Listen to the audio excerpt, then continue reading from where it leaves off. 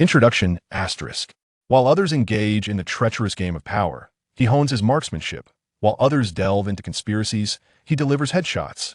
As the nobles of Westeros scheme and plot, a foreign marksman emerges, rewriting the history of the Seven Kingdoms with bullets. Eschewing palace intrigue, he targets only the bosses. This is the genuine, A Song of Ice and Fire, Hardcore Edition. He is the harbinger of death on the battlefield, neither aligning with factions nor forming alliances, delivering heart-piercing shots with pinpoint accuracy from miles away. The Old Lion? Shot down. The Mother of Dragons? Steady now, let her soar for a moment. Chapter 1. Residence. A teenager lay concealed among the low shrubs, his breaths long and measured, the delicate grass before his mouth barely quivering. He remained silent and composed. Even as the weeds brushed against his face and ants traversed his eyelids, he was unmoved. Until a spotted deer appeared approximately 50 meters ahead on the grassy terrain. The boy's eyelashes fluttered. For a deer, 50 meters is but a few steps. Each fawn learns to walk shortly after birth, swiftly transitioning to running. Their speed is honed from a young age, a result of survival instincts passed down through generations. An ordinary human, even the swiftest among them, would find it nearly impossible to catch up to any deer. Moreover, these creatures dart through the wild, effortlessly leaping over shrubs, rocks, and even rivers that would confound a mere mortal. Come closer, the boy silently urged within his mind. Perhaps it was due to his disbelief in the deities of Westeros that the deer wandered between the trees, frequently altering its distance from him, at times vanishing from sight. The boy could only suppress his impulses, remaining prone, inhaling the earthy scent of soil and grass to maintain his calm. Beside him lay 3 smooth, straight spears, crafted from superior wood, their heads sharp and arrow-like, featuring long grooves for bloodletting. The odds of hitting from 50 meters stand at 30%. If it approaches to 35 meters, my chances rise to 70%, he contemplated as the deer edged closer to 40 meters, only to retreat a few steps. The dense foliage obscured his view, complicating the angle of his throw, a true test of a marksman's abilities. Ultimately, the deer drew nearer. Grasping a glistening spear, the boy rose to one knee, sweeping his arm as he launched the spear. Swish! The sharp spear sliced through the air, piercing the deer's neck, driven into the ground with unyielding force. In its final moments, the deer struggled, propelling the spear forward an additional 7 or 8 meters with astonishing speed. Yet the sudden eruption of blood from its wounds extinguished its life in an instant. The boy exclaimed, collecting the remaining 2 spears and striding toward his quarry. Host, Mars Faulkner. Experience gained, 50. Personal level, 3. Experience, 0. Skill proficiency, marksman, increased by 1. Hunting, increased by 1. Combat, increased by 1. Finally leveled up, Mars nodded, crouching down to bind the deer's front and hind legs with a rope he carried. In the wake of the deer's frantic struggles, a torrent of blood gushed from its neck, causing Mars to withdraw the spear, which only intensified the flow for a moment before it ceased. As the blood drained away, Mars threaded the spear through the deer's legs and hoisted it onto his shoulders. Deep within the woods of the Vale, towering ancient trees loomed. One particularly massive specimen stood by a stream, thick enough to be embraced by 3 or 4 men. Surrounding this grand tree was a half-man-high wall made of stone and earth, with sharpened stakes affixed atop.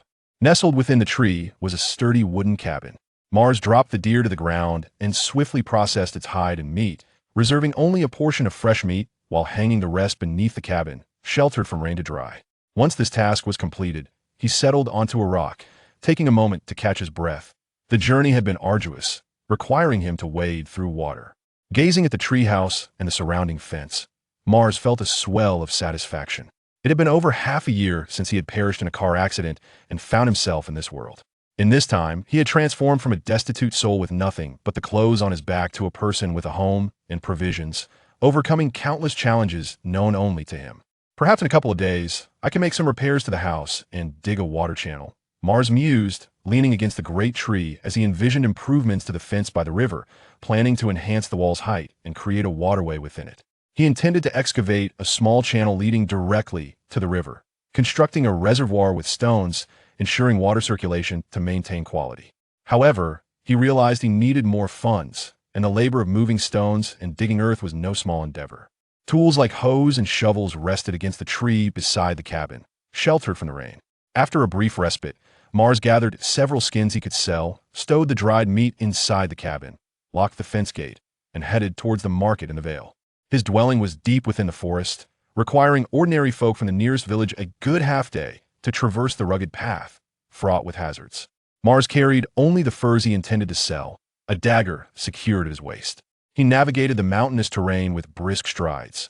Though not particularly nimble, he possessed ample explosive strength to traverse thickets and climb rocky outcrops, forging a direct path. Nevertheless, it was nearly dusk when he finally reached the market's closing.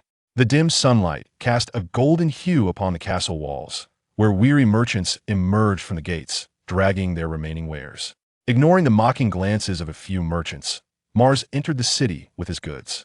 The Vale was a major city, serving as a bastion for the Highgarden. Within it thrived numerous blacksmiths and swordsmiths. The hides he had processed were inferior to those of professional tanners, so he delivered them directly to the blacksmith for use as armor linings and embellishments. At present, Mars had little need for currency. He exchanged the hides for iron tools or fruits and vegetables otherwise difficult to procure in the wild. Mars, this batch of hides is satisfactory. I'll take them. Just let me know if you need anything. A burly man with a scruffy beard inspected the pile of hides in the fading light, then called out, noticing Mars lost in thought beneath a wall adorned with long swords. Not a chance. Even if you brought me a year's worth of hides, you couldn't afford the cheapest sword displayed above, the bearded man chuckled. In Westeros, nearly all knights, and indeed most mercenaries, wielded long swords, distinguished only by their variations of single-handed, half-swords, or two-handed blades. This has also led to the quality and style of long swords improving significantly. Essentially, any long sword available for sale can be considered a masterpiece, crafted with exquisite materials and exceptional techniques, commanding prices consistently higher than those of less mainstream weapons like knives and spears.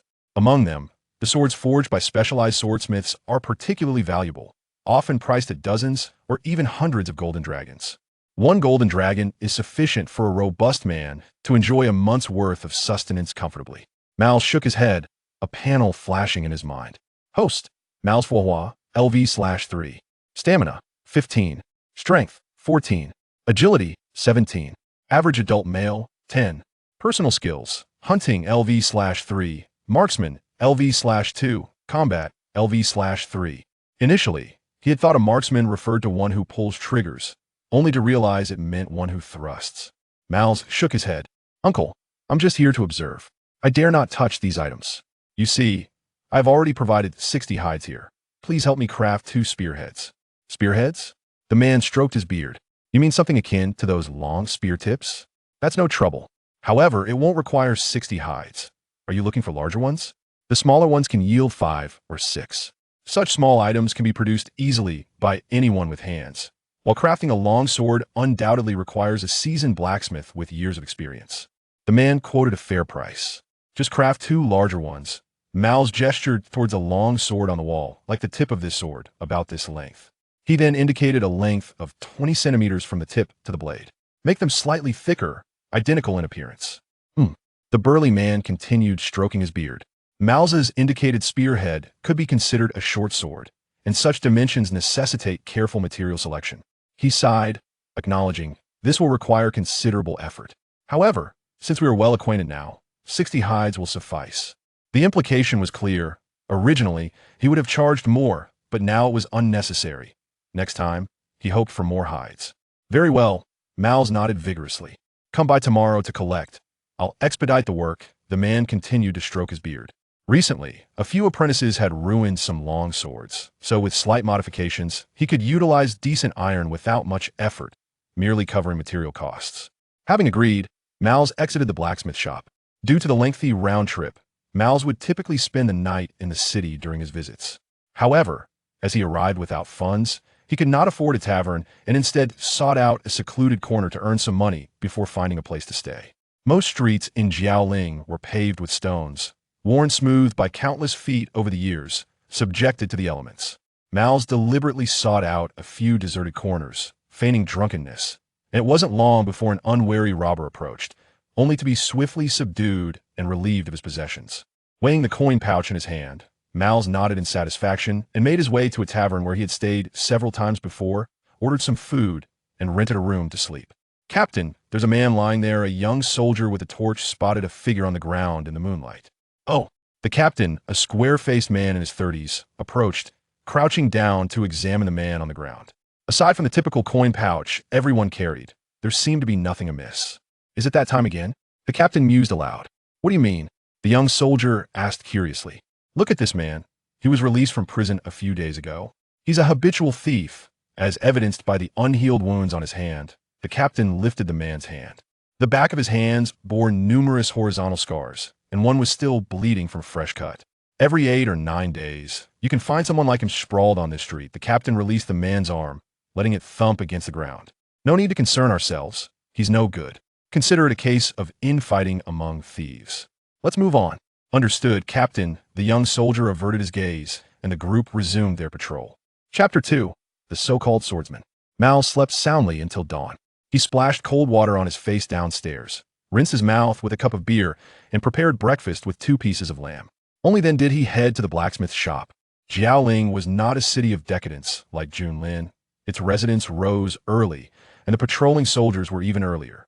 On the freshly sprinkled streets, people of all walks of life busily pursued their livelihoods. The knights of the Riverbend region were the finest among the 7 kingdoms. They not only revered martial prowess, but also esteemed virtue. Consequently, the security in Riverbend surpassed that of other nations. As often, the so-called soldiers were unnecessary to resolve issues. Knights would spontaneously stand up when trouble arose. Mal's arrived at the blacksmith's shop without incident. The blacksmith's craftsmanship was reliable, and he was pleased with the 2 spearheads he received. Though there were minor discrepancies in detail, they largely resembled his expectations. He hefted the spearheads in his hands. They were substantial, made from quality materials, and had been meticulously polished to a gleaming finish. The blades and tips were exceedingly sharp, with elongated blood grooves. Even without attaching them to a handle, they could serve as daggers. "I have the handles for war hammers and spears.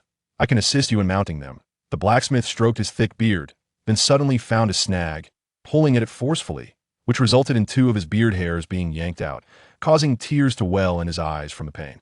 Mal's followed him into the inner workings of the blacksmith shop, where true forging occurred. By a furnace aglow with coal, men of various ages wielded hammers, striking the glowing steel upon the anvil, sparks flying. Mal's had barely taken a few steps before sweat beaded on his forehead, his face flushed. Navigating through the forge, the blacksmith led Mal's to a collection of wooden poles leaning against the wall. "These are suitable for handles, already smoothed and sized for immediate use." The blacksmith pointed to a row of poles. "These are all fit for your spearheads, available in various lengths." "Quite good," Mal's remarked, picking one up. The poles had been processed and were very smooth. Unlike those completely dried out and brittle, they felt substantial and possessed considerable elasticity. Mal selected one pole measuring 1 meter and another over 2 meters long. After assembling them, he carefully wrapped both spearheads in burlap and bid farewell to the blacksmith. "What a peculiar use for hunting," the blacksmith muttered, shaking his head as he watched Mal's retreating figure. "Host, Mal's Foihua, LV/3. Stamina, 15. Strength, 14. Agility, 17. Average adult male, 10. Personal skills, hunting, LV/3. Marksman, LV/2. Combat, LV/3. Weapons, fine short spear, fine long spear. Mission accomplished, equipped with quality gear. Host level, LV/4. The host has surpassed the novice phase and will now receive tasks from a system. Upon glancing at the newly acquired weapons displayed on his interface, Mars felt a twinge of astonishment. Though he had wielded a spear for quite some time, he had never encountered such an item before. He speculated that it might be attributed to the weapon's quality, but dismissed the thought, considering it merely an option among many, not worthy of excessive surprise. However, this particular task was a different matter altogether. "Is it only now that I can claim to have traversed the novice village?" Mars gave a bitter smile. He had initially believed that this system was all there was to it, yet he was taken aback to realize it had more in store. Detection indicates the host is located in the Bay Area of the continent of Lansterlo, in the vicinity of a Horn Ridge, and is generating the corresponding task. Task issued. A band of rogues, having forsaken the knightly honor, is rampaging outside Horn Ridge City. The host is required to defeat them. Reward: 50 gold drakes, 3 attribute points, 500 experience. The host may choose to accept or decline without penalty. Decline. Mars responded immediately, for the allure of those 3 attribute points was too enticing to ignore. During his solitary hunts in the wilderness, even when confronting ferocious beasts like wild boars or shadow cougars, he could only hope to earn a fraction of an attribute point for his efforts. These attribute points could be actively allocated to enhance his physical prowess and personal abilities. He decided to invest 1 point in hunting and another in marksmanship. Even with just these 2 points, he had gained capabilities sufficient to rival some novice hunters and marksmen. Yet the task at hand required taking lives, potentially more than one. While the concept of killing seemed easy to articulate, the human psyche harbors an inherent aversion to slaying its own kind. Mars himself had contemplated murder, but had never acted upon such thoughts. In this world, humans alone are the creatures that fear the sight of their own kind's remains. This truth held for both his world and the one he now inhabited. Thus, unless absolutely necessary, Mars had no intention of taking another's life. The bustling streets of Horn Ridge were wide and vibrant.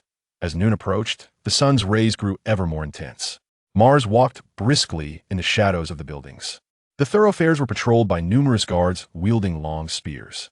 In the 7 kingdoms, civilians were permitted to carry weapons, yet anyone seen walking with arms would draw the watchful eyes of the guards, intensifying Mars's sense of pressure. Finally reaching the city gates, Mars exhaled in relief and followed the throng of people heading outward. Most of these individuals were farmers returning home after selling their produce, as the neighboring villages were not far from Horn Ridge. Once the crowd dispersed, only a plainly dressed youth remained beside Mars. The narrow path, flanked by dense woods, allowed passage for only one person, and the air was filled with the refreshing scent of flora, broken only by the rustling leaves stirred by the wind. Mars carried a spear over 2 meters long, its tip wrapped in cloth, resembling a tool for bird hunting rather than a weapon of war. His only menacing possession was a small, dull knife strapped to his waist. In stark contrast, the other youth bore a sword at his side. In the continent of Westeros, swords generally fell into 3 categories: the broad-bladed 2-handed sword, the slender 1-handed sword, and the versatile hand-and-a-half sword, often referred to as a bastard sword. Those who wielded such swords were not necessarily masters, but were invariably affluent. Suddenly, 2 ill-intentioned men sprang from the underbrush as the boys reached a narrow stretch of path. Clad in tattered garments and armed with a spear and an axe, they blocked the way. The constricted passage could accommodate but one person, bordered by dense thickets and thorny brambles, making it impossible for even the most agile shadow cougar to navigate through. Caught in this predicament, Mars's companion drew his long sword, which gleamed brilliantly in the sunlight, its edge razor-sharp. "I have no money," Mars replied nonchalantly, spreading his hands. He patted his waist and the various places where one might hide valuables, revealing nothing but emptiness. Would a man of wealth fear robbery more than a destitute thief?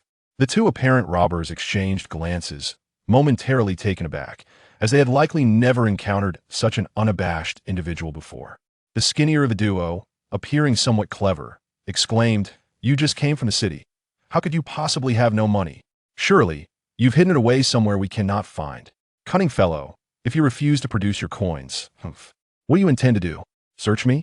Fine. No need for you to lay a hand on me. I can do it myself," Mars replied, placing his spear down and unfastening his belt.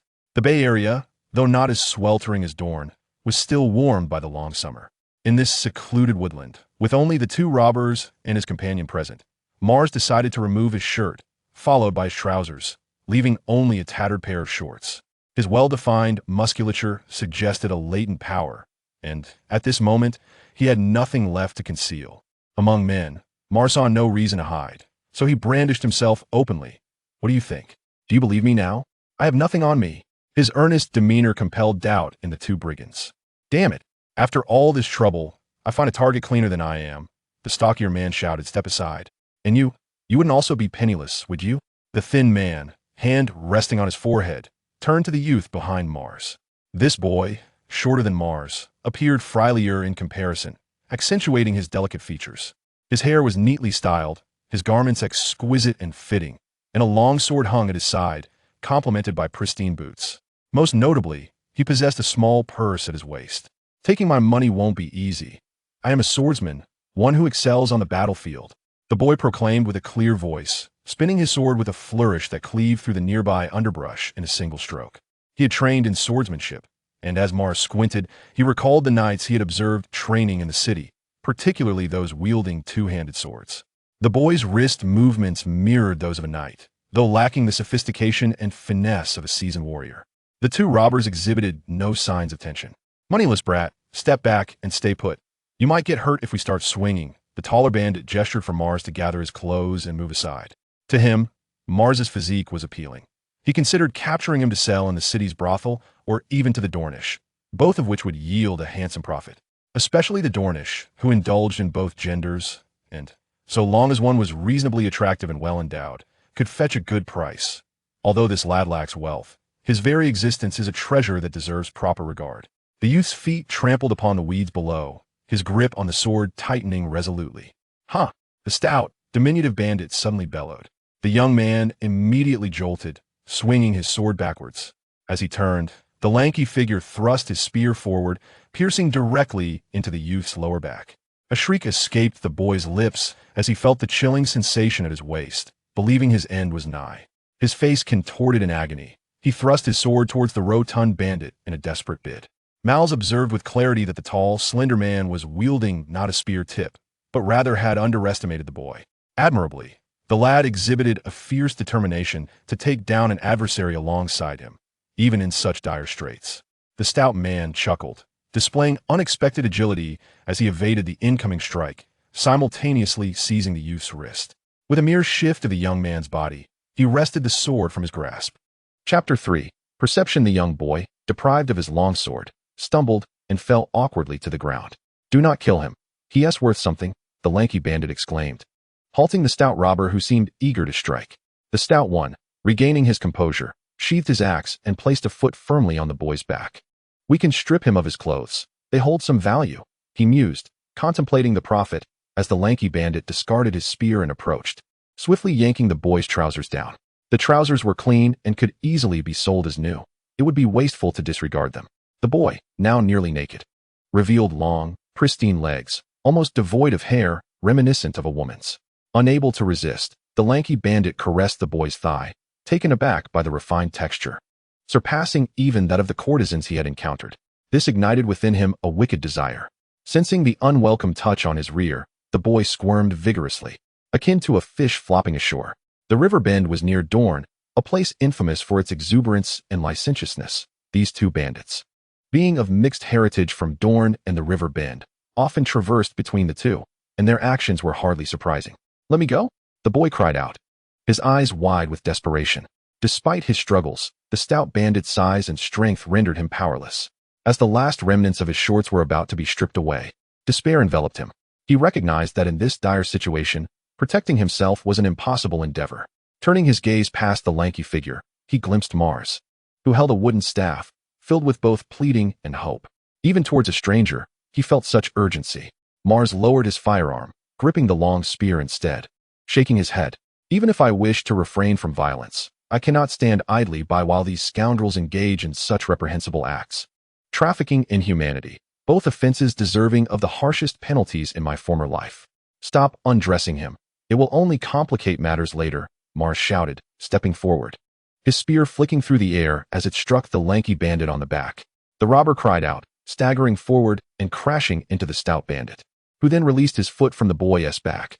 "Come here quickly," Mars commanded, taking a couple of steps forward before retreating slightly. He had intended to thrust his spear, but instead, he merely urged the boy to rise. He was still not mentally prepared for the unfolding chaos. Gripping his weapon, Mars gathered his thoughts, his gaze locked on the two bandits before him. The boy needed his trousers to stand with dignity. Yet the stout bandit had already pushed the lanky one aside and charged forward, axe in hand. Although the stout man may not possess the intellect of his leaner counterpart, his combat prowess is undoubtedly superior. Witnessing Mars' earlier assault, his eyes glimmered with fury as he realized he had narrowly escaped death. With his battle axe now spinning in his grip, its formidable power could cleave through a tree stump as solid as a human neck. Mars, momentarily swaying his spear, managed to thwart the stout man's advance. In such constricted surroundings, a spear wielded skillfully renders any shorter weapon severely limited, and those lacking agility find themselves at a distinct disadvantage. The youth had lost his sword earlier, not only due to his slender frame disrupting his balance, but also because of his lack of skill. His attempts were hardly more than the clumsy efforts of an amateur. Mars, however, was a different story. With his spear in hand, the stout man was compelled to confront its sharp tip from any angle he approached. Should he charge recklessly, he would risk impaling himself upon it. Grasping another weapon and keeping vigilant of his rear, Mars warned the youth behind him and focused intently on the two adversaries before him. The lean man, shielded by the stout figure, managed to retrieve a spear. Yet, the agony from Mars' previous blow still coursed through his back, rendering him weak and unable to muster any strength. Fortunately, had Mars aimed for his vital points, he would have met his demise. The thought of entrusting his back to such dangerous foes sent shivers down the lean man's spine. These two rogues roamed the outskirts of the city, preying upon passers-by, many women having suffered at their hands before being sold into a life of torment. They were the epitome of human scum. The youth spoke from behind Mars, proclaiming himself a knight of the Tully family, declaring that he had come specifically to confront them. The notions of violence and trafficking sent a chill down Mars' spine. He had no desire to take lives, yet he recognized the lethal nature of his adversaries, who had likely claimed many lives already. To hold back would not only jeopardize the safety of both himself and the youth, but could very well cost him his own life. More importantly, Mars considered the possibility that these two were indiscriminate in their cruelty. How could he allow such behavior to continue? Regardless of the weapon employed, agility and footwork was paramount, particularly with a spear, which offered a natural advantage at mid-range. However, if confronted at close quarters, and if one's movements were sluggish, they would find themselves trapped with no escape. Uncertain of the sensation that accompanied taking a life, Mars steadied his spear, having resolved to kill without remorse or fear. Lifting his gaze, he felt only the thrill and urgency of confronting mortality. Indeed, he was not facing defenseless foes. They too possessed the capacity to kill, each intent on the other's demise. What reason was there to hold back? As the two sides stood poised for confrontation, Mars seized the initiative.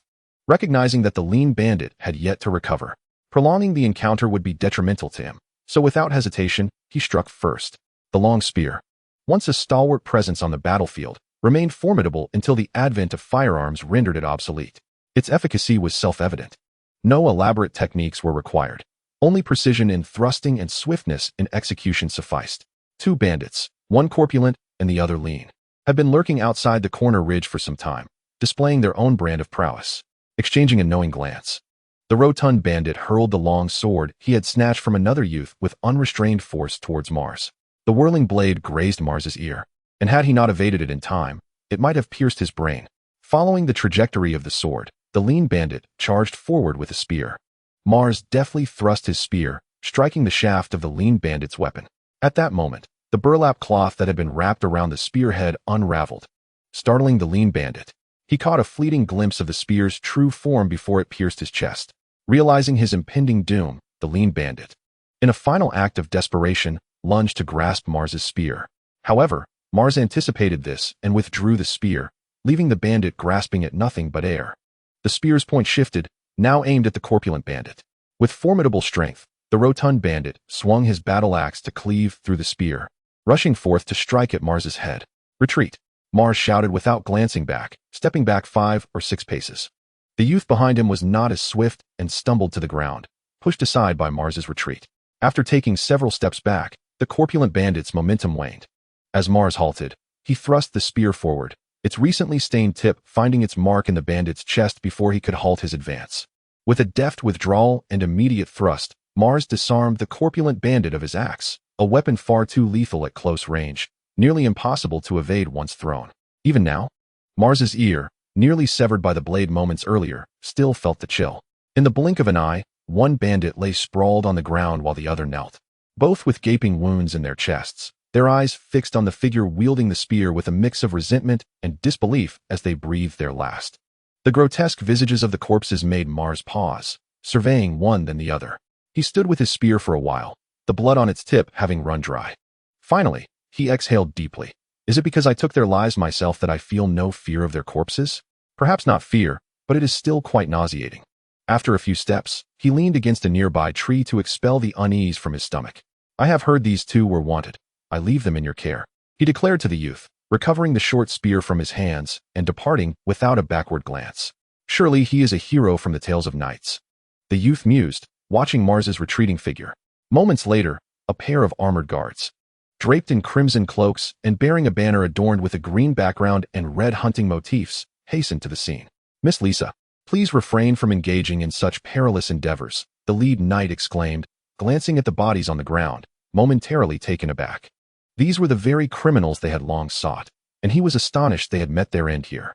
"Do not look down upon me. Beware of my sword," Lisa declared, retrieving the gleaming long sword from the ground and sheathing it at her waist. As Mars walked along the path, the mechanical voice of the system echoed in his mind. "Host, Mars Fo Hua, LV4, Stamina, 15 Strength, 14 Agility, 17 Perception, 3, Normal adult males typically score 10, Personal abilities, Hunting, LV3. Marksman, LV2, Combat, LV3, Weapons, Fine Pistol, Fine Long Gun rewards, 50 Gold Dragons, 3 Attribute Points, 500 Experience. Due to the host's forfeiture of the bounty, the 50 Gold Dragons will not be distributed by the system. The host receives 3 Attribute Points and 500 Experience, having surpassed the novice period. Attribute Points can now only enhance the host's constitution. Further enhancements to personal abilities will require the host to acquire ability points. As the host has completed the first task, they receive an additional reward, Perception. This ability significantly amplifies the host's senses. Further capabilities must be explored independently. "Oh, I had hoped to elevate my marksman level to 5 directly," Mars mused, one hand resting on his abdomen, feeling a sense of inevitability. It was surprisingly effortless to earn 3 attribute points from a task right after leaving the novice village, and the strength of personal abilities was indeed substantial. Such a situation felt inherently unequal. Although somewhat disappointing, it was not entirely unexpected. This perception ability is rather intriguing, Mars thought as he continued on his way. He allocated all 3 attribute points to perception, shaken by the earlier encounter with the flying sword. While he had triumphed in strength over the 2 bandits, they still posed a lethal threat with their throwing weapons. He sensed that such confrontations would become increasingly frequent, with foes growing ever stronger, likely including archers and others wielding long-range combat capabilities. Should his perception falter, even the most skilled gunplay would not spare him from a fate akin to that of a hedgehog pierced by arrows. Yet, why could he not claim those 50 gold dragons? It was his first kill, and Mars was only just beginning to recover from the shock. He immediately recalled the system stating that the reward of 50 gold dragons would not be distributed. Was there some hidden truth behind this? Chapter 4. Count of Jialing. A youth, or rather, a maiden, was escorted back to Jialing by a host of guards. At that moment, within the castle of Count Landaltali, a bull was struggling desperately. The sandy ground was littered with deep pits created by the bull's frantic stomping. It twisted its head, thrashing its horns. It was ensnared by ropes as thick as an ordinary man's arms, each tether held by at least 3 robust men. Even the strongest bull could do little more than kick up some sand in its futile resistance. "Surely, this bull is sufficiently robust, is it not?" "Indeed, my lord Count," replied those present. Count Landaltali gazed at the bull before him, seemingly lost in thought, his eyes staring into the void as he pondered something deeply. He was no longer young. Wrinkles had begun to etch themselves upon his face. Yet, his robust arms retained their strength. His right hand perpetually rested upon the hilt of the long sword that hung at his waist, as if poised to draw it at any moment to sever something. Impervious to any restraint, behind him stood 3 gaunt men draped in black cloaks, their heads bowed low. They were sorcerers, figures whom most common folk regarded with dread. Fearing to cross their paths, they wielded mysterious, superhuman powers, forever elevated above the ordinary. Yet now, even standing defenseless behind this elderly man, they could not quell their trembling fear. "Go and take what you desire, then fulfill your promises," the Count of Landau nodded. He turned to glance, narrowing his eyes as he beheld a disheveled young girl approaching, each hand clutching a severed head. "Lisa," the Count called out, recognizing his youngest daughter, Lisa Lee. "Father, this is my proof," Lisa declared, casting the 2 heads onto the ground. "These are the bandits who roamed outside the city. I severed their heads." "But it was not you who killed them," the Count replied, merely casting a cursory glance at the heads before turning away. "What do you seek to prove to me? Can you carve flesh like a butcher? Strength is not the sole province of men. Next time, I shall slay my enemies myself." Lisa's upright figure trembled slightly as she bore the heads, stifling her nausea, only to receive a fleeting glance from her father in return. "Next time? Then who aided you this time? A woman?" The Count did not turn his head. His gaze remained fixated on the bull before him. At that moment, the 3 sorcerers stood beside the bull, armed with wooden buckets and daggers, preparing to slice open its neck to collect its blood. The powerful beast was making its final struggles. The bounty on these 2 heads is 50 golden dragons. Bring me the one who killed them, and I shall reward him with another 50 golden dragons as thanks for protecting my useless daughter. However, before you bring that person to me, do not show your face again. I feel ashamed to have a daughter who defends herself with the spoils of others. You are even less capable than your most useless brother. Take her away." At that moment, the bull's neck was cut open, blood flowing forth like wine from a barrel. The 3 sorcerers chanted incantations, performing a strange dance, as if to infuse the blood with some arcane power from the void. Absurd, ludicrous, preposterous. Could mere blood possess such miraculous power? Useless son, worthless daughter, the Count gazed at the sky, a profound sense of helplessness swelling within him. A chubby boy was brought forth, stripped of his clothing, standing beside the bull like a little pig. As the sorcerers finished their incantation, they lifted the blood-filled bucket and poured it over the boy's head. A cry of anguish escaped the boy's lips as his vision was consumed by a sea of crimson. 3 sorcerers once again encircled the boy, chanting an arcane incantation until the blood coursing through his veins gradually congealed. Only then did they halt, advancing towards Landaltari, exclaiming in unison, "This boy is indeed a warrior." Landaltari fixed his gaze upon the blood-soaked, trembling child and extended his right hand. The guard nearby placed a severed head into his palm, and Landaltari flung it before the boy, who instantly quaked uncontrollably, erupting into a fit of screams and tears. The atmosphere fell into a heavy silence. Landaltari felt the veins in his forehead threaten to burst. With a resounding roar, he severed a nearby pillar, thick as a bowl. Mal's returned to the woodland cottage. For the past few days had afforded him ample sustenance and fair weather, allowing him to finally commence the construction of a water channel. He intended to first create a small well near the riverbank, skillfully lining it with pebbles and fine sand.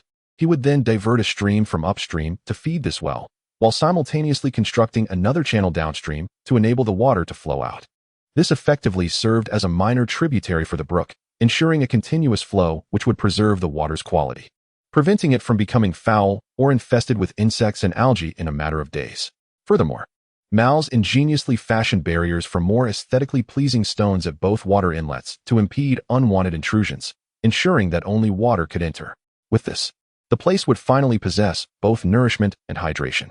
Next, he only needed to raise the walls a bit higher to completely rid himself of the beast's disturbances. Then clear the land and cultivate it, thereby securing a life free from want. In the original tale, the army of the dead was ultimately thwarted at Winterfell, rendering the distant region of the Riverlands a sanctuary.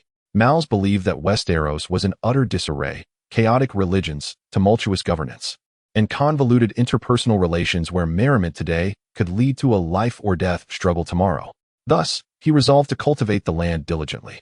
With a clatter, he wiped the sweat from his brow with his sleeve, gazing in dismay at the hoe in his hand. It was already an inferior implement, and as it struck a stone embedded in the soil, it created a sizable gash, rendering it nearly useless. The Riverlands generally boasted fertile soil with few stones, making cultivation relatively effortless with a hoe. However, the nearby region of Dorne was characterized by the immense red mountains that separated the Riverlands from the Stormlands in Dorne, their grandeur stretching infinitely, permitting passage solely through the Prince's Pass and the Bone Road. This was the last hoe at his disposal, and Mal's reluctantly set it aside, resorting to a pickaxe to dig out stones. The forested area made it challenging to distinguish the stones hidden within the earth, and mishaps were inevitable. The trees were robust, and he had already rendered 2 axes unusable in the process of felling them. After a spell of labor, having chopped down another tree, Mal sat upon a stone beneath his home to rest. He was covered in mud, with the distinct earthy odor clinging to him, yet he had grown accustomed to it, accepting it as part of his toil. The hoe must be taken back for repair, and the hatchet as well. He sighed and turned to count the pelts hanging beneath the house. There were already quite a few. Recently, he had mostly hunted small creatures like wild rabbits, so the pelts were not large, yet their quantity had accumulated. Tomorrow, he could exchange some items at the blacksmith's and perhaps look for some good seeds to plant. The gates of Jiaoling are more than one. It is a fortress, renowned for its grandeur and design throughout the land of Westeros.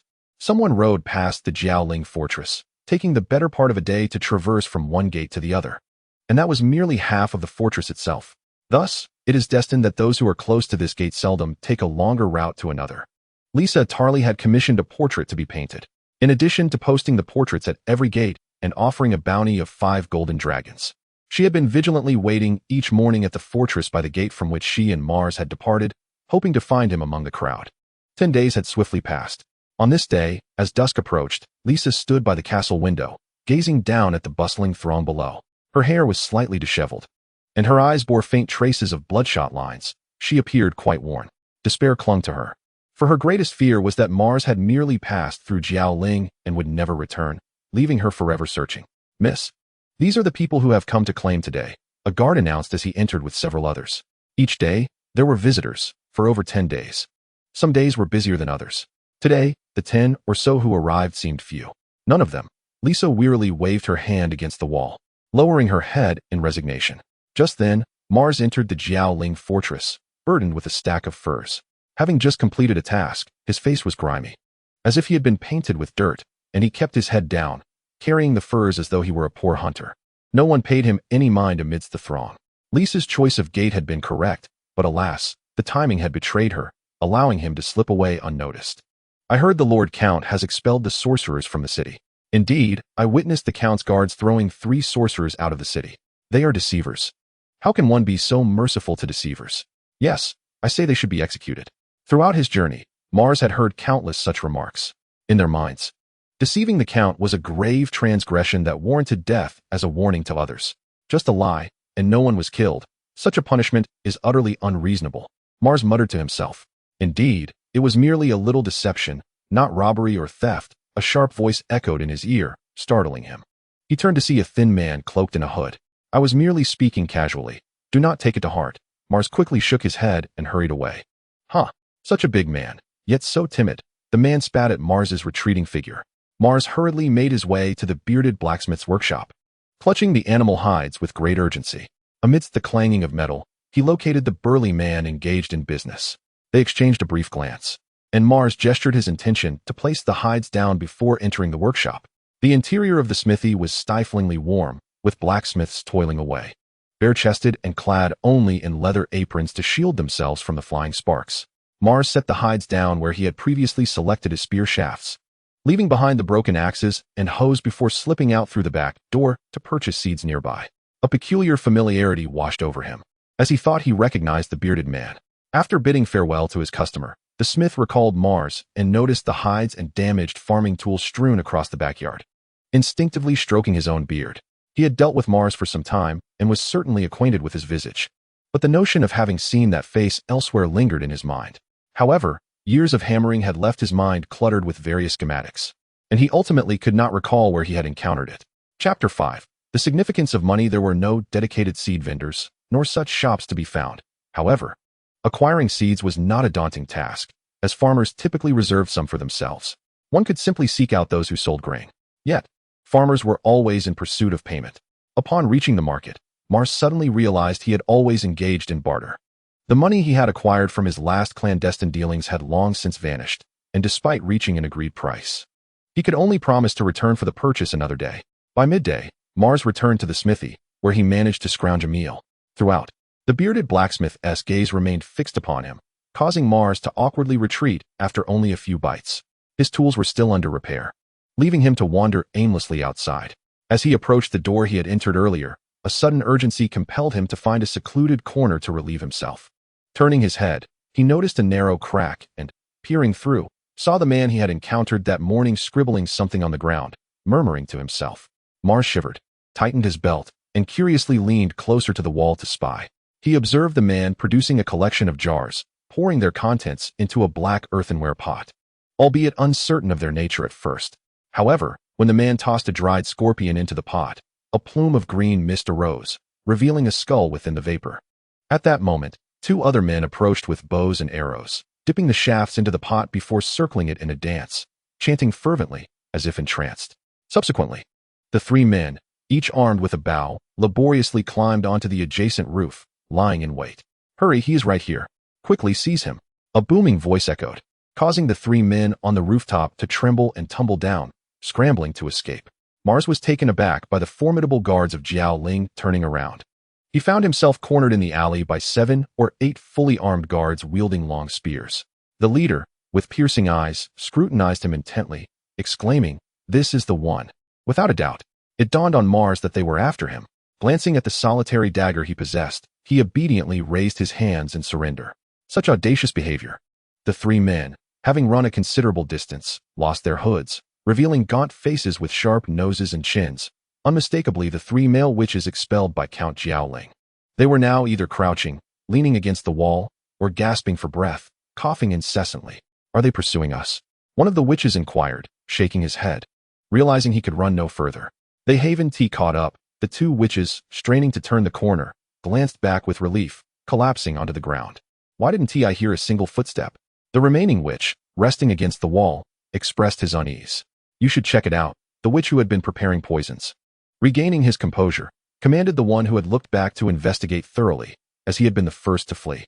The 3 men, with the poison preparer taking the lead, continued their discussion, and since another witch now stood with him, the one who had glanced back reluctantly rose to retrace his steps. Upon his return, the other 2 realized that the earlier incident had nothing to do with them. It was merely their guilty conscience and coincidental eavesdropping that led them to mistakenly believe their presence had been discovered, prompting the guards to pursue them. "Let us resume our plans. Since it was a false alarm, we must continue as intended." They returned to their previous hiding spot, where they found the bows and arrows they had left behind still intact. The once bright white arrowheads had now turned a sickly green, and the trio dared not even inhale the scent as they cautiously retrieved their weapons and climbed back onto the rooftop. With nothing but a small dagger in hand, Mars, facing the armed soldiers, had no choice but to surrender. Initially, he assumed they were apprehending him to punish him for his indiscretion. Given the gravity with which this matter was treated, it seemed he would be fined heavily, and lacking funds, he anticipated some physical repercussions instead. Surrounded by a throng, he was escorted directly to the fortress beside the city gate without any detours. "Is this area governed by the knights stationed at this gate?" Mars pondered as he was pushed up the stairs, ultimately brought into a spacious, dimly lit room. The chamber bore the banner of the Tully family, featuring a green background with a red hunter emblem. The flag fluttered, and as Mars stood at the entrance, he could feel the fierce wind and blinding light streaming through several windows. It must be him. A sharp female voice pierced through Mars's ears, and he felt the grip of the 2 large hands on his arms immediately loosen. The guards who had escorted him swiftly exited, closing the heavy oak door behind them. The resounding thud of the door startled Mars, causing him to shiver. However, at that moment, he realized that the situation did not seem to pertain to his indiscretions. The voice belonged to a woman. In the River Bay, women were not permitted to become knights, and a noble seasoned knight would not be tasked with overseeing the city gates. Who, then, was this individual? As Mars's eyes adjusted to the light, he turned towards the figure standing at the window. Before him stood a remarkably young woman, almost a girl, clad in a gown of muted hues. Her physique exuded the grace of femininity, yet her hair was cut short. She possessed slender eyebrows, expressive eyes, a prominent nose, and her lips were gently pressed together. Without those lips, her face might have appeared overly assertive, but their softening presence bestowed upon her an indescribable aura. Mars furrowed his brow, instinctively stroking his chin, as he recalled a face he had once encountered, bearing a similar quality. "I am the one you saved that day. You stood in front of me and vanquished 2 bandits." Lisa approached Mars, her steps brisk as she closed the distance between them. "My, you are tall." Lisa gazed up at Mars, her attention previously fixated solely on the bandits, leaving her with only a fleeting impression of his face and silhouette. Now, standing before him, she realized he towered over her by a considerable margin, with broad shoulders to match. Mars also took note of the girl's striking gray eyes, and his surprise was palpable. "You are the Countess' daughter." The Tully family of Angle Castle was renowned for their distinctive gray eyes, capable of commanding the guards, and it was evident that only a lady of the Tully lineage possessed such a trait. "I am Lisa Tully, daughter of Count Angle and the kingdom's judge of justice." She stepped back slightly, affirming her identity. Mars nodded. "So you are that young lady." At that moment, he felt a sense of relief. He could not fathom why the memory of that face lingered so deeply in his mind. "It is I." Lisa's cheeks flushed slightly. "Let us sit and talk." She gestured for Mars to join her at the long table within the room. "My father is aware of your valor in saving me and wishes to express his gratitude in person. Thus, he has sent me to find you." Lisa smiled as she spoke. "In addition to the original bounty of 50 gold dragons, my father wishes to offer you an additional 50 gold dragons, totaling 100 gold dragons, provided you accompany me to meet him." As she finished speaking, Lisa observed Mars's expression, eager to gauge his reaction. 100 gold dragons was no trifling sum, even in the prosperous River Bay. Lisa observed that Mars was dressed in tattered clothing and resided in such a remote area, and she surmised that he had likely never encountered such a substantial sum of money in his lifetime. Yet, She held Mars in high regard, her mind indelibly marked by the image of him shielding her as he faced two ruthless bandits alone. Such valor was enough to stir the heart of a young maiden. Hence, Lisa hoped that Mars would not respond like the common farmers or mercenaries, who, upon hearing of a considerable reward, would immediately become elated and display the grotesque desire to squander it in the red light district. She had witnessed such expressions before, and they repulsed her. Should Mars become aware of her thoughts, he might deem them incomprehensibly peculiar.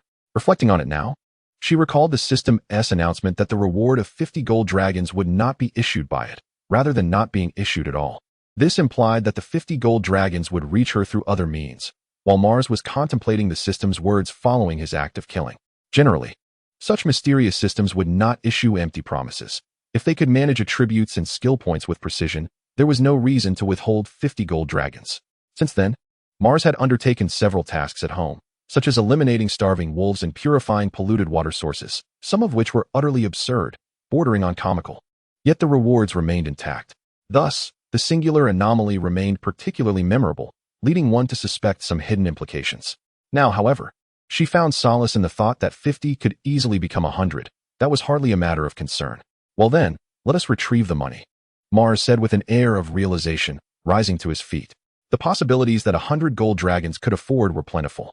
Before the harsh winter set in, Mars could procure a significant amount of food, and then cultivate a plot of land nearby to construct a cellar for storage, allowing him to comfortably endure the long winter. This would be quite splendid. The remaining funds would sufficiently cover his daily expenses, enabling him to focus solely on becoming stronger without the burden of hunger. To Lisa, this demeanor indicated that he indeed desired the money, but he was not overwhelmed by shock or excitement. This eased her mind, prompting her to jest. 100 gold dragons is hardly a substantial amount. My lady, is that truly your perspective? Mars responded, shaking his head, coming to a halt. As Lisa had just risen to follow him outside, she found herself momentarily at a loss when he suddenly stopped. My lady, you were born into privilege. A fortune unattainable for the common man, Mars sighed. To you, this sum may seem trivial, but it could sustain a person for a lifetime. I am but an ordinary individual, and thus I earnestly wish to obtain that money. Do you not wonder why those two bandits turned to crime? The lack of money is the root of all evil. Chapter 6. In the woods near the Daikin Highlands, a lad no older than 11 or 12, clad in fitted leather armor and armed with a bow and arrows, stealthily approached a young deer that was foraging for food. The deer possessed an acute sense of awareness. One could not draw too near without it sensing the presence. He was a sprite of the forest, attuned to even the slightest discord within the woodland. The rustling of leaves resonated with a rhythm in his ears, and should anything seem amiss, they would not resume their feeding until assured of safety. Thus, the use of a bow was indeed akin to cheating. Not far behind the boy stood Landor Tally, arms crossed, his lips carved from granite, yet softened by a hint of warmth. The boy was his youngest son, Daikin Tally, though still a child. Most at his age would shy away from taking life, yet he bore the gray eyes characteristic of the Tally lineage, flowing with the blood of warriors. He paused behind a grand tree, gently raised his bow, nocked an arrow, and with a slow, fluid motion drew the string taut, his gaze fixed on the young deer. Taking a deep breath, he released the string. Thwack! In the stillness of the woods, the foraging squirrels and rabbits startled and fled, rustling leaves and brush in their haste, while the deer fell to the ground, struck dead by an arrow to the eye. Well done, Landor Tally approached and patted his son's shoulder. Guards advanced to retrieve the fallen deer. It is merely a fawn, Daikin shook his head, just a small deer. At that moment, a fierce wind howled, swirling leaves and brush, invoking an indescribable sense of dread in the hearts of all present, an ancient fear of beasts. Hair stood on end, breaths quickened, bodies trembled. Yet only Count Landor remained unperturbed as he unsheathed his sword with a hint of delight.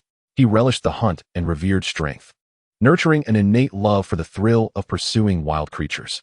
Daikin bit his tongue, forcing himself to regain composure, swiftly nocking another arrow and positioning himself behind his father, eyes wide, scanning the surroundings. Suddenly, a sleek, cat-like creature emerged before Daikin, elegantly licking its paws. Daikin locked eyes with it, sensing a disdainful superiority inherent to its kind. This was the shadow lynx, a beast found in river bends, stormy grounds, and rocky valleys, smaller than lions and tigers, yet swifter in movement, with sharper teeth and claws. They descended silently and could leap and sprint among the treetops, employing cunning to instill fear in their prey, often circling behind to sever throats. Their diet included all manner of hoofed creatures, from bison to stags, as well as various carnivorous companions like forest wolves, clouded leopards, and foxes. Humans, too, are a delectable meal.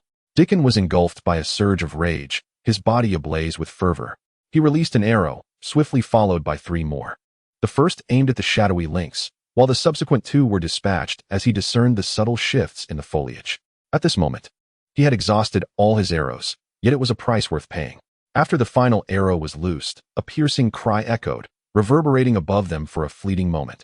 "Well done, my son," he spoke, as they leaned against each other, weapons gripped tightly, distancing themselves from the prey. Count Landau, with his back against his son, firmly grasped the ancestral sword, Heartbreaker, and unhesitatingly commanded, his voice resonating through the thicket, immediately instilling a sense of calm in the somewhat bewildered guards. Triangle formation. Alternate vigilance overhead, now gradually converged towards my position.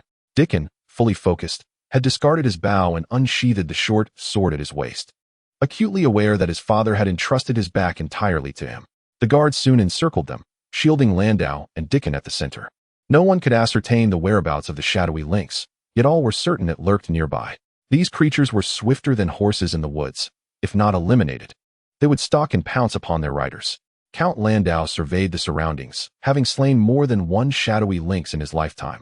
Yet this occasion was different, for his younger son was at his side, and he could not afford to be careless.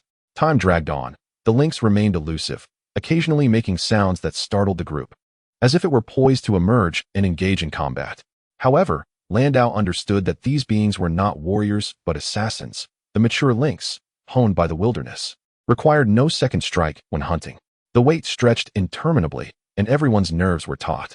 When I first faced a shadowy lynx alone at the age of 15, it was before a battle in which I had to deliver a message. Landau began, his tone unhurried, soothing the anxiety of those around him. Halfway through my journey, after watering my horse, as I remounted, the lynx lunged at me. I was fortunate to have escaped death in that instant, though it did tear a chunk of flesh from my back.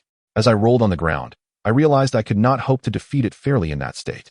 A rustle emerged from the nearby thicket, yet Landau's voice remained uninterrupted as he gazed upwards. Thus, I resorted to subterfuge.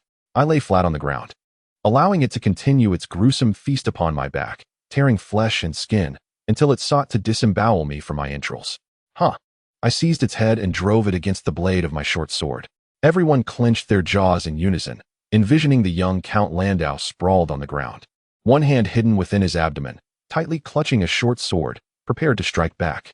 Yet, in his quest for a decisive blow, he willingly endured the excruciating agony of being skinned alive, burying his face in the mud and grass. Is this the origin of the wound upon your back? As Dickon suddenly realized, having helped his father scrub his back, he was always alarmed by the vast, grotesque wounds that marred his father's broad back. Merely gazing upon them was enough to instill fear, let alone endure the pain. This is but one of the reasons, Blaine remarked with a smile. This time, let me take on the burden. Father, I yearn to bear scars like yours. Dickens felt his blood surge with fervor, the icy grip of death's fear melting away. And eventually, he composed himself and spoke resolutely. Blaine fell silent for a moment. It is a commendable idea. You strike him with an arrow, and he will certainly retaliate. But ensure that you will not perish. I am certain. Dickens nodded affirmatively. Should you falter, you will be barred from entering the Tully family crypt. I shall not allow the son who deceives his father to perish alongside me. Blaine surveyed the surroundings, gesturing for the others to disperse. Without hesitation, Dickens removed his armor, grasped a short sword, and ventured into the thicket, disappearing from view. At that moment, a collective sense of relaxation enveloped the group, as if something had vanished from their midst. Only Blaine remained tense, his grip on the sword hilt unyielding, his gaze fixed on the thicket that concealed his son's silhouette. Moments passed, stretching into what felt like an eternity. My lord, shall I go and check? A guard stepped forward. Stand down, soldier. Blaine barked without turning. A deepening of the lines on his face conveyed his distress as he leaned on his long sword, engulfed in shadow. Until, at last, a shadowy lynx's corpse was thrown forth.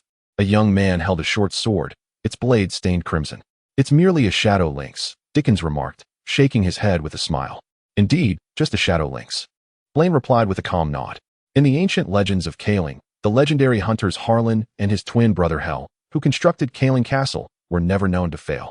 They hunted majestic lions and Arctic wolves, adorning the great hall of Kaling with the antlers of the most robust stags and even slaying dragons that soared high in the skies.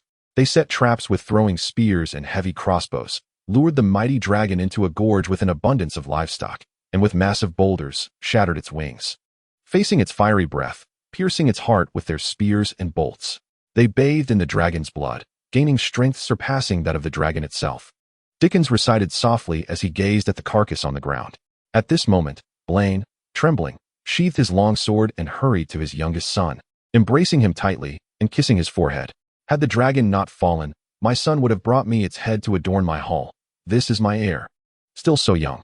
This marked the day of Dickens' coming of age, and all the guards held deep respect for him, a boy younger than their own children. As the powerful lord stood like a grand banner, inviting admiration, Blaine halted the guards from skinning the shadow lynx, instructing them to take the creature back to be preserved as a specimen. After tending to a few wounds, they mounted their horses and returned to the city. Some wounds were too deep and required stitching, lest they split open. At that moment, atop a certain house in the corner of the alley, I damned the wretched Blando, wishing him to be devoured by beasts, to fall into a trap and meet his demise, or to drown in the river. 3 sorcerers had been concealed on the roof since noon, meticulously prepared, donning hoods that blended seamlessly with the color of the rooftop, each armed with poisoned arrows. However, despite their extensive calculations, they misjudged the timing. The hunting grounds where Blando had ventured were far more distant than they had anticipated, and the return journey proved to be longer as well. By the time they had waited for half the day, they were drenched in sweat, nearly succumbing to the heat.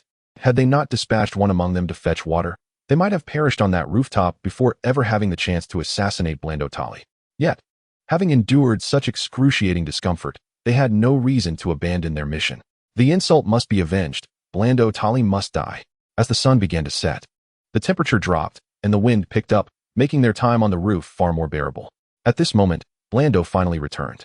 Along the narrow alleys, numerous ragged figures, resembling destitute farmers, tensed up, exchanging furtive glances, their hands reaching towards concealed places.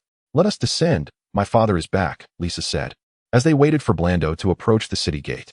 As they stepped outside the city, they gathered beneath a sprawling tree. Lisa stood tall and serious, and Mars felt a wave of tension wash over him. "So, is this the one who saved you?" After a moment, Count Blando rode his horse to the shade of the grand tree. His guards dispersed, and the nearby commoners hastily retreated. Although Count Blando was not a tyrannical lord and conducted himself with great fairness, the common folk held an innate reverence for their mounted rulers. Moreover, as the kingdom's judge, Blando was known for his unwavering justice, having executed numerous criminals guilty of heinous crimes. Some claimed that the kingdom's judge, Stannis Baratheon, and Blando Tali were sufficient authority figures. Stannis, the brother of King Robert Baratheon, a seasoned warrior, the Lord of Dragonstone, and the leader of the kingdom's navy, stood alongside Blando, a testament to their shared gravitas and respect. Even Blando's daughter, Lisa, felt a twinge of apprehension each time she encountered her father. "Yes, my lord." Lisa nodded nervously. Blando scrutinized Mars, taking in the ragged attire and unkempt hair, though the young man's height was somewhat impressive, comparable to that of his accompanying guard. Even if it were a deception, it was not entirely devoid of merit. Thus, he inclined his head and commanded, "Come with me to the castle." As Blando entered the city, he traversed the main street leading to the city gate. Suddenly, the thoroughfare became congested. Mars felt a sudden twitch in his eyelids, an ominous premonition, and hurriedly shielded Lisa from the unfolding chaos. Landau, seasoned by countless battles, was rarely seen without his sword and armor. Renowned not only for his exceptional command of troops, but also for his remarkable swordsmanship, he felt no need for excessive protection while hunting in his own territory. Should he find himself alone, even the elusive Shadow Mountain Cat would fall before him with a mere flick of his wrist. Such confidence rendered him disinclined to travel with many guards. Among the 6 accompanying him were not seasoned veterans, but rather individuals tasked more with retrieving the game than with safeguarding him. As Mars protected Lisa, the peculiar movements of the pedestrians by the roadside began to unfold. A short man, with a fierce glint in his eyes, lunged at Mars wielding a dagger. Mars, pulling Lisa back, retreated 2 steps, but the man pressed on relentlessly. Though swift with his dagger, the assailant's techniques were rudimentary, relying solely on sheer ferocity. Seizing a moment when the man's movements faltered, Mars delivered a powerful kick to his abdomen, causing the man to drop his weapon and kneel in pain. Clutching his belly, "Host, Mars Falhua, LV4, Stamina, 15 Strength, 14 Agility, 17 Perception, 6, The average adult male is rated at 10. Personal abilities: hunting, LV3, marksman, LV2. Hand-to-hand combat, LV3. Weapons: exquisite short gun, exquisite long gun. At that moment, the only subdued assassin lay incapacitated, while the others, nimble in their movements, swiftly drew their daggers to injure the horses ridden by Landau and his guards before making their escape toward the city gates. The startled horses caused chaos in the streets. Even the gentlest steed would turn wild after being pierced by a blade. "Father, be careful," Deacon shouted, drawing his longsword. A slash from the Shadow Mountain cat had marred his left flank, leaving 3 bloody gashes, yet it did not hinder his right hand. He spotted a figure on a nearby rooftop preparing to shoot arrows and quickly warned his father. However, Landau had already sensed the danger. He nimbly dismounted, narrowly avoiding 3 arrows that struck his horse. The once mighty stallion, racked with pain, soon collapsed, frothing at the mouth. "Dismount and protect the Count," Deacon cried, daringly leaping from the frenzied horse. He rolled upon hitting the ground, the jolt aggravating his wounds and causing him to grit his teeth. Yet he still managed to position himself before his father. Chapter 7. The sudden onslaught. When one fails to accurately assess the circumstances they face, trouble is sure to follow. The assassins disrupting the horses were highly skilled, their focus solely on the steeds, allowing the riders to evade significant harm even when isolated.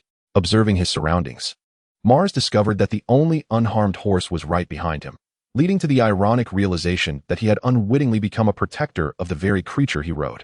However, it is precisely for this reason that Count Landau captured the sole prisoner, while the others, after injuring their mounts, scurried out of the city gates like mice, vanishing into the dense woods. Assassinating Count Jialing at the gates of Jialing Fortress is a capital offense for any participant. Nonetheless, the paramount concern at present is the identity of the assailant who loosed the 3 lethal poisoned arrows. Who masterminded this entire affair? Enforce martial law. Conduct thorough inspections of every individual entering or exiting. Seal off that area, and bring me those scoundrels who loosed the arrows. Landau did not succumb to impotent rage. Instead, he immediately invoked his lordly authority to instill fear in the populace, halting them in their tracks while dispatching orders to the knights stationed at the city gates. "You, take the injured to the scholar for treatment," he commanded.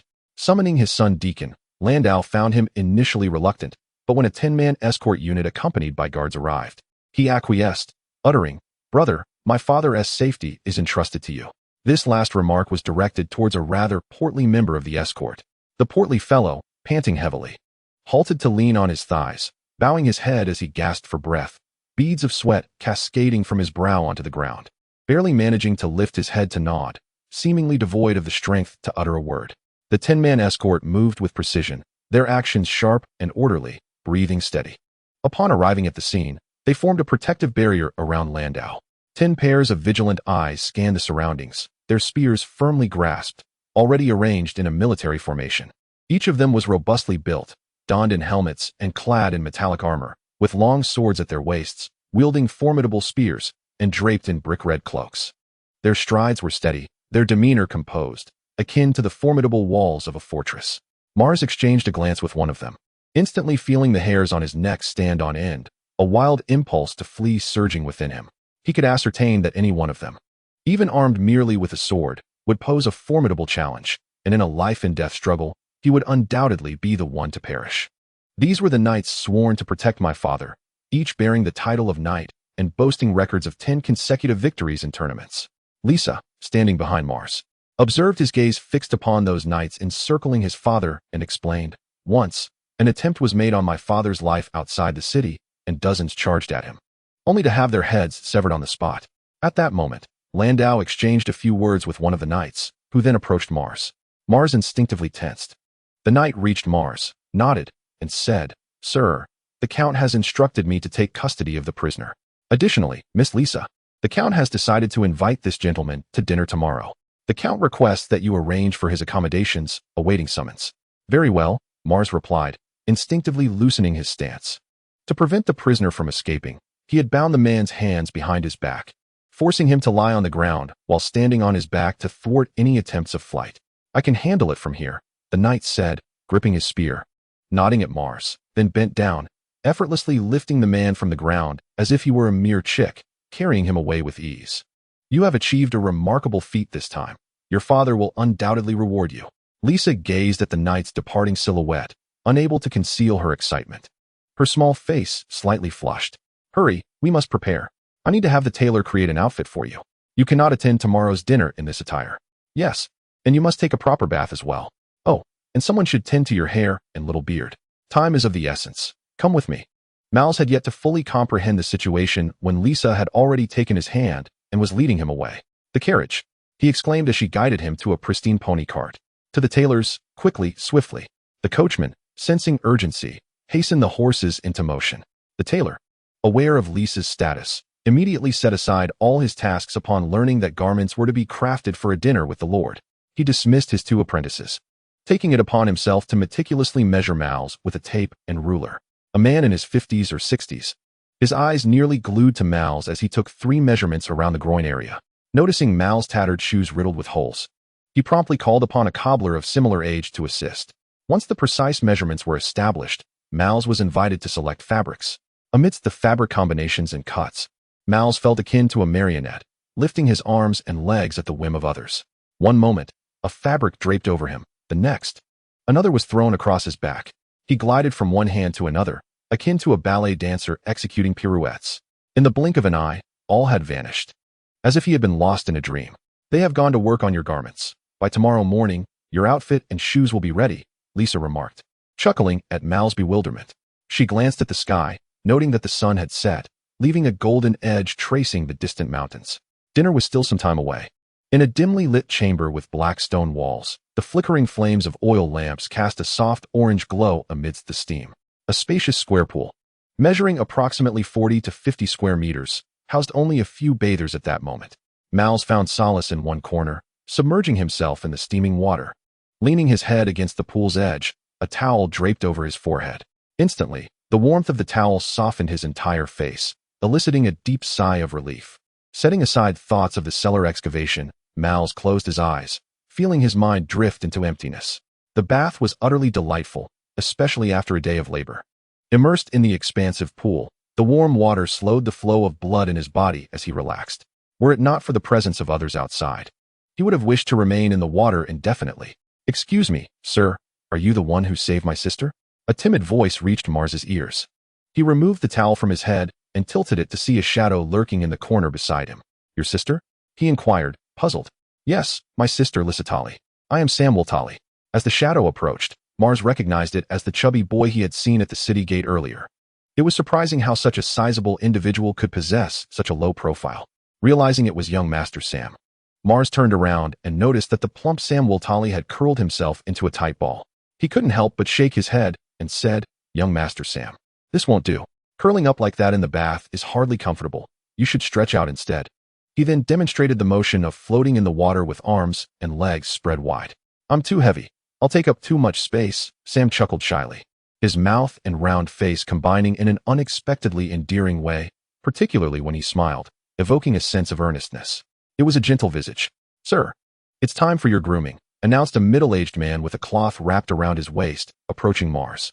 He was the barber of the Dawn bathhouse, responsible for tending to patrons' hair and beards. Please wait, I have a friend here. Upon hearing this, the middle-aged man merely glanced at Sam Woltali before stepping back. Young Master Sam, I am Mars Florroy. Mars introduced himself, fully aware that in Riverbend, a bastard's surname was Florroy. Yet even in the presence of a bastard, Sam Woltali remained apprehensively curled up. Mars felt compelled to reiterate, Young Master Sam, do relax. Only then did Sam slightly uncurl, his soft body occupying a considerable space. Young Master Woltali, were you not with the Count? Why are you here in the bathhouse with me? Mars queried, somewhat perplexed. He had seen Sam Woltali appear at the city gate accompanied by his bodyguards, and as the heir, Sam was expected to ensure the safety of Count Kaling. My father does not require my protection. He has sent me to attend to you. I have prepared some dinner. We can eat as soon as we return.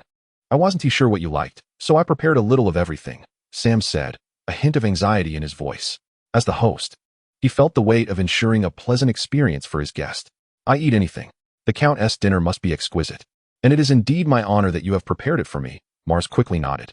Though this chubby boy appeared unimpressive, he alone understood that Sam was not only the sole heir to Kaling Castle, but also destined to become the king of Riverbend and the chancellor of the old town. Ultimately, one of the greatest victors. The two enjoyed the bath for a while, with Mars engaging in light-hearted banter that kept Sam Woltali laughing. Eventually, as they both felt sufficiently relaxed, Sam decided to return to continue preparing for Mars's reception. Mars wrapped a piece of cloth around his waist and gestured to the barber. There was a designated stool nearby, upon which he sat. The stone seat was somewhat slick, but Mars steadied himself and lifted his gaze. The barber approached, applying a warm towel to Mars's chin. He then drew forth a gleaming razor, gliding it back and forth across a piece of leather before blowing on it, and removing the towel to commence shaving Mars's beard.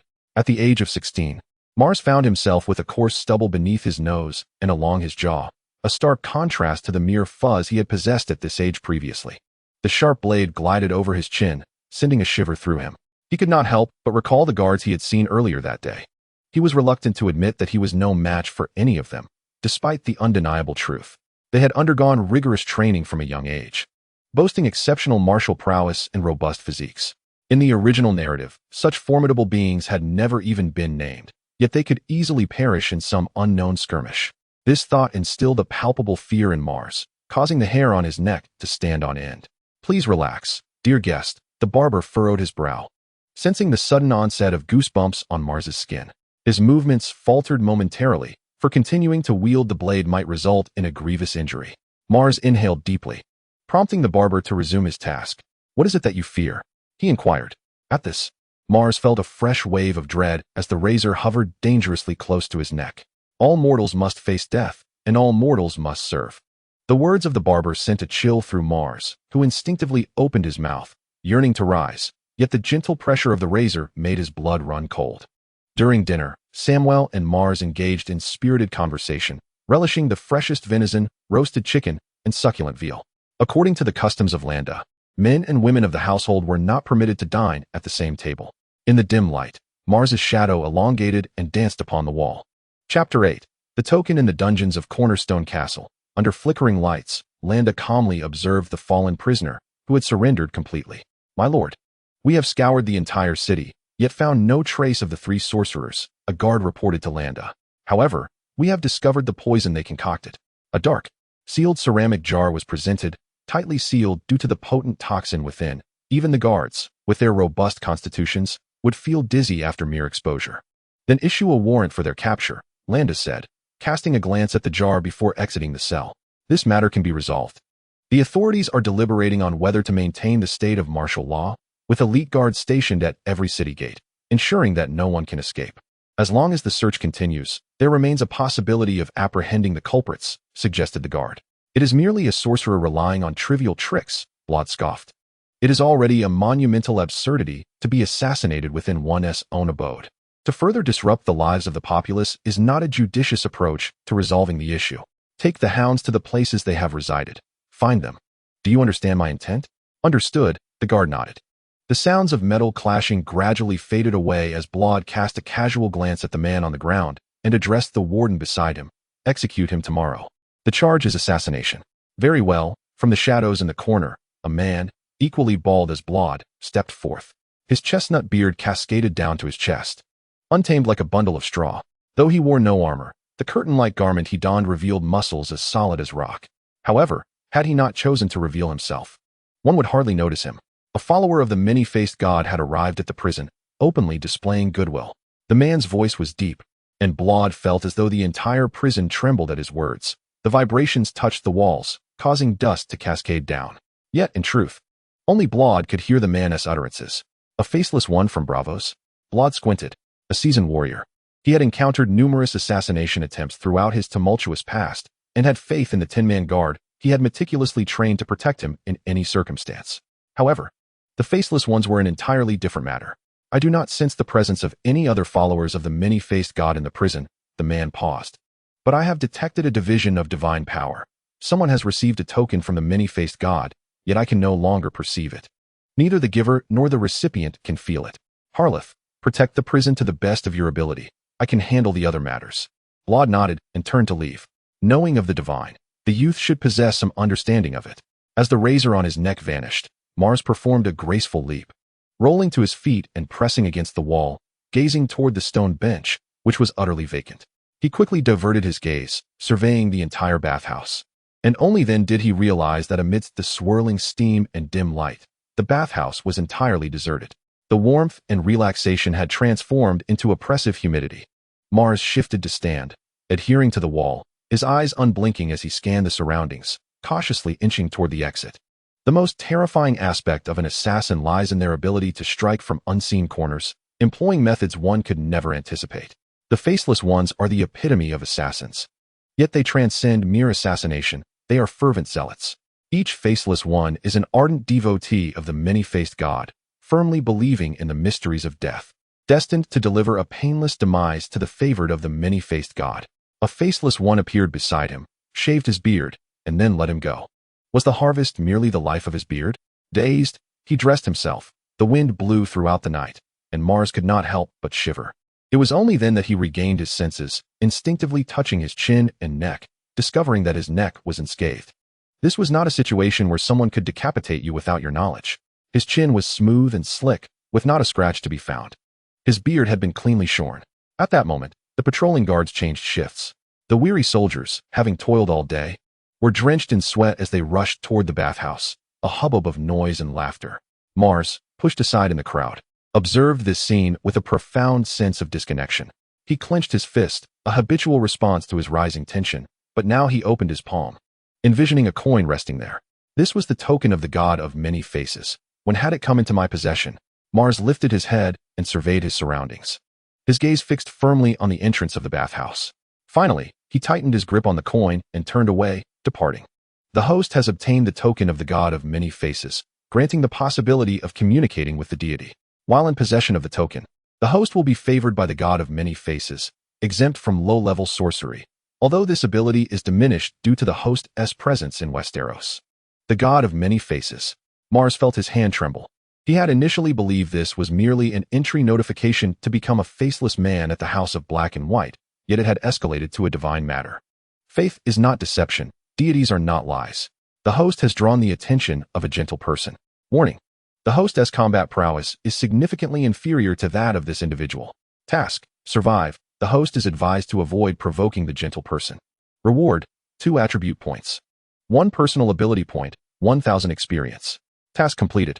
Host: Mars Florus, LV4, Stamina, 15 Strength, 14 Agility, 17 Perception, 6. The average for adult males is 10.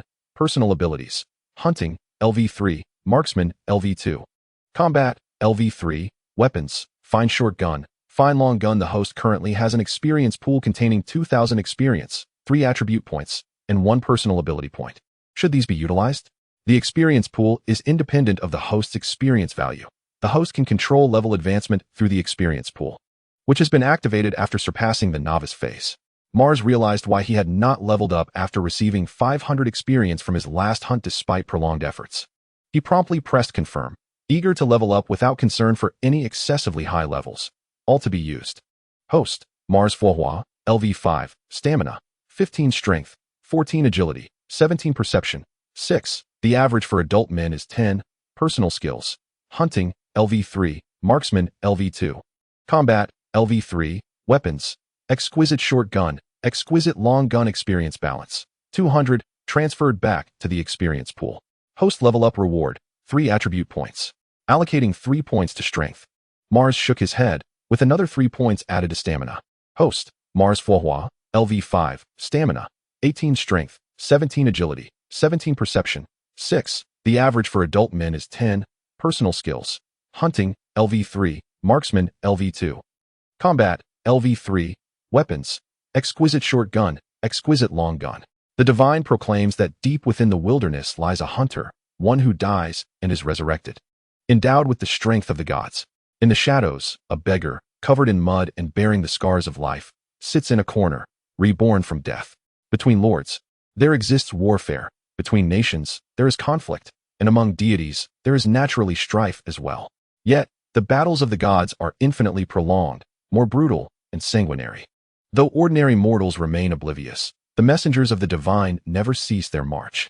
Westeros serves as the battleground for the 7 gods and the old gods. The old gods are revered by the children of the forest. After a history of conflict and reconciliation with the early folk of Westeros, many of these ancestors began to worship the old gods. However, with the arrival of the Undulls, who brought forth the faith of the 7, they conquered Westeros. felled the sacred heart trees that represented the beliefs of the ancestors, and now, their faith has nearly vanished from the southern lands of Westeros, existing only in the north. Although their followers coexist peacefully, the divine conflicts have never ceased. I have come from the temple and have observed him for a month. The gentle heart conjures the visage of Mars. He is a remarkably tall youth, though merely 15 years of age, appearing taller than many adults. With black hair, black eyes, and a black beard, he possesses agility and a modest prowess, capable of surviving alone in the wilderness. Thus far, he has taken the lives of only 2 men. The hunter in the divine oracle aligns closely with him. But what does it mean to die and be reborn? Will he traverse to the realm of the dead? Or is he a denizen of that land? Ah, you speak of Mars. A middle-aged man with a grand beard instinctively stroked his facial hair, downing a full cup of wine, beckoning the bartender for more. This is a rare wine from Qingting Island, and with the generosity of a guest. Even if tomorrow's business is uncertain, today one must indulge heartily. This tavern serves only the finest wines, disregarding the cost of oil lamps. The glowing light illuminating nearly every corner. A refined young gentleman, elegantly attired, sat beside the burly man with a beard. One hand rested upon the table, his index finger gently tapping the surface, while a full glass of fine wine stood before him, remarkably unchanged since it was first served. The burly man, having just downed another drink, felt a warmth spreading within him and resumed speaking. He appeared here 2 months ago, penniless, trading furs for goods. Initially, he had but a few, yet over time, his supply grew, and he continued to barter with furs. Ah, this lad seems straightforward, yet he possesses a cunning nature, always ensuring I do not profit at his expense. However, he has yet to collect the farming tools he left with me, and I wonder if something has befallen him. The burly man chuckled softly, stroking his beard. Did he ever share any peculiar experiences with you? Perhaps dreams he had?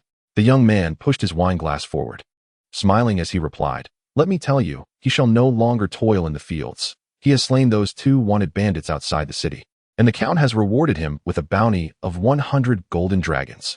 "My heavens, 100 golden dragons!"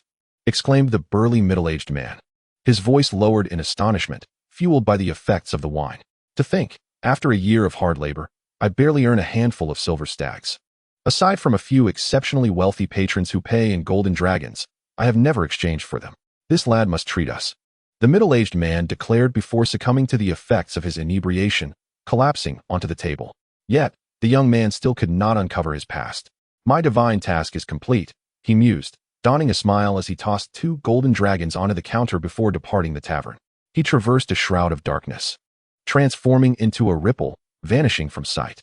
Chapter 9. Execution and Resolution. The flag of House Tarly depicts a swift-footed hunter. Brando, not only a distinguished general, but also an exceptional hunter, often remarked that both hunting and warfare demand patience. The most renowned hounds in Westeros are those bred by House Clegane. Originally, the Clegane family served as the dog keepers for House Lannister, but through valorous deeds, they were elevated.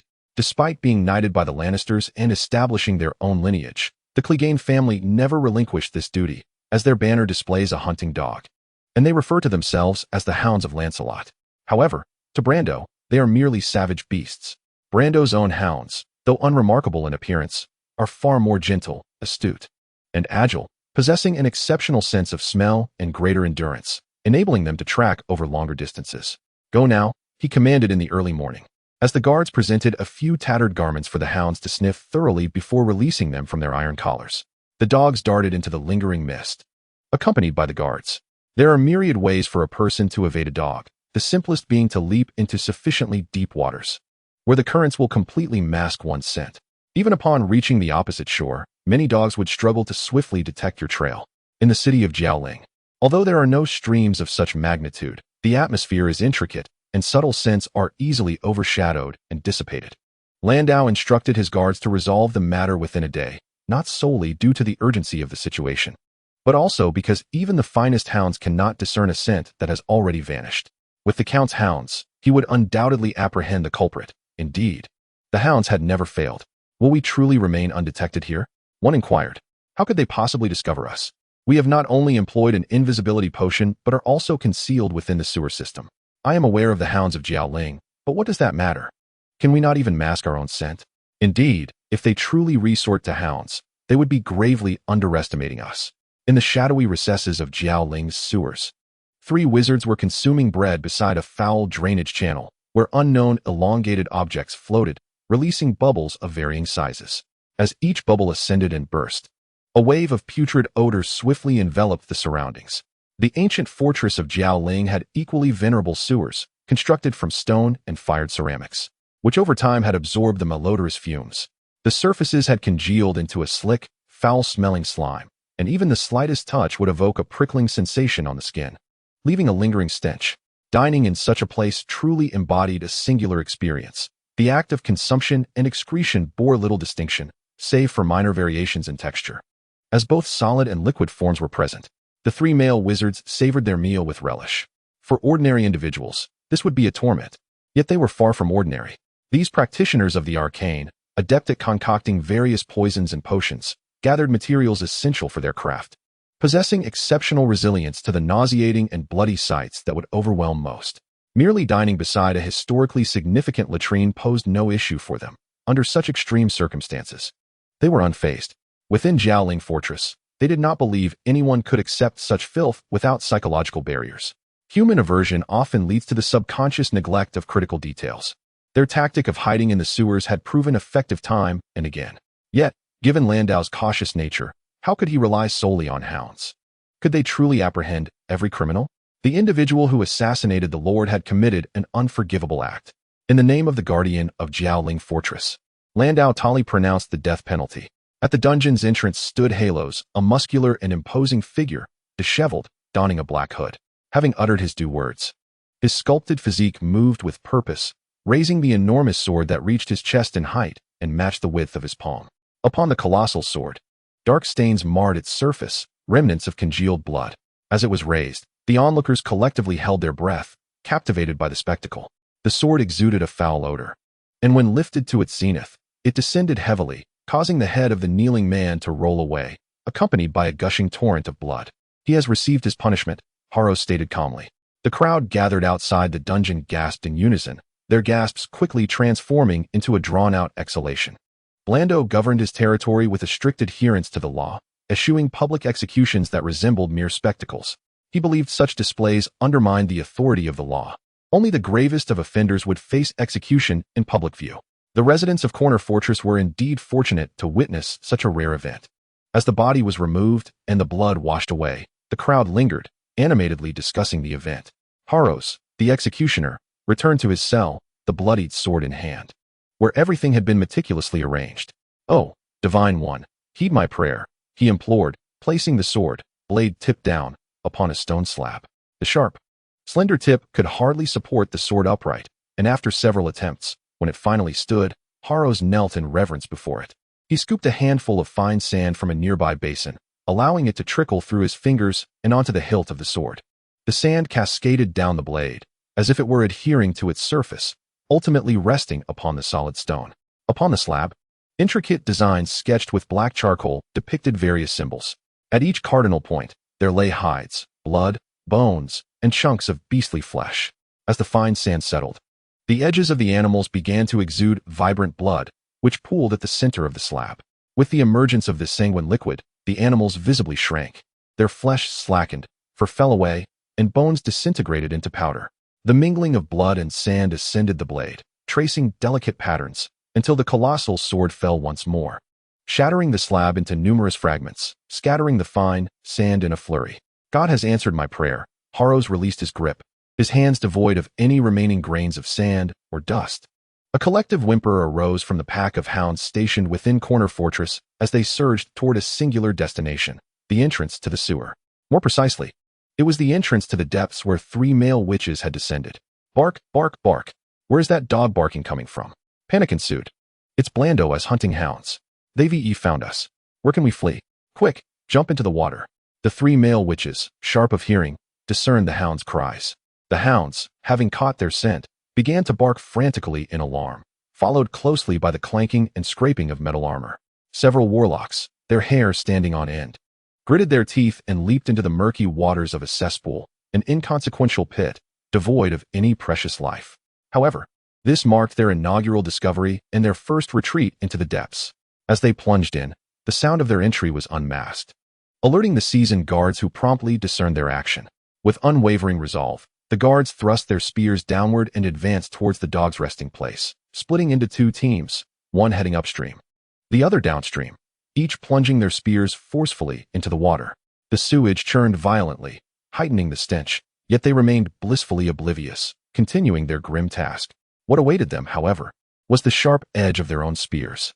Blood mingled with the turbid water, which remained murky, as the bodies of 3 men and several drowned cats and dogs accumulated, creating a macabre scene. There was no need to gather the corpses. Merely confirming their demise sufficed, the captain of the guards remarked, as a few men jabbed their spears into the 3 lifeless forms, creating additional wounds. The matter was settled, and the captain nodded in acknowledgement. Chapter 10. The dining table. Harlows sheathed his greatsword, meticulously washing it with fresh water, followed by an exhaustive wipe with a dry cloth, leaving no corner of the hilt or blade untouched. Yet, the dark stains remained stubbornly intact, and even intensified. The divine power was beyond human comprehension, even a mere fraction, utilized through the vessel of the finely forged steel sword, would incur irreversible damage, a deterioration that would soon render the blade entirely useless. The issue had been resolved. The captain of the guards entered to report, while at that moment, Landau was engaged with Harlows in maintaining their blades. Landau diligently oiled his cherished sword, the Heartbreaker, letting out a soft sigh, his eyes fixated on the ancestral Valyrian steel blade as he carefully applied the ointment. This was refined bear oil, top-notch in both its preparation and ingredients, the finest substance for weapon maintenance. When applied, it not only safeguarded the blade from rust, but also enhanced its sharpness. Harlows, reputed to wield a sword imbued with magic, was extraordinarily sharp and resilient. He coated his blade with bear oil. Landau rose from the steps, casually brandishing his sword, and with a mere flick, the air resonated with a piercing scream as it was sliced through. This hefty weapon boasted a sharpness unattainable by ordinary swords. Valyria was the origin of dragon blood. Through the study of dragons, they birthed enchanting metals capable of harboring immense magical energy. Once infused with magic, this steel became Valyrian steel.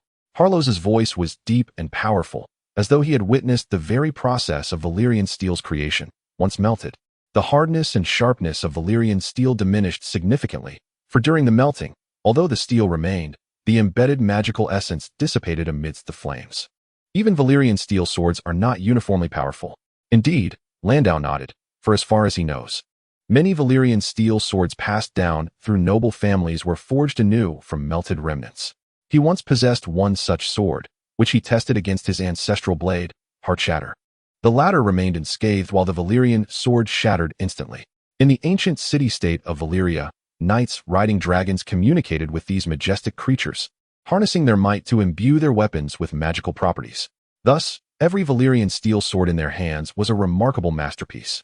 Halros concurred, noting that even after being melted and reforged, such swords would retain strength comparable to that of ordinary untempered Valyrian steel swords. However, the age of dragons has long since passed, and the era of magic is waning, Landau remarked softly as he sheathed Heartshatter. Yet, the power of faith remains undiminished. Halros countered, lightly swinging his great sword, which transformed into a swirling cloud of black ash with a sound like the tearing of the air. The dense woods beside Castle Hornhill danced in the mountain breeze, producing a rustling sound as leaves swirled in the air, mingling with the black ash, disappearing into the unknown. The long summer is coming to an end, both Landau and Halros thought simultaneously atop the castle wall. My lord, news from the Vale has arrived. In half a month, Master Loras's coming-of-age ceremony will be held, inviting you and all members of House Tarly to celebrate, announced a middle-aged man clad in a burlap robe, his bald head gleaming in the light. He was the Grand Maester of Castle Hornhill, located near the Old Town, renowned as a gathering place for all wisdom. And this scholar was among the finest. Loras, that effeminate boy, the youngest son of House Tyrell? Landau shook his head. His own eldest son, Samwell, though robustly built, possessed a temperament far inferior to that of Loras. Master Loras is to achieve a record of 10 consecutive victories during his coming-of-age ceremony, the Maester continued. He will accept challenges from any knight of the Vale until 10 matches have been completed. Did he propose this himself? Landau inquired. Indeed, the Maester nodded.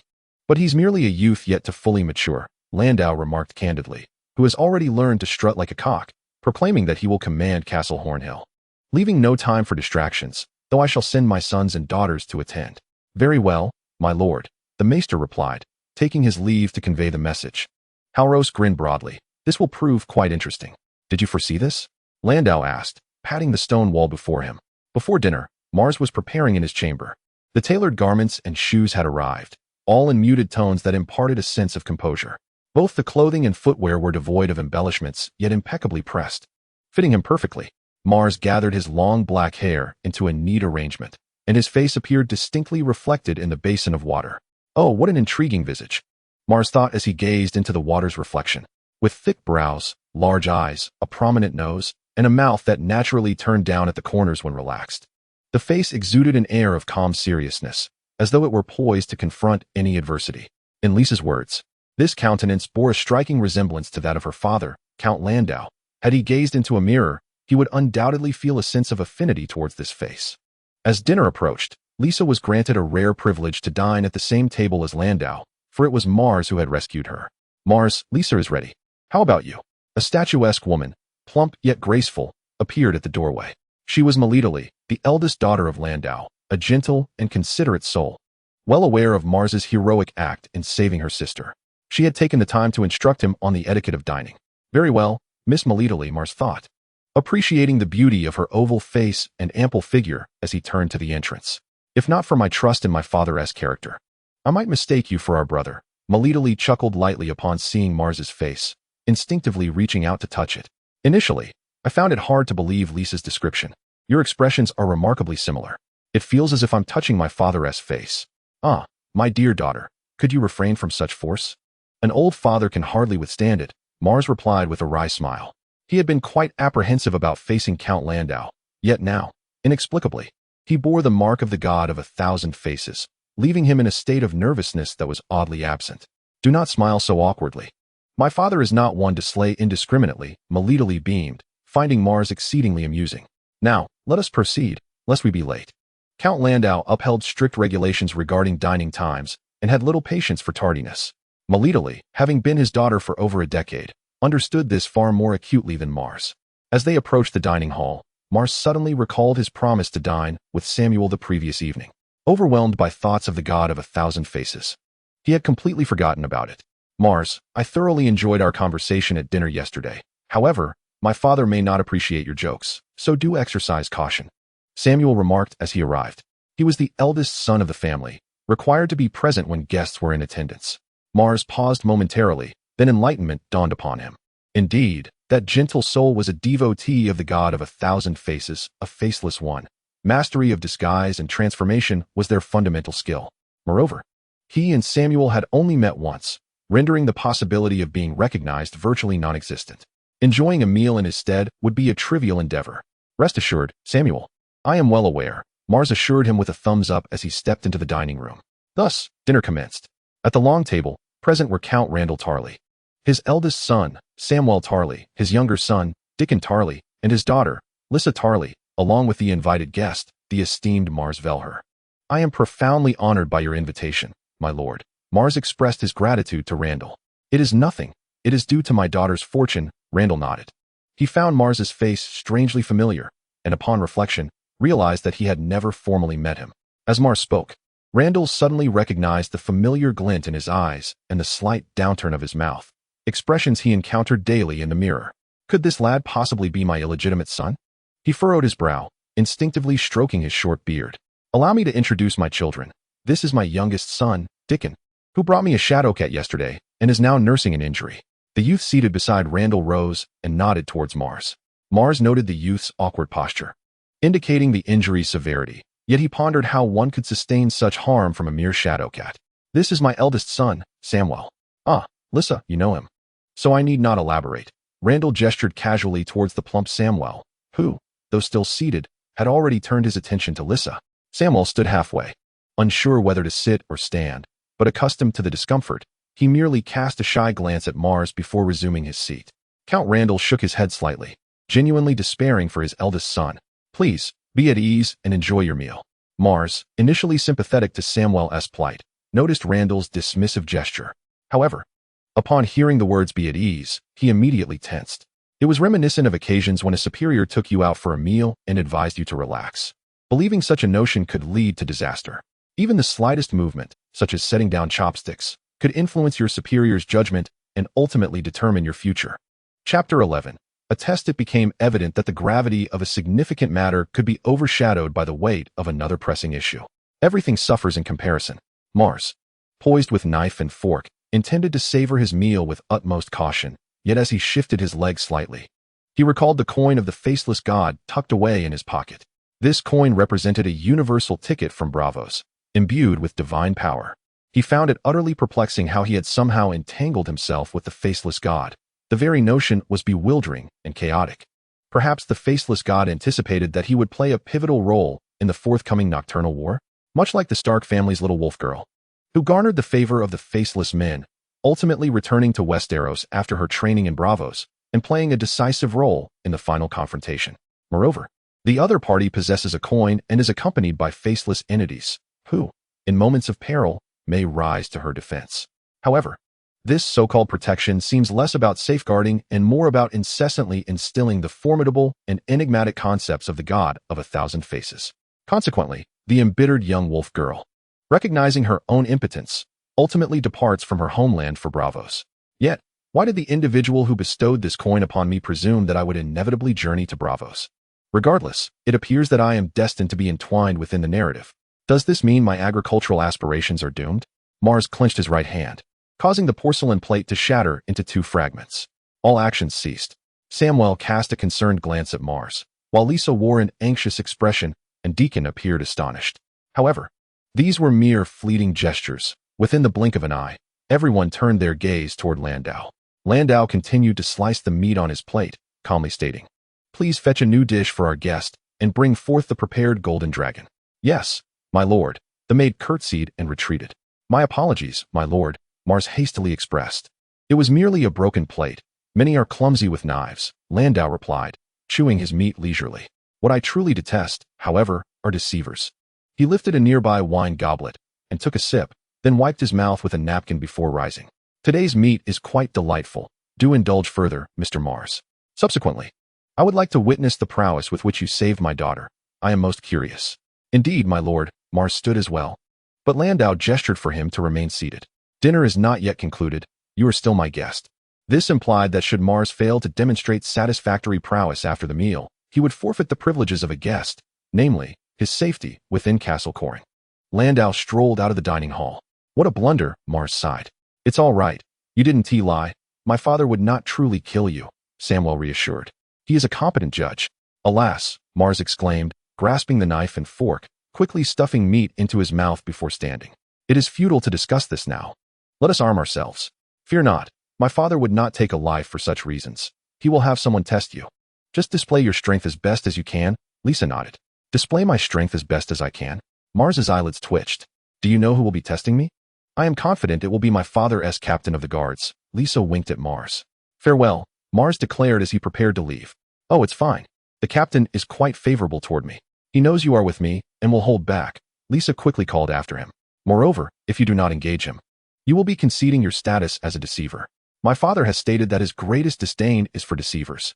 The consequences could be far worse than simply being defeated." "You are quite the orator," Mars said with a rueful smile, ultimately returning to his seat. "Please bring me another serving of this meat." As Landau stepped outside, a fully armed man naturally fell and stepped beside him. This was the captain of the guards. "When you see that youth, try not to harm him. If he possesses that capability, ensure not a single gold dragon is lost. Otherwise, just send him away. No need to report back to me. I have other matters to attend to." Without turning back, Landau continued forward, instructing, "Remember to prepare weapons for him." "Yes, my lord." Landau pressed on, while the captain took a step back. After all, as an earl, Landau had already deemed it significant to spare a meal's worth of time. Did they expect more? Those youngsters certainly held themselves in high regard. "Take that youth to the armory and let him choose his weapons. Armor is permissible as well," the captain directed his subordinates. "Once selected, bring them to the open space ahead. Please follow me. We shall choose your weapons." The clear-voiced guard led Mars towards the armory. The angular fortress was constructed from rugged stone, and the corridors bore the same austere character. The coarse, elongated stone columns were not particularly smooth, with torches slanted into the wall's recesses, casting flickering shadows that danced upon the stone pillars. But he was merely a youth. How could he possibly contend with the captain? The young guard walked slightly ahead of Mars, stealing glances at the youth beside him. Judging by his stature, he seemed to be around 20 years of age. Although his build was merely tall and bony, lacking in muscle, his eyes appeared vacant, his entire demeanor listless. How could he be a match for the captain? A man whose ferocity surpassed that of a bear clad in iron? May he remain safe, Mars thought, keeping his head lowered as he followed along, too preoccupied to observe the night before him. Upon learning that his opponent was one of the 10 knights he had encountered the previous day, Mars felt a wave of disorientation wash over him. How could I possibly stand a chance? Just a glance from him sends shivers down my spine. What can I possibly use to fight back? Should I charge at his iron sword with my iron head? It would be best if I could evade or simply hope that he won't take this seriously, that it's merely a game for him. Speaking of the token of the god of 1,000 faces, it must possess some miraculous power, perhaps to preserve my life in a critical moment? Mars fished out the coin and rubbed it between his fingers. Soon enough, the two arrived at their destination. This was the armory, and you may use any of the items within. If you do not know how to don armor, I can assist you, the young guard said, swinging open the heavy oak door, bringing a torch from outside, and placing it into a wall sconce. In an instant, the entire room gleamed with metallic luster. There were shields crafted from oak and steel, standard long swords, and battle axes, while armor components adorned with the Tally family crest occupied a corner. Of course, there were also spears, haphazardly stacked against the wall behind the door. Mars selected several items and prepared to leave. Why do you need so many spears? The young guard quickly called out to Mars. Do you even know who your opponent is? He is the foremost knight of the fortress, Lord Landau, as personal guard. Undefeated in battle. This is no jest. So many spears. Juggling. Mars shook his head. I don't even believe I can win. I would be content just to exchange a few moves with that captain of the guards. Is wearing armor really beneficial? Even with it, I find myself lacking in agility. Perhaps I should contemplate alternative strategies. The young sentinel stood speechless, uncertain whether to commend Mars for his open-mindedness or chastise him for his lack of ambition. Well, I'm merely a guide. Why ponder so deeply? Thus, he continued in silence, leading Mars to the appointed location.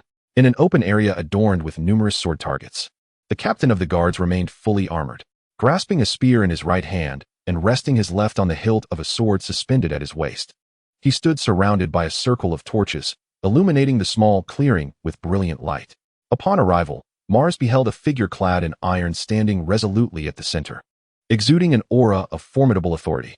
His piercing gaze alone radiated an intangible intimidation that deterred Mars from approaching closely, as he sensed the man could effortlessly draw his sword and cleave him in two.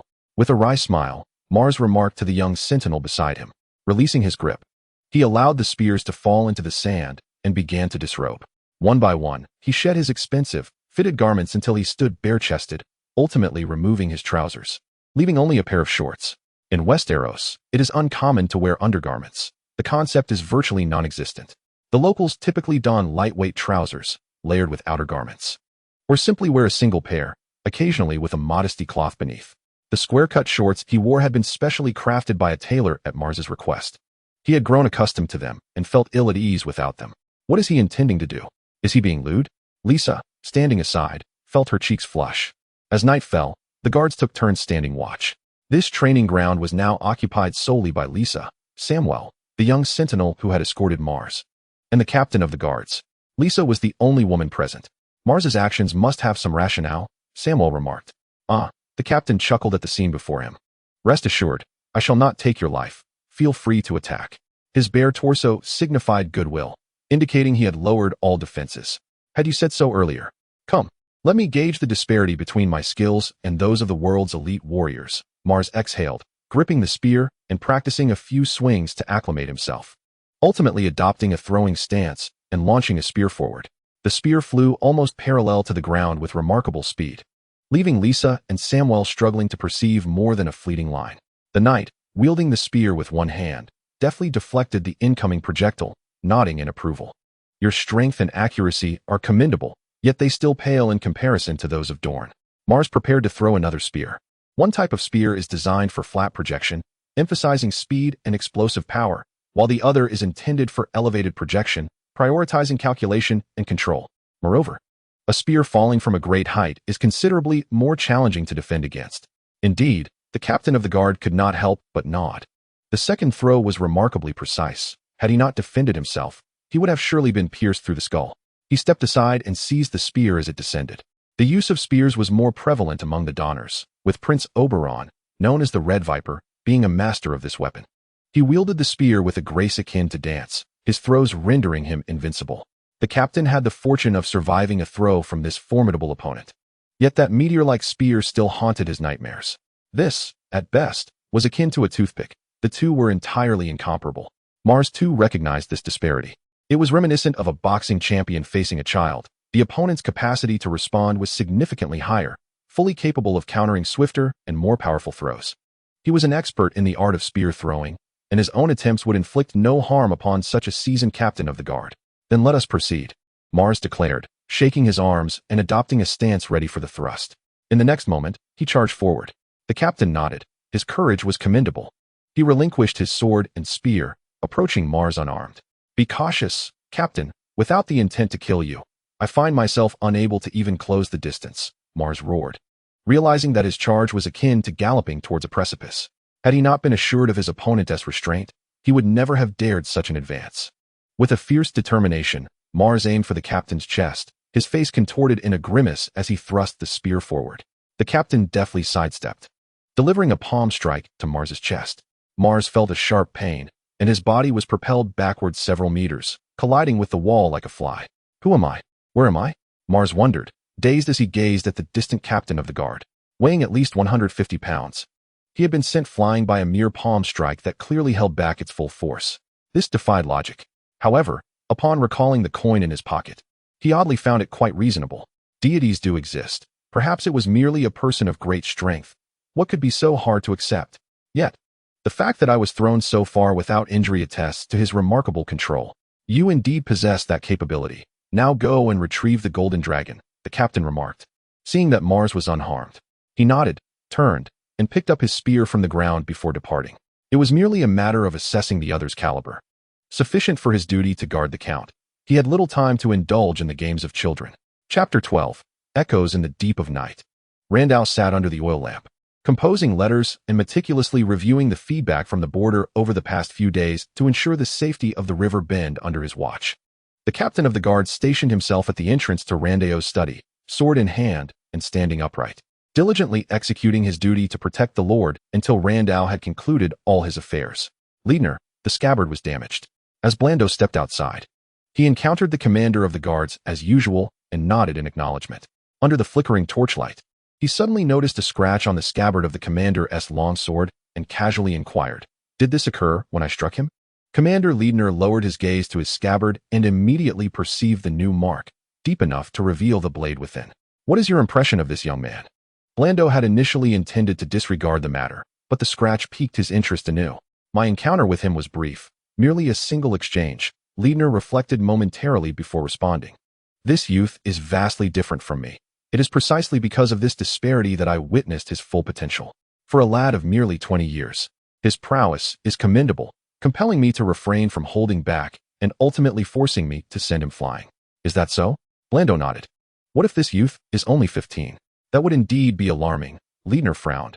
"But a 15-year-old boy cannot possibly be this tall. He stands only half a head shorter than I. There is no reason for him to lie about such matters." Blando shook his head. "The Amber family of the North is renowned for their towering stature, rumored to possess the bloodline of giants. Gregor of the Magic Mountain and his brother Sandor both exceed the average height, so height alone is not remarkable. What is truly astonishing is his combat ability. Given another decade, he may surpass me," Liedner acknowledged. "If this youth possesses not only a natural physical advantage, but also exceptional martial talent, then he could indeed be formidable. We might consider recruiting him to serve as a guard in the city. He has already saved Miss Lisa after all." At this, Blando fell silent for a moment, ultimately shaking his head. "Not at this time. For now, this matter is known only to us, and I have my own plans. Return and rest. The upcoming days may prove arduous for you." "Understood, my lord," Liedner replied, retracting his gaze from the scabbard and nodding. It is common knowledge that attracting talented individuals in this world, governed by martial strength, is a rarity. Any individual with exceptional combat prowess is a coveted asset. However, recruitment must be approached with the right methods, particularly for those of talent. Many families resort to marriage alliances in such matters. Blando, on the other hand, intended to bide his time, using Commander Liedner as bait to gradually draw the youth to his side, while closely observing his abilities. If he truly proved exceptional, then in the future, Deacon would still require a retainer. A month later, in a secluded cabin amidst the woods, Following a light rain, the tools beneath the trees, the hoe, axe, and machete, had rusted, with vines slowly creeping up their wooden handles. They lay there quietly, as if extracted from the remnants of a ruin. The once industrious youth, who had diligently toiled each day, wielding his spear as if preparing for battle, no longer contemplated which tree to fell the next day. Instead, he pondered how to thrust with his spear, no longer tending to the cultivated land, but rather pouring sweat in the yard with relentless fervor. A month ago, that decisive failure has left Mars in a state of perplexity. He has ceased to till the land. The cultivated fields, neglected for a month, have reverted to a wild thicket. Having over-fertilized the soil, the grass has flourished even more profusely. In these days, Mars rises each morning, brandishing a long spear. For he has acquired a wealth of golden dragons, enough to ensure his livelihood for a lifetime. Consequently, he has lost all ambition, channeling his passions solely into the mastery of marksmanship and martial arts, making remarkable progress at an astonishing pace. In his yard, he has embedded a stout log, a meter high, which he had driven into the ground a month prior. Daily, he has practiced thrusting at 3 designated points, upper, middle, and lower, using the spear as tip, performing hundreds, even thousands, of strikes each session. Over the course of a month, these points have been deeply indented, and the log has been knocked over several times, eventually being stabilized with a mixture of lime and water, firmly planted in the earth. Mars has become quite addicted to his training. Host: Mars Flora, LV5, Stamina, 18 Strength, 17 Agility, 17 Perception, 6. The average for an adult male is 10. Personal Skills: Hunting, LV3, Marksmanship, LV3. Combat, LV3, Weapons: Excellent Short Spear, Excellent Long Spear. The system's voice resonated in Mars's ears. Have you leveled up? Mars sheathed his spear, nodding with satisfaction. For this indicated that his efforts over the past month had not been in vain. However, he had only achieved a single level increase, and the gap between him and the captain of the guards remained vast. Contemplating this, he resumed his thrusting practice until it was time for lunch. During this meal, he discovered that the last remnants of salt in his jar had been depleted. Has it already been 7 days? Mars frowned, immersed as he was in his daily progress, growing increasingly resistant to venturing outside and losing all sense of time. Yet he understood that he could not completely detach himself from human society. While he could procure meat, mushrooms, wild vegetables, and fruits from the wilderness, he was unable to obtain staple foods like bread, as well as seasonings such as salt, sugar, and pepper. To maintain a serene detachment from the world without entirely severing ties with humanity, he meticulously planned his outings, ensuring to purchase only a week's worth of supplies, thereby marking the passage of time and preventing himself from becoming overly obsessed with his training. Touching his slightly lengthened beard, Mars sat down to rest for a moment. He had thoughtfully sawed several tree stumps to serve as makeshift benches in his yard, far more comfortable than sitting on stones. Mars then proceeded to gather the furs hanging beneath his roof, preparing to take them to the castle of Corner Ridge after lunch. If nothing were lacking, he might well retreat for several months in solitude. Task Release: The Troubles of Count Landau. Task Reward: 1 personal ability point, 1,000 experience. 2 attribute points. Count Landau of Jialing has recently encountered a predicament, and it falls upon you to see if you can offer your assistance. As Mars was slicing meat, the voice of the system echoed in his mind. 1 personal ability point? He paused momentarily before resuming his task. Over the past month, the system had issued various missions, yet the rewards were merely experience points, lacking even a single attribute point, which he had dismissed. Now, as he was set to journey to Jialing, he had finally triggered a quest with substantial rewards. Upon accepting, Mars skewered the sliced meat onto a sharpened wooden stick and placed it over the fire. Meanwhile, yesterday's leftover wild boar meat had surprisingly survived 2 days trapped and was still lively, a testament to its thick layer of fat, which had not been depleted even in death. It had to be roasted to expel the excess grease, lest it become overly rich. A sprinkle of salt and pepper sufficed for seasoning, and recently, Mars had taken to squeezing lemon over his food, initially unfamiliar. He had grown fond of the flavor with time. Setting out after lunch, Mars arrived at the Jialing castle just as the noble young ladies were partaking in their afternoon tea. He had allocated 3 points to strength, enhancing his explosive power and muscular endurance, and paired it with an equal increase in stamina, significantly improving his endurance. His travel time had been reduced by at least 1/3 compared to before. "Welcome, Mars," greeted the young guard at the entrance, the same one who had guided him that fateful night. Coincidentally, he was stationed at the city gate every 7th day, perfectly aligning with Mars's schedule for resupplying, ensuring they met each time. "Indeed, I have arrived, Mars replied, both men sharing a hearty laugh as they patted each other's shoulders. Their camaraderie had blossomed, especially since Mars was a fur trader, while the guard's family owned a fur shop, establishing them as business partners. Even with weekly encounters, their relationship had grown immensely. Let us share a drink at our usual spot later. Some nearby guards joined in, having welcomed Mars into their circle. This time, it's my treat, Mars chuckled, now carrying some money each time he entered the city to enjoy a drink with acquaintances. By the way, Miss Lisa asked me to relay a message. She wishes to see you regarding something important, the young guard informed Mars, instantly evoking envy among those nearby. Being personally invited by the Count's daughter was no trivial matter. It hinted at the possibility of a bright future, a life of wealth and ease. Yet, unbeknownst to them, Mars harbored concerns in his heart. The first time he met Lisa Tully, he had been robbed, and during their subsequent meal, he had nearly lost his life. She seemed to attract trouble, and now she claimed to have something significant to discuss with him. This did not bode well. Let us defer this matter for now. I shall first put my belongings away. Just as Mars was about to leave, the young guard immediately intercepted him.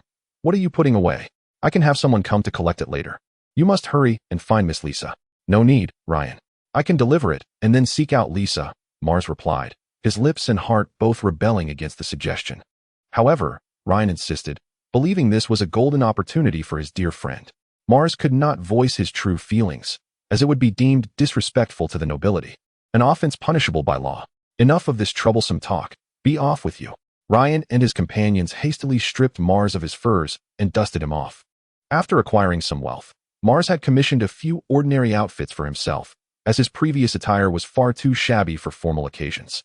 The garments crafted by Lisa were overly splendid, making them unsuitable for everyday wear. Thus, the few sets he currently possessed were just right, clean, and presentable for any setting. Very well, I shall take a look, Mars conceded with a nod. Yet, he had resolved to ascertain the situation first and would seek out Miss Melly for guidance. Melly was Lisa's second sister, and they also had an elder sister named Talatari, whom Mars had yet to meet. Melly had previously taught him dining etiquette during a dinner invitation and had assisted him with his attire. Most importantly, Mars found her to be the most beautiful among them. Chapter 13. The Raven of the High Court. Melly was delighted by Mars's visit and cherished the gifts he brought, particularly the fangs and antlers, which seemed almost alive, exuding a fierce aura reminiscent of the beasts from his childhood dreams, emerging from his father's collection. Surely, Mars would come today. It had already been 7 days. With the wolf's fang tucked away, Melly propped her weary head on her arm and gazed dreamily out the window.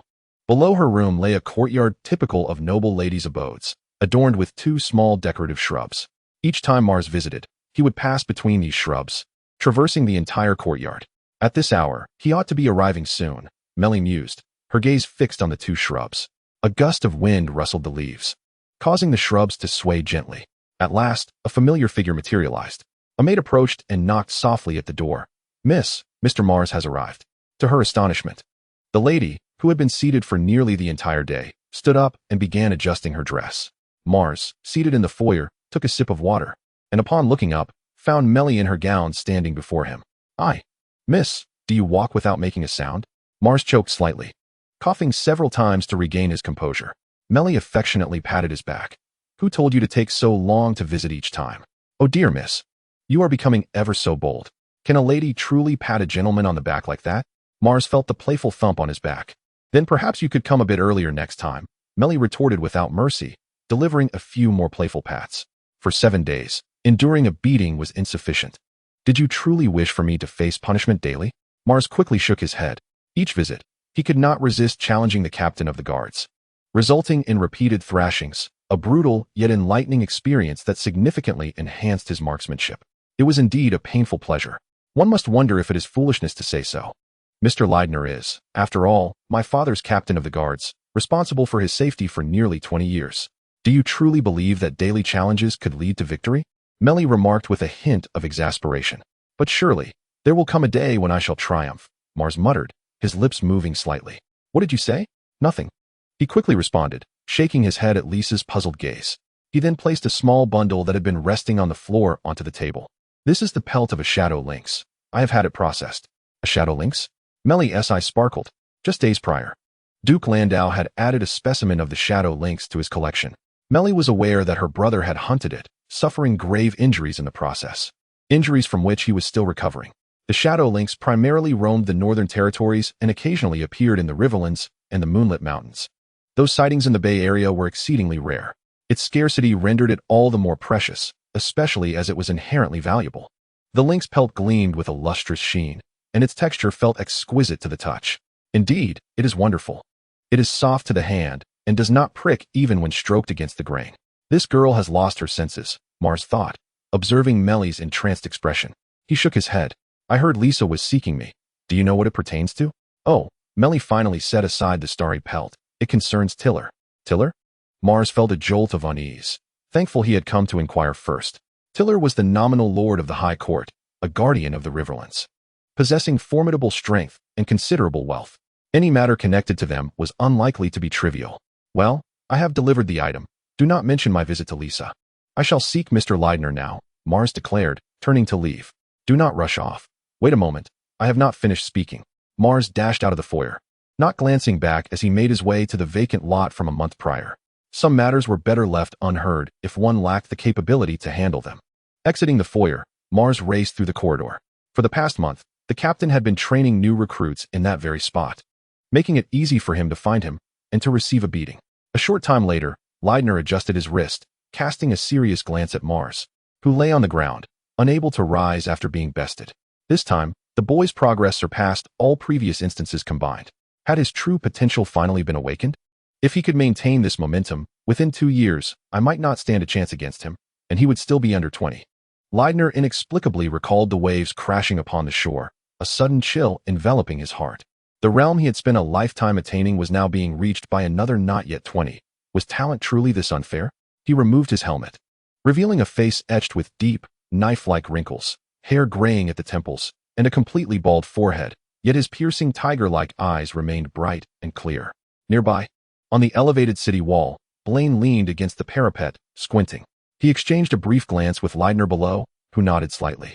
Your progress has been commendable. With your current abilities, you are capable of serving as a guard in the city. Leidner stepped forward, lifting Mars from the ground. This will provide you with more opportunities for sparring, accelerating your improvement.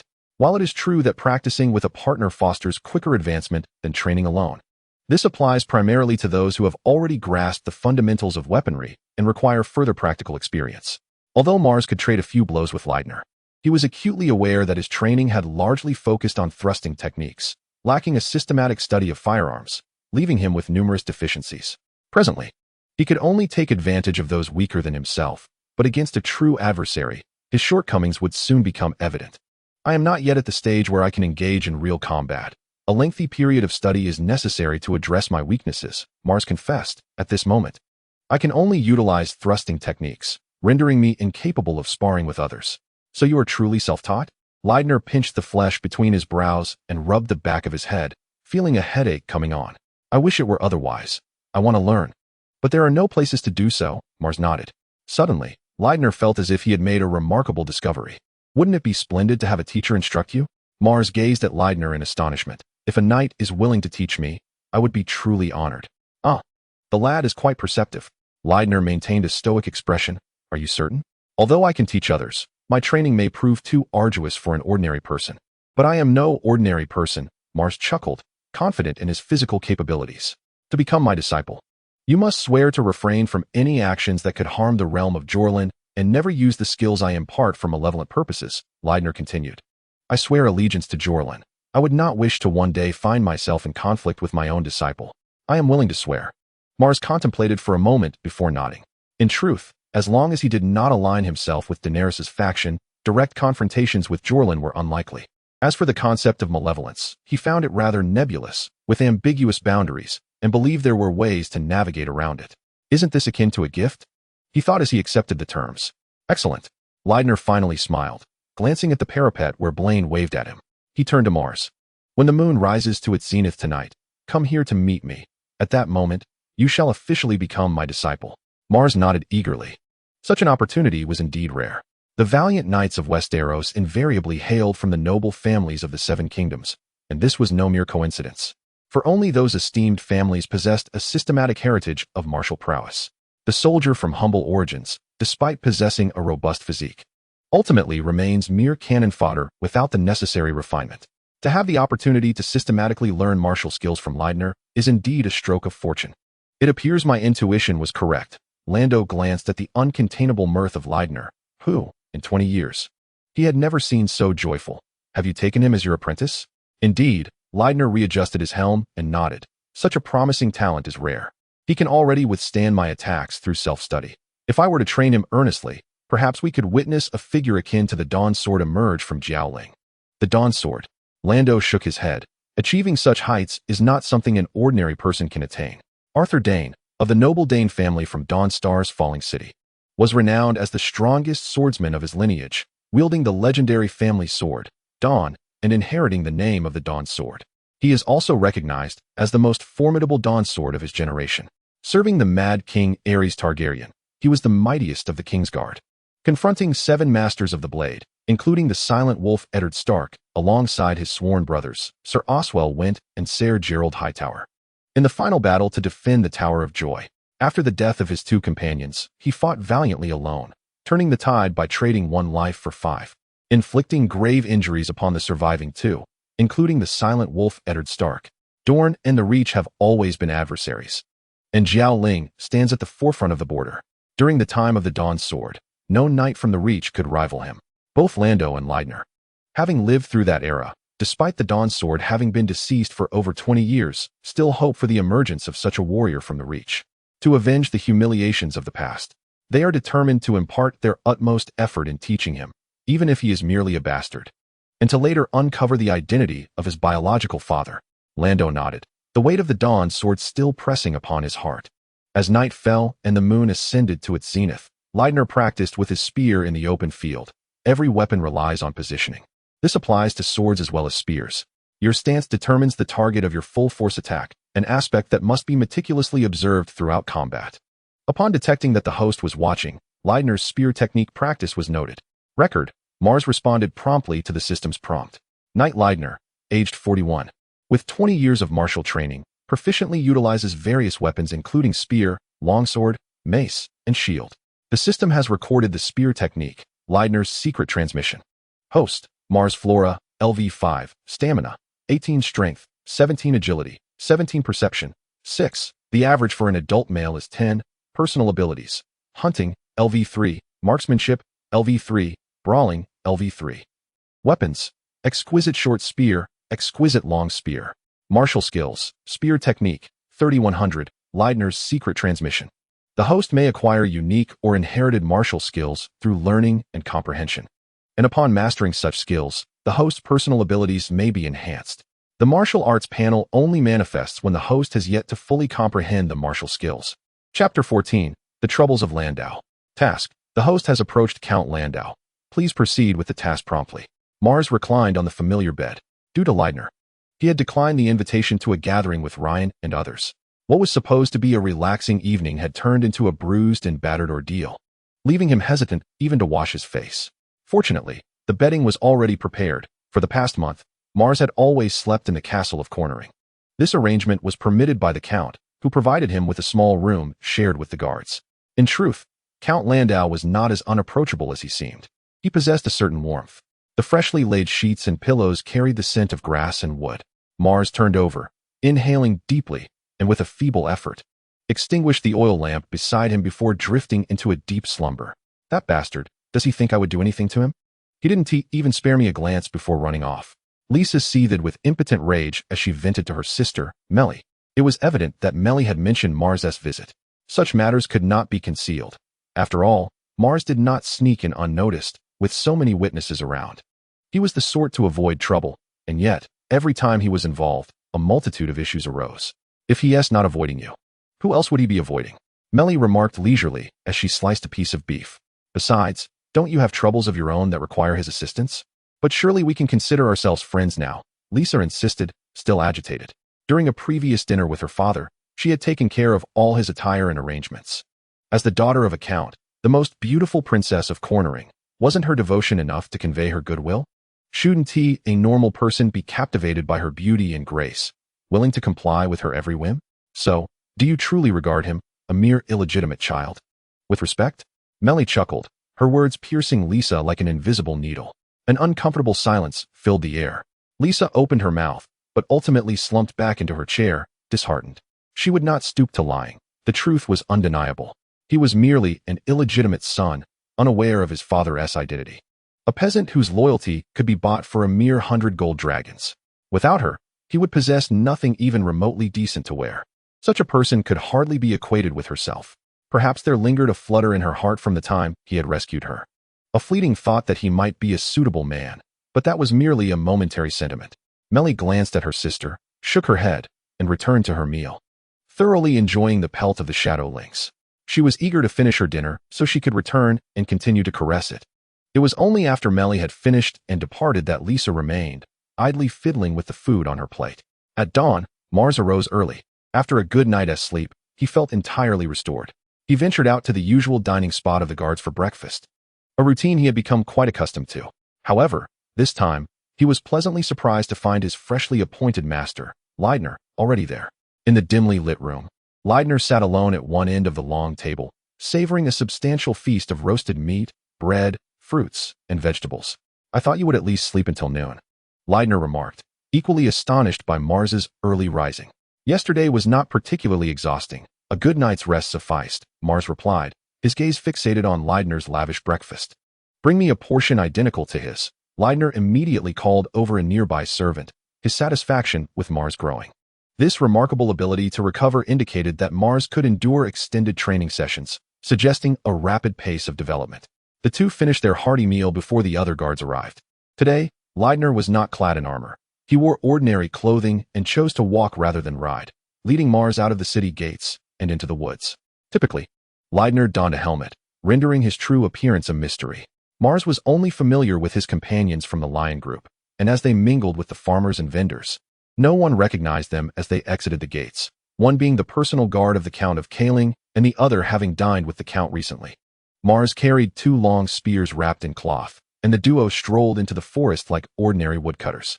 This woodland belonged to Count Landau, and farmers, hunters, and woodcutters were prohibited from entering without permission. Upon stepping inside, the only sound was the whisper of the wind through the leaves, a stark contrast to the bustling Kaling castle. "Master, aren't you supposed to guard the Count? Is today a day off?" Mars inquired, puzzled by Leidner's leisurely demeanor. For the past month, he had never seen Leidner take a break. Whenever the Count was present, Leidner was always by his side, no matter the time or place. He had assumed Leidner was merely squeezing in time to teach him amidst a busy schedule. "I requested a 7-day leave from the Count. During this time, 9 other guards will attend to his safety," Leidner chuckled, his balding forehead glinting in the sunlight. "In these 7 days, I intend to ensure you fully grasp my spear techniques, in addition to imparting my combat skills. Prepare yourself accordingly." "Not a problem," Mars nodded eagerly, thirsting for knowledge. Such an opportunity was too good to waste. He wished for more time rather than feeling fatigued. "Come now, I see you've been carrying those for a while. Allow me to take one," Leidner suggested, moving to grasp one of the spears from Mars's shoulder. With a clash, the 2 spears collided, and both master and pupil exchanged smiles. "Good reflexes," Leidner remarked. "All thanks to your guidance, master. However, your positioning is off." Leidner executed a sweeping strike, and Mars, caught off guard, fell to the ground, with his neck simultaneously pressed against the spear's cloth-wrapped tip. Indeed, the master was seasoned. Mars scrambled to his feet, neglecting to brush off the leaves clinging to him, and hastily retreated several paces. Yet, Leidner followed closely behind, one hand wielding the spear, its sharp tip unwaveringly poised against Mars's throat. Mars could only attempt to strike Leidner's spear with his own, but as Leidner retracted his arm, Mars's thrust missed its target. With a swift extension of his limb, the spear's position remained largely unchanged. No matter how Mars shifted or defended himself, Leidner effortlessly controlled the spear, calmly toying with the young man before him. "This morning, if you cannot evade my spear, I shall punish you by forbidding you lunch. And we shall continue this in the afternoon." Leidner's tone bore a hint of disappointment, suggesting that Mars was among the least competent of his students. "Master, are you jesting with me?" Mars couldn't help but smile wryly. He had already attempted evasive maneuvers in all 4 directions and struck in every possible angle with his spear, all of which had resulted in failure, signifying a complete breakdown in his frontal escape. Only unorthodox methods remained. "Figure it out then," Leidner chuckled dismissively. "Let me try again," Mars declared, gripping his spear with both hands. Left hand forward and right hand back, left foot in front and right foot behind. Suddenly, he bent his back foot and forcefully pushed off, allowing his body to fall backward. Leidner was poised to follow, but at that moment, Mars released his left hand. Thrusting forward with his right hand gripping the rear of the spear, the sharp tip aimed precisely at Leidner's advancing figure. Quite clever, Leidner smiled slightly, loosening his grip. The spear's distance extended, and he flicked the end aside, deftly evading Mars's thrust. At that instant, he stepped forward, the spearhead still directed at Mars's throat. Having fought alongside Blando in countless battles, Leidner had encountered innumerable lethal techniques. Had he not devised strategies to counter such lethal maneuvers, he would have long since perished on a battlefield. However, he was unprepared for Mars's agility as he flipped and leaped, simultaneously launching his spear sideways. A person thrusting their arm directly forward would naturally have a longer reach than one extending their arm sideways, as the latter could fully relax the shoulder without the constraint of chest muscles. At this moment, Leidner advanced with a frontal thrust, while Mars leapt sideways to thrust. And given their similar arm spans and precision, Leidner was destined to perish. Yet, Leidner remained composed. All he needed to do was take a step back. And as Mars descended, he could charge and strike. Mars was almost certain to meet his demise, for striking from the air left one vulnerable to retaliation. A fundamental rule of combat. Nevertheless, Leidner would not allow Mars to fall. He merely needed to position his spear accordingly. However, he overlooked the tree standing behind Mars.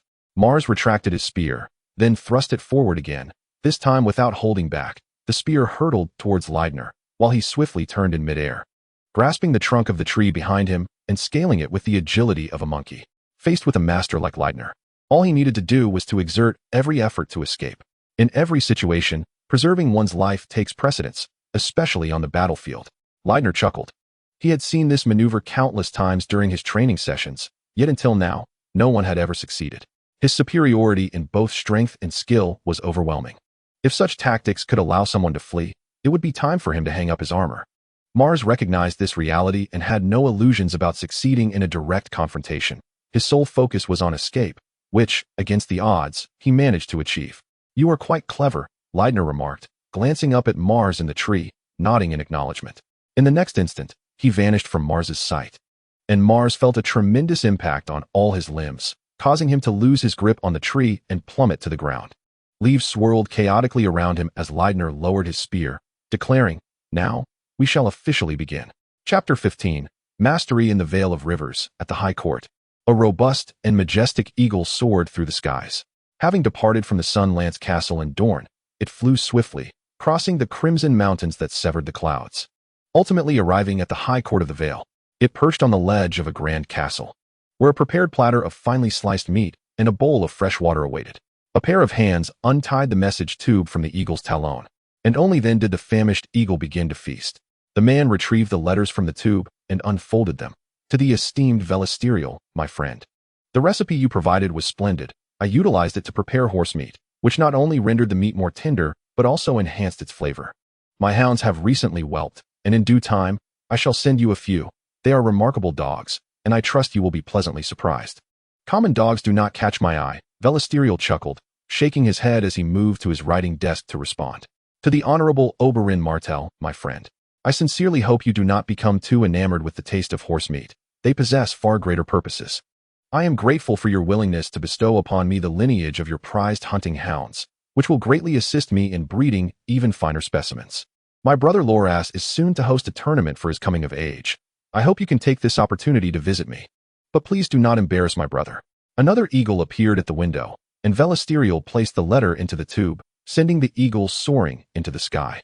"Brother is writing to the Red Viper again," a handsome, tall young man observed as the eagle flew overhead, shaking his head in bemusement. "Lord Garland.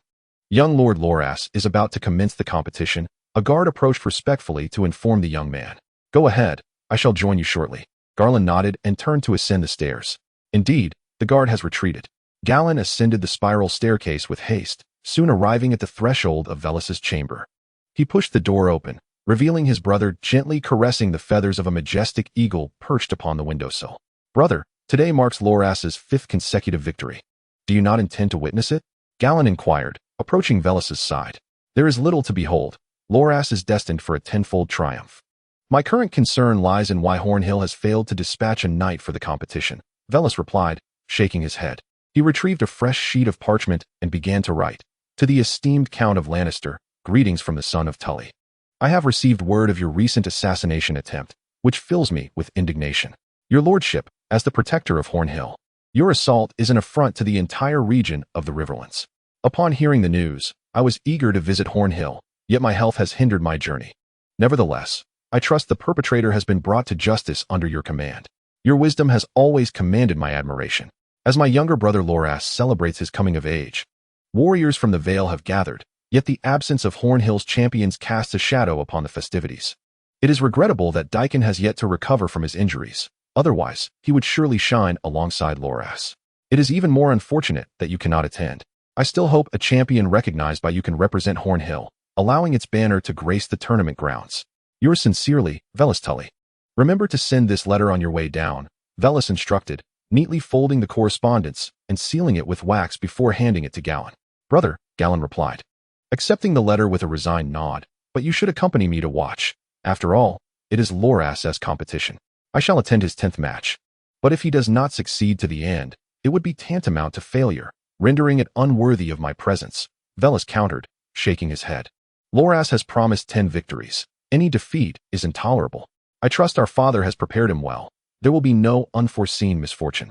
I have witnessed 2 of his matches and found the deceptions too glaring to endure. Reluctantly, Gallon departed alone. Withdraw the spear, withdraw the spear. Swiftly, deftly, Leidner commanded, brandishing a wooden sword as he repeatedly deflected Mars's thrusts. Each time, he struck Mars's chest before he could recover his guard. Your speed in withdrawing must be unparalleled, otherwise. You cannot face more adversaries, Leidner urged, once again parrying Mars's lance. With a swift advance, he landed a powerful blow to Mars's chest, sending him sprawling. In Leidner's eyes, the spear offered a longer reach than swords or axes, boasting greater penetrating power and ease of use. During the initial clash between our ranks and the enemy's, even a novice wielding a spear could find opportunity to strike down several foes, as long as he remembered to thrust. However, beyond the first exchange, when the chaos of close combat ensues, among 10 new recruits, 8 wielding spears would likely fall against those armed with swords. When it comes to one-on-one confrontations, the disadvantages of the spear become increasingly apparent, as its lack of agility is magnified. Even Oberyn Martell, the renowned master of the spear from Dorne, struggles to fully compensate for this shortcoming, opting for a slightly shorter spear during duels. This adjustment serves as a means to mitigate the inherent limitations of the weapon. Ultimately, the spear differs from shorter-range weapons like swords and daggers, functioning instead as a mid- to long-range armament. Mars is cognizant of this issue and addresses it through improved footwork, employing more agile and swift movements to evade close combat, while extending the spear's reach to increase the area of impact. The practicality of this approach was validated when he effortlessly dispatched 2 brigands, utilizing a retreating thrust to kill a hefty foe wielding a battle axe. When discussing this matter with Leidner, they both recognized Mars as a true genius. Leidner also wielded a spear and, after considerable contemplation, decided to enhance his retraction speed as a solution. If one can retract the spear quickly enough to counter an opponent's advance, victory is assured. Absorbing Mars's insights, Leidner contemplated through the night until he achieved enlightenment. He combined both strategies, simultaneously augmenting the curvature of Mars's spearhead. Through relentless training and adaptation, he ultimately circumvented the issue to its fullest extent. Mars and Leidner practiced together for 8 hours a day. To increase the challenge for Mars, Leidner switched to a more agile wooden sword, yielding even better results. Mars endured 7 consecutive days of rigorous training. Had it not been for the bachelor from Corling Castle employing remedies, massages, and aromatherapy to alleviate his discomfort, he doubted he could have persevered. Host has fully comprehended the martial skill, spear technique, Leidner's secret.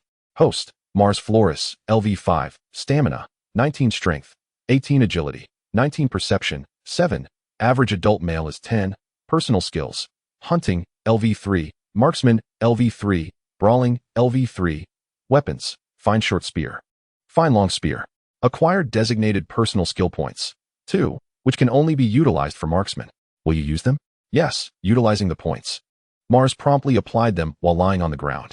Host, Mars Floris, LV5, Stamina, 19 Strength, 18 Agility, 19 Perception, 7, Average adult male is 10, Personal skills, Hunting, LV3, Marksman, LV5, Brawling, LV3, Weapons, Fine short spear, Fine long spear. How is it? Is it satisfactory? Leidner wiped the sweat from his bald head, showing no signs of fatigue. He felt increasingly invigorated as the day progressed. In a man's 40s, he is at the pinnacle of his physical prowess, a natural zenith of vitality. Especially for someone like Leitner. Were it not for the concern of genuinely injuring Mars, he would have engaged in practice with him for an entire day. Moreover, the exhilaration of pioneering a new school of thought invigorates him far more than mere adrenaline. Not to worry, I can still hold my ground. At last, the day had arrived. Mars felt a wave of emotion wash over him. He sprang to his feet, invigorated like never before. The week of rigorous training had yielded significant enhancements in his physical abilities, particularly his agility, which had improved by 2 points, along with a corresponding increase in his marksmanship. I am no longer the person I once was. With a flourish of his sword, Leitner beckoned Mars to approach. Mars stepped forward cautiously, feinting a thrust before delivering a real jab. Leitner parried with his sword against Mars's rifle, but this time, the outcome was different. With a flick of his wrist, Mars redirected the rifle to strike Leitner's wooden sword, then swiftly retreated, his footsteps stirring the fallen leaves beneath him, while his spear pointed menacingly at Leitner's throat. Leitner pursued him closely. This time, however, it was far from simple.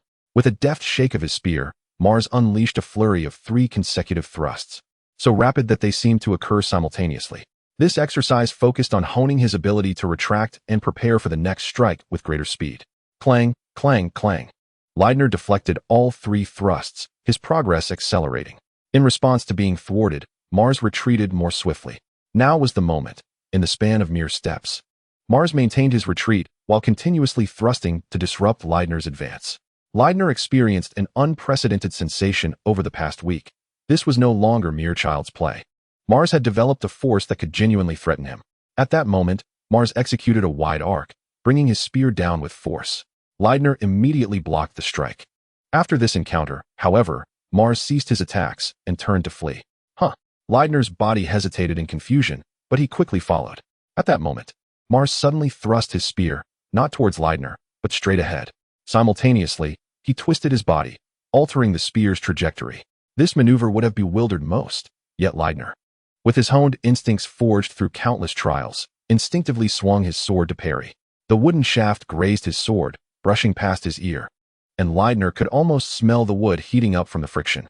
It was an exquisitely crafted trap, imaginative and unorthodox. Leitner, momentarily oblivious to his own safety or Mars's movements, remained stationary, maintaining his defensive stance. He was ensnared in a moment of awe. Reminiscent of a connoisseur savoring the exquisite flavor of the finest delicacies, or a wine enthusiast relishing in exceptional vintage. He was entranced. Had it not been for Mars, he feared he might never have witnessed such a remarkable maneuver. Truly, he felt immensely fortunate. Mars, this technique is not meant for life and death duels. Refrain from employing it in the presence of others. After regaining his composure, Leitner surveyed the surroundings and solemnly addressed Mars. I can discern that your mastery of this technique is still nascent, rather immature. Yet its potential is immense. Sufficient for a warrior to dedicate a lifetime to its study. It is a treasure of unparalleled value. The loss of even one observer is significant. Do you understand? You must remember this. I will, Master, Mars replied, locking eyes with Leitner. He had never witnessed such a gaze from him. An amalgamation of excitement, entanglement, reflection, sorrow, and pain. This concept occurred to me a few days ago. It is merely a preliminary form, and until now, you are the only one aware of it. Excellent, splendid, Leitner nodded, unable to suppress his admiration. Mars, you are truly a genius, genuinely. I have never encountered anyone as gifted as you, not even the Dawn Sword. Mars shook his head.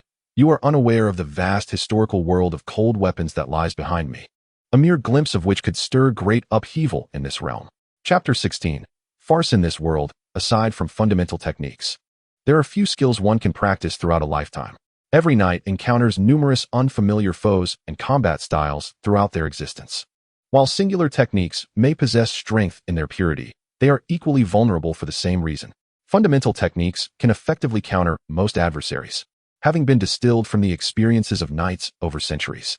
The forward thrust and counter stab, undoubtedly, is a technique capable of addressing most dire situations, distinguished by its exquisite application of force, swiftness of movement, and element of surprise. Truly a classic, capable of executing astonishing counterattacks at critical moments.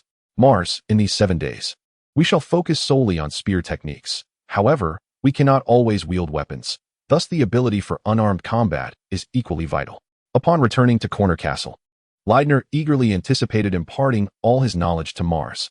Given the exceptional technique he had learned from Mars, he could not, in good conscience, withhold further instruction. Very well. I am ready at any moment, Mars nodded. Then let us begin now, Leidner declared, landing a punch squarely on Mars' left cheek. Mars fell to the ground. KO. What a sudden turn of events. While pain can be felt throughout most of the body, only a few areas can instantaneously incapacitate an individual, with the face being especially sensitive. Many resort to eye-gouging techniques in bare-handed duels, targeting the nose, the Adam's apple of men, and the groin, which is lethal for all. Regardless of gender, Leidner expounded, gesturing for Mars to rise and continue enduring the blows. The distance between High Court and Corner was not far, connected by wide, well-maintained roads, allowing for swift travel on horseback. Thus, a letter from Velis rested on Blander's desk. Claiming to be the son of High Court, Blander gazed deeply into the void. You are a sovereign, and I am a subject. The Tully family, as the lords of Riverrun, holds dominion over the land, while the Tullys are their vassals. It seems necessary to send someone forth. Landau narrowed his eyes, unwilling to involve himself in this matter rife with intrigue. However, the coming of age of the youngest scion of the Tully family is a significant event that requires acknowledgement. Yet, should my people engage in battle, I shall not be responsible for the consequences. The timing of the tournament is quite flexible. Some contests may extend over several years, while others last mere months. Loras, being of noble lineage as the youngest direct descendant of the Tully family, signifies the complete maturation of his generation, thus ensuring that this tournament will be grand. Beneath the brilliant sun, amidst a dense thicket of trees, a vast circular arena enclosed by tall fences was bustling with activity.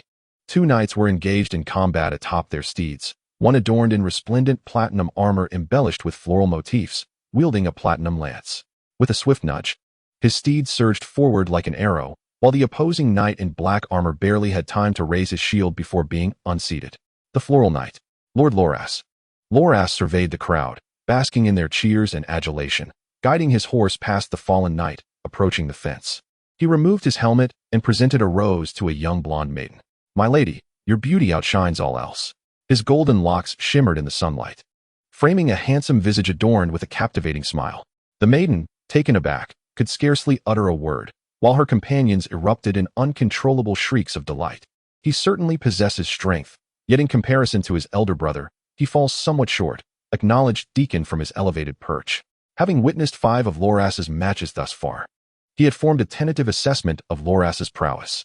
When compared to the coming-of-age tournament of Garland Tully, the second son of the Tully family, Loras, despite his might, seemed slightly lacking. The 3 Tully brothers are all exceptional warriors. A frail yet sharp-eyed elder beside Deacon quietly remarked, the eldest, Valerion, is the mightiest. Yet he suffered a shattered kneecap while sparring with Prince Oberyn of Dorne, rendering him a cripple. However, this misfortune has only served to hone his wisdom. It is said that Valerion is the strongest among them. Deacon felt a deep respect for the elder, wishing to witness the splendor of his past. This elder, Count Leighton Hightower of Old Town, is the guardian of the towering citadel. Ah, Leighton chuckled softly, continuing, I now look forward even more to your coming-of-age tournament. In his youth, your father effortlessly achieved 10 consecutive victories. It seems a tiger begets no dog, or he would not have entrusted you to represent Casterly Rock. Yet, my father must remain at Casterly Rock and cannot leave, and my brother is unwell, which is why I reluctantly represent Casterly Rock, Deacon replied in a subdued tone. The safety of the Knight of the Horn is indeed paramount, and Leighton nodded. I hear that a knight from Horn will be participating today? Indeed, Deacon affirmed. Lord Loras's coming-of-age ceremony cannot proceed without a knight from Horn. As they gazed down, they beheld a fully armored knight adorned with a crimson cloak and a brick-red helm, who had just entered the arena on horseback. He reined in his steed, standing motionless at the entrance of the tournament grounds. Many in the crowd overlooked him, their attention fixated instead on his opponent, a dashing knight clad in silver armor, who brandished his lance to the cheers of the young spectators. Is that your father's guard? Leighton's face twitched, and not only he, but anyone of age present, or those who had dealings with Landau, turned pale. The Duke of Highgarden, Loras's father, Mestiliel, was already filled with trepidation. Fortunately, Loras's opponent was not this knight, or else all his plans would have been jeopardized.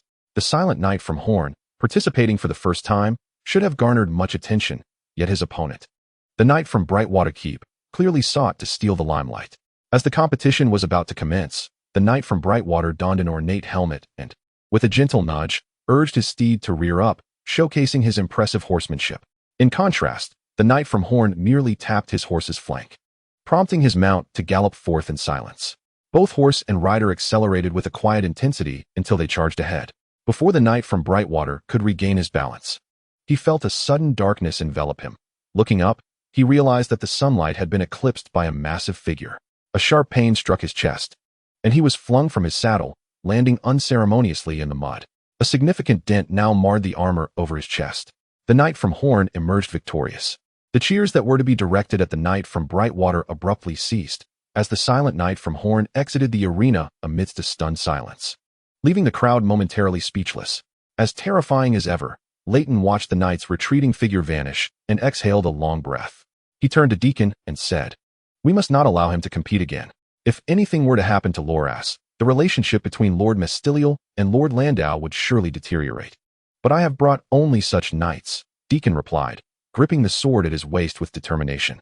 "My father instructed me to send someone to compete, and I was to choose from among those present."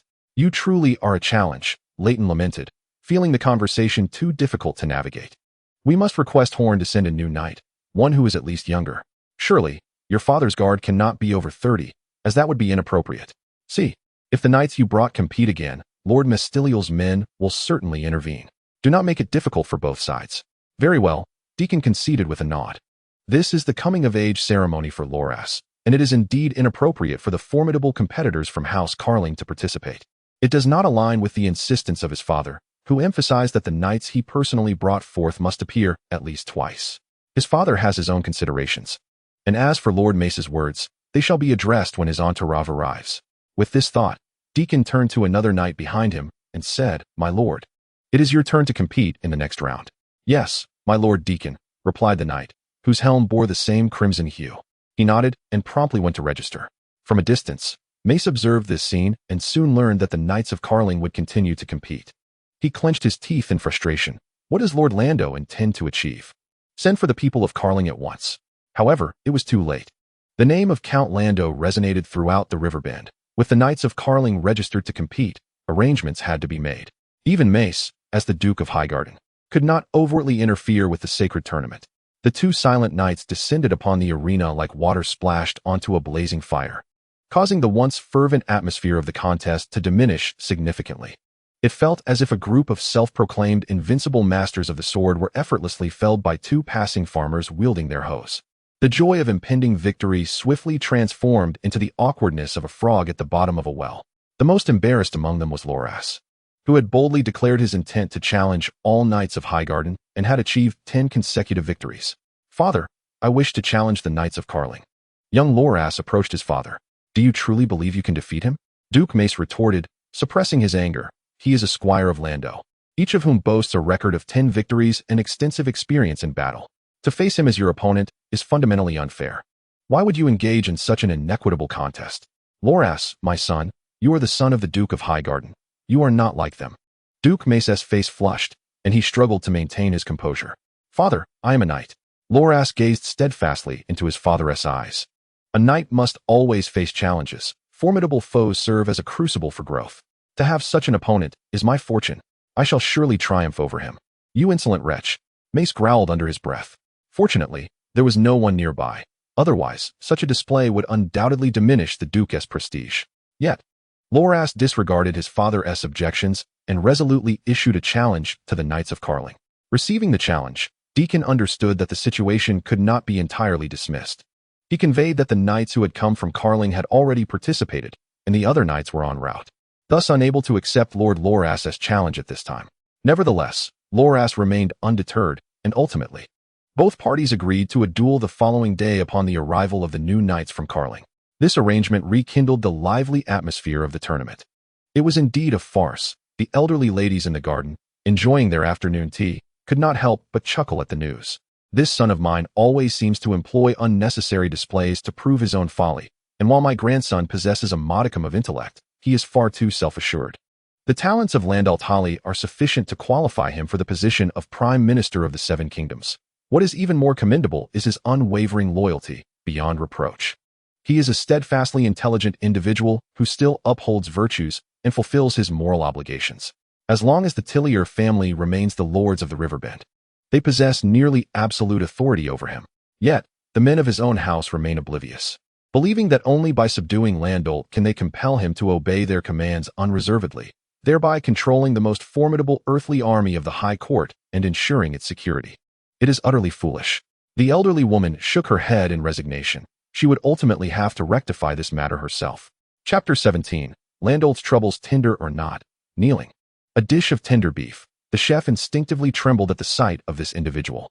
What a visage it was, fair yet flushed, with a hint of green amidst the rosy hue, resembling a pumpkin. It inexplicably exuded an impression of youthful vitality. Beef? The chef barely discerned the request and promptly selected the largest piece of roasted beef, complete with knife and fork. Thank you, Mars nodded, gingerly carrying the plate as he limped to the nearest table to sit down and began to eat slowly. It was a sunlit afternoon. The originally full day of training had been halved, not due to Mars's lack of endurance, but because he simply could not withstand such brutal treatment. Leitner, proficient not only in various conventional weapons but also in hand-to-hand combat, was a formidable warrior of exceptional versatility. Such a type of warrior may initially appear mediocre in various abilities, easily bested by an opponent excelling in a particular area. However, as time progresses, they become formidable, a veritable genius of overwhelming force. Some prodigies, relying on their exceptional talents, might triumph over their equally gifted predecessors, yet they stand no chance against seasoned veterans like Leitner. Such individuals possess no glaring weaknesses, and the gap between them cannot be bridged by mere tricks. Thus, Mars endured the most comprehensive and vicious blows, utterly defenseless. Were it not for his resilience, a more cautious individual might have been driven to despair. The adage that youth fears the strong is somewhat incomplete. After finishing his beef, Mars reluctantly chewed a couple of olives and sipped a glass of wine before returning to his quarters for the night. He collapsed into slumber, awakening at dusk. The bachelor who came to administer his medicine was startled by his visage, nearly believing he had been disfigured. Fortunately, Leitner had exercised considerable restraint. He was merely swollen, and after treatment, the swelling would subside in a few days, restoring his original appearance. I had no idea Sir Leitner possessed such skill. It is truly astonishing, the middle-aged bachelor remarked, observing Mars's face closely. There is not a single part that isn't swollen, yet not a single bone is damaged. Sir Leitner has an exceptional understanding of the human facial structure. Impressive indeed. Could you please stop staring at me after your medication? I've already scrutinized my face from every angle, and it feels as if your lips are nearly touching mine. I can no longer bear it, Mars exclaimed, shoving the man away. My sincerest apologies. I simply couldn't help but be captivated by such a medical marvel. The middle-aged scholar chuckled, regaining his composure. You must take ample time to recuperate over the next few days. I shall return tomorrow to administer your treatment. With that, he tidied up his medical kit, assisted Mars in closing the door, and departed. Now confronted with this peculiar medical phenomenon, Mars shook his head in resignation. Had he known, he would not have been so audacious earlier. Now, his face was hardly presentable. With no one around, he decided to eat quickly and rest afterward. Mars, I brought you dinner. A noticeably subdued voice called from outside the door, which was soon thrust open. Ha ha ha. It was Mary, the young girl, who entered with a small basket. Initially appearing cautious and quiet, her demeanor shifted to one of delight upon seeing Mars. Mars could only regard the woman at the doorway with an impassive expression. So, you've come to mock me, have you? No. I heard about your recent training and came specially to see you, Mary replied, suppressing her laughter, her words strained. I didn't expect you to look like this. Ha ha ha. This was undoubtedly the most thoughtful visit he had ever received, and Mars snatched the small basket from her. Inside were roasted meat, bread, and fruit, which he devoured in a few swift bites while sulking on the bed. Eat slowly. Ha ha ha. You're too adorable. Mary laughed heartily at Mars's voracious eating habits. Enjoy this while you can. In a few days, you won't get to see me like this, Mars mumbled through mouthfuls of perfectly roasted, tender beef, even as he noticed that one of his molars felt a bit loose. Mars, I need your help with something, Mary said, her laughter fading as she adopted a serious tone. What is it? He inquired, nodding. Though lively, Mary was significantly more prudent in her actions than Lisa. She often contemplated the potential challenges of a task before undertaking it, and she never asked others to tackle particularly arduous endeavors. Recently, Deacon had sent word requesting that the Knights of Jolling send a young knight to participate in the Tyler Family tournament. Mary glanced outside, seeing the barracks nearly deserted. She quickly closed the door. I want you to strive to compete in the tournament and defeat all the knights from the Luowan family. Mars listened intently, remaining silent. The Luowan family was one of the oldest families in the River Bay region, tracing their lineage back to the daughter of Qingshogars. Today, their estate encompassed the entirety of northern River Bay, marked by a coat of arms featuring a golden tree on a white field, making them one of the most significant noble families in the area, rivaling the Tully family, who nearly controlled the entire southern part of River Bay. Recently, Mars has gleaned insights about the Riverbend territory, which he previously regarded merely as the domain of the Tyrell family, famed for their martial prowess, particularly that of Count Jorling. To his surprise, the seemingly inconspicuous Rohan family possesses substantial influence. This raises the question, what grievances exist between Meili and the Rohan family? Will you answer me? Meili asked, her impatience evident as Mars remained silent. Are you waiting for me to speak? Mars replied, bewildered. Aren't you supposed to explain the reasoning behind this? Do you expect me to charge into combat without understanding the stakes? Caught off guard, Meili faltered. If you don't share, it becomes exceedingly difficult for me. It directly affects my motivation, Mars stated, shaking his head. If a person were to risk everything for an unknown cause, that would truly be peculiar. The Rohan family is no insignificant force. They command nearly half of Riverbend and are undoubtedly backed by formidable warriors. Absent compelling reasons, human nature inclines towards self-preservation. It would be reckless for me to openly confront them and willingly bear the consequences of a powerful family's wrath. The Rohan family's reach does not extend to Jorling. I can assure you of your safety, Meili finally replied, shaking her head. All I can disclose is that not long ago, the Rohan family attempted to propose a marriage to the Tyrell family, which ended in failure and resulted in an insult directed at someone of significance. You may choose whether to assist or not. As Mars contemplated the situation, he remained silent, pondering the implications of the Rohan family's overture to the Tyrells, where the only equal standing was with the esteemed Lady Marguerite Tyrell, a princess of unparalleled beauty and status. Mars considered the Rohan family's ambition to be akin to a frog aspiring to consume swan meat. An audacious endeavor given that Marguerite would later assume the role of queen multiple times. What could a nameless contender hope to gain from such a prestigious figure? The individuals closest to Marguerite were her brother, Loras Tyrell, and the valiant Garland Tyrell. The bond between Marguerite and Loras was one of mutual elevation, their fortunes intertwined. Garland, a knight of Longsummer, held his family, particularly his younger siblings, in high regard. Moreover, their elder brother, Vilas Tyrell, despite being a cripple, was particularly vulnerable to verbal assaults. Nevertheless, he shared a strong friendship with Prince Oberon of Dorne, having sustained his injury due to a mishap involving the prince. Their camaraderie has endured, with Oberon coming to his aid on numerous occasions. The Rohan family's disparaging remarks would most likely target the younger Tyrells, as they would not dare challenge the others. Thus, Meili's affection for Garland, a handsome and composed figure, came to light. Mars pondered, confirming that this was an instance of a love-struck young woman seeking retribution. Is it worth the risk? He mused, his chin resting on his hand as his brow furrowed in contemplation. At that moment, Leidner was on his way to the study in Landau. He was clad in ordinary attire of brick red and earthy yellow. Nodding to the guards stationed outside the room of Landor before gently knocking on the door, patiently awaiting a response. Landor required less time for meals and rest than the average person. He preferred venturing out to hunt or managing affairs in his study, demonstrating a remarkable focus that rendered him averse to interruptions during work. After a while, Leidner keenly discerned the sound of pages turning from within. Come in, Landor's voice resonated. Only then did Leidner push the door open and step inside. The window beside Landor's desk allowed the dim yellow sunlight to illuminate a bald head that appeared golden. It seems you are quite pleased with that young man, Landor remarked, lifting his quill. He initially intended to steal a glance before returning to his writing, but found himself unable to look away. Leidner was markedly different from the young man he had seen a week prior. His forehead gleamed, his eyes sparkled with fervor, exuding an irresistible passion, as if he had regressed 20 years to become the vibrant youth wielding a sword in the sun, fervently pursuing strength. Indeed, I am thoroughly impressed. Leidner nodded with a sense of admiration. He is a true genius. If he continues on this path, I am confident he could rival the Dawn Sword within a decade. By then, he will still be under 30, with ample time to further his growth. The caveat, of course, was survival. Landor shook his head. Those who kill must be prepared for death, and he had witnessed many a fallen genius. Those who are self-assured often reveal numerous flaws.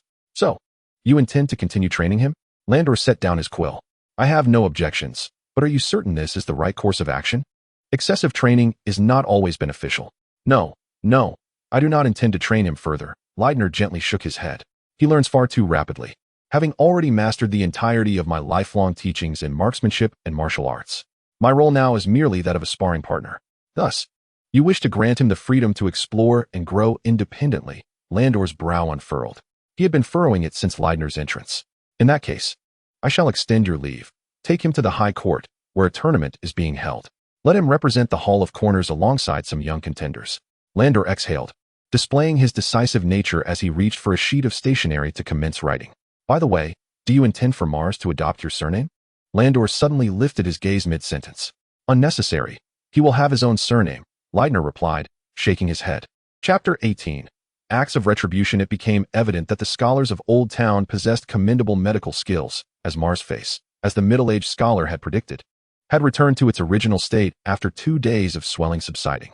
Gazing at the familiar visage in the mirror, Mars winked at himself. His eyelids remained agile, and the muscles in his face still exhibited responsiveness. Excellent. There are no signs of facial paralysis. In the realm of close combat, Ryder's Secret 5100. The system's voice timely resonated, urging Mars to endure further punishment. Could it be? After such a beating, he had only gained a mere 5 points? Mars let out a long sigh, harboring the belief that he should have earned at least 10, considering the seriousness with which he faced the blows. The mission, Lord Blando's Troubles and Melly's Fury. Mission rewards: 1 personal ability point, 1,000 experience points, and 2 attribute points. The Lord of Angling, Count Blando, has recently encountered difficulties. It is your task to see if you can assist him. Moreover, your friend Melly has been inexplicably angry lately. You ought to investigate whether you can help her. The host has officially engaged in the mission. Please endeavor to fulfill it. Host, Mars Fuhua, LV5, Stamina, 19 Strength, 18 Agility, 19 Perception, 7. The average for adult males is 10. Personal abilities: Hunting, LV3, Gunslinger, LV5, Combat, LV3, Weapons, Exquisite Pistol, Exquisite Rifle. It has been detected that the host's physical attributes are on the verge of surpassing 20, thus increasing the difficulty of this mission and augmenting the rewards in the event of a breakthrough. The difficulty has been elevated. Mars was somewhat astounded. He had not anticipated that this task, which he had scarcely the time to acknowledge, would undergo such a transformation. System, could you elucidate the concept of a breakthrough? Mars summoned the system. A breakthrough in extremes refers to the host's current physical limits. A breakthrough signifies transcending one's personal physical boundaries. So, my physical limit is 20. Mars pondered aloud. If that is the case, can I use attribute points to exceed 20? Negative, for the host's physical limits are capped at 20. The 4 physical attributes cannot endure enhancements beyond this threshold until a breakthrough is achieved. But my attributes are not all near 20. If 1 physical attribute breaks through, the remaining ones must also achieve a breakthrough for further enhancement. Mars was particularly concerned about this aspect. For instance, if my stamina surpasses 20, yet my perception remains at 7, will I need to undergo another breakthrough when my perception reaches 20? Once any of the host's 4 physical attributes surpasses the limit, it signifies a complete breakthrough. There will be no further breakthroughs of the same level. The aggregation of attribute points and the personal training of the host will no longer encounter barriers. Mission update successful. Mission released: Lord Blando's Troubles and Melly's Fury. Mission rewards: 1 personal ability point, 1,000 experience points, 2 attribute points, and a breakthrough, 20. The Lord of Angling, Count Blando, has recently encountered difficulties. It is your task to see if you can assist him. Moreover, your friend Melly has been inexplicably angry lately. You ought to investigate whether you can help her. Note: as the host's limits have not been surpassed, the host's 4 physical attributes cannot exceed 20 during the mission. Mars smiled. Extremes resemble bottlenecks. To overcome one facet equates to a breakthrough in all, signifying a holistic development. As long as the attributes are sufficient, obstacles cease to exist. Leidner and Mars have remarked that he can be considered a well-rounded knight, yet he undeniably possesses an unavoidable weakness: his explosive power. Leidner's stamina and endurance are of the highest caliber, enabling him to exhaust many opponents of equal standing in prolonged combat. However, this is only true in the later stages. In the earlier encounters, Leidner finds himself unable to gain any advantage during the clash of swords. When both combatants are equally vigorous, the contest boils down to explosive power, a realm where Leidner has never triumphed against peers. In the early stages, he must resort to agility, compensating for his lack of explosive force with skill. This issue did not arise only after Leidner reached this level. It has been a concern since the inception of his training. It is a matter of innate physical talent that cannot be remedied through later training.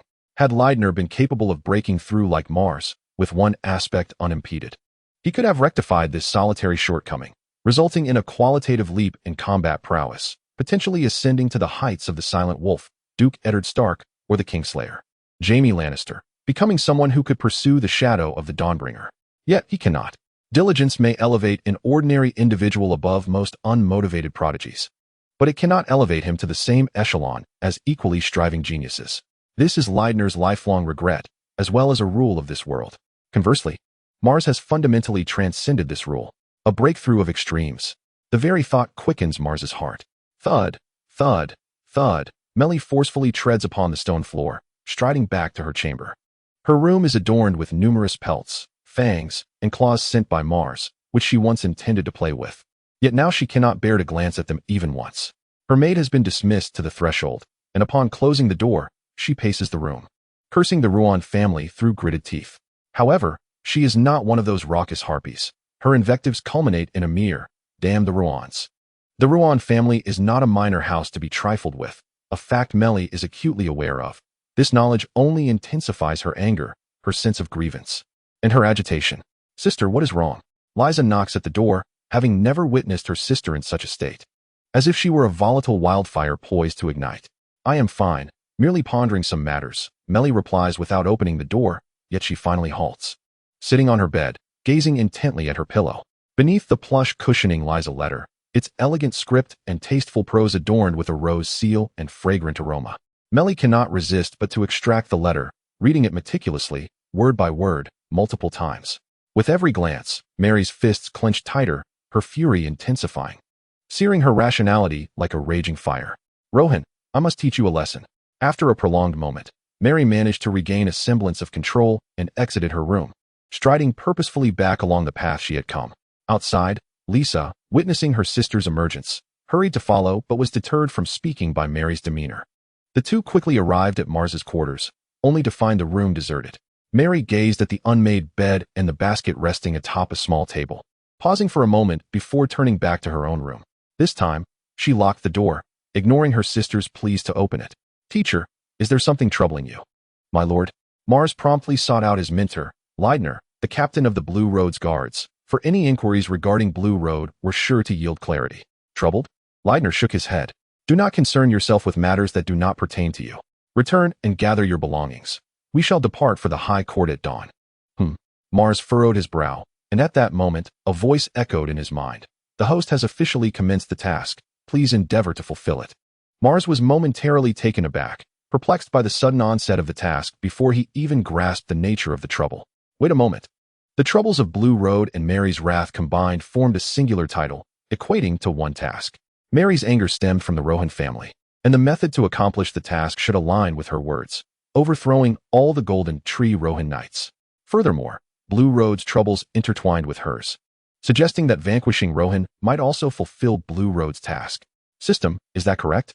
Mars sought confirmation from the system. Please explore on your own, the system replied tersely. Yet Mars believed his deductions to be accurate. Do not overthink, Leidner remarked, having mistaken Mars's distracted expression for contemplation, delivering a sharp slap to his back that resonated with a crisp sound. Oh, Mars nearly jumped. Their upcoming visit to the High Court was for a tournament. Should he remain in his current state, defeat was inevitable. Leidner feigned another strike, prompting Mars to flee. This lad, Leidner chuckled at his hasty retreat. That evening, Lisa arrived at Mary's door with a maid in tow, the latter holding dinner with her head bowed. Under the flickering light, the food glimmered enticingly. Sister, it's time to eat, Lisa called softly, cautious of attracting their father's attention and inciting reprimand. I'm not hungry. Take it away, Mary replied, perched on the windowsill, gazing at the last remnants of twilight without turning. Sister, Lisa gently tapped on the door, please let me in for a moment. No. I wish to be alone for a while. Mary remained unmoved. Renlisha, despite her earnest entreaties, found the door resolutely shut. Miss, perhaps Mr. Mars could persuade Miss Maylie, suggested a nearby maid. Lisha shook her head immediately. Sir Leidner plans to take him to the High Court for the tournament tomorrow. I have no idea where he might be training tonight. The maid lowered her head awkwardly. It seems he has been inquiring about the knights of the Rowan family. though his intentions remain unclear. Leisha shook her head again and resumed her persistent knocking. Under the tutelage of her father, Count Landor, such capricious behavior was strictly forbidden. They had learned their lessons well in their youth. "Sister, please come out," Meili called. "I will be out shortly," she replied, brushing a few wayward strands of hair from her face, feeling invigorated by the cool night breeze. The sky had darkened completely, and the moon ascended, shining brighter than the sunset's fading glow. Chapter 19. The High Court rose in the gardens of the High Court. The robust Sir Mattis strolled amidst the flowers. His demeanor relaxed as he nodded occasionally, reminiscent of a bull lingering in a meadow. Following him was his eldest son, a lad who bore little resemblance to his father, short and slender, with a cunning and peevish visage. Though dressed in finery, he appeared more like a servant than a noble. "Father, can we truly let this matter pass?" he exclaimed, his voice brimming with agitation. "Though we are loyal to the Tillier family, how dare they humiliate me? I am your eldest son, the heir of Golden Tree City, the ruler of the entire Northern High Court." His words were laced with grandiosity, proclaiming his noble lineage and the immense power he would one day wield, as if he were a king entitled to obedience from all. To many commoners, he embodied an arrogant nobility, yet to Mattis, the current count of Golden Tree City, his son's pretensions were utterly laughable. "You took it upon yourself to propose. Miss Marguerite rebuffed you, and yet you persisted stubbornly until you were cast out. Now you wish for me to intercede on your behalf." Mattis waved a hand dismissively, still admiring the blossoms before him. The fact that Miss Marguerite has not made a fuss about this reflects her consideration for the Rowan family. Reflect upon your own worth. Do you believe that defeating a few hired knights grants you the right to claim the High Court rose? There is a limit to arrogance, and foolishness ought to be accompanied by some self-awareness. Mattis turned, his eyes glinting with cold fury as he growled, "Are you not embarrassed enough? But, there are no buts. Return to Golden Tree City at once." Mattis rose, casting a formidable shadow that enveloped his son entirely, leaving no doubt that a mere refusal would result in a swift and forceful reprimand. In an instant, young Rowan resembled a fawn caught in the presence of a tiger, turning to flee. Both Mattis and Landau are powerful lords of the Riverbend, yet their most striking similarity lies in their troublesome eldest sons. One possesses a modicum of cleverness and is overly self-assured, indulging in the company of women, requiring a specially crafted lightweight lance for his jousting. The other is a weak, flabby lad incapable of wielding the ancestral sword. Perhaps this is the essence of a fierce father and a feckless son? Mattis shook his head, feeling the joy of his leisurely stroll among the blossoms dissipate. He hastily departed the garden, intending to seek a place to practice his swordsmanship. As he meandered along the garden's edge, he soon arrived at an open space, though it was already occupied.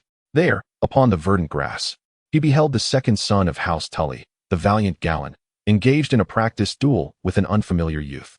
The boy's youthful visage was marked by innocence, yet his gaze was resolute. Gripping the longsword tightly, he swung it with determination, advancing with each strike as if to cleave through every obstacle before him, exuding an overwhelming momentum. However, his opponent was Galen of Riverbend, who not only outmatched the youth in physical prowess, but also far surpassed him in skill. With a single hand on his sword, Galen effortlessly neutralized the boy's powerful strikes upon impact, retreating gracefully without losing composure. In contrast, the youth occasionally faltered, miscalculating his strength in response to Galen's counterattacks, nearly losing his balance and toppling over, akin to a fierce tiger toying with a mouse. The dynamic elegance of one highlighted the clumsy ineptitude of the other. Yet, in Mattis's eyes, given time, this youth's indomitable spirit would surely forge him into a formidable warrior. Clang! Another strike rang out, the boy now drenched in sweat. Galen seized the opportunity, swirling his sword to ensnare the youth's weapon in a vortex, ultimately driving his sword against the boy's blade. The youth's hands went numb, rendering him unable to maintain his grip, and his sword fell to the ground. For someone recently healed from injury, your performance is remarkable. Few peers can rival you, Galen praised, despite his victory, as he picked up the fallen sword and returned it to the boy. I hope you grow even stronger in the future. Thank you, my lord, the youth replied, nodding respectfully as he sheathed his sword. What a splendid display. This contest surpasses many matches in the training grounds. Mattis couldn't help but applaud. At that moment, both Galen and the boy noticed the imposing figure of Mattis standing nearby, even the grand trees unable to obscure his presence. My lord, Galen bowed in greeting. My lord, the youth echoed, following suit. Ha ha ha, Mattis chuckled, waving his hand. The prowess displayed by both of you is truly rare in this world. I never expected to witness such a feast for the eyes without having to visit the tournament grounds. It was merely a friendly sparring session, Galen said with a smile, sheathing his sword. Allow me to introduce you. This is the son of Count Landau, Dictar Tully. And this is Count Mattis Roan of Golden Tree City. Oh, so he is a warrior of the Horn Mountain. Mattis nodded in acknowledgement. Moments ago, I had mused that I was on par with Landau, yet unexpectedly. His son has proven to be exceptionally gifted. Sir, Daikon bowed once more. Haha, your father and I are old friends. Mattis patted Daikon on the back. Daikon slightly furrowed his brow. Is something amiss? Luo Wan immediately noticed this subtle detail. Had he perhaps patted too firmly? Daikon had recently sustained an injury. Galen hastily moved to inspect Daikon's back. During their duel, they had both worn no armor, merely a single garment. Now, the wound on Daikon's back had reopened, seeping blood, leaving crimson stains on his pristine, thin attire. Sir, I must take Galen to the scholar at once, Galen insisted, grasping Daikon to leave, while Mattis quickly followed. I'll accompany you. There's no need. It's not a grave matter. I have the scholar with me, who has been tending to the wound. We can visit him later. Daikon waved his hand, signaling for them not to panic. It's merely a reopened wound.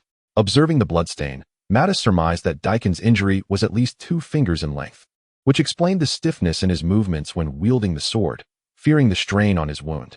Yet, could one endure such excruciating pain at this tender age? Watching Daikon, who remained composed while bidding farewell to him and Galen, Mattis suddenly felt a chill run down his spine. His own sons were ineffectual. Should a lord of such caliber arise in Castle Jiaoling, it would surely bode ill for Jinshu City. However, Landau's eldest is Samwell, as long as he is present. Daikon could never claim succession. Sir? Galen interrupted Mattis, who had fallen into deep contemplation. My apologies, Mattis exclaimed, startled, noticing Galen's gaze upon him. I was merely reflecting on yesterday's matches, he explained. Few knights can boast a lifetime of undefeated glory. Galen shook his head. In formal tournaments, the victor may claim the armor and weapons of the defeated. For noble knights, it is but a simple matter to have the blacksmith forge anew. However, impoverished mercenary knights risk losing everything, including their very identity and dignity as knights. Each individual must bear the weight of their failures, and knights in particular. Mattis patted Galen's shoulder. He too had known defeat. A moment of silence ensued. With the aid of servants, Galen donned his armor, and together with Mattis, they proceeded through the garden towards the tournament grounds.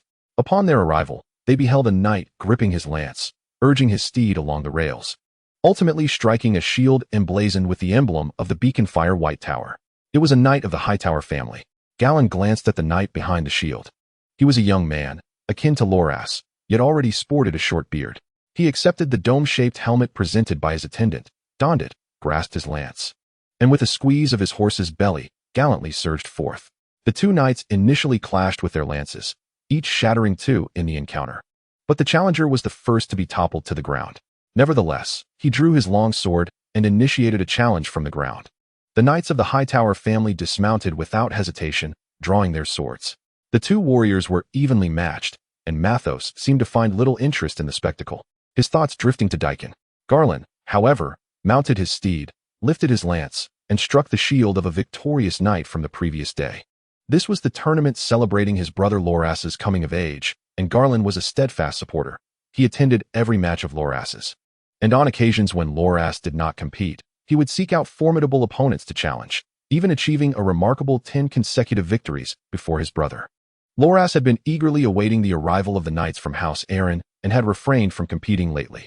The two knights from Aaron were indeed formidable. Even Garland had his doubts about besting one of them, with the possibility of defeat looming. Amidst the cheers, Garland removed his helmet and raised his lance high.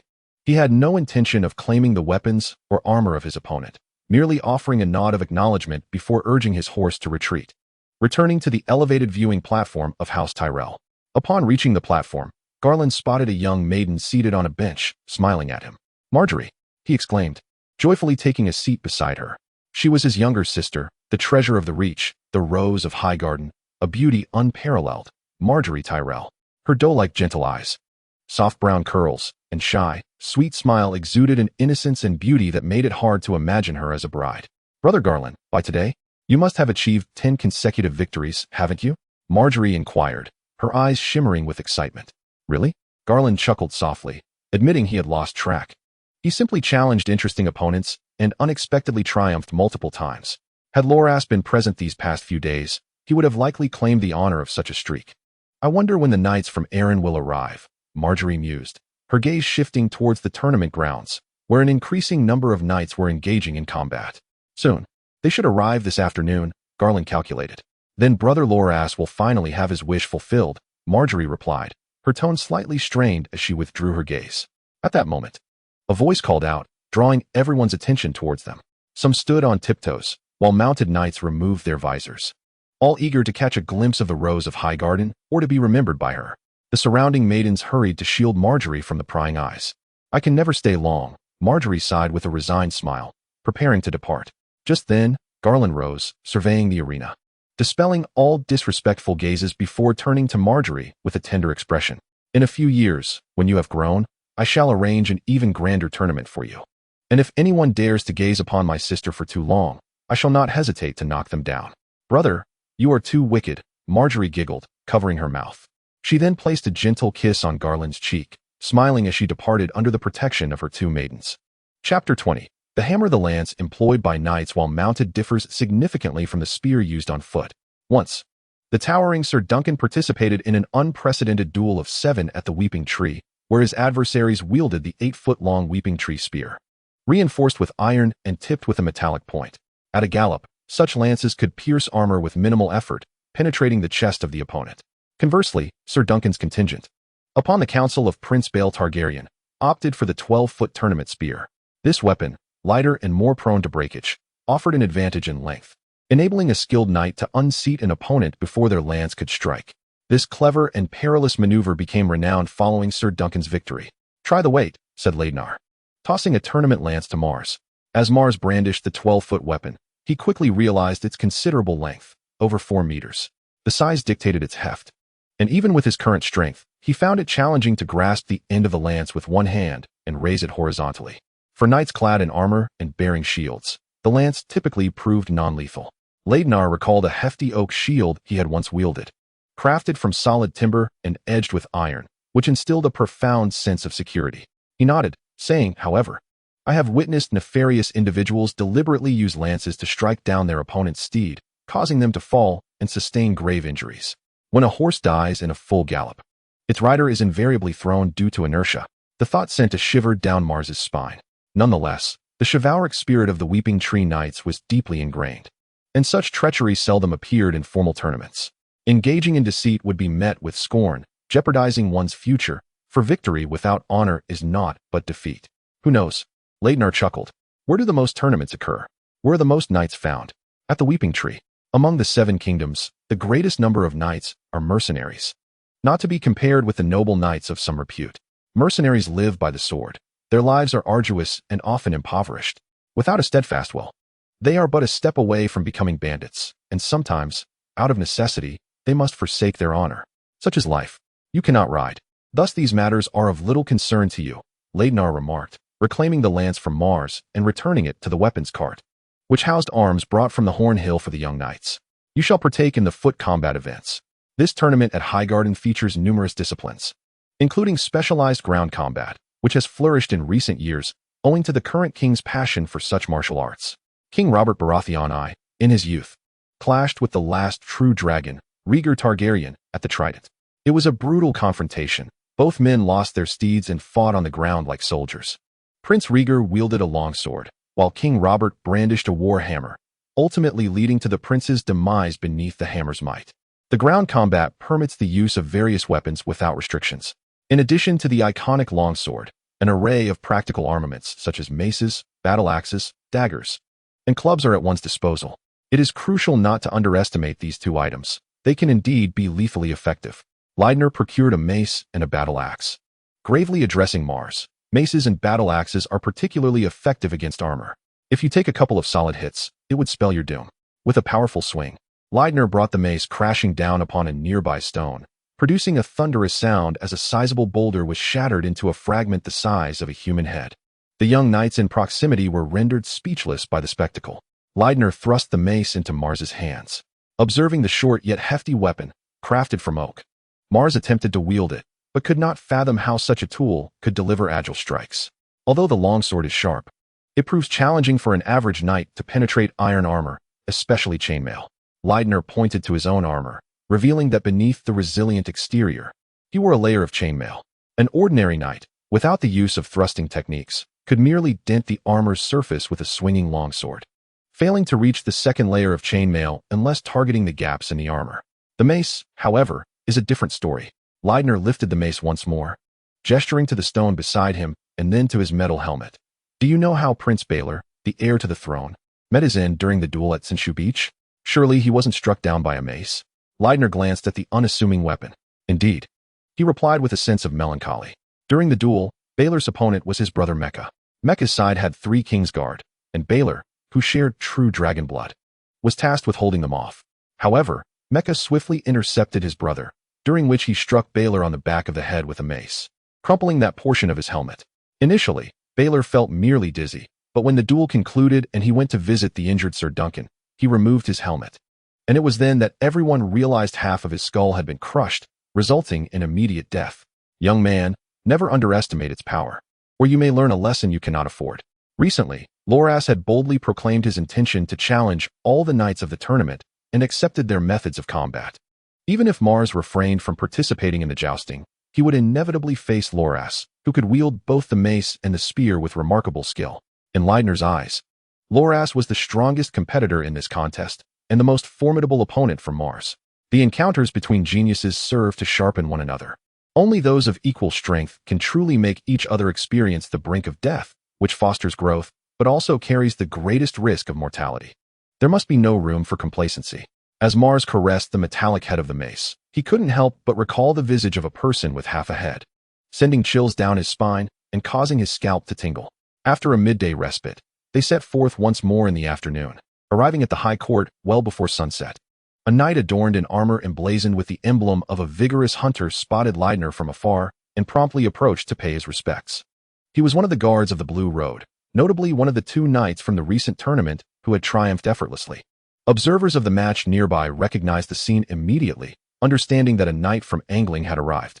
Ah, the knight from Angling has graced us with his presence.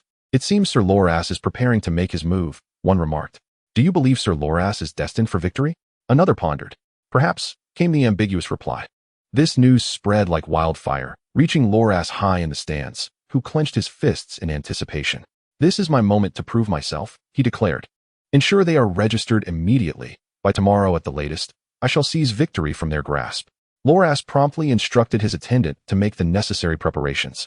As Leidner and his companions arrived at the entrance of the Angling fortress, a knight responsible for registration approached to record their names and inform them of a new rule. Those over the age of 25 were prohibited from competing.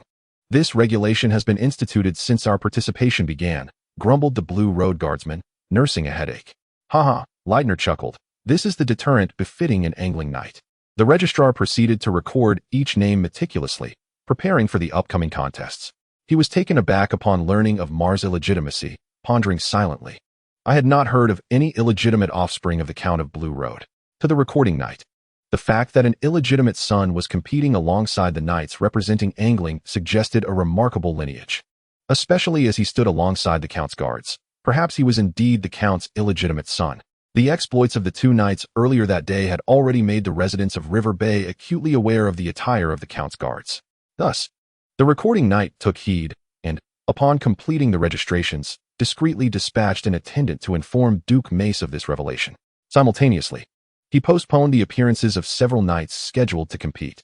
The Flower Knight had expressly instructed that should the knights of Angling arrive, they must be matched against him swiftly, while the others could be deferred, with the consequences resting upon his shoulders. In Tyler's territory, a domain also claimed by Loras, this privilege was met with no dissent. You may prepare for tomorrow's tournament. Please ensure you rest well, the recording knight advised, imparting details about the forthcoming matches before hastily departing. At that moment, Deacon's wound had yet to heal, yet he insisted on meeting with them after learning of the arrival of the Angling knights, explaining the impending duel with Loras. The fervent young knights, brimming with ambition, could hardly contain their eagerness to make a name for themselves upon hearing this news, each one poised to seize the opportunity without a hint of trepidation. Thus, the eve of battle unfolded, with torches and flames illuminating the encampment, casting a warm glow that enveloped every corner, radiating an atmosphere of palpable fervor. Mars accompanied Leidner to the temporary market. Whenever such a tournament took place, Various vendors would emerge, forming makeshift markets of all sizes. Some sold birds, others offered feathers, while blacksmiths displayed their wares marked with the emblem of a hammer and anvil. There were those peddling bone daggers, luminous stones, and even performers showcasing puppet shows. Mars, struck by the brilliance of the glowing stones, turned pale and, seizing the pretext of training, urged Leidner to venture toward the manned river under the moonlight. If these stones were radioactive, the best outcome would be baldness. It was imperative to distance themselves from such things. Noticing Mars's trepidation regarding the stones, Leidner looked perplexed. It's merely a glowing stone. Even the Count possesses a collection. And I have a small one myself. And that is why you are all bald. Mars retorted, glancing at Leidner's forehead reflecting the moonlight and recalling the gleaming bald head of Count Landau. With a wry smile, he added, Teacher, you didn't bring that stone with you. Did you? What would I bring it for? I have always kept it in the armory. Leidner shook his head, though the Count has his displayed in his study. Mars patted his teacher's shoulder. Please, listen to me. When you return, dispose of it immediately. Prolonged exposure can lead to significant hair loss. Leidner's face darkened at this revelation. Chapter 21. Humility. The nights swiftly passed, giving way to an increasingly intense tournament. Everyone aspired to prove themselves, not solely Loras. The noble knights, including most of the mercenary knights, sought to elevate their prestige and amass wealth by defeating the formidable knights of Castle Gorging. All eyes were fixated on the competition, leaving the vendors' businesses in decline. Thus, no one noticed a hooded figure appear in the Princess of Riverbend's chamber. Margaret, beneath her hood, bore a somewhat plump visage, characterized by bright apricot eyes, slightly thick eyebrows, a prominent nose, and fuller lips, exuding an aura of vitality and charm. Melly, Margaret exclaimed, unhesitatingly leaping into the embrace of her visitor, who was none other than Melitele, the Count's second daughter. She had journeyed through the night on 2 horses, alternating between them. A maid helped Melitele remove her hood, and then closed the door, standing guard. How did you come here? Margaret asked, wrapping her arms around Melitele's neck. Excitement radiating from her. I hardly prepared. I didn't even change my clothes. To me, you are always the epitome of beauty, Melitele replied, her eyes slightly squinted from fatigue. Gently, she tucked some of Margaret's disheveled hair behind her ear and bestowed a soft kiss on her forehead. Come, let us sit by the window, Margaret beckoned, leading Melitele to the windowsill. The High Court Princess's room was situated at the pinnacle of the High Court, where only the clouds could peek in through the window. In that moment, both felt completely at ease, unreserved even in what might be deemed taboo by outsiders. The women seemed to exude the deep crimson of roses, as the morning fog outside the window mingled with vibrant hues. Is the journey arduous? Marjorie inquired, nestled in Melly's embrace as she caressed her face. Their relationship was profoundly intimate, yet as a princess of Highgarden, she could not wander freely. Most of their encounters required Melly's tireless efforts. Seeing you alleviates my fatigue. Melly gently stroked Marjorie's cheek, becoming entranced in the moment. For an entire month, each day had been torment. Performing in front of others only to return to solitude intensified her longing for Marjorie's presence. I love you, Melly whispered, tenderly kissing Marjorie's lips without elaboration. Mars could never fathom that Melly's ire was not directed at Garland, Loras, or even any of the Tyrells. Her love was for the Rose of Highgarden, and all her fury stemmed from that devotion. How long can you stay this time? Marjorie asked, breathless, as their foreheads gently touched. I can remain until the tournament concludes. We shall have ample time, Melly replied, her lips lingering in a taste of desire. That is insufficient. No duration could suffice. Marjorie laughed softly. I wish to confine you here, forever by my side. Just as I envisioned. Melly inhaled deeply, greedily savoring Marjorie's scent, instinctively drawing her closer into her embrace. At the tournament grounds, the young knights were preparing, delegating the task of donning their armor to their squires. The knightly regalia was not merely a matter of slipping on metal. The most formal armor included backplates, breastplates, gauntlets for both hands, shoulder guards, and greaves for both feet, along with neck and arm protection. The backplate encompassed the waist and 3 layers of hip armor, while the breastplate was composed of abdominal and waist armor, leg guards, and lance hooks. Each piece of armor was meticulously crafted. Beneath it all lay chainmail, which alone weighed no less than 2 kilograms, and often more than one piece was required. Altogether, a complete suit of armor could weigh at least 30 kilograms, offering astounding defense, truly akin to a tank. As the knights donned their armor, the time for the day's competitions approached. The officials began announcing which knights were to enter the arena. Mars watched as the young contenders departed, shields and lances in hand, brimming with vigor under the sun. Soon it was his turn. Do not rush. Ground combat is hardly safer than mounted, Leitner advised calmly, giving Mars's shoulder a firm pat. Mars, clad in iron armor, could still feel the weight of Leitner's encouraging gesture. I will achieve victory, Master, Mars affirmed solemnly, making his way to the arena. Indeed, you must surpass the Dawn Sword, Leitner mused. His emotions complex as he considered his disciple's first foray into competition.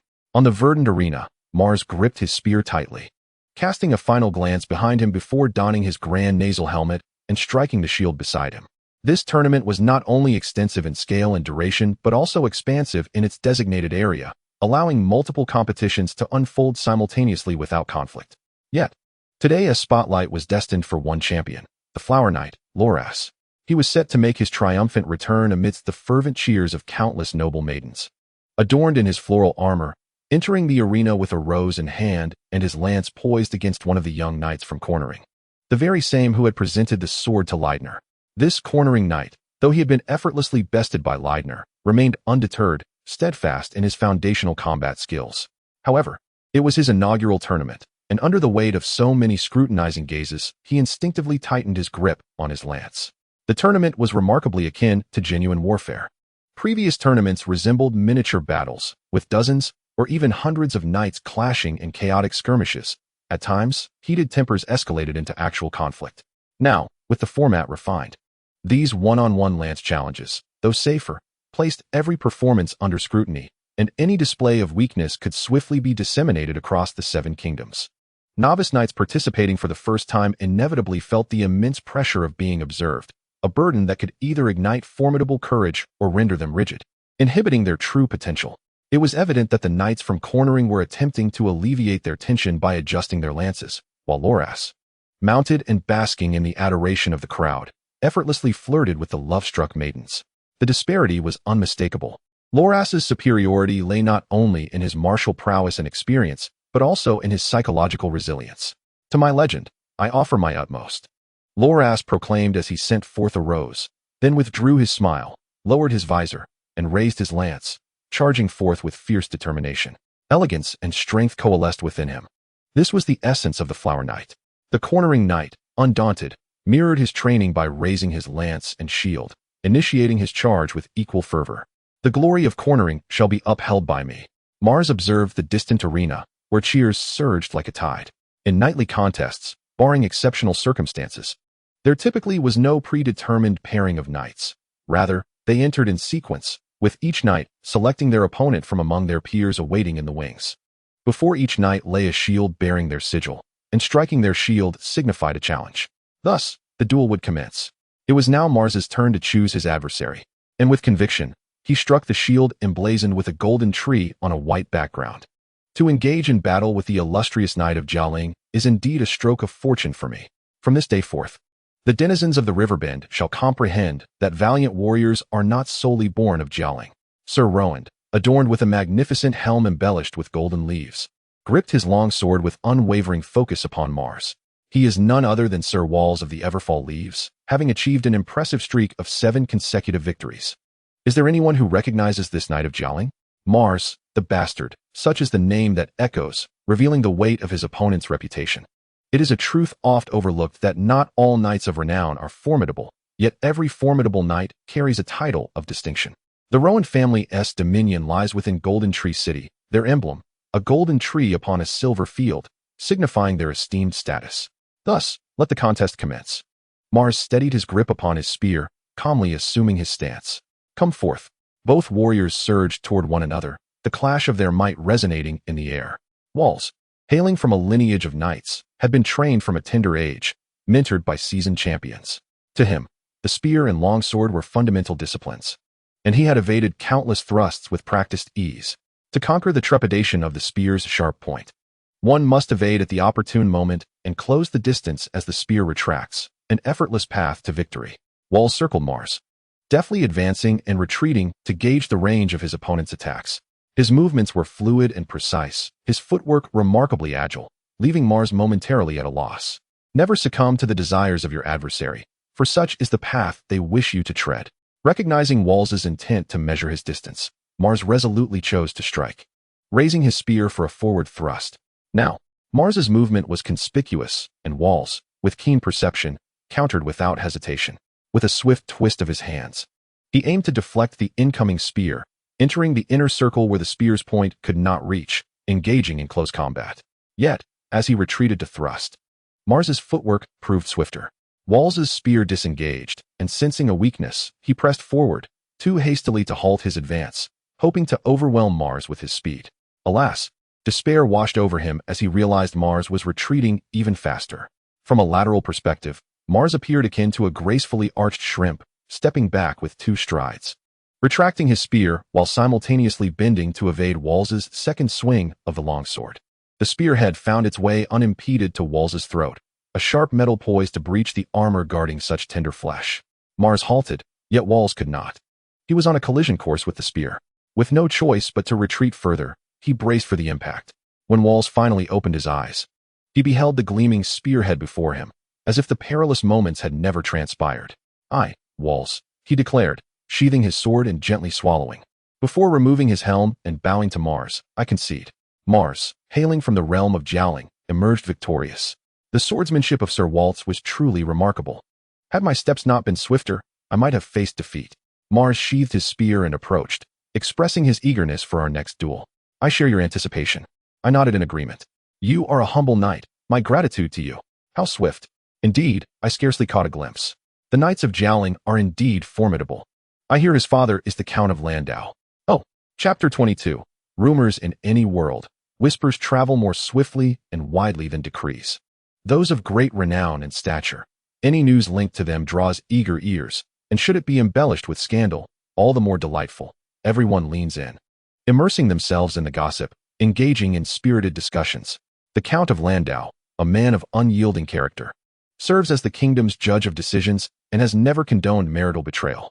His reputation remains untarnished, and there has been no whisper of infidelity in matters of spousal fidelity. He surpasses even the Duke of Stark from Winterfell, who is known to have a bastard son. Yet, who could have foreseen such a significant revelation about a man like him? Truly, one must commend the Count of Jowling for his adeptness in concealing secrets. On the following morning's tournament, Mars once again took to the field first, choosing a knight from Goldtree City as his opponent. This knight, unlike Sir Waltz, did not carry the title of an unyielding champion.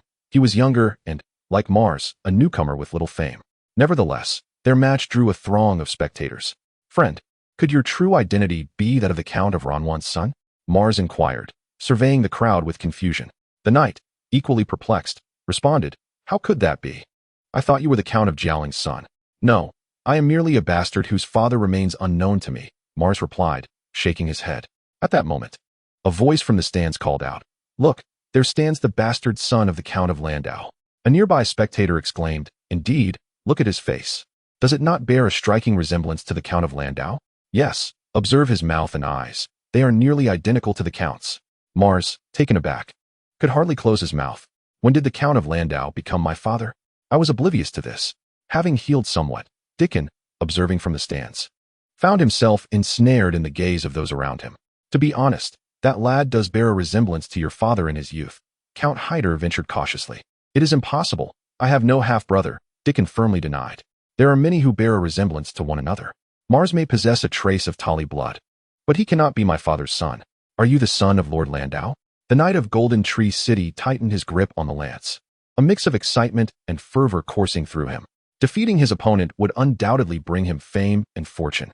However, Mars, perceiving the fervent glimmer in the knight's eyes, glanced towards the stands with resignation, lifting his lance to initiate an attack, unable to endure the charged atmosphere any longer.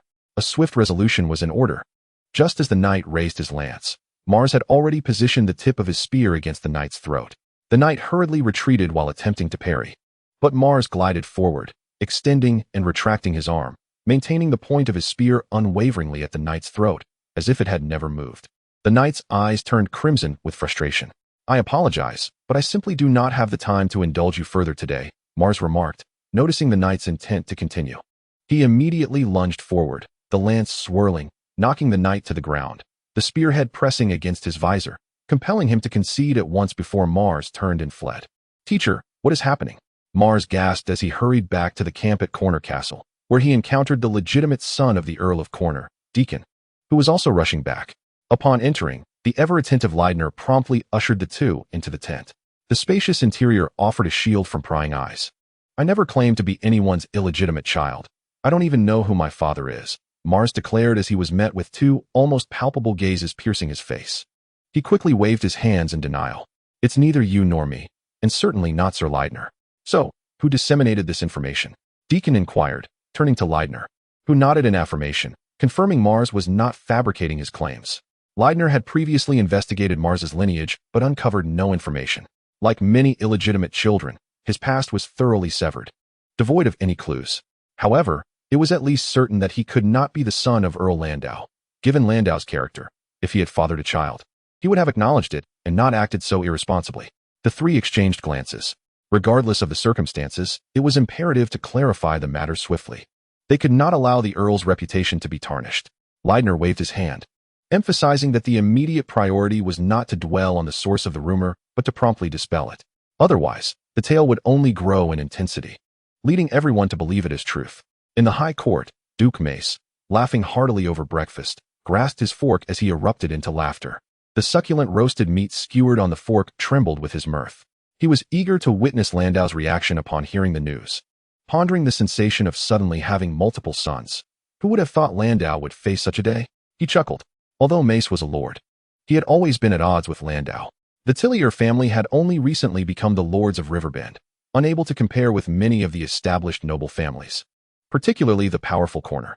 The new and weak lord could never coexist peacefully with a strong vassal, especially considering that just a few years prior, Mace had exploited his authority to seize ownership of Brightwater City from Landau. That territory, which rightfully belonged to Landau's wife, Melissa Florent, was now under the domain of Galantillia. Given the character of Count Blando, it is highly unlikely that this matter is true. Velis, slicing his food with deliberate ease, remarked, if Count Blando truly had an illegitimate child, he would not conceal it. Perhaps some believe that an illegitimate child could become a knight representing caring, implying a powerful father, hence it has fallen upon Count Blando. This incident took place in the High Court, and we have a responsibility to dispel the rumors surrounding caring. Velis, the eldest son of Maze and acknowledged as the most astute among the three brothers, succinctly reconstructed the scene of that day, as if he were present. This is essentially the truth. Maze, however, scoffed in discontent, biting into the meat on his fork while disdainfully asserting, some individuals feign righteousness, yet harbor malice within. His character? Have you eavesdropped beneath Blando's bed? Maze was somewhat irate. He did not mind if his son lost a leg, believing the heir of the High Court need not wield sword and blade himself. What troubled him was that his son did not stand by his side. Much like his mother, Olenna, it left him feeling isolated within the family. It seemed as if everyone were wise, while he alone was a fool, stirring a sense of frustration within Duke Mace. You perceive me this way merely because I lack opportunities to demonstrate my prowess. Soon enough, you shall see who the true tiger of the River Bay is.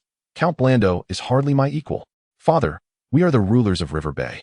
Count Blando is not our enemy, Velis sighed wryly.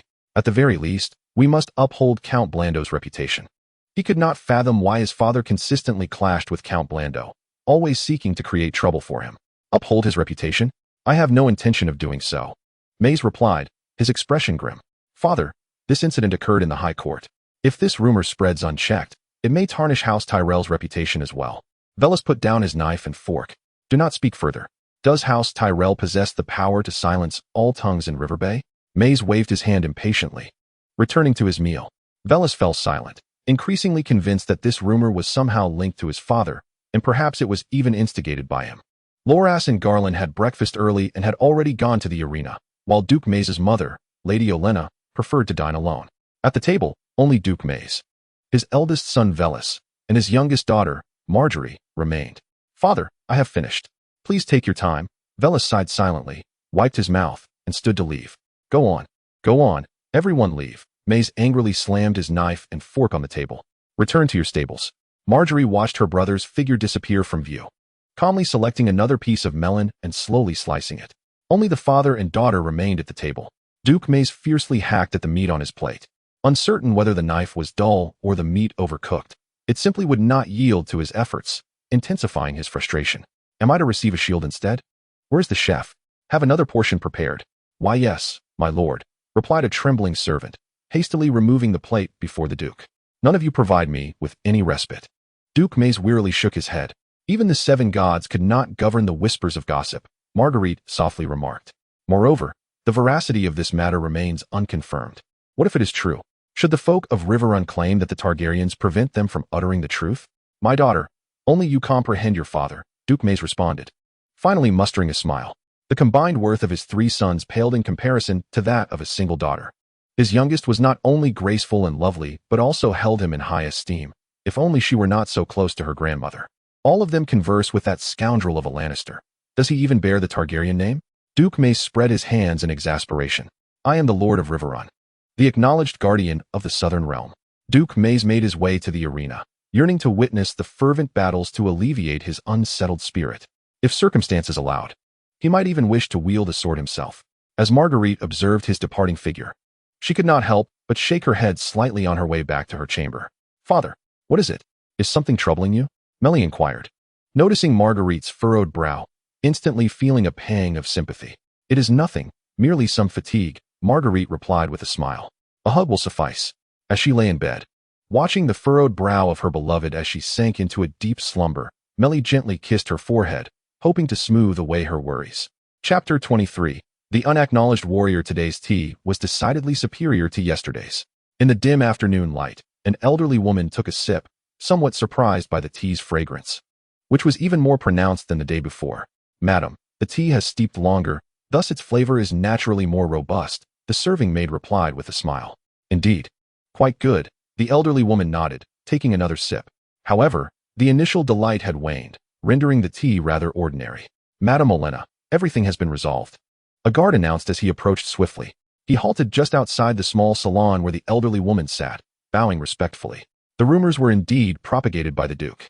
Oh, Madam Olenna placed her teacup back on the table. The Knights of Storm's End should have arrived by now. Yes, the Knights from Storm's End began arriving yesterday and have already taken part in the tournament today, the guard affirmed with a nod. Has the Duke reacted? Madam Olenna inquired. The Knights of Storm's End were her guests, and she had not informed her son Maze beforehand. She imagined her prideful son would be quite displeased. However, as the Lord of Storm's End and the beloved younger brother of the king, it would be inappropriate not to invite him to a tournament of such magnitude. The Duke, seemingly oblivious to this matter, did not react. Nevertheless, he was incensed by your efforts to quell the rumors, his tone remaining as usual. He appeared to overlook my summoning of knights from Storm's End, instead directing his ire towards my attempts to silence the gossip. It is absurd, ridiculously so. Lady Olenna found the situation somewhat amusing. After decades of relentless effort, enduring the early demise of her husband, withstanding the turbulence among the Lords of the Reach, and countering the schemes of that old lion from Casterly Rock, was it all for such a fool? What sort of lord would disregard such crucial diplomatic matters, focusing solely on the salacious tales concerning his vassals? Even a child of merely a few years understands the importance of weighing consequences. In the twilight of the tea room, the colors were at their most vivid, and Lady Olenna sat in the shadows, lost in thought, as if gazing at blooming roses. The maid, too nervous to breathe, felt beads of sweat trickling down her forehead, fervently praying that no sound would escape when they fell. It was not until the dusk deepened that it was time for dinner. The maid felt an ache throughout her body, almost unable to stand. And just as despair threatened to overcome her, a gentle yet strong hand steadied her. Lord Varys, she quickly curtsied, though her body was so stiff that she nearly collapsed into his embrace. Relax, Varys said, not pushing her away but carefully helping her regain her footing. I am truly sorry, my lord, the maid exclaimed, her face flushing as she looked up to meet Varys's gaze. He was rather handsome, indeed. Once Varys noticed she was steady, he released her and limped into his grandmother Lady Olenna's tea room. Grandmother. At that moment, Lady Olenna snapped back to reality. Seeing her favored grandson eased her earlier distress, and she beckoned him to sit quickly. Grandmother, Varys respectfully bowed before taking a seat in the chair the maid had brought. I wish to seek your assistance. If it involves raising horses or cattle, I cannot help you, Lady Olenna chuckled lightly. Those are mere hobbies. Varys awkwardly stroked his beard. Do not jest, Olenna waved her hand.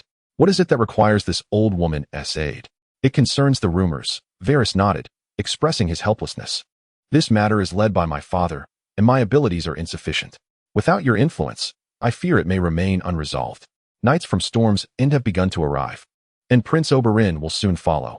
We cannot allow them to perceive Highgarden with disdain. Simultaneously, discord arose between the Lords of Stormland and Riverbend. I contemplated augmenting the patrols with additional guards, just in case.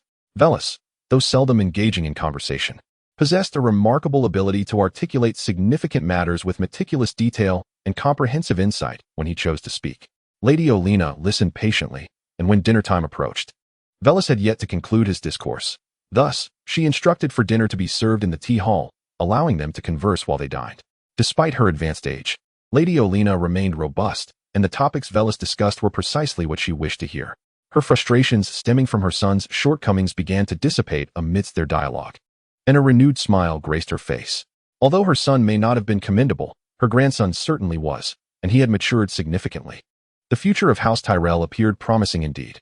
The following day, the rumors dissipated as swiftly as they had emerged, and the tales of the battles between the Knights of the Blossoms and the Knights of Hornhill resurfaced in conversations. At this juncture, the Hornhill Knights had suffered 3 consecutive defeats, leaving the Blossoms Knights merely 1 victory away from an impressive 10 consecutive wins, and no one believed they would falter now. For Deacon, it seemed as though one wave of troubles had subsided only to be replaced by another. The anxiety was palpable, causing him to lose several strands of hair while awaiting news of the matches. The Knights of the Blossoms had declined their challenge. At that moment, Laednar returned with the last undefeated knight from Hornhill, his countenance dark and foreboding, reminiscent of storm clouds poised to unleash thunder. The Knights of the Blossoms mocked the Hornhill Knight's feebleness, steadfastly refusing to engage in battle. This news would likely spread throughout Riverbend and into Stormland within days. For a knight to be rejected due to their own inadequacy was a profound humiliation. More importantly, the ridicule was not directed solely at the individual knight, but at the entirety of Hornhill. The rejected knight, overwhelmed with shame, removed his helmet and bowed deeply to Deacon and Laednar, tears streaming down his face as he apologized repeatedly. Understanding one's own weakness is a virtue, but suppress those tears. Laednar admonished him gently, placing a reassuring hand on his shoulder, and continued. Those knights who have etched their names in history seldom did so without experiencing humiliation. Yet they persevered, striving diligently to grow stronger, ultimately achieving victory. Go now, rest well, and continue to strengthen yourself until the day you redeem your honor. Yes, I shall endeavor to improve, the young knight stammered, wiping away his tears. Clutching his helmet and sword as he bowed and departed, heading to the practice target for training. Silence enveloped the tent. These young knights were certainly skilled. Under normal tournament circumstances, with a stroke of luck, each could easily secure 3 consecutive victories. Yet, they had the misfortune of facing Loras, the Knight of the Blossoms. Determined to redeem his honor, relentlessly defeated them one by one, resulting in this new batch of young knights from Hornhill, excluding Mars, failing to achieve a single victory. In the end, the Knights of the Blossoms even deemed it beneath them to duel with the Knights of Hornhill.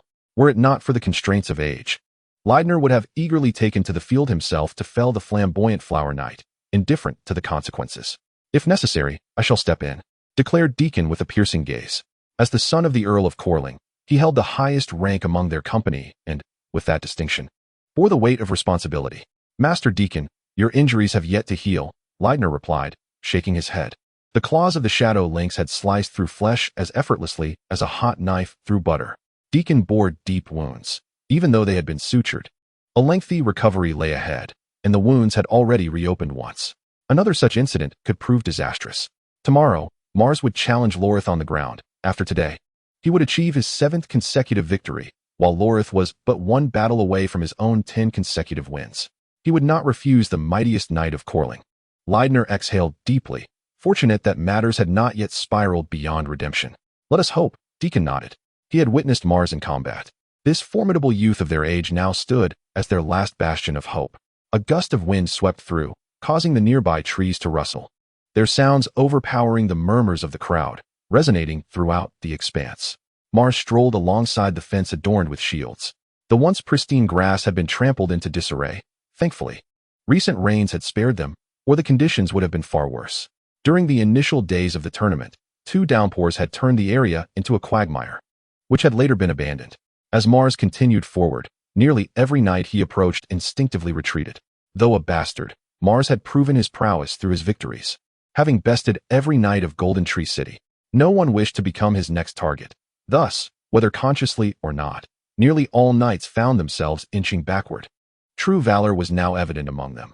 Many remained present, though the sudden appearance of their shields left Mars somewhat perplexed.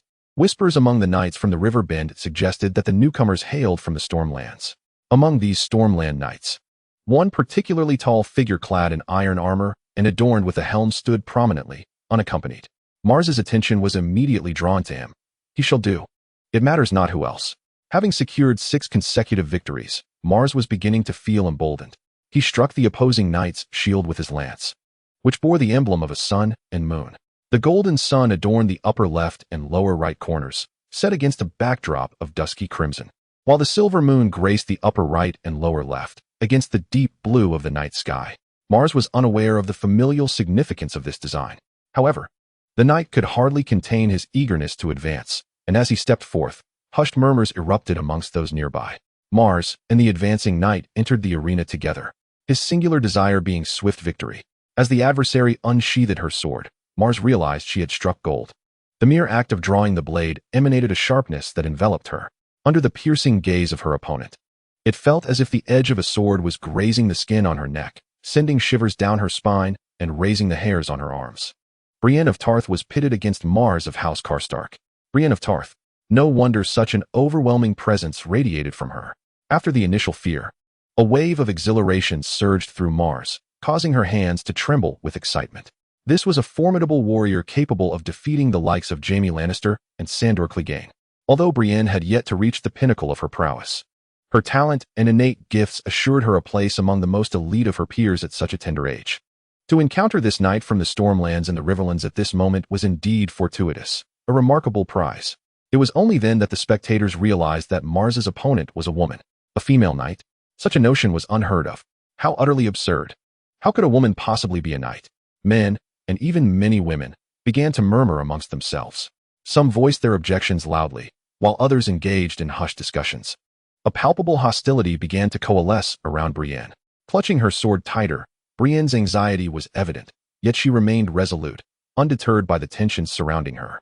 Strength is not confined to gender, Mars thought as she lifted her spear and inhaled deeply, proclaiming, "Embarking on the path to strength inevitably invites misunderstanding. Pay no heed to the whispers of outsiders. What of it being a woman? In certain endeavors, one gender may possess advantages. Yet that does not preclude the other from excelling. Just because some engage in matters that do not affect you, does not warrant your judgment. Such sentiments are utterly unnecessary." Encountering such a worthy opponent, Mars refused to allow Brienne to be intimidated off the field by those who knew nothing of her capabilities before the battle even commenced. Mars had felt that prior matches were mere trifles, not even warranting a warm-up, which only accentuated the value of this exceptional young lady who would be a challenge even if Mars were to fight with all her might. "Sir Mars, thank you. You are a true knight." Brienne felt a stirring in her heart, surprised that the first person to understand her would be encountered on the battlefield. "If you truly wish to express your gratitude, then bring forth your resolve to vanquish me in combat," Mars declared, lunging forward with her spear. Against other opponents, she might have relented her advantageous position, but facing such a formidable foe, it would be folly not to seize the initiative. With great enthusiasm, Brienne could not help but let out a hearty laugh. Clash, clash, clash. Mars unleashed all her might, striving to amplify the advantage she had gained through her aggressive onslaught. The sharp spearheads descended upon Brienne's chest and face like a torrential downpour. These were the penetrating lances, each thrust undeniably lethal, should they pierce. No armor could preserve the flesh unscathed, especially at vital points where a single strike could lead to death. Just days prior, the knights who had faced Mars, regarded as formidable warriors by ordinary folk, would likely prove no different from commoners when confronted with such life-or-death onslaughts. They lacked the courage to fight fiercely in the face of death, and with their keen perception, they would swiftly recognize their inability to survive such an assault, fleeing faster than an ordinary person would. Brienne, however, was different. She possessed formidable strength and had conquered her fear of death. With the spearheads before her, she remained unfazed, a testament to her extraordinary resolve. Mars narrowed his eyes. Indeed, this tall woman clad in full armor exhibited remarkable prowess. She wielded her long sword like a windmill in the wilderness, the nearly 1.3-meter blade resembling the blades of a grand windmill. Unlike the windmill, which could not turn on its own, this sword stirred up a tempest in the hands of the warrior. The delicate grass on the ground, untouched by feet, was pushed aside by the powerful gusts. Faced with Brienne's impregnable defense, Mars was compelled to halt his assault. His speed and striking could not match Brienne's swift swordplay. To advance further would be akin to offering his head for the taking. Quick, precise, and perfectly controlled, he was not surprised that his ferocious onslaught was thwarted by Brienne. What astonished him was the strength she displayed. This female warrior was far more formidable than he had anticipated. The advantage he had gained by seizing the initiative was swiftly nullified as he found himself counter-pressured. The sharp blade swept before him, and the headpiece was sent flying, as if the next strike could cleave his skull. Mars expected fear to grip him, yet an uncontrollable thrill coursed through his veins. Brienne, how fortunate I am to encounter you at this moment. If I were a climber, you would be the first towering mountain I must conquer in my lifetime. Chapter 24. Disparity. If the women of the Seven Kingdoms are all like this, it seems I shall lose my greatest passion in life. A short man with an oversized head stood at the edge of the spectators' area, marveling at the intensity of the match. He was watching the bout between Mars and Brienne, and as the battle heated up, he could not help but wave his fists and shout, "This girl is fierce. Go, go, bring that man to the ground." His exuberance drew laughter from those nearby. "What is the matter, gentlemen and ladies? Shouldn't the spectators cheer?" The diminutive man, hearing the laughter around him, mockingly quipped while he gestured for his servant to refill his wine glass. "Must we also grope the women nearby?" Several nobles abruptly withdrew their hands from the shadows, their faces flushed with embarrassment. They had presumed that ordinary folk were oblivious to their furtive gestures, neglecting to realize the presence of a diminutive figure among them. It was certainly preferable to being incapable of even touching a woman's derriere, was it not, my Lord Tyrion? A rather irritable young man could not refrain from mocking Tyrion, lamenting that he had nearly succeeded in charming the little handmaiden, only to see his efforts squandered. "Huh. I wouldn't mind a contest of masculinity," Tyrion scoffed, dismissively waving his hand. "To let a hand that has touched a backside slip away, standing beside you, is a source of shame for me." The young man's complexion deepened with embarrassment, and amidst a chorus of derisive laughter, he lowered his head and hastily departed. "My Lord Tyrion, if you fancy a drink, I happen to have some exquisite vintage from the arbor." Valaris, limping slightly, approached Tyrion with a grin, shaking a seemingly expensive bottle of wine in his grasp. "It's been a while since we last met. I see you still remember me." Tyrion eagerly gulped down the wine from his chalice, then reached for the bottle that Valaris held, exclaiming, "I thought you were so enamored with the animal kingdom that you could not extricate yourself from it. How dare you insult Lord Valaris so brazenly?" A guard trailing behind Valaris glowered. "Ha ha ha," Valaris bellowed, halting the guard. "If anyone in this world could utter such words without the intent to offend me, it would only be this dwarf. Quickly, pour this dwarf some wine."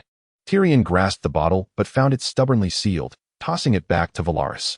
The fine wine from Arbor was a rarity, even for Valaris.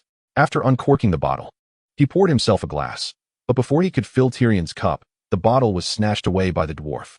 "Every time it's the same," Valaris sighed, glancing at his own cup and shaking his head, realizing he would scarcely get to enjoy this bottle.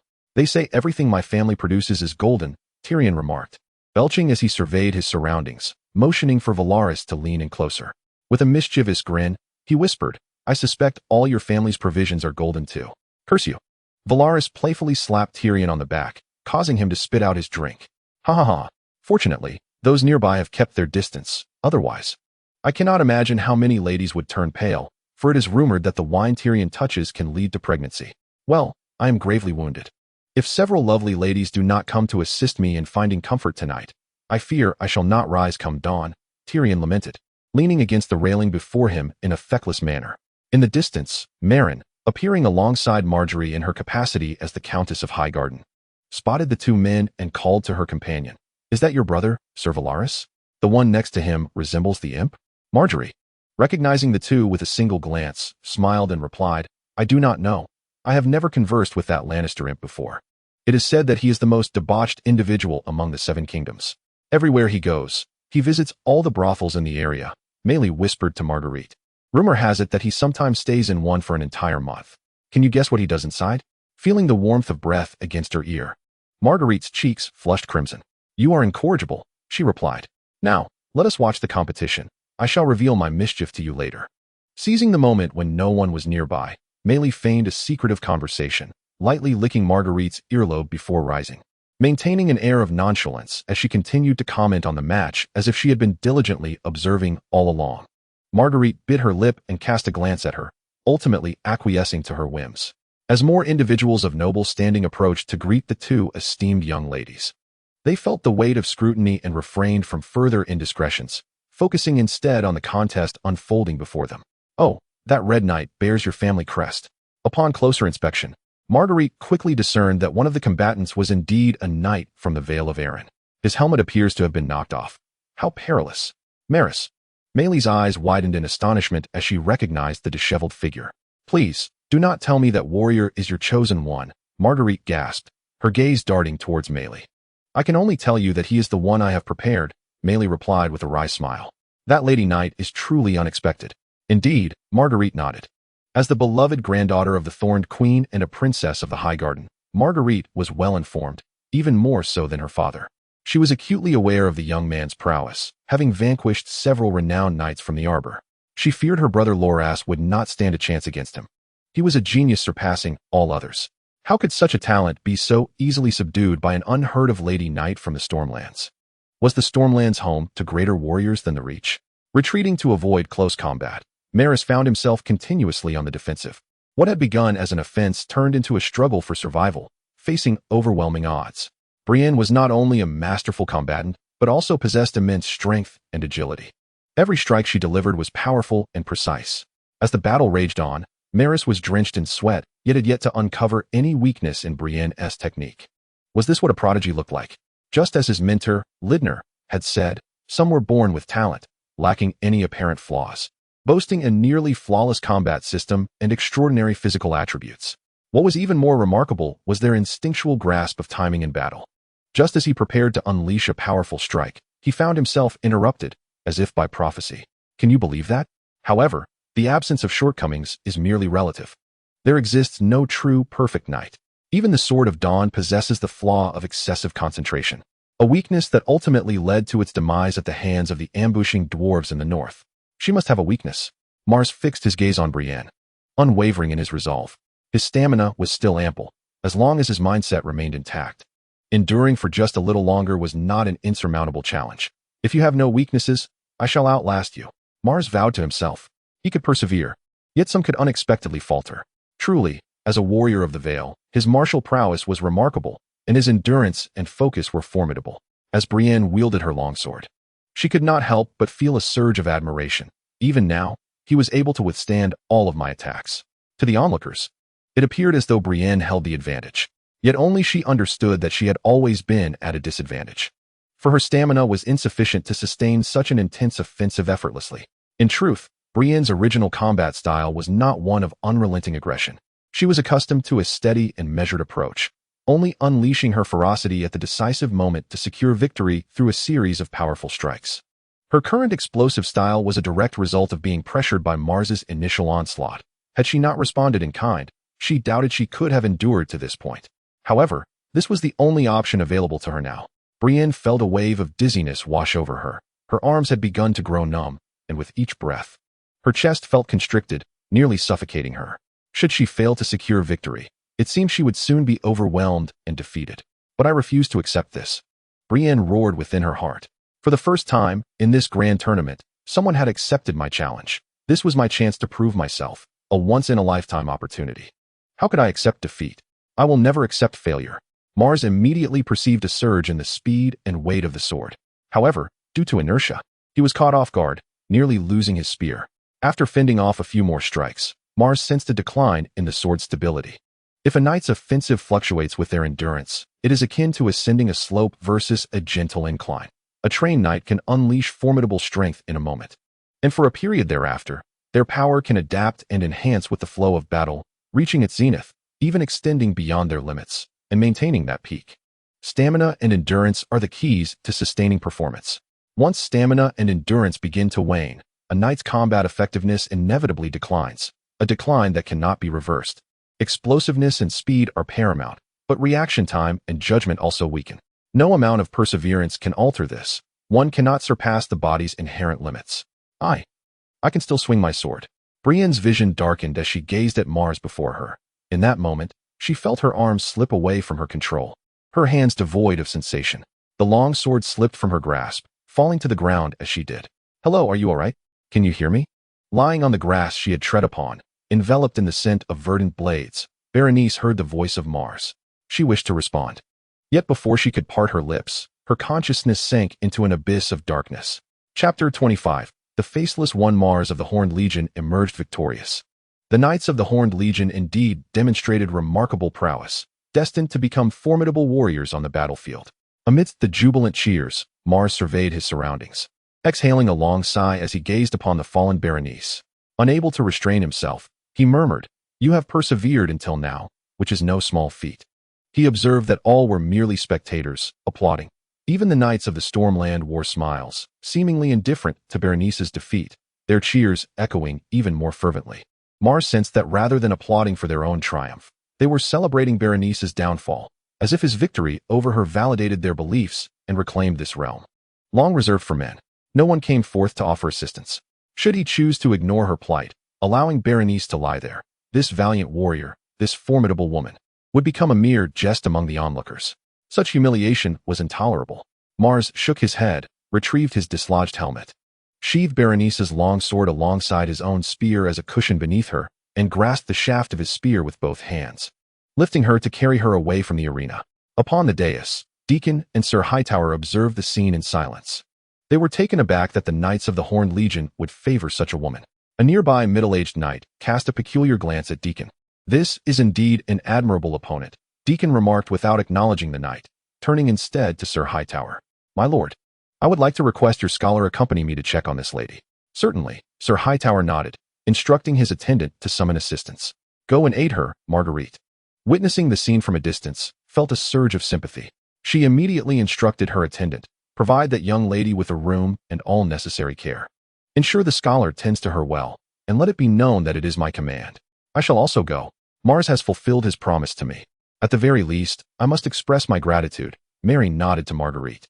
Having secretly arrived at the High Court for several days, she could no longer delay in visiting Mars now that her identity was revealed. "Do you intend to leave me here alone?" Marguerite huffed softly. Ultimately, the three descended from the stands, all heading in the direction Mars had departed. Though it was still morning, the sunlight bore a resemblance to dusk. As Mars exited the arena, he was met with another wave of cheers from behind. Keeping his head down, he quickened his pace, intent on returning to camp and seeking assistance from his mentor, Redner. The repercussions of exhaustion could vary greatly. A brief slumber might suffice. Yet severe fatigue could lead to cardiac failure, potentially resulting in death. "What is the matter?" Redner, who had been waiting by the arena, approached immediately. Exhausted, Mars shook his head. "Go prepare some syrup," he instructed, and upon hearing this, Leidner immediately sent a servant to carry out the task. "Breen, you must hold on," he urged, yet Breen remained motionless. As he reached the open road, Mars broke into a brisk run.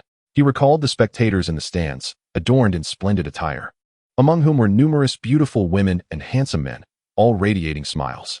Initially, they appeared vibrant and full of life, but as their faces resurfaced in his mind, they evoked a sense of rigidity and stoicism.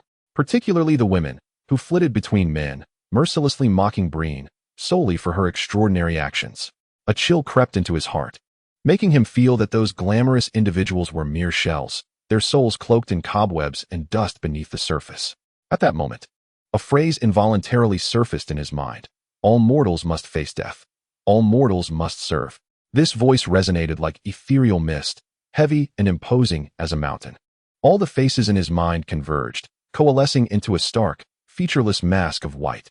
Mars sensed the Bravith coin against his skin growing increasingly hot. Initially, it was merely warm, yet the next moment, it felt as though it were searing like a branding iron.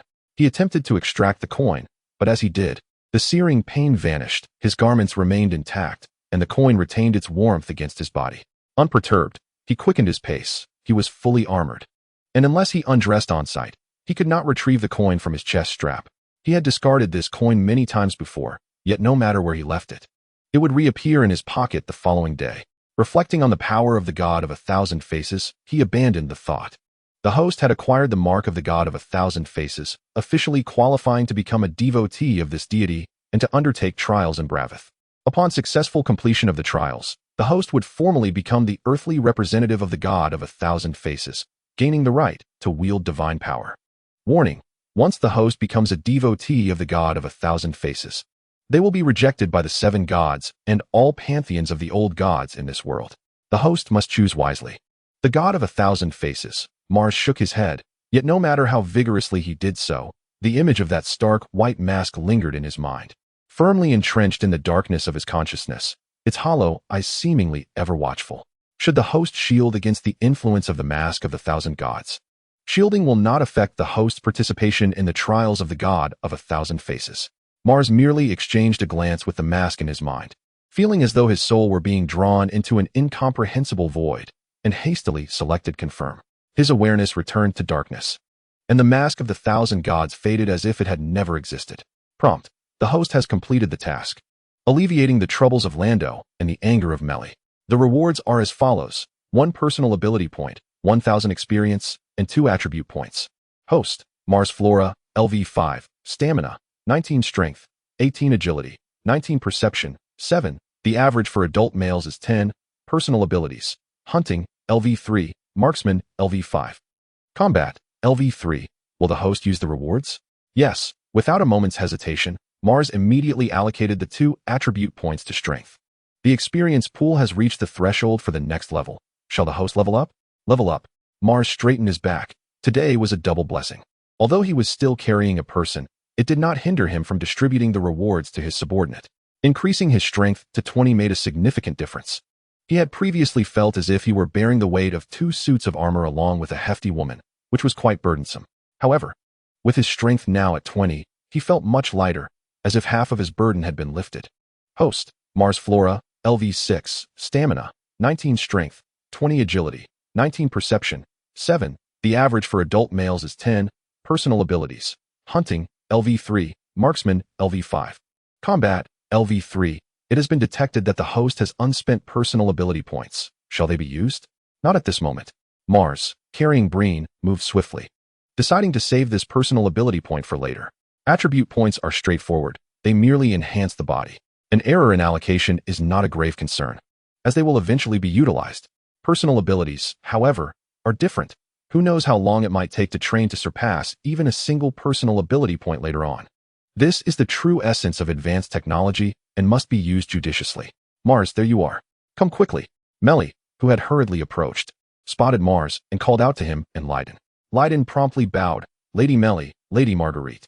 There's no need for such formalities, sir. Marguerite gestured to Leiden with a nod. I have summoned the scholar from the High Court. Please follow me. Yes, Leiden nodded. The group proceeded towards the High Court. The scholar from Count Hightower, having found nothing at the camp in Jialing, learned that they had all gone to the High Court and hurried after them. Bravos. On a small hill stood a windowless, deep gray stone temple. Rocky steps led from the entrance directly down to the dock, which was adorned with tents. Even during the day, the dock was poorly lit, and the steps were exceedingly steep. The temple's pointed black-tiled roof resembled that of the nearby riverside houses. The grand entrance of the temple featured a pair of 12-foot-tall, intricately carved wooden doors.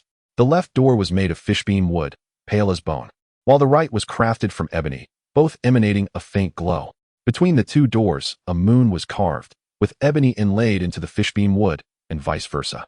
A peculiar and enigmatic aura penetrated the observer's mind, rendering the scene unforgettable at merely a glance. This was the temple of the God of a Thousand Faces, nestled within the black and white courtyard. The hills beneath the temple had been hollowed out, revealing 3 tiers. At the lowest level lay a chamber shrouded in near-total darkness, housing a stone bed towering over a man who lay there in his nakedness. His physique was robust, with broad shoulders and hands calloused from labor, unmistakably a formidable warrior. In that moment, he reclined upon the bed, his lips pale and eyes tightly shut, as a woman methodically used a small knife to slice away at his visage. Her technique was deft, and soon a complete face was excised. As she set down her tools and grasped the skin, a subtle sensation surged from the depths of his heart. The woman's attire was tattered, and a thick, inky smoke emanated from the face in her hands, coiling up her arms and cascading down to her feet, caressing every inch of her skin. An immense power surged within her. A cacophony of countless voices echoed in her heart. Without infinite life, how could there be infinite death? The man's body upon the stone bed crumbled to ashes, while the face in the woman's grasp dissipated into the air. Suddenly, the oil lamp in the corner erupted with flames that soared several feet high. No one could escape death. In the fierce light, as intense as the summer sun, the woman's skeletal form swelled, transforming into a voluptuous figure. Her skin as white as milk, her formerly shoulder-length hair cascading to her waist, dark and lustrous, her face resembling that of a goddess. To Westeros. Chapter 26. To prevent certain matters from being exposed. evening, in anticipation of the arrival of the distant Prince Renly Baratheon, and to celebrate Ser Loras's remarkable achievement of 10 consecutive victories, Highgarden hosted a grand feast. Torches, flames, and chandeliers flickered with animated firelight. As night descended, the encroaching darkness in the hall receded like a tide. Amidst the brightness reminiscent of day, elegantly arranged long tables boasted delectable dishes glistening invitingly. Beautiful maidens and ladies donned opulent gowns, their eyes flitting secretly towards the man seated at the head of the high table. He occupied a place between Duke Mace and Ser Garland, clad in a green ensemble. In comparison to the strikingly handsome Garland, who resembled the rising sun, and the famously attractive Loras, he was no less impressive, perhaps even surpassing them. Renly Baratheon. He was the youngest brother of the current King Robert Baratheon, favored above all, holding the title of Lord of Storm's End, replete with the taxes of the entirety of the Stormlands, and additionally serving as the realm's master of laws. Dashing, youthful, affluent, and powerful, he was the talk of the evening. In a corner, Marjorie cast a furtive glance at the prince. As fate would have it, the noble prince glanced over, raising his goblet towards Mars with a smile. A chill ran down Mars's spine, prompting him to hastily lift his empty cup in response. Once the prince's gaze shifted, he seized another piece of roasted meat. Though he was not particularly fond of the local wine, the exquisite dishes were simply irresistible. Tender chicken, succulent lamb, venison, and beef, alongside sweet melons, raspberries, lemons, and olives, were prepared to perfection, maintaining their quality regardless of their abundance. After a moment, he lifted his gaze again and inadvertently caught sight of Blue Lee and Mars exchanging glances amidst a throng of ladies. The women, blissfully unaware that they were merely providing cover, believed they had captured the attention of these two handsome gentlemen, stifling giggles behind their hands, while a few, perhaps tipsy, blushed and fidgeted in their skirts. With a shake of his head, Mars set down his fork, his chest marked by a branding resembling a coin in both pattern and size, etched into his skin, a striking contrast of white on black, as though applied by a masterful artist, clear and exquisite. However, it was merely a design, devoid of any sensation, leaving his skin unchanged. The system assured him that it had been masked, so he deemed it inconsequential. After pondering, he resolved to continue his meal. Indeed, the High Court was renowned for its culinary excellence, with the chef's skills surpassing those of the Jiaoling. The roasted meats were crisp on the outside and tender within, leaving a lingering flavor upon the palate. It was unclear what meticulous technique or seasoning had been employed, but paired with lemon, it was utterly delectable. In the midst of such revelry, the allure of wine heightened. Within the exuberant atmosphere, no one would recall their limits, blissfully unaware of how much they had consumed. As long as they remained upright, they felt no intoxication, and thus continued to drink, unabated. When the first individual succumbed to inebriation, the others, reeking of alcohol, sang toasts and danced in the center of the hall, propelling the celebration to its zenith. On this joyous occasion, how could one allow their cup to remain empty? In the midst of this long summer gathering, nothing surpassed the delight of camaraderie. The wine in the goblet swayed, and oh, beautiful maiden, if your smile graces my presence, you ought to dance with me, dance with me. The slightly tipsy attendants diligently wove through the crowd, bearing wine jugs to refill the emptied cups. There were fine wines from Qingting Island, pale Alesh, dark beers, and fruit wines. As they sampled this and that, their tongues tingling, the flavors began to merge. And soon they cared little, seizing any goblet in sight for a hearty drink. Drink, drink, drink. Ha ha. Duke Mace also joined the fray, reveling in the melodies and dances alongside his guards and vassals. Mars seized a lamb chop and began to gnaw upon it. As he shifted his elbow, he inadvertently knocked against an empty wine cup resting on the foot of another individual. The pain jolted this person into a semblance of awareness, prompting him to gaze around in confusion. To his dismay, he noticed that the evening's esteemed guests, Lord Loras and Prince Oberyn, had vanished. He exclaimed, "Where's Lord Loras? Where has he gone? How can we continue without him to share a drink? Hurry, summon Lord Loras. Oh, and where is Lord Oberyn as well? This cannot be allowed to stand. Quickly, bring them back." The last sentence was bellowed by Duke Mace. Marjorie, seated nearby, felt a subtle shift in her demeanor upon hearing these words. She understood that, at all costs, she must prevent her brother and Prince Oberyn from being discovered by these revelers. Thus, she swiftly leaned toward her closest maid and whispered urgently, "Go inform my brother to return at once." Marjorie was among the few who truly grasped her brother's character, and upon observing Oberyn's striking visage, she instinctively foresaw the direction in which events might unfold. Much like her own secret with Mary's, This was a taboo that must remain hidden from others. Mars, helplessly chewing on the lamb chop, glanced at the wine cup on the ground and then at the person it had struck, his expression one of bewilderment. Have I inadvertently caused a calamity? He mused. Swallowing the meat in haste, his mind raced, and an idea formed. He squeezed through a throng of inebriated individuals and sprinted up the steps of Highgarden Castle toward the second highest point. He was propelled by what felt like the swiftest speed of his life, grateful that he had accompanied his mentor, Leiden, to this place before. Otherwise, he would have had to traverse a longer path. The highest point of Highgarden was the chamber of Princess Marjorie, a place generally inaccessible to most. He feared that if he ventured there, he might be forcibly removed halfway through his ascent. Lord Loras, we have come to find you, Mars called out breathlessly as he reached the castle's pinnacle. His voice echoed through the corridors, swiftly resonating throughout the Tyrell estate. The drunken revelers below, hearing his call, realized that shouting was more effective than searching, and thus they joined in. Prince Oberyn, return for a drink. Lord Loras, come back for a drink. The raucous clamor of intoxicated voices rendered the night in Highgarden tumultuous. Yet, none of this mattered in the grand scheme. In Loras's chamber, two bare men quickly grasped the situation. They had not consumed much wine, and they were instantly sobered.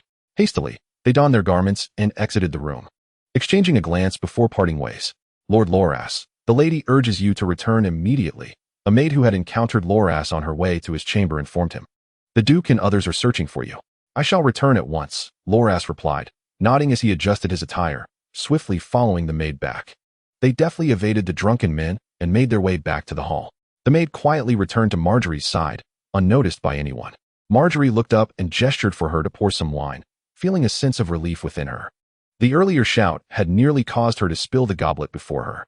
It was a while before Loras appeared, frolicking with the drunken men, engaging in playful shoves and jests, consuming wine and singing merrily, displaying no signs of impropriety. Truly, he embodied the essence of a noble prince. Marjorie withdrew her gaze from Prince Loras and turned her attention to her brother, Loras. The siblings exchanged a glance. Loras skillfully masked his discomfort, raising his goblet and smiling at his sister. Ladies and gentlemen, let us drink to my beautiful sister. Oh, the drunken men cared not for the reason. As long as there was wine to consume, her brother was equally indulgent. Marjorie nodded with a smile and took a small sip from her cup. She cast a glance at Mary, now exceedingly grateful that she had restrained the impulse to have Mary sit with her. Indulgence could surely lead to unforeseen consequences. Had she succumbed to Mary's little antics? The news of Loras and Prince Loras sneaking away from the feast to indulge in intimacy would likely have spread throughout the Seven Kingdoms by now. Was it you who arranged for the first caller? Loras inquired, holding his goblet as he approached his sister, whispering in her ear. No, I only arranged for the maid, Marjorie replied, suppressing any change in her expression, countering with a question. Is there an issue with the first caller? His voice was clear, resonant, and certainly not that of a drunken man, causing Loras' heart to race. Yet he managed to maintain his smile. Help me find out who this person is, sister. I have a feeling they know something, for they could not have alerted me in such a manner before you. Go ask those who have not been drinking, Marjorie concluded, and see who is currently absent. Miles returned to the hall against the night breeze, colliding with a young knight upon his arrival. Be careful, Miles thought, trying to guide the knight aside, but the young man held on tightly. The knight looked up, and Miles instantly recognized him as Sir Walls of Golden Tree, his first opponent. Miles, you rascal, why do you keep challenging our knights from Golden Tree? Walls, recognizing Miles, complained with a mouthful of wine, though his tone bore little anger. This was due to Miles' customary humility after each encounter, often praising his opponents, giving onlookers the impression that their skills were comparable.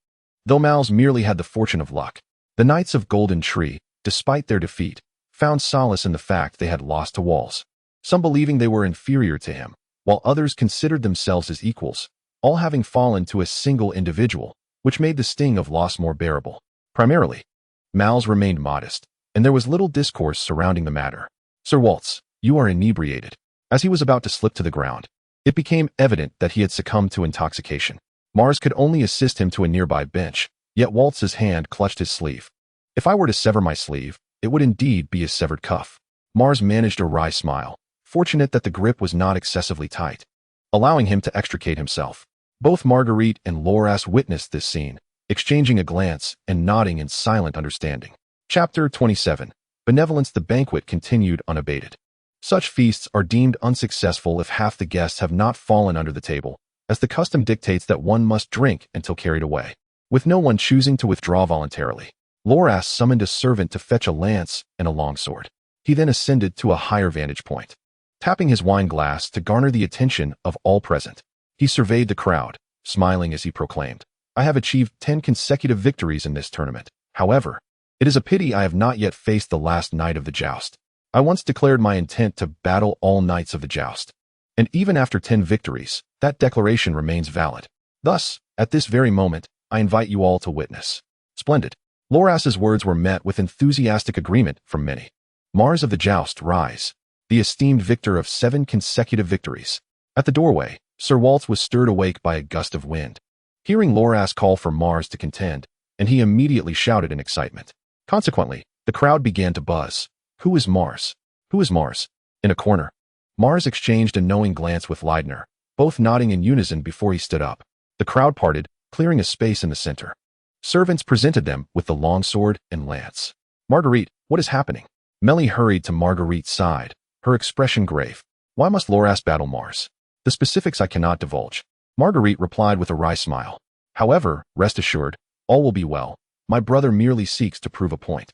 As a princess of the High Court, Marguerite could never fully prioritize her own affections, for despite being a woman, she bore the weight of the future of the High Court upon her shoulders. Without waiting for Melly to respond, she turned away.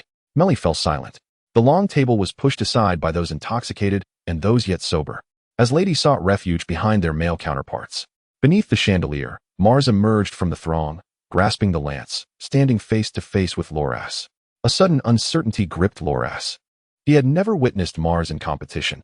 Despite hearing tales of his formidable prowess, he had remained somewhat unconcerned until now, when the weight of the moment pressed upon him. Indeed, hearing of someone and meeting them in person are vastly different experiences. Meanwhile, Mars was invigorated and eager. Having fought against Brienne, he was now more formidable than ever. His strength had reached 20, double that of an average adult male, and he could distinctly feel the lance in his grasp, wielding it with newfound confidence. He approached a nearby table, and with a swift motion of his hands, thrust his spear, which retracted in an instant. The metallic wine jug atop the table remained unmoved. Yet a small hole, no larger than a common fingertip, appeared on its side, from which the exquisite wine erupted in an arc, splattering onto the ground with a sizzling sound.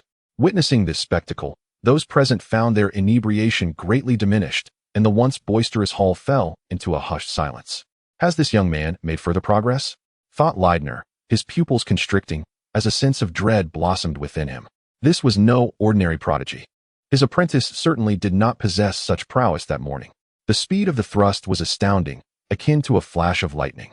Unwilling to be outdone, Lorith stepped forward to another table, steeling himself, gripping his sharp sword, and with a sudden horizontal slash, he severed the rim of a metallic wine cup. The circular piece clattered to the floor with a crisp sound. "Truly remarkable, Sir Lorith. What a breathtaking strike," Mars commended, likening it to a meteor streaking across the sky. "There's little to boast about," Lorith replied, his gaze serious as he prepared for the ensuing confrontation.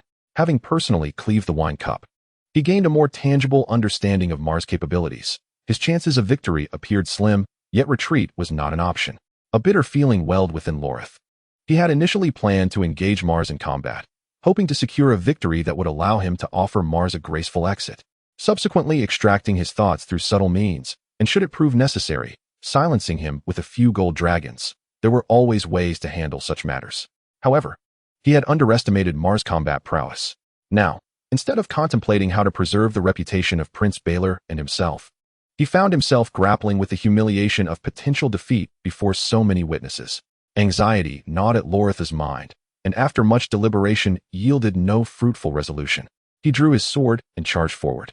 Simultaneously, Mars brandished his spear to strike. Neither of them noticed the attendant who had fetched the spear and sword. His nerves fraying with tension, Mars' eyes were fixed intently on Lorith, resolved to land a definitive blow. Just days prior, Lorith had outright rejected the challenge of the Knight of the Vale, a significant slight to their honor.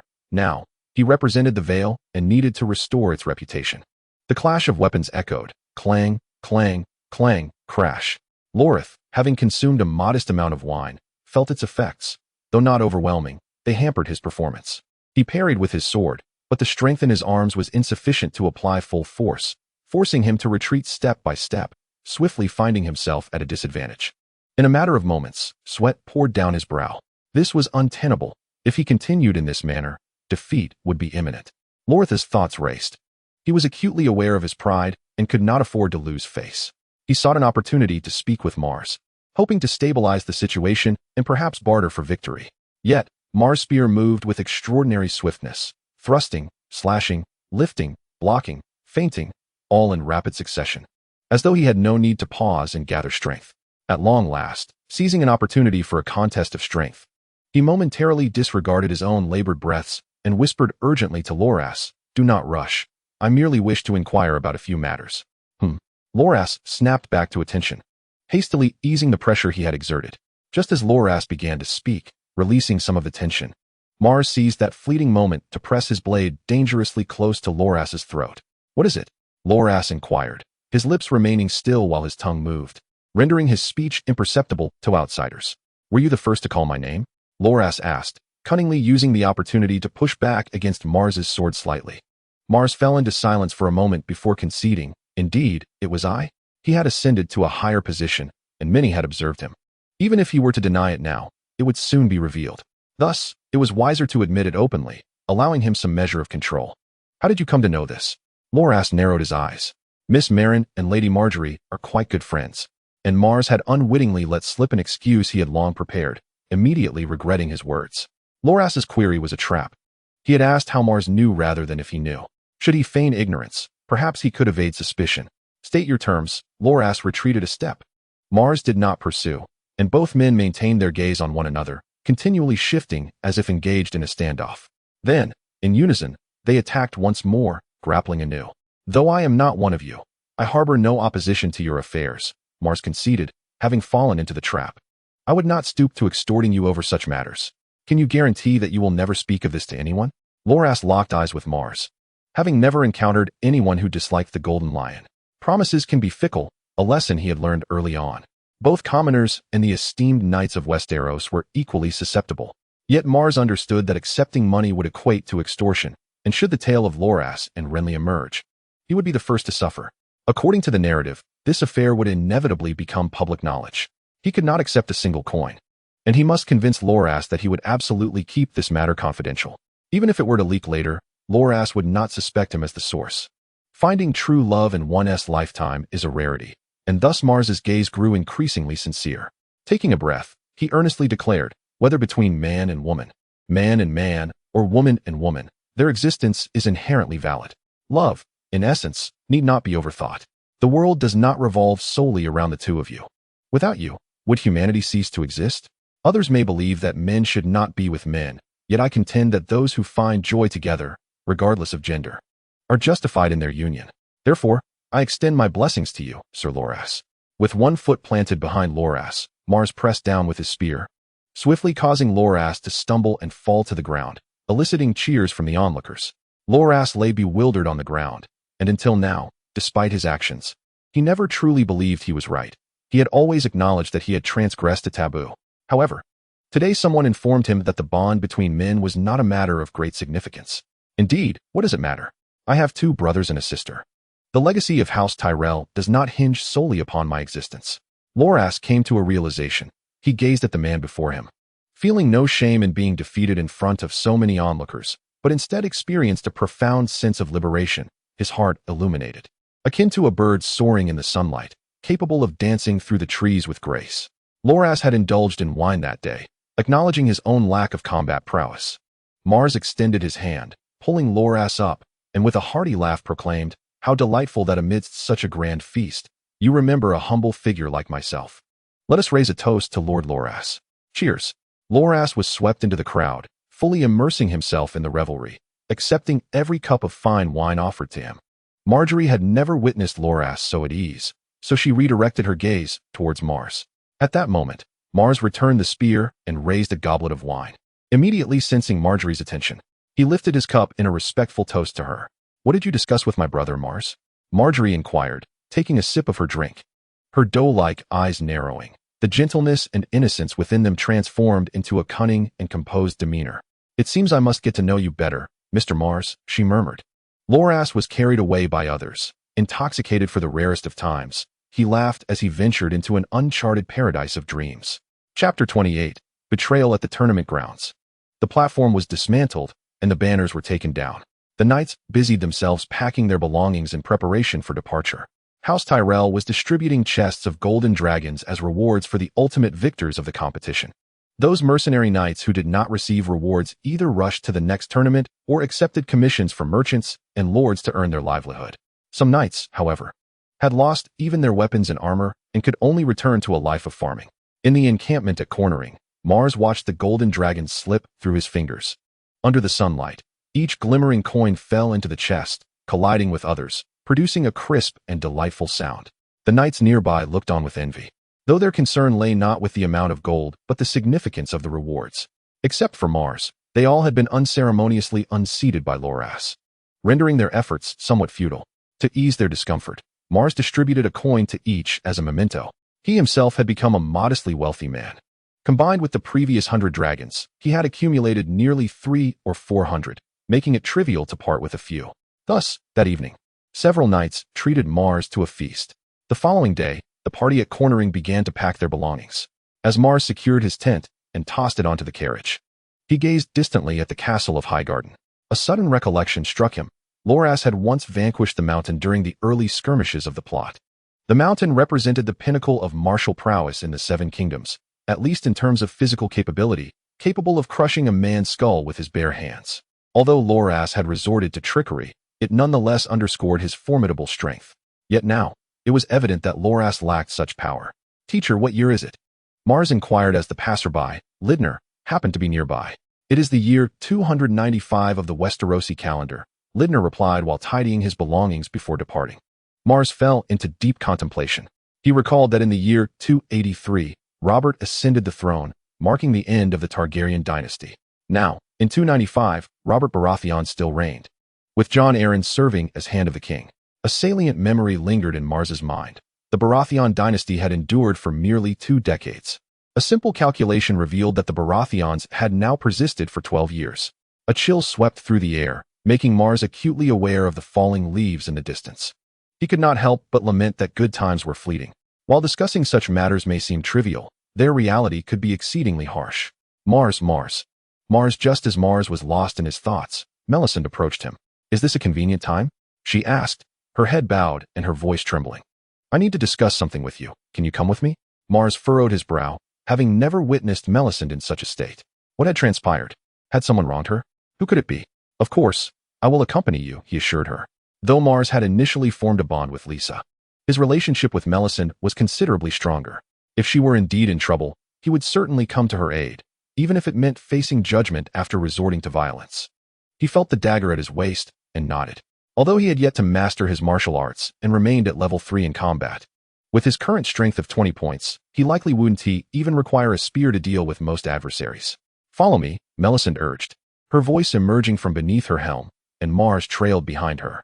They traversed the grassy arena of the tournament, climbing the slope toward the residence of House Tyrell. In the tea room, Olenna and Marjorie sat together, a new handmaiden attending to them. The fragrant aroma of tea wafted through the air. "If you believe he may know about this matter, you ought to inform me," Olenna said, her gaze fixed intently on her granddaughter. She was taken aback that her most cherished and favored granddaughter would undertake such a foolish act. "But he has promised not to disclose anything," Marjorie replied, her brow furrowed, a flicker of anger evident in her eyes. "Promises are merely a prelude to betrayal," Oriana interjected bluntly, striking the table with considerable force, causing the tea in the cup to splash. "Margaret, you are the Princess of Highgarden, destined to potentially become the Queen of the Kingdom. The future of half of Highgarden rests in your hands. Concerning your reputation, how can you be so indecisive?" Mars followed Melly into a dense woodland. The area was devoid of any signs of civilization, with weeds growing taller than their ankles. "Are we there yet?" Mars inquired. "Almost," Melly replied, quickening her pace. As they approached a massive boulder, Melly slowed down, and simultaneously, several men emerged from the surrounding trees, appearing both in front and behind them. "We're in danger." Mars urgently pulled Melly behind the boulder, shielding her with his body. These men, each armed with long swords, were tall and robust, their movements agile, and their stances indicative of trained warriors, 7 in total, effectively blocking all of Mars's escape routes. "Soldiers," Mars's pupils dilated. These individuals were likely elite troops. Melly, I will create an opening on the left. Once I do, you must run without stopping. Go find Master Leidner, Mars whispered to Melly while slowly crouching down. The struggle of a cornered beast is particularly fierce. The 7 soldiers understood this principle. They slightly withdrew, but maintained their blockade of the path from which Mars and Melly had arrived. To be honest, defeating even one of them might be my limit. If only I had a spear in hand, I wouldn't be so defensively positioned, Mars lamented inwardly. However, fighting back might at least allow Melly to escape. Scoundrels! Meet your demise, Mars shouted, lunging at the nearest man with his dagger, his arm acting as a lever, the dagger thrusting forth with blinding speed. This was undoubtedly Mars's peak moment of prowess. A trained warrior, caught off guard, barely lifted his sword before the dagger pierced his chest. The iron armor and chainmail proved to be of little defense. Seizing the opportunity, Mars wrested the sword from the man and swung it back, deflecting 2 descending blades. Yet, he felt a sharp pain in his leg, causing him to involuntarily kneel. Secure the entrance. Mars rolled on the ground and sprang up, using the boulder to propel himself over 2 men, reaching the path and turning to sprint. He quickly closed the distance to Melly, lifting her onto his right shoulder and sprinting with renewed vigor. The men were unable to keep pace.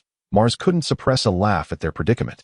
Their greatest strength was also their greatest weakness. Encumbered by heavy armor, they could not match his speed. Suddenly, a cold arrow whistled through the air, striking Mars in the left thigh. Pain surged through him, and Melly fell to the ground alongside him. I cannot escape. Mary, you must flee, Mars exclaimed as he swiftly rose, his sword in hand. The initial joy of surviving calamity swiftly morphed into a sense of helplessness. The tumult of emotions within him was overwhelmingly complex. The remaining 6 men pursued him, raising their long swords to strike down upon Mars's head. With deft movements, he parried 5 blows and retreated a step to evade a direct hit to his torso. He was teetering on the brink of life and death. At that moment, a multitude of images flashed uncontrollably through his mind. It was a moonlit night. Leidner, focused and intent, was honing his long sword beside a flickering torch. Mars, there for training, chose not to disturb him, standing quietly to the side. I have little left to teach you, Leidner remarked, setting down his whetstone and gazing at his sword in the firelight, nodding slightly. Yet I have many shortcomings, Mars replied, lowering his gaze. Leidner remained silent, retrieving a bucket of water to rinse his blade meticulously until no remnants of whetstone or metal shavings remained. He then dried it with a clean cloth and placed it near the flames to bake before finally applying a small amount of bear oil. Holding the sword before him, the blade seemed to emanate a faint glow after the oil was applied, captivating his gaze. This sword had been his companion for decades, enduring numerous severe damages, including a time when it was shattered. Yet, through countless repairs and the infusion of new steel, it had only grown sharper, rivaling the so-called masterpieces of today's masters. Mars, Leidner said as he sheathed his sword and rose, what I wish to impart to you now is this. Those who refine their martial skills, if they are willing to put in the effort, will see their abilities flourish. However, a sword that can cut through iron is not merely a product of polishing. To ascend to greater heights, one must possess innate talent. You are a perfect blade, a gifted warrior, capable of growing strong with ease. Yet, therein lies a flaw. Your spirit lacks purity. A hammer wielded effortlessly is not heavy enough, and that which is easily gained lacks value. If one cannot rise from the pile of the dead, unable to survive adversity, then genius is but a gilded veneer. Surviving in what you perceive to be a certain death is the only path to true strength. Thus, am I to be among the dead, Mars thought, as he beheld the men closing in on him. The metallic scent of their iron swords invaded his nostrils, instilling a sense of weakness that made him yearn to kneel in supplication, to turn and flee. Gazing at the unfamiliar sword in his hand, Mars then realized that he was utterly unprepared to confront death with composure. Lord Mars, catch! A gentle yet raspy female voice resonated at that moment. Mars suddenly raised his head, squinting his eyes as he beheld his distinctive spear spinning through the air, seemingly soaring towards him from the sun. Instinctively, he relinquished his long sword and reached out to catch this old companion. Ryder had deemed such a spear challenging to wield, thus he seldom allowed Mars to use it, and it had been left in the corner during the recent competition. However, it had been some time since he last saw it. As Mars grasped the spear, a peculiar sense of familiarity enveloped him. Now, I can embrace my fate. He raised the spear high, smiling as if resigned to his destiny. System. Allocate that solitary point of personal ability to Gunslinger. Host. Mars Floria, LV6, Stamina, 19 Strength, 20 Agility, 19 Perception, 7. The average for an adult male is 10. Personal abilities. Hunting, LV3. Gunslinger, LV6. Combat, LV3. Chapter 29. Total annihilation. Halros sat in the shadows of his prison. Behind him lay a pristine giant sword, its blade narrower yet thicker than the previous one, adorned with black fragments. These fragments, metallic in nature, seemed to be shrouded in mist, possessing an alluring magical allure. Valyrian steel, though shattered, retained its magical essence over the years, its power remarkably preserved. The sword was forged from the finest steel, with Valyrian fragments embedded as its core. Narrow iron grooves were left between these fragments, allowing molten Valyrian steel to be poured in, and the blade was subsequently reforged. The 5 most skilled blacksmiths of the fortress failed 7 times, laboring for a month before achieving success. It proved to be worth the effort. This sword, a culmination of their toil, exhibited an extraordinary capacity to withstand divine power, enabling the gradual attachment of minor divine and spiritual energies, allowing it to grow ever stronger. Even though it was newly crafted, Halros could already sense the entirety of the fortress through it. After dawn, the sword trembled slightly, and the 7 fragments of Valyrian steel emitted 7 distinct glows.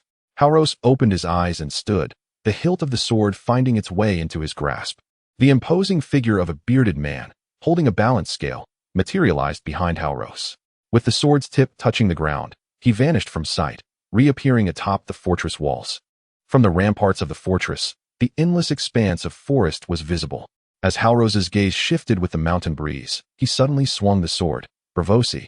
Pause for a moment. Let us converse. As 7 beams of light flickered through the air, a shroud of black mist descended, coalescing into the form of a voluptuous woman upon the walls. The missionary of the Angle Ridge. I harbor no ill intentions, the woman spoke with a gentle tone. Yet in her hand she wielded a tsajan, a blade towering half her height, poised to strike and claim a life at any moment. For nearly a decade, you have been the sole envoy from the Black and White Court to visit Angle Ridge on 2 occasions. Halros stated with a calm demeanor. I am tasked with guarding Angle Ridge and will not tolerate such provocation and threats. Upon the enormous sword he held, 7 shards of Valyrian steel shimmered with their own hues, divine power coalescing upon them. I have no time to tend to you. The woman shook her head and transformed into a cloud of black mist that erupted. Halros swung his sword, yet the woman's speed surpassed his, and the blade only struck the stone bricks beneath. Her strength had evidently grown since their last encounter. The ground where the woman had stood, once solid stone, had now disintegrated into black grains of sand. Halros lifted a handful of the black sand with his great sword, and the point of contact hissed ominously. Is it truly the case that something tainted by divine power can inflict such an effect upon my sword? Halros gazed solemnly at his long sword. The black sand had been whisked away by the wind, yet tiny holes remained at the tip of the blade. This damage was a consequence of a trivial clash of divine powers. Such a feeble remnant of divine energy can suppress me? Halros's hand trembled slightly.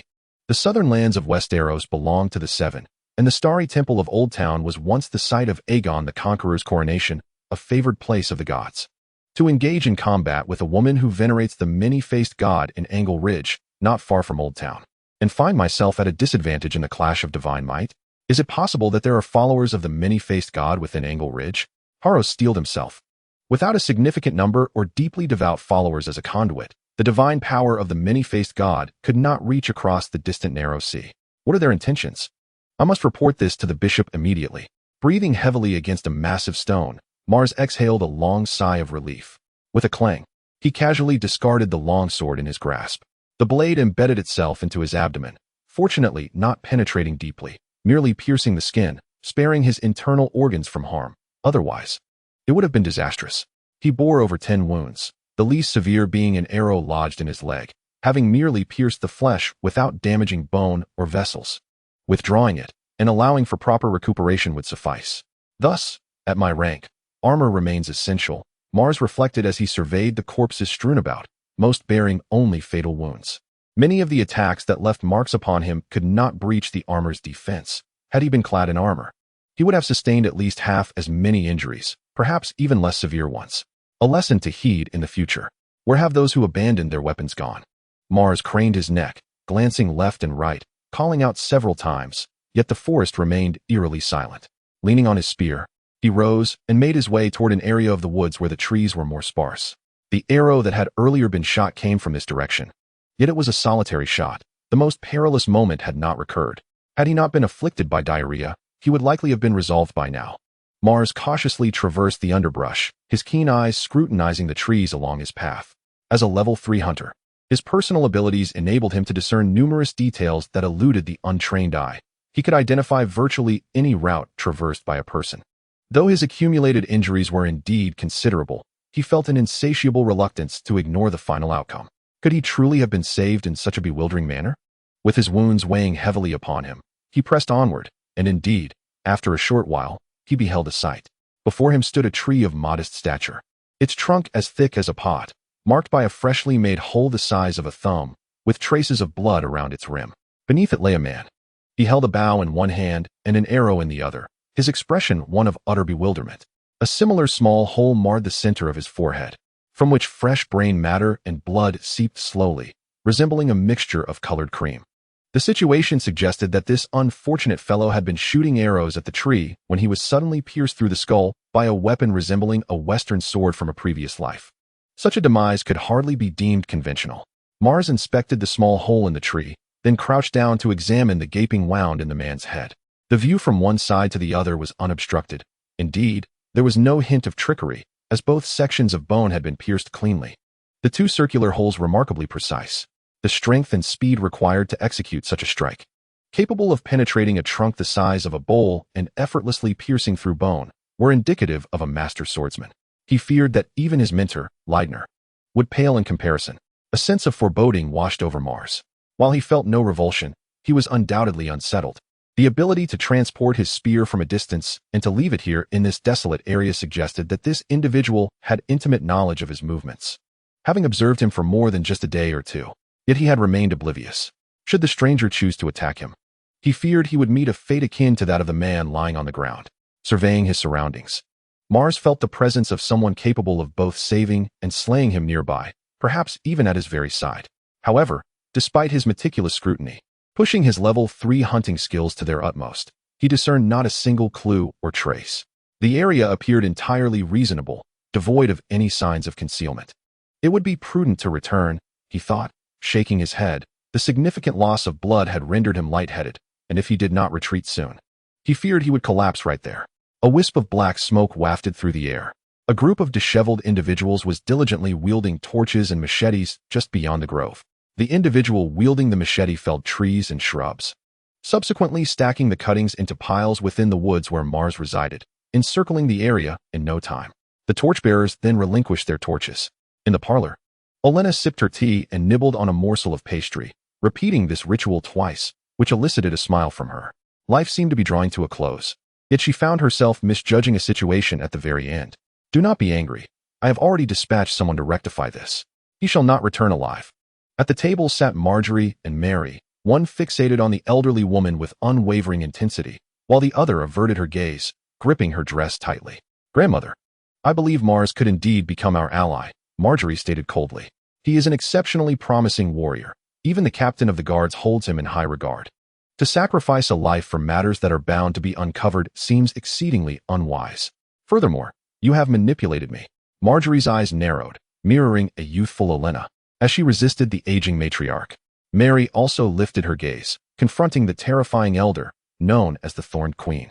It was this seemingly gentle and serene woman who had just moments ago menaced Marjorie, turning her into bait for the hunt against Mars. Chapter 30. A cry for help. It became evident that self-immolation was not a noble demise. The blood staining his body had congealed into dark clumps. Thanks to the sweltering heat, the bleeding had temporarily ceased. Licking his cracked lips, Mars realized he was teetering on the brink of death. The dual torment of blood loss and asphyxiation left him capable of composing a farewell note of fewer than 100 words, yet he found himself without pen or paper. I have been deceived. Mars lay on the ground, gazing at the smoke-laden sky. This scheme against him likely involved Mary as well. But why would she betray him? Was she being threatened? As the daughter of the Count of Jiaoling, she held a distinguished status throughout the River Bay. Who could possibly threaten her? What could compel such intimidation? He could not fathom it. Rolling onto his side, he resolutely refused to surrender. Even if it meant death, he would rather perish fighting for his life than succumb passively. Amidst the thick smoke, he snapped the arrow embedded in his wound, grasped his spear, and crawled forward on his knees. Despite his hands being bloodied and mangled, He remained fixated on the path ahead, unwilling to pause. Alongside his hope for survival, the strength of his hatred propelled him onward. If he were granted the chance to live, he would ensure that those behind this treachery would meet a fittingly grim fate. In the high fortress of the court, Tyrion peered through a telescope towards the distance. This is a curious contraption from the 9 great free trade city-states, capable of revealing distant vistas.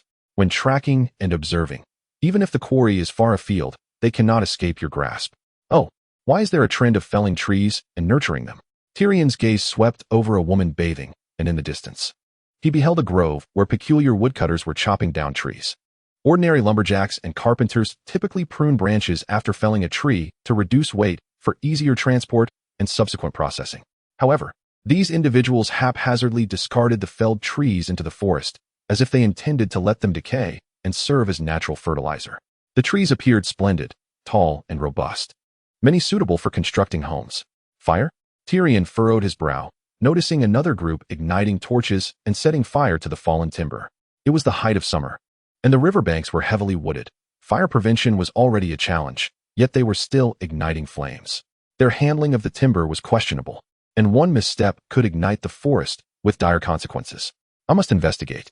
Tyrion stowed his telescope and hurried down the stairs. Adjacent to the high castle lay the stables. He and 2 attendants tasked with his protection mounted their steeds and rode toward the bonfire. Where is Mars? Have you seen Mars? The party from Hornhill had prepared to depart after packing, but Mars was nowhere to be found. The group dispersed to search for him. At that moment, a guard from the high court approached, bearing a letter sealed with a golden rose emblem. Master Lydner, I regret that I cannot accompany you. Miss Mary is visiting Miss Marjorie, leaving me to ensure her safety.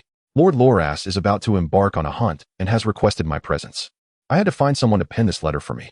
My apologies. Mars. Lydner furrowed his brow at the letter in his hand. While the explanation was reasonable, it exuded an inexplicable oddity. Was this letter delivered to you by Mars himself? He turned to the guard who had brought the message. It was given to me by Miss Marjorie's handmaiden. The guard replied with a shake of his head. When I received the letter, they had already departed. The words were dictated by Lord Mars and transcribed by Miss Marjorie's handmaiden. Very well, I understand. Lydner tucked away the letter and nodded. When the search party for Mars returned, they learned that he would remain at the High Court to ensure the safety of Miss Mary and Miss Marjorie. One by one, they expressed envy. Miss Mary and Miss Marjorie were not only of increasingly noble stature, but also possessed remarkable beauty. Merely standing beside them and observing up close was a privilege many could only dream of. Ah, if only I had not encountered Lord Loras. If only there were a chance. One of the accompanying knights grumbled, only to be met with a swift and merciless rebuttal from another. Even with a remarkable 7 consecutive victories, Mars could only secure a corner seat in the banquet hall, earning the attention of the esteemed ladies only after vanquishing Loras. These individuals were scarcely recognized by name until they engaged in battle with Loras, and afterwards, they would likely be forgotten entirely. Observing the despondency of this group, Deacon couldn't help but shake his head. Following their humiliating defeat in the competition, he resolved to advise his father to intensify their training. The academy could not afford to face such an embarrassing situation again, relying solely on one person to turn the tide. With a determined shout, Deacon gathered his thoughts and called for the group to mount their horses and advance swiftly. Meanwhile, Mars, struggling amidst a tangle of underbrush, felt his head growing heavier. Unable to find a straight path, instead, he found himself spiraling in circles, surrounded by trees that seemed eerily familiar. Damn it, he cursed. Why is this forest so vast? Eventually, he could no longer bear it and succumbed to unconsciousness. The fire nearby intensified, drawing closer with alarming speed. These were living trees, and while the initial flames had been feeble, as temperatures rose, the blaze surged, igniting them with ease and generating thick smoke. Consequently, the creatures perishing in the forest fire were seldom burned alive. Rather, they succumbed to asphyxiation, much like in a smokehouse. Now lying on the ground, Mars was on the brink of being charred, perhaps even recognizable by the time it was over. By the fire, the arsonists remained, not only lingering but also picking up water buckets, feigning efforts to extinguish the flames. To their surprise, the buckets contained actual water. Casually, they sprinkled water over the ashes. Their eyes fixed on the forest, primarily ensuring that no one escaped from the woods. Arriving on the scene, Tyrion, relying on instinct, took refuge behind a stone with his 2 protectors.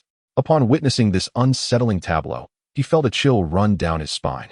Thank goodness we did not approach, otherwise, we might have been turned into firewood. he chuckled, glancing back at his two bewildered guards.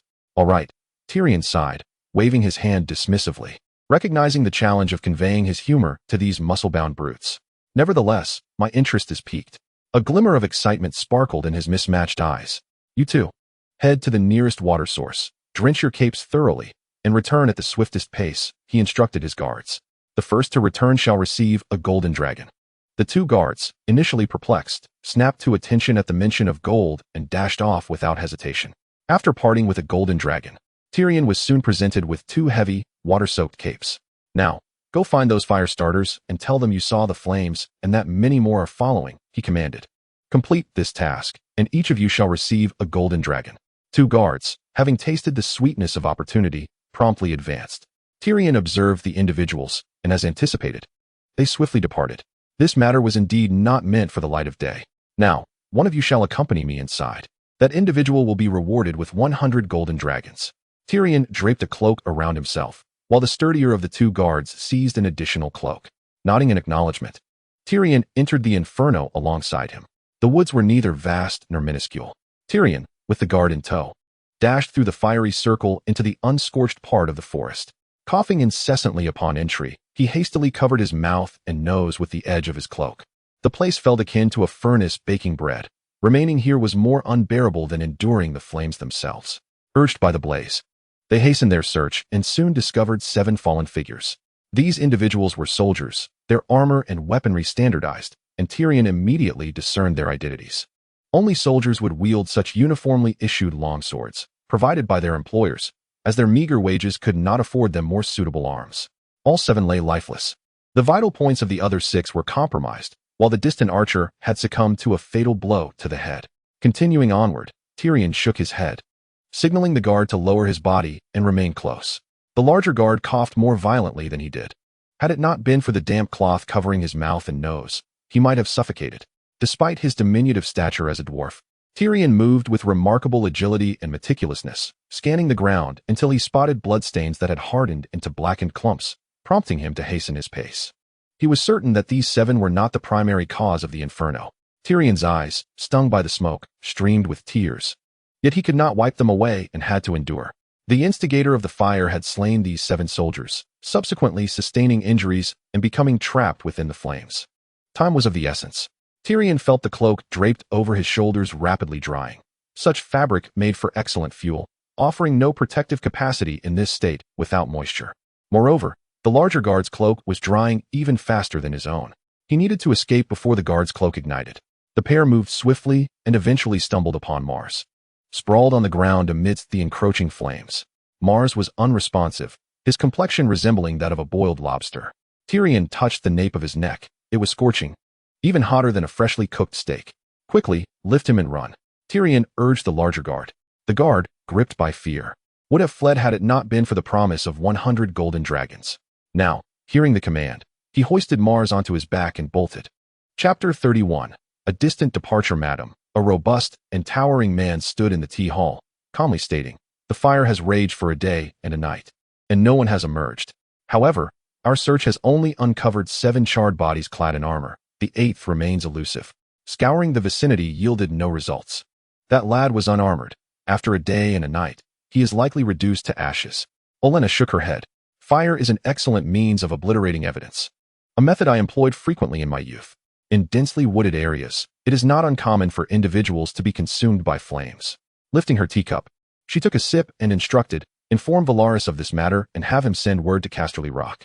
"Yes, my lady," the tall man replied, preparing to withdraw. "Wait a moment." Olenna reconsidered and called him back. "Keep a close watch on the young girl who has been observing Casterly Rock. Inform me immediately of any unusual behavior." "Understood, my lady," he nodded once more. Watching him depart, Olenna felt a sense of reassurance. Forrest was merely a decade her junior, a loyal bodyguard of many years, and his diligence had never faltered. She trusted him implicitly, with no reservations. Yet, she pondered if Lancel could discern any hints. But he was just a boy, expendable. Should he perish, what could be done? Would it be worth it to risk a rift with the Lannisters over him? Olenna's gaze flickered. However, thanks to this lad's misfortune, she had not anticipated that Loras would manage to entice Lancel into his bed. Though somewhat scandalous, the Lannisters would finally gain the support of Highgarden. Dorne could also begin to regain its composure. 3 days later, a letter was dispatched from Highgarden, carried by a raven to Casterly Rock. Esteemed Count Lancel, recently, Miss Marin and her sister, Lady Marjorie, encountered a fire. Fortunately, Lord Mace rendered his utmost aid, and they are unharmed. However, Lord Mace is missing amidst the flames, and we have yet to uncover his whereabouts. We continue our search. Yours sincerely, Valaris Tyrell. To Master Ledner, dear teacher, I have been ambushed at Highgarden, sustaining grave injuries. Thankfully, I was rescued and my life is no longer in peril. However, the Riverlands have become fraught with danger, and I have no refuge left. I am soon to embark on a journey. I implore you to take care. Mace Tyrell. Upon finishing the 2 letters, Lancel furrowed his brow. The paper used for both was identical, crafted from Highgarden's rose-marked stationery. The former was routine, yet the latter raised suspicion. How could someone ambushed by the Lannisters compose such a personal letter on their unique paper? Was he hiding within Highgarden?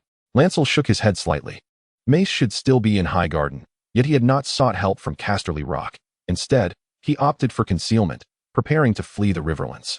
This indicated that, in Mace's understanding, or perhaps in his estimation, even he, the Count of Casterly Rock, might be unable to safeguard him. If the contents of these 2 letters are indeed authentic, it can be established that there are individuals within the High Court who harbor intentions to eliminate Mars, and this individual likely holds a position of considerable influence, potentially surpassing that of Velis, the heir to the High Court. However, identifying this person remains a challenge. The peril surrounding the High Court is, without a doubt, evident. Randall raised his gaze towards Leidner, who stood not far away. This devoted captain of his guard, who had accompanied him for over 2 decades, now bowed his head, hands clenched tightly, as if he were a ferocious tiger poised to pounce. Leidner, Mars is currently safe, and you must not venture to the High Court alone, Randall asserted, tapping his fingers lightly on the table. No one can uncover my presence, Leidner replied, shaking his head. The High Court is heavily fortified, and infiltrating it is no simple task. However, he believed that merely gathering intelligence, without resorting to assassination or theft, could yield a reasonable chance of success. He never anticipated that taking Mars to a martial arts competition could nearly endanger their lives. How audacious is the High Court? Their current actions seem solely directed at Mars. At least for now, they do not wish to entangle angling in this matter. Randall carefully stored the letters. Speaking calmly, I do not know what Mars has done, nor what he may know, but he has undeniably attracted the attention of certain individuals within the High Court. What can he do? What can he possibly know? Leidner struck the wall with his fist, growling lowly. He is merely 15 years old. Attending the High Court for the first time, what could he possibly be aware of that would concern anyone? In my view, they are targeting angling. Duke Mace has long held a grudge against angling. This may well be his doing. Randall shook his head, urging calmness. Steady yourself, Leidner. We must resolve this matter judiciously, without letting anger cloud our judgment. Our immediate priority is to ascertain what has transpired, rather than directly confronting the High Court. Melly is still at the High Court. She may possess some knowledge regarding this situation. I shall write to her, requesting her swift return. Indeed, but given the current circumstances, Miss Melly may also be in peril. Leidner reluctantly composed himself and nodded. If the High Court truly intends to harm angling, this journey may not proceed smoothly. I will set out personally, accompanied by 20 riders, to ensure the safe return of the lady. Throughout numerous wars, incidents of abduction, threats, assassination, and deceit have been prevalent. Melly, being the daughter of the Count of Angling, would find herself in a precarious situation if captured by the High Court. Very well, Randall nodded. He understood his old companion well, although Leidner was deeply loyal. He was not one to act purely on emotions. Given the current tumultuous situation, a figure of substantial weight must emerge to stabilize the circumstances. History has shown that the more intricate the plotting, the greater the likelihood of error. Furthermore, situations that appear certain often encounter unforeseen complications. Upon Melly's return to angling, her demeanor transformed drastically as she isolated herself in her room, unable to utter a single word throughout the day. In the realm of Westeros, seemingly bound by only 2 seasons, the prolonged summer has come to an end with Melisandre, heralding the onset of a harsh winter. The spirited maiden, radiant like the sun, has departed, perhaps never to return. Blando is acutely aware that Melisandre's fate is intertwined with that of Mor's, yet he refrains from applying pressure, for he remains a father at heart. Lidner has commenced the assembly of soldiers for training, instructing blacksmiths to repair weapons, ensuring readiness for an impending assault on Highgarden. However, the anticipated conflict ultimately did not materialize. A fortnight later, Blando received a missive from Olenna, urging him to prepare his forces to venture into the Stormlands and eradicate the Dornish bandits near the Red Mountains. To lead an army into the unfamiliar territory of the Stormlands, entrusting their rear to untested and potentially hostile lords of the Stormlands and the uncertain state of Highgarden, was a decision Blando resolutely declined, citing the need for troop recuperation and a transition of leadership. His refusal directly resulted in a devastating defeat for the lords of the Stormlands. The prestige of Highgarden diminished yet again in their eyes, compelling Olenna to summon the Tyrell forces stationed near Highgarden to the Stormlands, while soothing discontented lords with golden dragons. Ultimately, Olenna was left with no choice but to entrust all military might in the southern Riverlands to Blando in exchange for the support of Horn Hill. During this time, Princess Marjorie of Highgarden made several visits to Horn Hill, sparking rumors of an impending union between the Tyrells and the Tullys. Meanwhile, a rare and immense dark cloud loomed over the Riverlands. Thunder rumbled, and by evening, torrential rain descended. The heavy raindrops fell upon the woods, creating a misty haze, and the following morning, the rainfall intensified. Tyrion, gazing from the window of the high tower, observed the once clear mountains and forests transformed into a blurred canvas of ink-like hues. Devoid of golden sunlight, the blooming golden roses were reduced to a carpet of petals. It was time for the hunt, and with a grin, Tyrion mounted his steed. Amidst curious glances, he, accompanied by the Lannister guards, galloped forth, splashing mud high into the air as they thundered through the city gates into the woods, startling the rain-soaked birds into flight. "Here is where I must bid you farewell," Tyrion declared beneath a sprawling tree, its trunk thick enough for several people to embrace. He halted his horse and produced a small box from within his cloak, tossing it to the man behind him. The man caught the box, his upper body, including his face, wrapped in bandages stained with fresh blood. "In such a brief span, I did not expect your recovery to be so remarkable," Tyrion remarked, nodding. Just half a month prior, this man had been on the brink of death, and now, merely 3 days after consuming a meal fit for 3, he was once again capable of riding.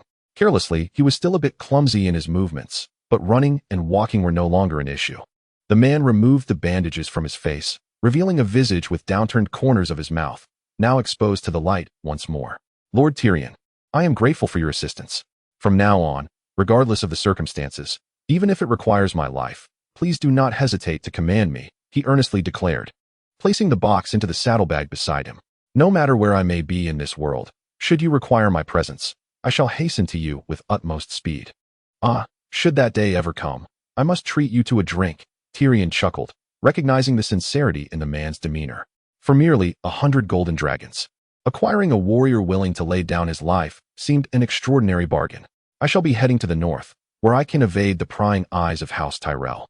You may find me there," Mars stated, tugging at the reins of his horse. "I no longer belong to the Reach. I am now Mars Frey. Frey, the free man." Tyrion mused, amused, having expected a name like Riverrun, synonymous with vengeance. Watching Mars ride away along Rose Avenue, Tyrion inexplicably felt that one day he would summon this man. And at that moment, their lives might intertwine irrevocably. Chapter 32. Fury galloping through the torrential rain, splashes of water erupted, and his cloak billowed behind him, showering him with countless raindrops. The spectacle appeared grand, yet the reality of the muddy ground severely hindered the horse's speed, and the drenching rain posed a risk of catching a chill. Had it not been an urgent matter, no one would travel in such inclement weather. His cloak nearly soaked through, the downpour intensified. Eventually, Mars had no choice but to slow his horse, as the path ahead became obscured. At this moment, it was indeed too late to turn back. He urged his steed under a large tree for a brief respite. However, he soon realized that the rain had thoroughly drenched the tree as well, and sheltering beneath it still left him exposed. Reluctantly, he continued on, scanning the sides of the road in hopes of spotting an inn or a dwelling. This was Rose Avenue, bustling with more traffic than a mere lane, and eventually, to his relief, he discovered a small tavern. Mars urged his horse to a stop before the inn. He led the horse to the stable, removed the leather bag from its back, and slipped a coin to the stable boy, instructing him to feed the horse. Only then did he enter the tavern. "A mug of ale, and something to eat," he said, surveying the surroundings. He hung his cloak on a rack by the door and settled beside the hearth to warm his soaked boots. Strangely, the tavern felt eerie, and he found himself utterly alone. Yet, he could not afford to dwell on this. He needed to dry off as quickly as possible. Noticing that the fire seemed barely kindled, Mars tossed in a couple of logs and used the tongs to stoke the flames higher. Some young innkeepers, Upon noticing Mars adorned in bandages and a long sword at his waist, promptly ushered the children playing nearby into the kitchen. The innkeeper approached Mars's table, a mug of ale in hand. "Just set it down," Mars said, as he was busy roasting his boots. He nodded to the innkeeper and placed several coins on the table. "Please bring me some food. I have traveled a great distance and am quite famished." Relieved, the innkeeper thought that a patron who pays so properly is unlikely to be a rogue. He appeared to be a hired knight. She turned to leave. Young and not unattractive, with a slender figure, she walked gracefully, and with a bit of adornment, she could rival the beauty of noble maidens. Mars, driven by a man's instinct, cast a glance at the innkeeper's form, feeling a stir of desire, before lifting the mug of ale and taking a hearty swig. The warmth of the hearth began to rise. The bandages, being rather thin, quickly dried out. As the food took its time to arrive, Mars gazed into the flames. Contemplating his future, the best refuge from Tyrell, he mused, lay within the 9 free cities: Bravos, Lorith, Lys, Myr, Volantis, Pintos, Cohor, Tyrosh, and Volantis, all of which were beyond Tyrell's reach. Yet, the simple folk there lived by strict traditions, and ordinary people could easily fall victim to enslavement. The level of violence was alarmingly high, and he had no desire to become one of the faceless men. Mars believed that at his current standing, without the protection of the House of Black and White, he would struggle to find safety there. Moreover, the remaining 7 kingdoms maintained trade relations with the Riverlands. The fine wines from the arbor were a valuable currency throughout the continent, and many lords would not hesitate to sell a Tyrell, merely a life in exchange for profit. In truth, Mars had overestimated his own worth. Even if the Vale refused to send troops, Olenna would consider that Loras sought greater benefits and would not have him in mind at all. Nevertheless, one's life is singular, and in such circumstances, caution is prudent. Physically speaking, the farther one is from danger, the safer one becomes, and the current Lord of the North, Lord Eddard Stark of Winterfell, possessed a reputation worthy of trust. Based on these considerations, Mars ultimately opted for the remote and frigid expanse of the North, for its vast territories surpassed the combined total of the other 6 kingdoms. When the innkeeper returned with a hearty serving of roasted chicken and lemon, Mars snapped back to reality, only to frown at the food before him. The same dish he had encountered in the Vale and Highgarden. Even the most humble taverns served fare far superior to this. At the very least, one could still recognize the chicken in those establishments. Mars picked up a spoon and stirred, finally letting out a sigh. Now is not the time for trivial concerns. He scooped a spoonful and placed it in his mouth, chewing thoughtfully.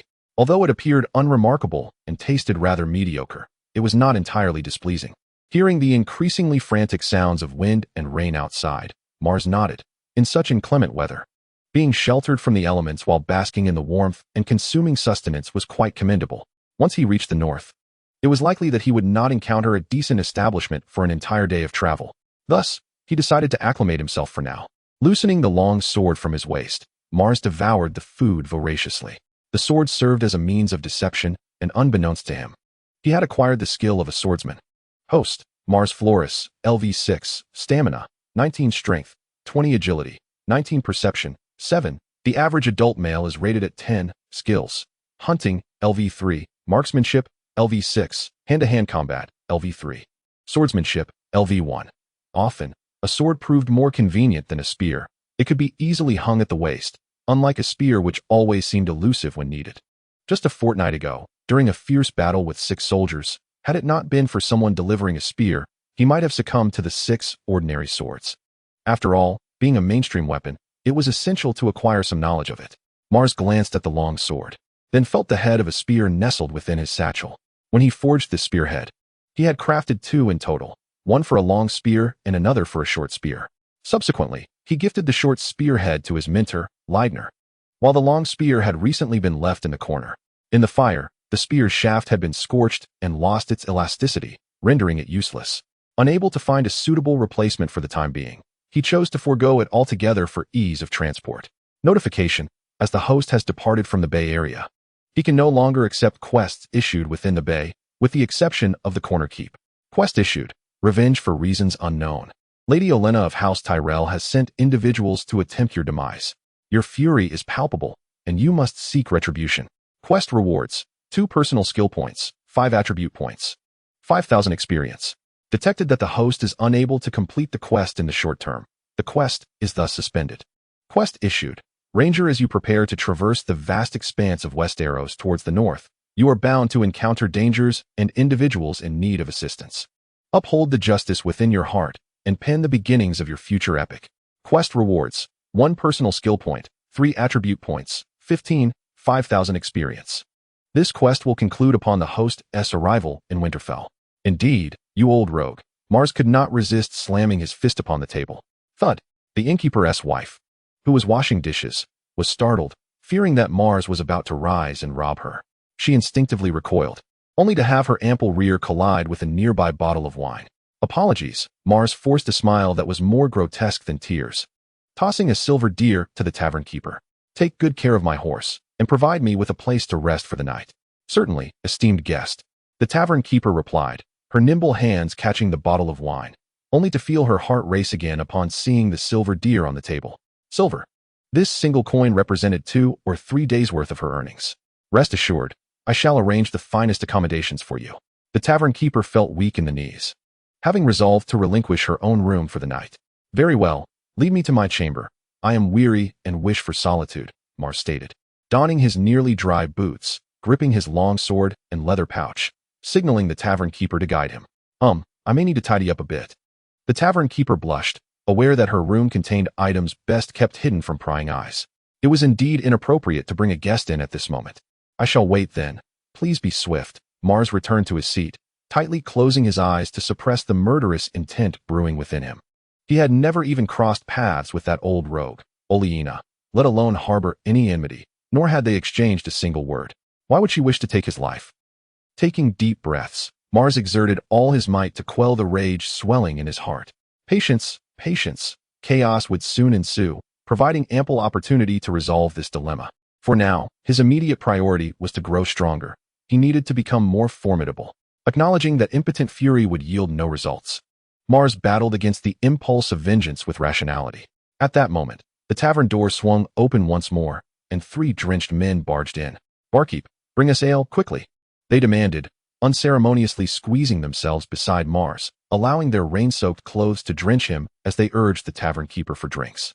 Move aside, kid, I need to warm up, one of the men said, as they each downed a mug of ale and flirted with the tavern keeper. Feeling that Mars was an inconvenience, they attempted to shove him aside. Mars retaliated with a punch to the man's nose, and as he cupped his face, Mars delivered another blow to his chin. The man collapsed to the ground, unable to rise, and Mars charged at him, mercilessly stomping his face. The other 2, intent on assisting their fallen comrade, were met with Mars swinging a nearby bench with ferocity, bellowing, "Consider yourselves fortunate. Had you arrived just 15 minutes earlier, I would have killed you without a second thought." 15 minutes prior, he had just uncovered the identity of those who sought to harm him. Anger surged within him. If provoked, he would not hesitate to claim 2 more lives. Chapter 33. The Ranger Bah, what trash! Mars spat vehemently onto the ground. The 3 men were no innocents. Realizing they could not best Mars, they reached for daggers at their waists. However, before they could draw their weapons, Mars spotted their intent, snatched several daggers from them, and unleashed another round of blows.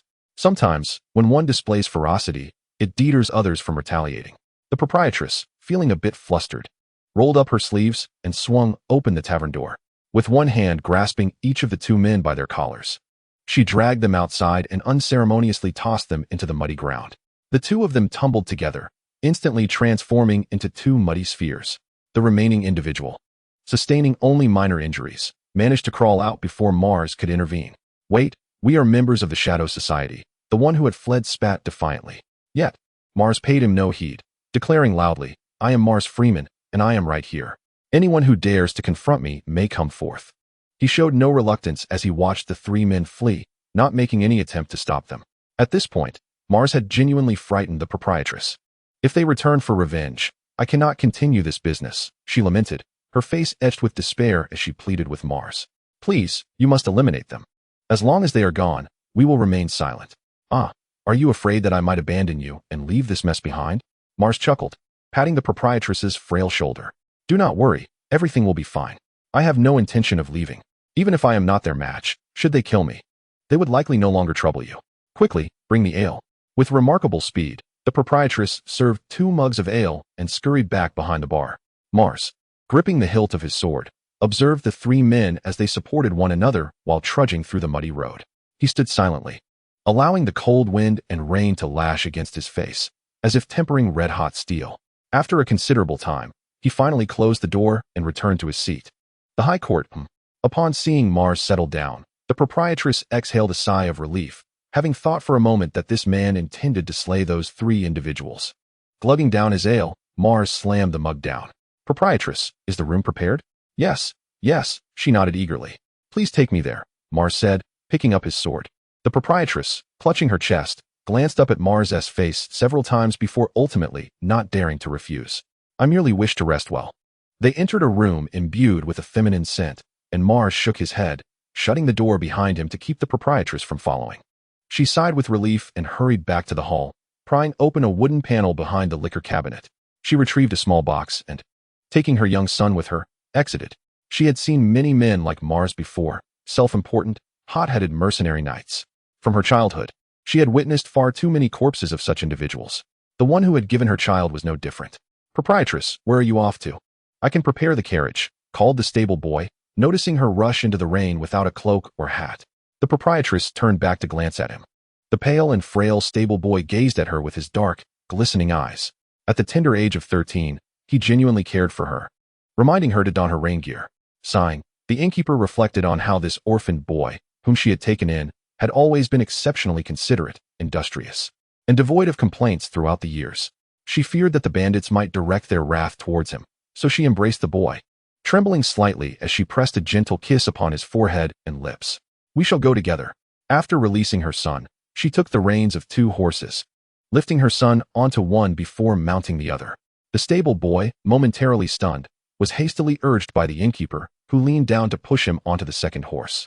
They ventured forth into the rain along Rose Avenue, 3 figures on 2 steeds. Inside the modest room, tidily arranged, Mars heard the distant sound of hooves fading into the rain and shook his head slightly. From his satchel, he retrieved the barrel of a gun, placing one end upon the floor at the threshold and the other against the doorframe. With his satchel tucked beneath his pillow, he grasped his sword and reclined on the bed, quickly succumbing to a deep slumber. King's Landing. The very ground where the conqueror Aegon first set foot during his campaign of conquest, now bore witness to the legacy of the Targaryen dynasty. Atop the highest of the 3 hills in King's Landing, known as Aegon's Hill, he constructed the first fortification from earth and timber. After subjugating the 7 kingdoms, he further fortified this stronghold into the royal castle we now recognize as the Red Keep. Following the overthrow of the Targaryens, the current king, Robert Baratheon, inherited this castle. Now residing in the Maegor's Holdfast, though he often indulged in hunting and tournaments, frequently spending nights elsewhere, leaving behind numerous illegitimate offspring. The Hand of the King resided within the Tower of the Hand in the Red Keep, wielding the authority to act in the king's stead and serving as the most direct administrator of the 7 kingdoms. At that moment, in the private meeting chamber of the tower, the Hand was engrossed in state affairs. A beautifully attired handmaiden attended him by the table, while robust and obedient servants lingered in the corners, and fully armed guards stood watch at the door. The broad-shouldered elder sipped his tea before setting the cup aside, continuing to peruse a thick stack of accounts before him. Though his hair had turned white, he bore the heavy responsibility of the realm's governance as the current Hand of the King, Jon Arryn. "Send these to Barris, and inform him I have reviewed them." Jon summoned a servant, handing over all the accounts, then rubbed his temples, shifting his focus to the next matter at hand, King's Landing sanitation issues. This locality required funding, yet the treasury was devoid of resources. Jon massaged his temples once more and picked up a quill, beginning to draft a new promissory note. The Iron Throne's coffers had long been in deficit. Just a few years prior, the sight of such accounts would have sent shivers down his spine. Do not speak of governing internal expenditures. Presently, the operations of the Red Keep rely solely on the assistance of House Lannister and loans from the Iron Bank of Bravos. Should we circumvent them, the king would be bankrupt in an instant. Jon summoned a servant to deliver his written orders. Inform Baelish to continue lowering the interest rates. "Yes, my lord," the servant replied, departing swiftly. At that moment, a stern-faced man with thin lips entered the meeting room. "Is there something amiss, my prince?" Jon glanced at him before returning to his matters.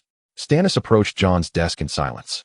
It was only then that the elderly man, with hair and beard as white as snow, was compelled to lift his gaze. "You all may leave," Jon said, exchanging a glance with Stannis, who dismissed the servants and attendants. He could never feel close to the brother of his foster son, nonetheless. It was undeniable that Stannis was more suited to be king than Robert or Renly. My Lord Prime Minister, I hope what I am about to disclose remains confidential until it is fully verified. Once the door was secured, Stannis slowly commenced, his voice akin to the cold, unyielding rocks of the night. Even when addressing the Prime Minister, his tone resembled that of an order. If it is indeed as significant as you present it, Jon nodded. A fierce wind howled, causing the roof to creak ominously, and an indescribable sense of crisis descended. Mars, having slept for a spell, awoke to the sound of hooves and shouts mingling with the rain outside the tavern. Who dares to disturb my shadows? Step forth. A coarse, wild voice pierced through the storm, carrying a chill that sank into the hearts of all within the tavern. If there were indeed any patrons present, Mars swiftly drew his longsword, retracting the barricade at the door, and stepped outside. The tavern was empty, save for the flickering flames in the hearth. He exited and shut the door behind him, fully aware of his purpose and the confrontation that awaited him. 7 or 8 men on horseback had gathered in the tavern yard. Mars immediately recognized 3 of them as those he had recently bested in a brawl. Their weapons primarily consisted of battle axes, war hammers, and clubs, with only the tallest among them wielding a short sword. None possessed decent armor, indicating that any part of their bodies was vulnerable to a strike. That's him, the one who thrashed us, the 3 men shouted, their eyes gleaming with malice. His sword is worth a fortune. Mars raised his longsword, a 2-handed blade gifted by Tyrion. Though initially intended as a mere facade, it was a finely crafted weapon, with a polished spherical white stone embedded in the hilt. Hey, big man, the leader grinned broadly. Be wise and hand over your sword to me, and I may spare your life. Yet in his heart, he thought, once you relinquish your weapon, unarmed, you will be at my mercy. Several men dismounted from their horses. The tavern's courtyard was confined, making it difficult for them to maneuver. Should this rascal escape into the woods behind, it would be a challenge to capture him. Mars silently approached the nearby stable, seized a pitchfork, and hurled it with precision. The weapon struck a man wielding a wooden club, sending him sprawling into the mud, lifeless. Whoever dares to flee, I shall be the one to slay, Mars declared, wading through the mire as he advanced toward the remaining men. In the face of life and death, a person learns to cherish their existence more fervently. For a warrior, such experiences not only breed caution, but also amplify their confidence in their martial prowess. They gradually attain a profound understanding of reality, a mastery of combat that transcends the ordinary, enabling them to foresee the course of a battle. Mars had been pitted against Ryder for an extended period. Had it not been for this tournament, he might have nearly forgotten the extent of his own strength. Chapter 34. The unexpected Mars stripped off his garments, revealing several wounds that had burst open, though they were not severe, merely oozing blood. In the downpour, rainwater mingled with his blood, staining the bandages crimson. Gazing at the fallen black flag before him, Mars narrowed his eyes. This flag was undeniably exquisite, entirely black with a white, ethereal figure depicted upon it. Such ostentatious banners were rarely seen in the river valley. They were more characteristic of the western territories and the rugged valleys, where bandits dared to rally and raise their colors. You hail from the western territories, do you not? Mars addressed the remaining breathless bandit leader. Tell me the route you took to arrive here, and I shall grant you a swift end. He had heard from his mentor Ryder that many bandits possessed established territories, along with secret paths known only to them. While these routes may prove less convenient than the main roads and often impassable for small carts, they could provide an unexpected advantage in critical moments. Mars had gleaned several such routes from Ryder over the years, a treasure trove of knowledge that had earned him accolades on numerous occasions. Such information was always invaluable. The bandit leader coughed up blood, fixing a fierce gaze upon Mars. Stabbed in the abdomen by Mars's blade, his innards lay in ruin, a fatal wound. Despite the agony, he was fortunate to have sustained a lesser injury to his lower back, hastening his demise. Today, fortune has eluded us, the bandit leader muttered, his gaze drifting away as he lay in the mud, a grimace crossing his face.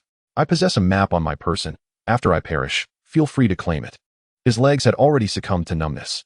Very well, I shall wait for your demise to retrieve it, Mars replied, casting a lingering look at the bandit leader before moving to search the bodies for valuables.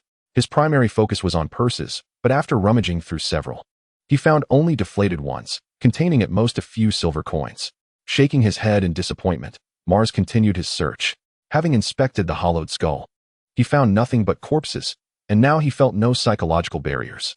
The bandit leader, noticing Mars's intense focus, flickered with a glint of malice in his eyes as he discreetly tucked a short sword beneath his backside, subsequently closing his eyes to feign death. Unaware of the bandit leader's subtle maneuver, Mars continued his search. In the latter stages of the skirmish, The remaining foes had scattered in flight, resulting in a chaotic scene that was proving difficult to navigate. Time was of the essence, especially with the rain falling and his own injuries to contend with. As Mars rummaged through the garments of a bandit, his fingers brushed against something solid on the man's chest. He tore open the bandit's clothing to reveal a brown leather armor beneath. With a sigh, he glanced at the man's neck and shook his head. The fellow had succumbed to a fatal cut, rendering the leather armor utterly useless. Stripping off the armor, he assessed it upon himself, finding it somewhat fitting, albeit slightly large for direct wear, but suitable when draped over his clothing. Encouraged by this find, he continued to sift through the remaining bodies and unearthed a pair of leather bracers. In combat, the hands wielding weapons are undeniably crucial, should they be targeted. Injuries are all too easily sustained. Though small, the bracers were significant in their protective capacity for the wrists and backs of hands. After a quick wipe, they were ready for use. Holding the leather armor and bracers in one hand while brandishing his sword in the other, Mars approached the bandit leader sprawled on the ground. In the brief interval, the man's complexion had become indistinguishable from that of a corpse. "I promised you a swift end, and I must uphold my word," Mars declared, raising his sword for a decisive strike, nearly severing the bandit leader's head. Blood still oozed from the wound, indicating he had not been dead long.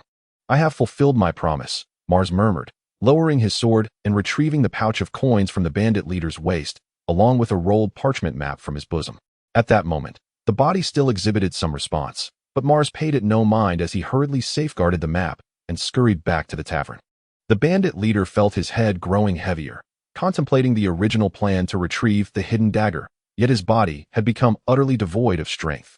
He heard Mars's footsteps receding and wished to utter something, but his consciousness plummeted into an abyss of darkness. "Am I truly dead, and you still strike?" The following night, the rain had ceased, and under the moonlight peering through the clouds, the tavern's proprietress, accompanied by a stable boy and her son, stealthily returned via a narrow forest path. Even in seeking vengeance, it seemed the time had come for closure, and they believed this secluded route would go unnoticed. The stable boy led the way, while the proprietress, with her son in tow, felt a lingering unease. Eventually, they beheld the bodies in the courtyard and 7 horses peacefully grazing in the stable. These were the mounts belonging to the bandits. There should have been 8, but Mars had deemed it too arduous for a horse to bear him alone to the northern realms and had taken one with him. The extra horse, when laden with goods, serves its purpose well. When unburdened, it can be exchanged for another mode of transport. The original horse now moves with remarkable ease, capable of traversing greater distances. Under the veil of night, the innkeeper's wife stealthily peered through the tavern's window, where she beheld the dimly glowing embers of the hearth, casting a feeble light that slightly dispelled the darkness. On a table, something appeared to emit a faint glow. In the emptiness of the tavern, she finally pushed the door open, brandishing a lit torch. As she surveyed her surroundings, she noted that everything remained as she had left it, save for 3 gleaming gold coins resting atop the table where a man named Mars Freeman once sat. "Gold dragons," she exclaimed, hastily collecting the coins. Only then, illuminated by the torchlight, did she notice inscribed upon the table, "Apologies for the inconvenience caused to your life, Mars Freeman. Is there anyone here?" A man with black hair, black eyes, and a black beard, carrying a long sword and wrapped in bandages? A crisp, urgent voice rang out, accompanied by the sound of hooves outside the tavern courtyard. The moon still hung in the sky, though dawn was breaking. Mars galloped down Rose Avenue, 2 horses racing along the open road, panting heavily, their hooves flying. With squinted eyes, he faced the morning mist, relishing the fresh moisture and admiring the cool light of dawn creeping across the horizon. In the darkness, the first rays of light emerged from the eastern sky, initially a brilliant white, then transforming into shades of orange and gold, resolutely spreading across the nearby heavens and clouds. Unstoppable by anything. In that moment, he knew he must hastily depart from the river bend, lest he succumb to the urge to return and exact vengeance, perhaps for retribution, or for some other reason. Shaking his head, Mars forced himself to immerse in the exhilaration of riding once more. Among the 2 most renowned roads in Riverbend, one meanders along the coastline towards K Rock, connecting with the Golden Road leading to the coastal path of King's Landing, while the other traverses Bitterbridge directly to Rose Avenue in King's Landing. Once in King's Landing, one could proceed north along the King's Road to reach Winterfell. Bitterbridge, where the Rose Avenue crosses the Mander River, is held by the noble Caswell family, whose sigil features a yellow centaur archer. Riverbend is exceptionally prosperous, allowing Mars to travel freely without concern for supplies, as small villages along the way offer ample sustenance. As the sun ascended higher, the horses grew weary, and Mars felt a twinge of discomfort in his backside. Gradually, he slowed his pace, seeking a small stream where the horses could drink and graze, allowing them a moment of respite. Unlike automobiles, which merely require fuel, horses cannot run indefinitely without risking their lives. The rider, too, cannot endure such relentless exertion. Rubbing his sore backside, Mars arranged for the two horses to rest while he chewed on a piece of jerky. His wounds healed at an astonishing pace. The extensive burn injuries had nearly mended without leaving a trace of scars, and the few lacerations from sharp blades had also formed scabs, prompting him to remove the bandages. Notably, the arrow wound in his leg had completely healed, leaving Mars increasingly bewildered by the nature of this world. While physical strength seemed relatively normal, the existence of deities was nothing short of extraordinary. Sighing, he pondered the fate of his secluded cabin in the woods, which had been his sanctuary for survival. Fortunately, he had managed to process the dried meats before leaving, otherwise it would have all been lost. As he chewed on the jerky, Mars reminisced about his humble abode, the first refuge he had constructed upon his arrival.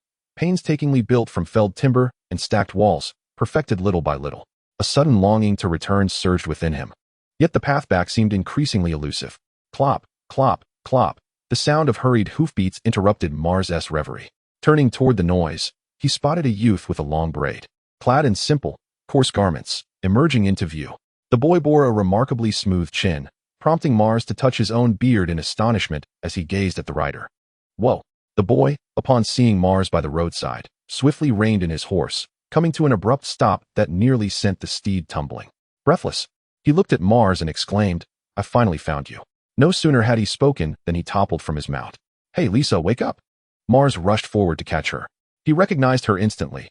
This boy was, in fact, a girl, Lisa Tally, the youngest daughter of Count Langwood. "Let me rest for a moment. I've been traveling for days," Lisa murmured weakly, shutting her eyes and drifting off in Mars' embrace. She must have been utterly exhausted. Chapter 35, Transformation Today. We cannot proceed. The two horses, along with the newly arrived mare, snorted restlessly. The mare had a gentler temperament compared to the stallion, particularly since the latter had not been gelded. Mars held Lisa close, scanning for a cleaner spot where she might sleep soundly. However, the rain had only just ceased, and there was not a dry patch in sight. Considering a fire was futile, as the trees were soaked through, and even dry earth eluded him. So, is my embrace the best place after all? Mars looked around in confusion, ultimately settling against a large tree with Lisa in his arms. The damp stone felt icy against him, causing an involuntary shiver as he sat down. Winter was approaching, he thought, shaking his head. The temperature had noticeably dropped over the past few months. The river valley, typically a warm and humid locale, now felt chillingly brisk with a mere gust of wind after the rain. He rose once more to retrieve the blanket he carried, wrapping it around both of them, which provided some warmth. With the rain's departure, Tylian once again set forth on his journey. He bid farewell to Velas and prepared to embark on his journey to Old Town. Initially, he had intended to visit Dorne first, but considering the relationship between the Lannisters and the Martells, he ultimately changed his destination. One day, Dorne, I shall thoroughly explore your depths and intricacies. Tyrion glanced despondently towards the east, where Dorne lay. If only he had a protector of Mars caliber by his side. Exercising a bit more caution might have afforded him an opportunity, yet he had recently seen that individual off. Alas, Dorne was renowned for its openness. Perhaps he could have unlocked a few new experiences there. What a pity it was, what a missed chance. Behind him, two Lannister guards exchanged glances, both relieved. During the War of the Usurper, Gregor Clegane, the Lannister knight known as the Mountain, had heinously slain Prince Oberyn Martell's sister, Princess Elia, which had incited a profound hatred throughout Dorne towards any Lannister. Should Tyrion insist on venturing into the Martell-ruled Dorne as a scion of House Lannister? He risked assassination on the road, though it was also possible that the Dorne elite might shield him. Yet, those two guards were certain they would be buried there. If you truly wish to indulge, next time I journey to Dorne to see Oberyn, I shall take you along, Velas said, glancing at Tyrion. He had a cordial relationship with Prince Oberyn and often sought his counsel on matters of animal training and culinary techniques. However, Oberyn was currently traveling the Free Cities and had only recently returned, now having departed once again. Never mind, Tyrion decisively shook his head. If it were anyone else, perhaps. But not the Red Viper Oberyn. This man studied in the Citadel, earned 6 chains of knowledge, and is well versed in the art of poisons. Just the other day, Velas mentioned that Oberyn acquired numerous texts on alchemy during his travels in the Free Cities. Standing before Oberyn, he could easily conjure 100 means of my demise, and he would have ample justification for doing so. It is far too perilous. A man should not abandon an entire forest for a single tree. The allure of Dorne's beauties is enticing, yet I would be risking the chance to ever court another woman again. It is best to let it go. Your kind intentions are appreciated, but rather than that, I would be far more delighted if you could help me find a few exquisite Dornish maidens and summon me back. Tyrion clapped Velas on the shoulder with a sigh. Very well, the next time, I assure you there will be Dornish beauties. Velas chuckled nonchalantly and instructed his attendant to bring forth a pony. This is a rare find, he said, proudly stroking the pony's mane. This pony was specifically selected for Tyrion. Not only was it gentle in temperament, but also resilient and robust, capable of adapting to nearly any environment, making it the ideal steed for a dwarf traversing the Seven Kingdoms. Indeed, it is a fine steed, Tyrion nodded in satisfaction.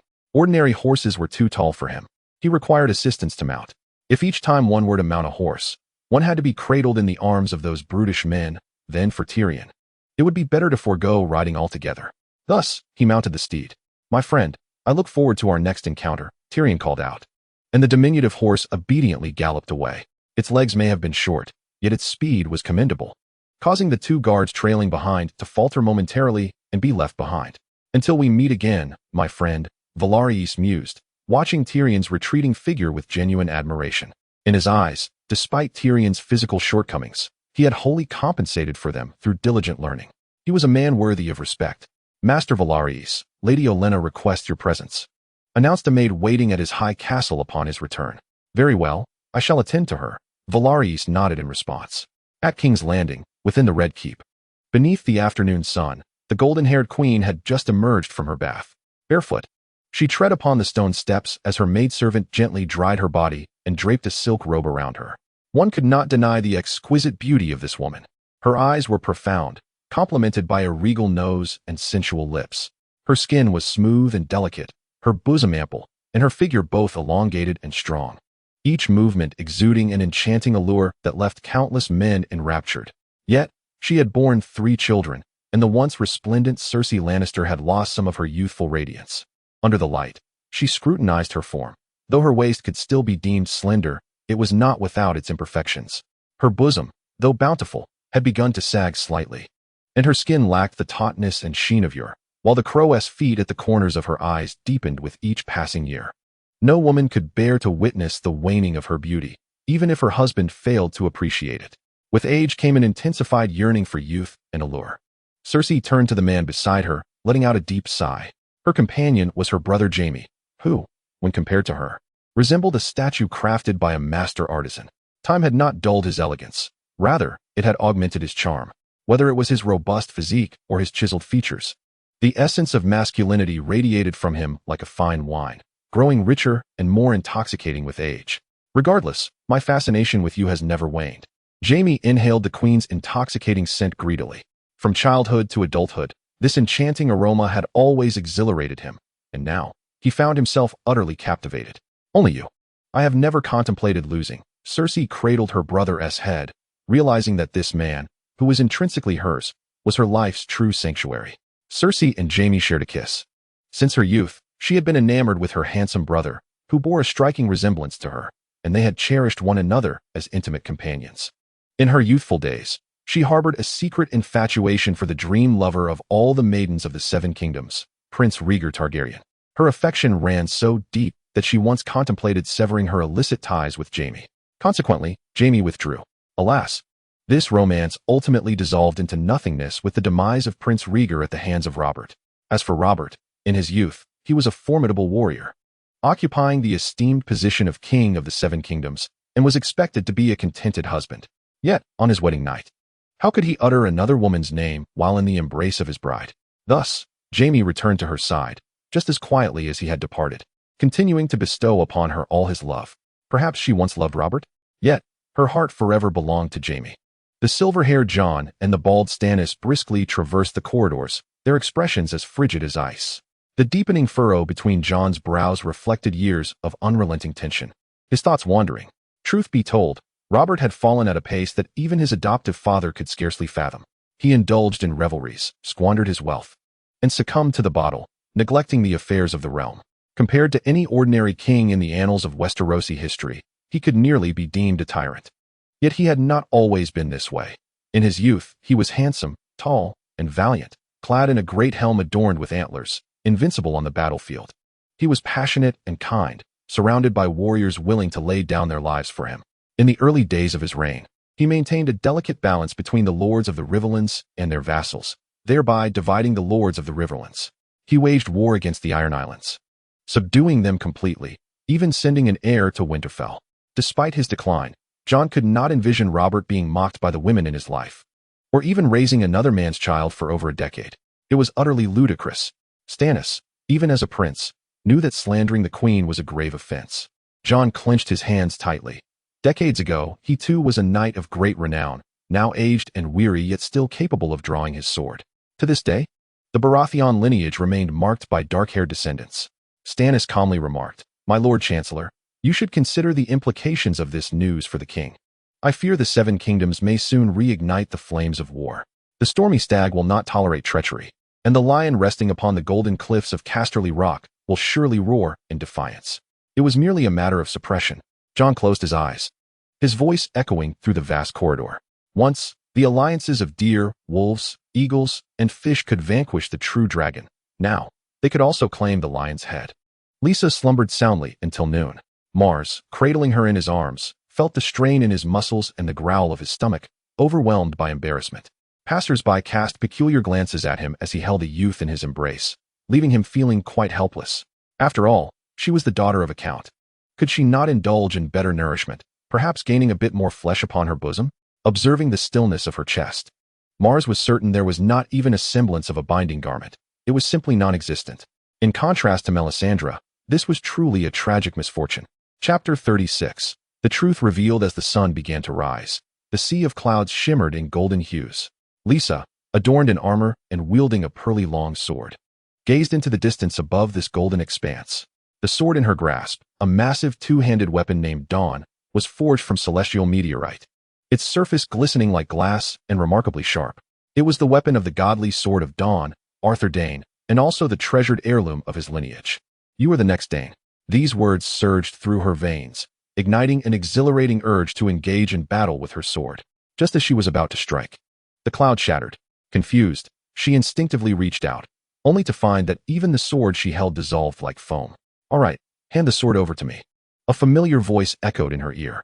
She looked up to find a towering man holding Dawn, his imposing figure casting an overwhelming shadow. "Who are you?" Lisa murmured. "It's time to awaken from this dream." Mars gazed down at Lisa, his expression cold. At that moment, his arms felt as if they were burdened to the breaking point, compelling him to simply let go. "You, a girl, not gaining weight where you ought to, yet still so heavy. Even in slumber, you prefer to throw punches? You don't have to struggle for a living. So why can't you spare a moment to exercise a little and release some energy?" Lisa appeared to be comfortably asleep, her head instinctively nuzzling into Mars's embrace. "Stop nuzzling me. Am I a cabbage?" Mars could no longer tolerate it and unceremoniously tossed her, blanket and all, onto the ground. Startled, Lisa opened her eyes to find Mars sitting beneath a tree, his countenance dark. She thought she must have done something wrong, but she had merely been sleeping. "If you keep sleeping, I might as well let you starve," Mars declared, rising to shake out his arms and stretch his legs. He retrieved black bread and jerky from a bag on his horse for Lisa, while he fetched water from a nearby stream. After a considerable time, the ground had finally dried somewhat. Upon his return with water, Mars collected some nearly dry firewood and kindled a fire beneath the tree. Observing the black bread and jerky in her hands, Lisa made a decisive choice to chew on the jerky, though it appeared dark, stale, and as hard as stone, far from resembling anything edible. In truth, this jerky lacked cleanliness. Compared to her usual diet, it was utterly dismal. Yet, driven by hunger, she bit into it. Mars, having just started the fire, looked up to witness this scene, rendered speechless. This jerky was not the kind made from cooked meat. It was raw, akin to air-dried meat, and not ham. To consume it in such a manner could lead to dire consequences. "Don't eat that. It's raw. You can eat the bread, but not the jerky." Fortunately, the jerky was tough, and Lisa's teeth struggled to tear into it. "Why didn't you say so earlier?" Lisa exclaimed, tossing aside the jerky and bread as she recoiled from the taste lingering on her teeth, nearly retching, before hastily rushing toward the stream. "Isn't this common knowledge?" Mars shook his head and approached to pick up the jerky and the black bread. The jerky, theoretically edible once cooked, had been tested by Mars. He found that the color of the broth varied significantly between unwashed and washed meat. Hence, given the opportunity, cleanliness is preferable. Mars retrieved an iron spoon to stir the broth, which was yet to reach a boil, having already added the jerky. After a few gentle stirs, he placed a suitable wooden lid on the ceramic pot and returned to sit on the stone beneath the tree. The stone had absorbed warmth from his presence throughout the afternoon, remaining pleasantly warm even after he briefly stood up. Observing his demeanor, Lisa moved to sit on a stone opposite him. "Now, we can discuss why you followed me," Mars suggested. Hearing this, Lisa lowered her gaze. "You sneaked out, didn't you?" Mars quickly deduced, realizing that this girl seemed to possess an innate tendency for escapism. The first time they met, she had snuck out to confront bandits, and now, once again outside, with no bandits to defeat, her essence of rebellion remained unchanged. Mars glanced up. The sky had darkened. "Since we are not far from High Court, you can return tomorrow. It won't take a day's journey. They can send a few people to escort you back to Jiaoling," he proposed, furrowing his brow as he continued. "Who informed you that I am still alive?" "It was the imp," Lisa replied promptly this time. "You haven't told anyone else, have you?" Mars scrutinized her. "Of course not. The imp assured me this matter is known only to you, me, and him." Lisa quickly waved her hand dismissively. "Then there's no issue," Mars said, lifting the lid from the pot to find the water had reached a boil. He prodded the 2 pieces of jerky with his spoon, finding them still rather tough, so he replaced the lid and reduced the fire slightly, allowing it to simmer a while longer. As Lisa observed Mars diligently tending to the fire, she opened her mouth to speak, but then closed it again. The sun dipped below the horizon. They sat in silence, Lisa's gaze fixed intently on Mars. The youth, of similar age to herself, no longer exuded the warmth he once did. His mouth, which could previously conjure many a jest, was now firmly shut, reminiscent of her father. What had transpired between her sister and Mars? Suddenly, Mars set down the stick he had been using to poke the fire and turned to Lisa. "In the future, do not refer to Tyrion as the imp. He saved my life." "All right," Lisa replied, her thoughts interrupted, snapping back to attention. Mars nodded. Noticing he was about to lower his head again to tend to the fire, she could no longer contain herself. "What exactly happened between you and my sister, Mars?" "My sister?" Mars shook his head. "There's nothing amiss, merely a misunderstanding. You can inform her about my survival half a month after you return. Do not let her be overly burdened by guilt. After all, opportunities to meet will be scarce in the future. In half a month, Mars should also be able to depart from Riverbend. By then, aside from Tyrion, no one will know where he intends to go. Even with a handsome bounty on his head, those mercenary knights will be unable to track him down to Winterfell, especially since he has already altered his surname. Are you not planning to return?" Lisa Hodd stood up, her expression uncertain. "We'll see how it goes. After all, one must fulfill their promises," Mars replied, directing his gaze once more to the flickering flames. He shifted the topic. "You didn't come all this way merely to see me and then doze off in my arms, did you?" However, Lisa was not inclined to relent. She shook her head. "The news of your survival was relayed to me by Sir Lydon, who also instructed me not to inform my sister just yet. I truly cannot fathom what has transpired between you and her, Mars. Please tell me, will you?" Nowadays, she isolates herself in her room, neglecting her meals and refusing to speak. When I arrived, she had fainted several times.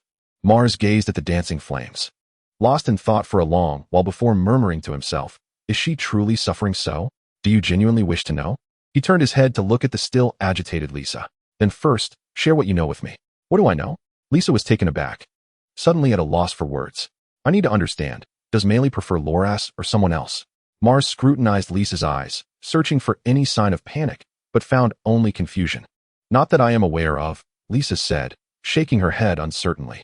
"Though my sister often visits Highgarden, she primarily seeks out Lady Marjorie. She hardly speaks to Loras, Willis, or Ser Garland. Enough of this. I comprehend now." Mars felt a sudden clarity wash over him, as if a bolt of lightning had illuminated his mind. "It is Marjorie. Then, if it is Marjorie, then it makes sense that the Queen of Thorns would send someone to pursue me." Olenna learned from her granddaughter Marjorie about the connection between Loras and Renly, weighed the implications, and then resolved to act decisively. If Melee can endure such anguish to betray her own, then the nature of her relationship with Marjorie becomes glaringly evident. Suddenly, Mars found the situation rather amusing, though he could not muster a smile. "Tell your sister that I shall remain silent on this matter, but there is no wall so thick that whispers cannot penetrate. Moreover, some individuals would prefer such matters to be known. Should rumors begin to circulate, It will not concern me. With a significant mystery lifted from his chest, Mars felt considerably lighter. After a moment's contemplation, he finally spoke. Keep her at a distance from Marjorie. This woman's life is destined to lack what she truly desires. Whether in the books or the television series, Lady Marjorie Tyrell is not one to place excessive value on love. Had Robert not perished, she would have willingly accepted being crowned the new Queen of the Seven Kingdoms by Renly. After Robert's demise, she did not cease her relentless pursuit of life. She eventually remarried, and her emotional journey has been fraught with turbulence. Moreover, her cunning manipulation of power and her astute vision surpassed those of most men. Had she truly ascended to power, she would not be comparable to the desperate Cersei, who could only resort to flipping the table in her final moments. Throughout her life, countless individuals have marveled at her beauty, and many have genuinely loved her, yet she has never truly expressed affection for anyone. Perhaps she harbored real feelings for Mary, but such love would undoubtedly bring Mary immense sorrow. This was the last moment I spoke to her as a friend. Clearing my mind, Mars gazed upwards at the sky. He could choose not to seek revenge for Mary's betrayal, yet he ultimately could not forgive her. To maintain a facade of friendship while nursing a grudge would be sheer hypocrisy. It was best to put an end to it. Lisa wore a puzzled expression, and despite her relentless inquiries, Mars remained silent. After sharing a rather unpalatable dinner, they each retreated to their corners to sleep. Having napped during the day and troubled by recent events, Lisa found herself tossing and turning, unable to find rest. Consequently, when morning arrived, Mars was startled by the sight of her panda-like eyes. "Be careful," he remarked, shaking his head as he observed Lisa depart, yawning. The following day after parting ways with Lisa dawned clear and bright. Early in the morning, Mars prepared some food for himself before tending to the two horses. Horses are among the most common yet vital beasts of burden in this world, and caring for one is no small task. Firstly, one must ensure they are well fed, as the quality of their feed significantly affects their stamina and speed. A horse that consumes premium feed will outperform one that is fed ordinary grain. Furthermore, one must groom them, trim their hooves, and prepare horseshoes. All these responsibilities made Mars wish he had someone to assist him. Bringing an extra horse meant tripling the care required each day. With 2 horses, the amount of feed consumed increased as well. At this early hour, after a night of rest, the horses could not be rushed into exertion, as it would compromise their endurance. Thus, Mars rode at a leisurely pace alongside the road, taking in the scenery, listening to the whispers of the wind, and contemplating his next steps. He was headed north, traversing the riverlands, through the Vale, and onward to the Neck, ultimately reaching the north and arriving at Winterfell. It felt as though he was making a vertical traverse across the entirety of Westeros. A solitary journey fraught with difficulty. Upon reaching the north, he would not be able to revert to his former life as a farmer. The frozen lands of the north rarely yielded crops, teeming with wild beasts and governed by stringent laws that thwarted his previous hunting endeavors. In truth, whether he worked or not was of little consequence, for the gold dragons he carried were sufficient to sustain him for a lifetime. The primary issue lies in the absence of suitable opponents for training. Even the finest warrior may become rusty without practice. At his current level, one cannot simply forge ahead in isolation. It is imperative to have formidable adversaries to stimulate mutual growth. Should I consider becoming a mercenary? Perhaps I could explore the possibility of serving as a marksmanship instructor for the young wolves. Mars recalled the children of Eddard from the original narrative. Aside from the eldest daughter Sansa, nearly all exhibited signs of hyperactivity. With his present skills, he was neither inferior nor superior. Instructing a couple of children should pose no challenge. The future swordsmanship of the wolf girl, Silvio Fry, would not emerge so soon due to narrative constraints, granting him a 2-year window. As for recommendations, he could easily send a raven to his mentor, Lydner, seeking an introduction. Indeed, the prospects seem promising, Mars mused. Host, Mars Freeman, LV6, Stamina, 19 Strength, 20 Agility, 19 Perception, 9. The average for adult males is 10. Personal abilities. Hunting, LV3. Marksman, LV6. Brawling, LV3. Swordsman, LV2.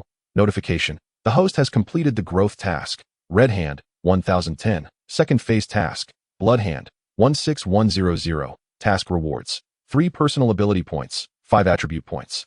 5,000 experience. The system's voice resonated, indicating that the experience pool had reached a threshold. Since an upgrade was possible, he decided to proceed. Host, Mars Freeman, LV7, Stamina, 19 Strength, 20 Agility, 19 Perception, 9. The average for adult males is 10.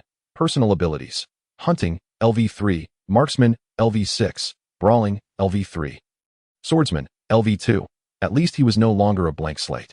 Mars nodded, ultimately focusing on the perception attribute among the 4 bodily aspects. System. I wish to inquire about the specifics of this perception. The other 3 attributes were easily comprehensible, yet this one remained elusive. Mars had previously allocated points to it, yielding no apparent change, and as practice sessions increased, he had little time to ponder it further. Unexpectedly, he had gained 2 additional points this time. Perception encompasses the 5 senses: sight, sound, smell, taste, touch, as well as the 6th sense, intuition. Enhancing this ability allows the host to observe their surroundings more effectively and anticipate dangers, significantly augmenting their survival capabilities. Thus, this attribute is quite advantageous for self-preservation, Mars acknowledged.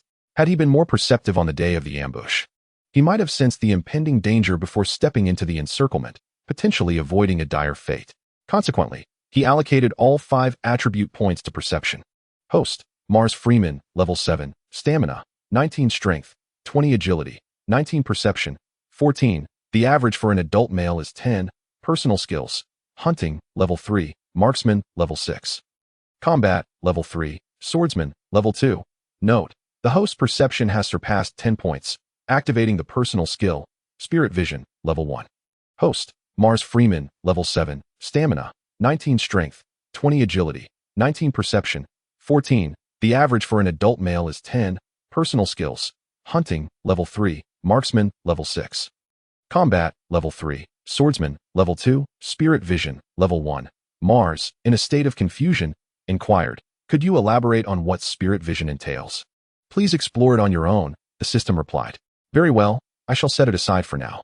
Mars decisively allocated all 3 remaining personal skill points to marksman, disregarding spirit vision.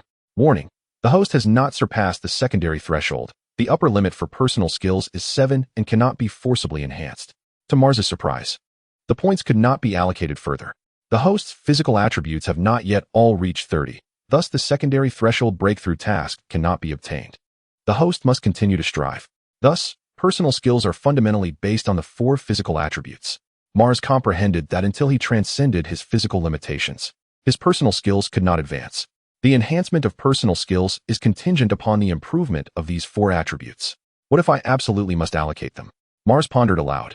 Having grasped the concept, death, that effectively silenced him. The system, despite its lack of temper, was rigidly rule-bound, consistently adhering to its principles. Upon uttering the word death, Mars was entirely convinced that any rebellious thoughts would vanish. Considering the level 7 marksman, he decided to accept the situation as it stood.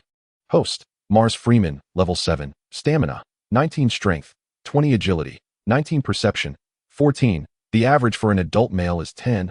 Personal skills, hunting, level 3, marksman, level 7.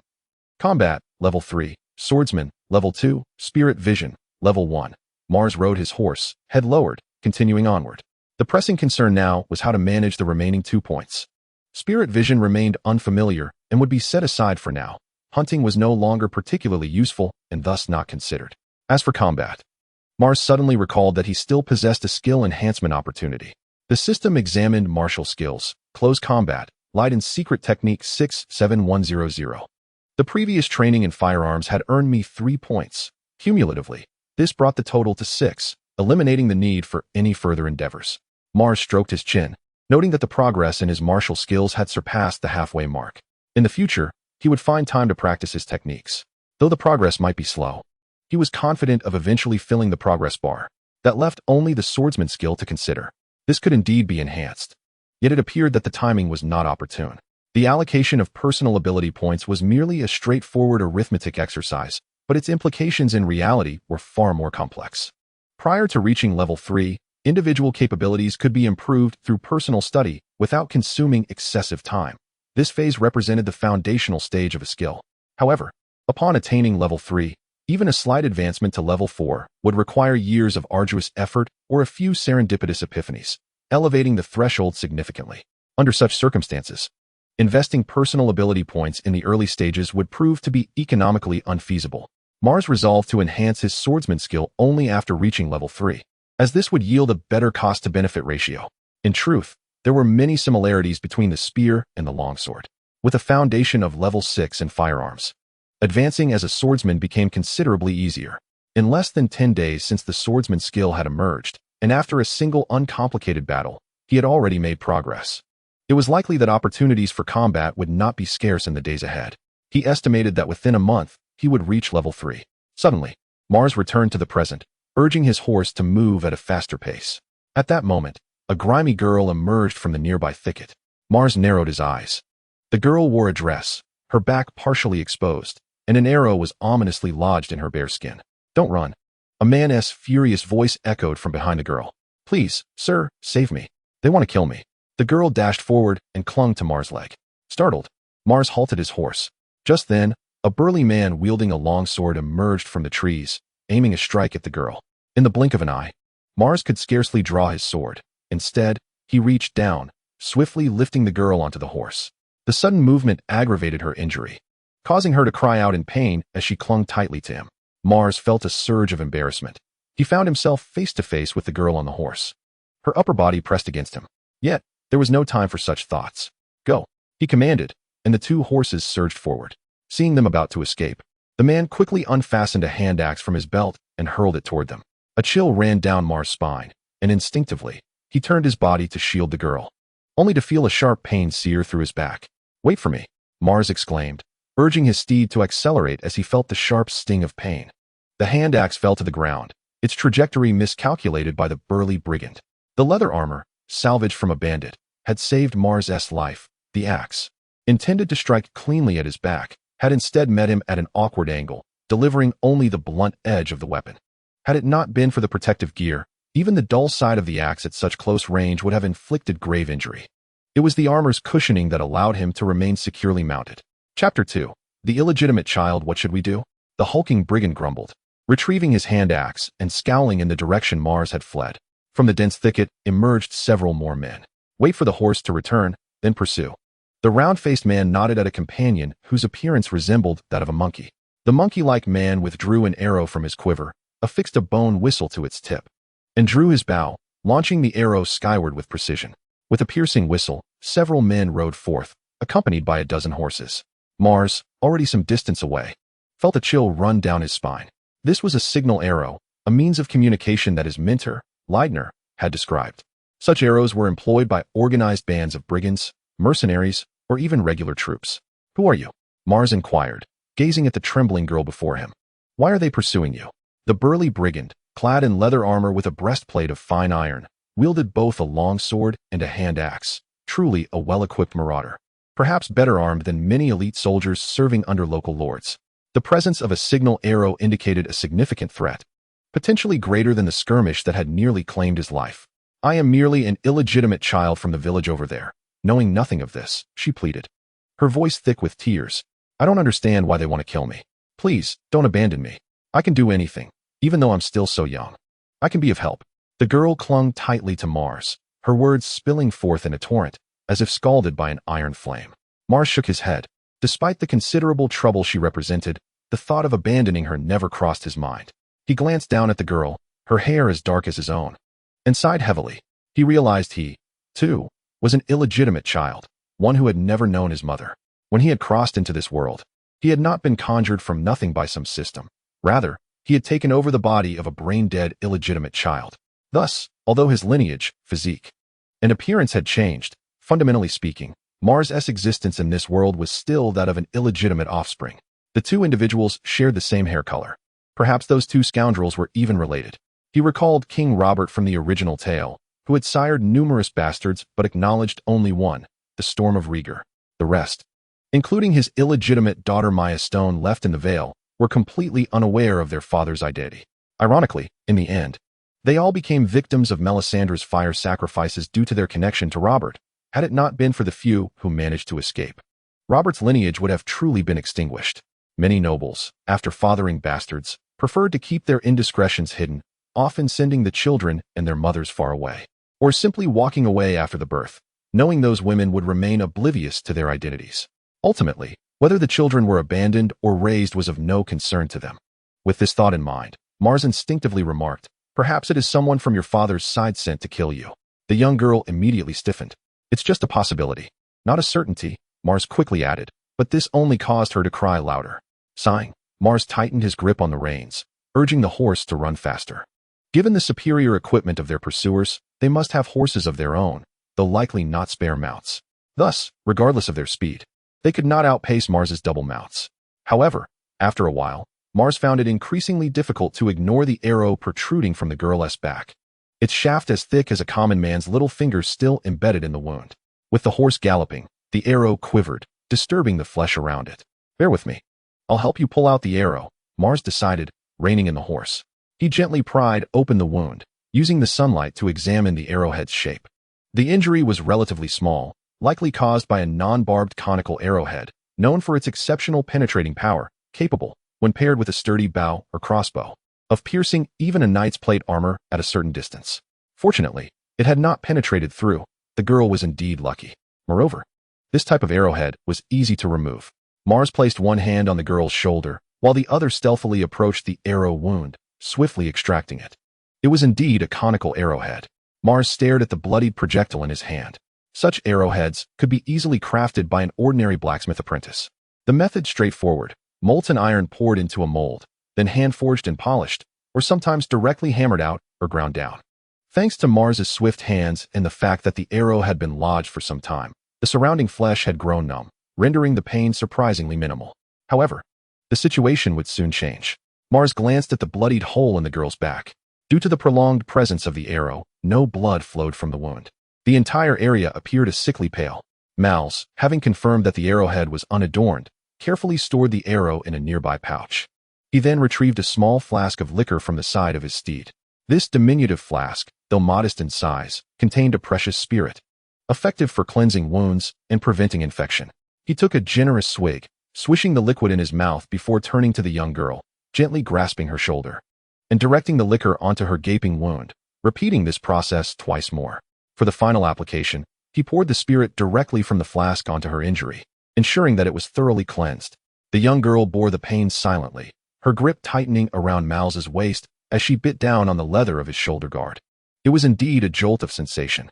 Mal's recalled the extensive burns covering his own body, where the wounds had mingled with ash and dirt, and how the scalding liquor had washed over him, a sharp, invigorating sting that surged through his spine. All right, it's over now," Mal's reassured her. Retrieving a clean strip of cloth from another pouch, which Tyrion had provided for such emergencies. Although he had healed rapidly, the cloth found its purpose now. The girl kept her head down, allowing Mal's to bandage her wound. At this juncture, they had accomplished all that could be done. Whether her injury would become infected now lay in the hands of fate.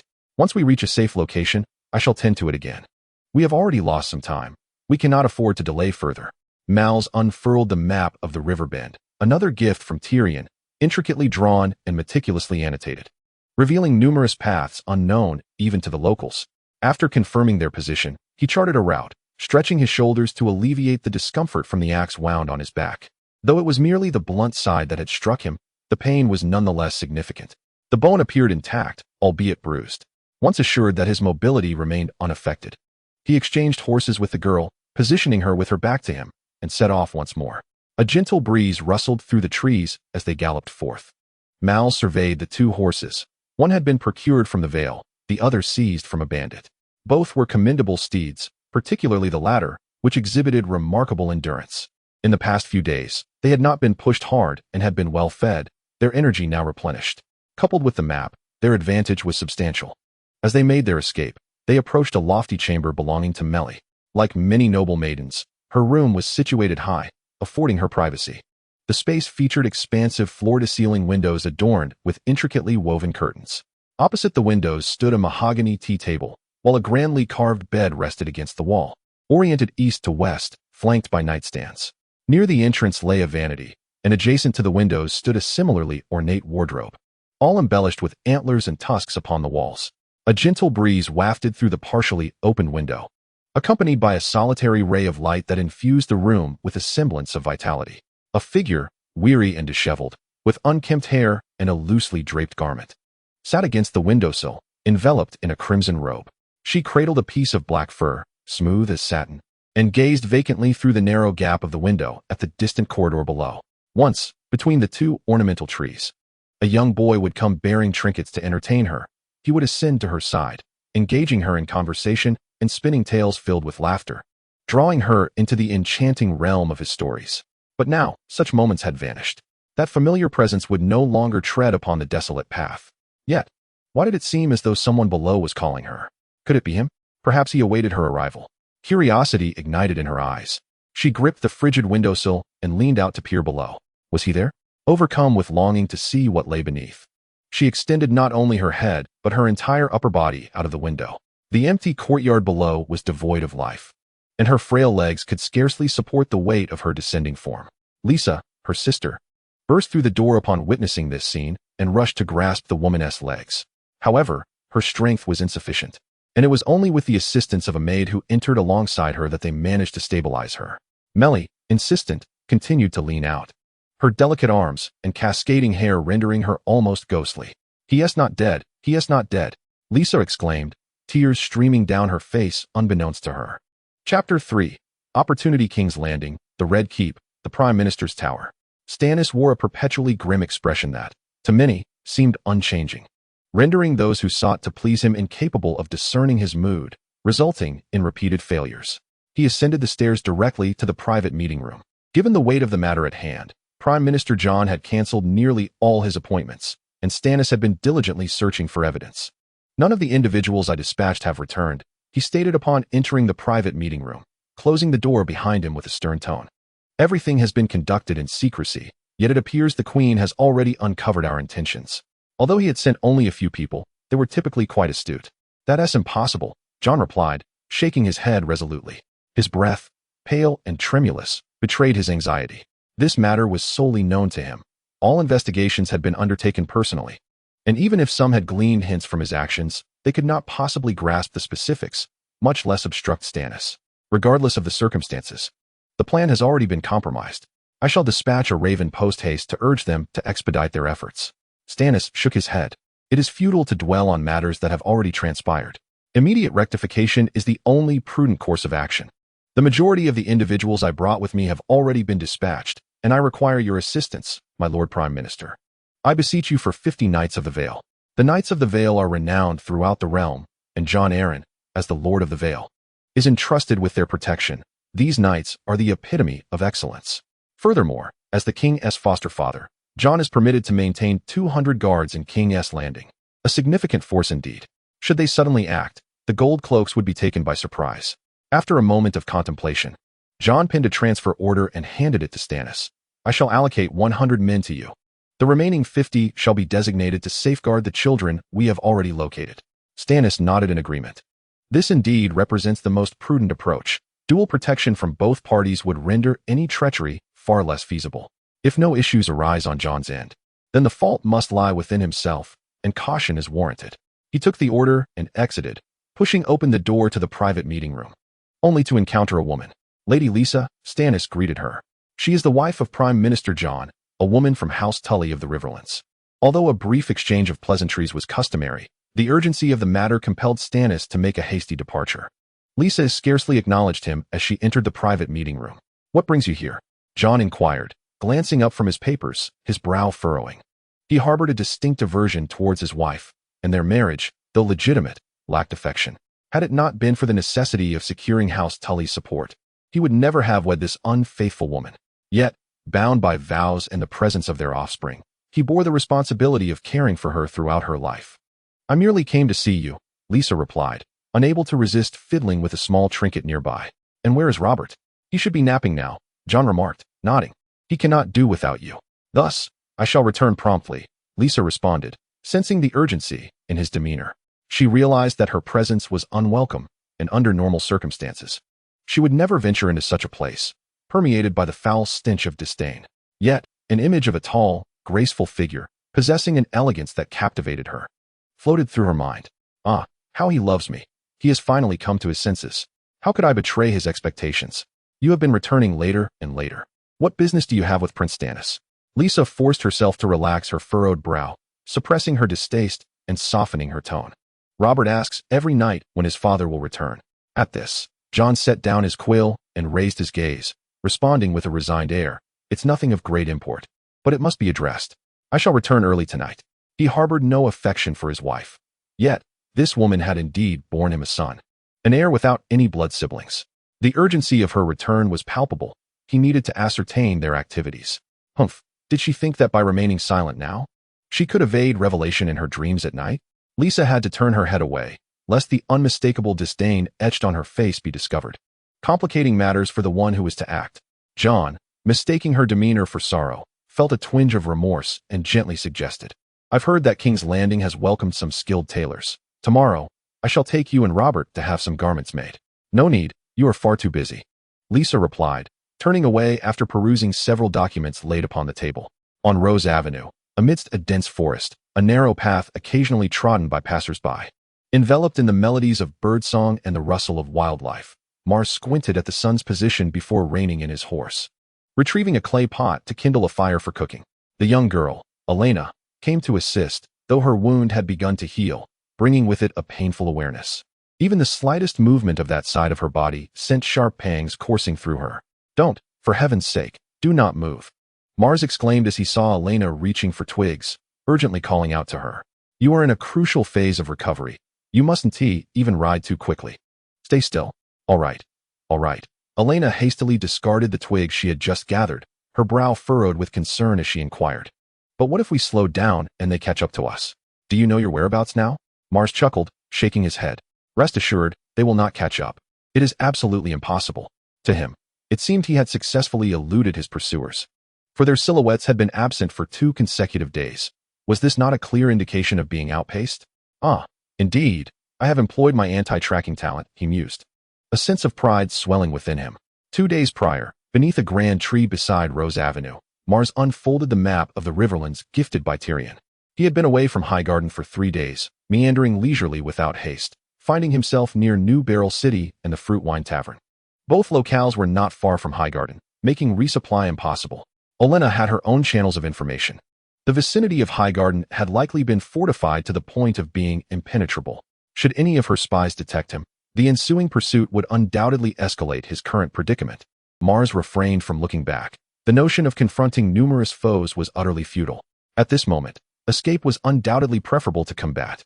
However, given the present circumstances, even fleeing had become a challenge, necessitating entry into the vast wilderness depicted on the map. His fingers traced the yellow-brown parchment, noting that the distance from his current position to the Bitter Bridge was still considerable. If he chose a detour, the journey would be even longer. However, alongside this stretch of Rose Avenue lies a vast expanse of dense woodland, where the Lord's dominion wanes significantly. Here, one could afford to slow their pace. Mars had already devised a plan, confidently tucking away his map. Many believe that the essence of escape lies in outrunning one's pursuers. In truth, while speed is indeed vital, it is not the entirety of the matter. If escape merely hinged on swiftness, it would be akin to a mere race. Survival is far more intricate than that. Deceiving one's enemies, striking from unexpected angles, retreating to advance, there exists an abundance of strategic maneuvers. If executed properly, numerous opportunities for counterattacks arise. Those adversaries donned impressive armor. Mars mused as he caressed the manes of the 2 horses. His back still ached, and he retrieved some provisions from his pocket, handing them to the young girl who had been trailing closely behind him. "What is your name?" "Elena," the girl replied, eagerly accepting the food and taking hearty bites. "Are you afraid of the dark?" "I won't be telling you any bedtime stories," Mars observed her, pondering that she was the reason for his escape. This aspect was paramount. If anything befell her, then all his efforts would be in vain. "I'm not scared," Elena responded, nodding vigorously as she continued to eat. "Good. Then you shall surely survive," Mars chuckled. "Hurry up and finish, we shall depart soon." Elena devoured her meal, and the 2 remounted their horses. She insisted on riding ahead of Mars, as if resting against him granted her a sense of security. This man was her only hope for survival at that moment. "Go." The 2 horses galloped through the forest. Mars glanced at the trees flanking them. Though they were being pursued, a flicker of excitement stirred within him. It was a novel experience, after all. According to his plan, he intended to navigate through several woodland paths, making a circuitous route to ultimately reach the Bitter Bridge. The pinnacle of hide-and-seek lies in dashing beyond the boundaries. He carried ample provisions, rendering him indifferent to the possibility of straying off course, and he was entirely spontaneous. "I do not even know where I am headed. How could you?" As for how to manage Elena, that could be addressed in due course. "Go." Meanwhile, a group of men wore grim expressions, compelled to rein in their horses once more. The trail had gone cold again. "What a brilliant choice," grumbled the round-faced man as he dismounted, carefully lifting his robe and crouching down to meticulously discern the traces upon the ground. If they were to gallop along the long deserted path blanketed with fallen leaves, while it might escape the notice of others, it would also leave more discernible marks, traces that could be erased, yet would hinder their speed, making it highly probable that they would be tracked down by their own comrades. Yet, paradoxically, this individual had chosen routes that, though not heavily trafficked, still bore the signs of other passers-by while avoiding the softer, looser soil. As they continued, scarcely a hoofprint was left behind.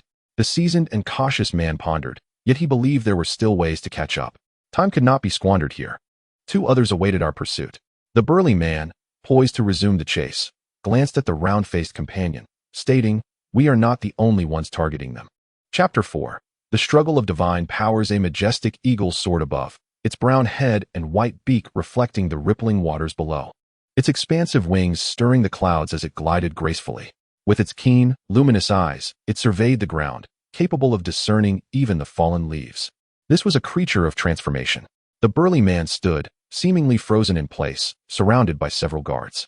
His eyes appeared shrouded in a mist, dull and lifeless.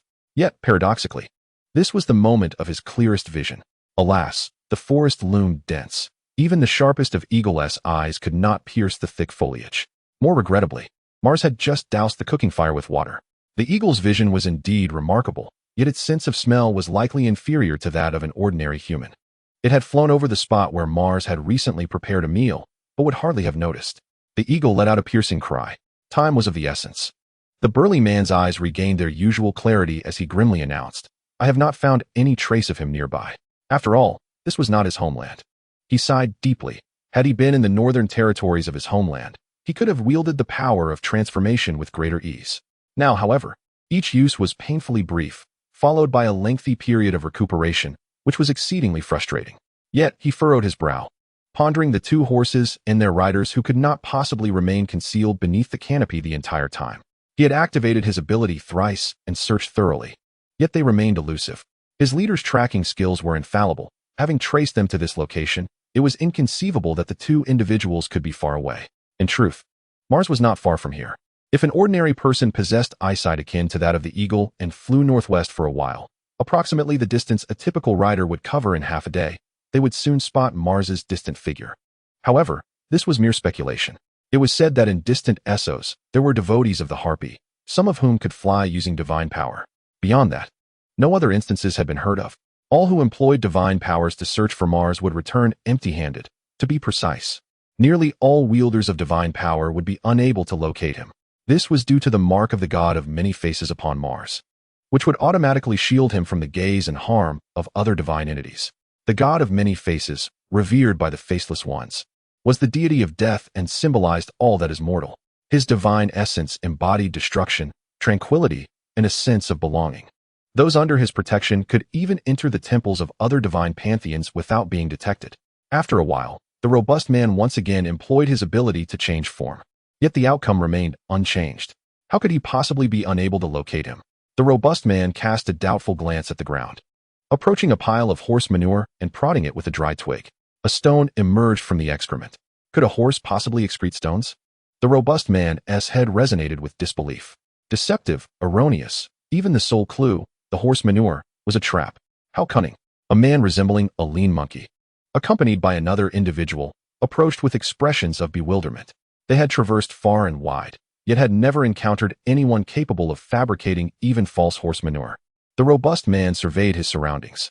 They had now completely lost all traces, even the false ones. Baron, our companion, the lean, monkey-like archer, observed the fluctuating demeanor of his comrade and furrowed his brows.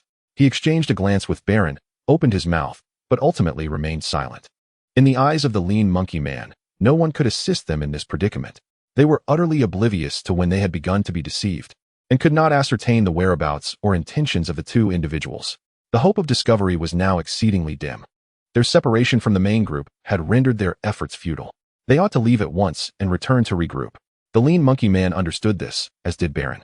Yet he was reluctant to concede. He glanced back at the others, contemplated for a moment, and finally assumed an air of confidence. Let us proceed toward Bitterbridge and return to Rose Avenue. He pointed ahead and, without waiting for others to respond, spurred his horse into a gallop. The others exchanged glances and followed suit. Baron, I hope you are right, sighed the lean monkey man internally, feeling an inexplicable sense of unease at Baroness' demeanor. Baron, I hope you are right, echoed Baron in his thoughts, relying entirely on instinct at that moment. Nevertheless, this instinct was grounded in reason. While pursuing the young girl, the man who rescued her had headed along Rose Avenue toward Bitterbridge. Hence, that must be the man's intended destination. This man had skillfully outmaneuvered them, suggesting he was seasoned. The more experienced one is, the less likely they are to alter their objectives. If his original target was indeed Bitterbridge, he now held a significant advantage and had no reason to abandon his plan. He would be approaching Bitterbridge. Winding through the mountains and forests could never be as swift as taking the main road. If his hypothesis was correct, traveling at full speed along Rose Avenue directly toward Bitterbridge might allow them to intercept him. A hawk swooped back down, landing on the outstretched arm of Baron. He gazed at the avian creature that felt as close to him as a brother, finding a modicum of solace within his heart. Although circumstances had devolved to the point of relying solely on conjecture, the advantage of keen eyesight afforded him a glimmer of hope. "O God, please bestow your blessings upon me," he fervently prayed. The blood of his ancestors coursed through his veins, and the deity he invoked was the old god. King's Landing, with its myriad of brothels, held a singular establishment that, in the eyes of the self-proclaimed elite, stood as the epitome of such establishments. Nestled in a narrow alley, this establishment operated without respite from dawn till dusk. It showcased the beauty of women from all corners of Westeros, as well as exotic temptresses procured from the free cities. Each one a vision of loveliness, skilled in various arts and pleasures. Anyone who had ventured there, even but once, would find it indelibly etched in their memory. Amidst the colorful draperies, the silhouettes of men and women entwined in intimacy were faintly discernible, accompanied by the sounds of laughter and merriment that sparked the imagination. On a row of grand beds beside the window, such activities were unrestrained. "Is she from Essos?" "Indeed, my lord." Hence her inability to speak, only to call out, "Are you satisfied?" A diminutive, wiry man tugged at a grotesquely corpulent fellow, guiding him toward a woman who was arching her back upon the bed. The rotund man's face flushed crimson with excitement, and before the wiry man could finish his sentence, he could no longer contain himself. Reaching out with his coarse hand toward the woman. "Satisfied, satisfied, utterly satisfied." The woman smiled coyly, her slender form and supple waist draped in scant fabric, her subtly bronzed skin inviting to the touch. "As long as you are pleased," the wiry man replied, displaying his signature gentle smile. A tuft of hair adorned his upper lip, lending a cunning air to his expression, yet this cunning was tempered by his cultured demeanor, transforming it into a manifestation of shrewdness. At that moment, a middle-aged woman approached, whispering a few words into the man's ear. "I understand," he said, patting the woman's posterior with a smile as he exited the main hall of the brothel. This establishment was the finest in King's Landing, boasting not only a bustling communal hall, but also private rooms tailored for wealthy patrons, each equipped with a plethora of intriguing curiosities. Lisa sat in one such room, nervously fidgeting with the hem of her garment. She surveyed the dimly lit chamber, where the air was thick with an intoxicating scent. The walls were adorned with whips, shackles, horsehair, wooden clubs, and an array of shameful garments, each revealing less than the last. "You've arrived," Peter remarked upon seeing Lisa, his signature smile firmly in place. "Do you bring significant news?" "Yes, indeed," Lisa replied, her excitement causing her to swallow hard. "I have seen Jon's orders. Today he dispatched 100 knights to Stannis." "Oh." Peter stepped closer, caressing Lisa's cheek. "Is that all?" Yes, Lisa nodded, somewhat flustered. "This is insufficient." Peter pressed Lisa's head down. Jon could never have imagined that not only had his adopted son Robb been cuckolded, but he himself had also been betrayed, and for quite some time. Peter absent-mindedly fiddled with his own member, gazing dreamily out the window. His current position as the realm's master of coin allowed the entire wealth of the kingdom to flow through his fingers. Had he possessed such stature in years past, perhaps he could have achieved his ambitions.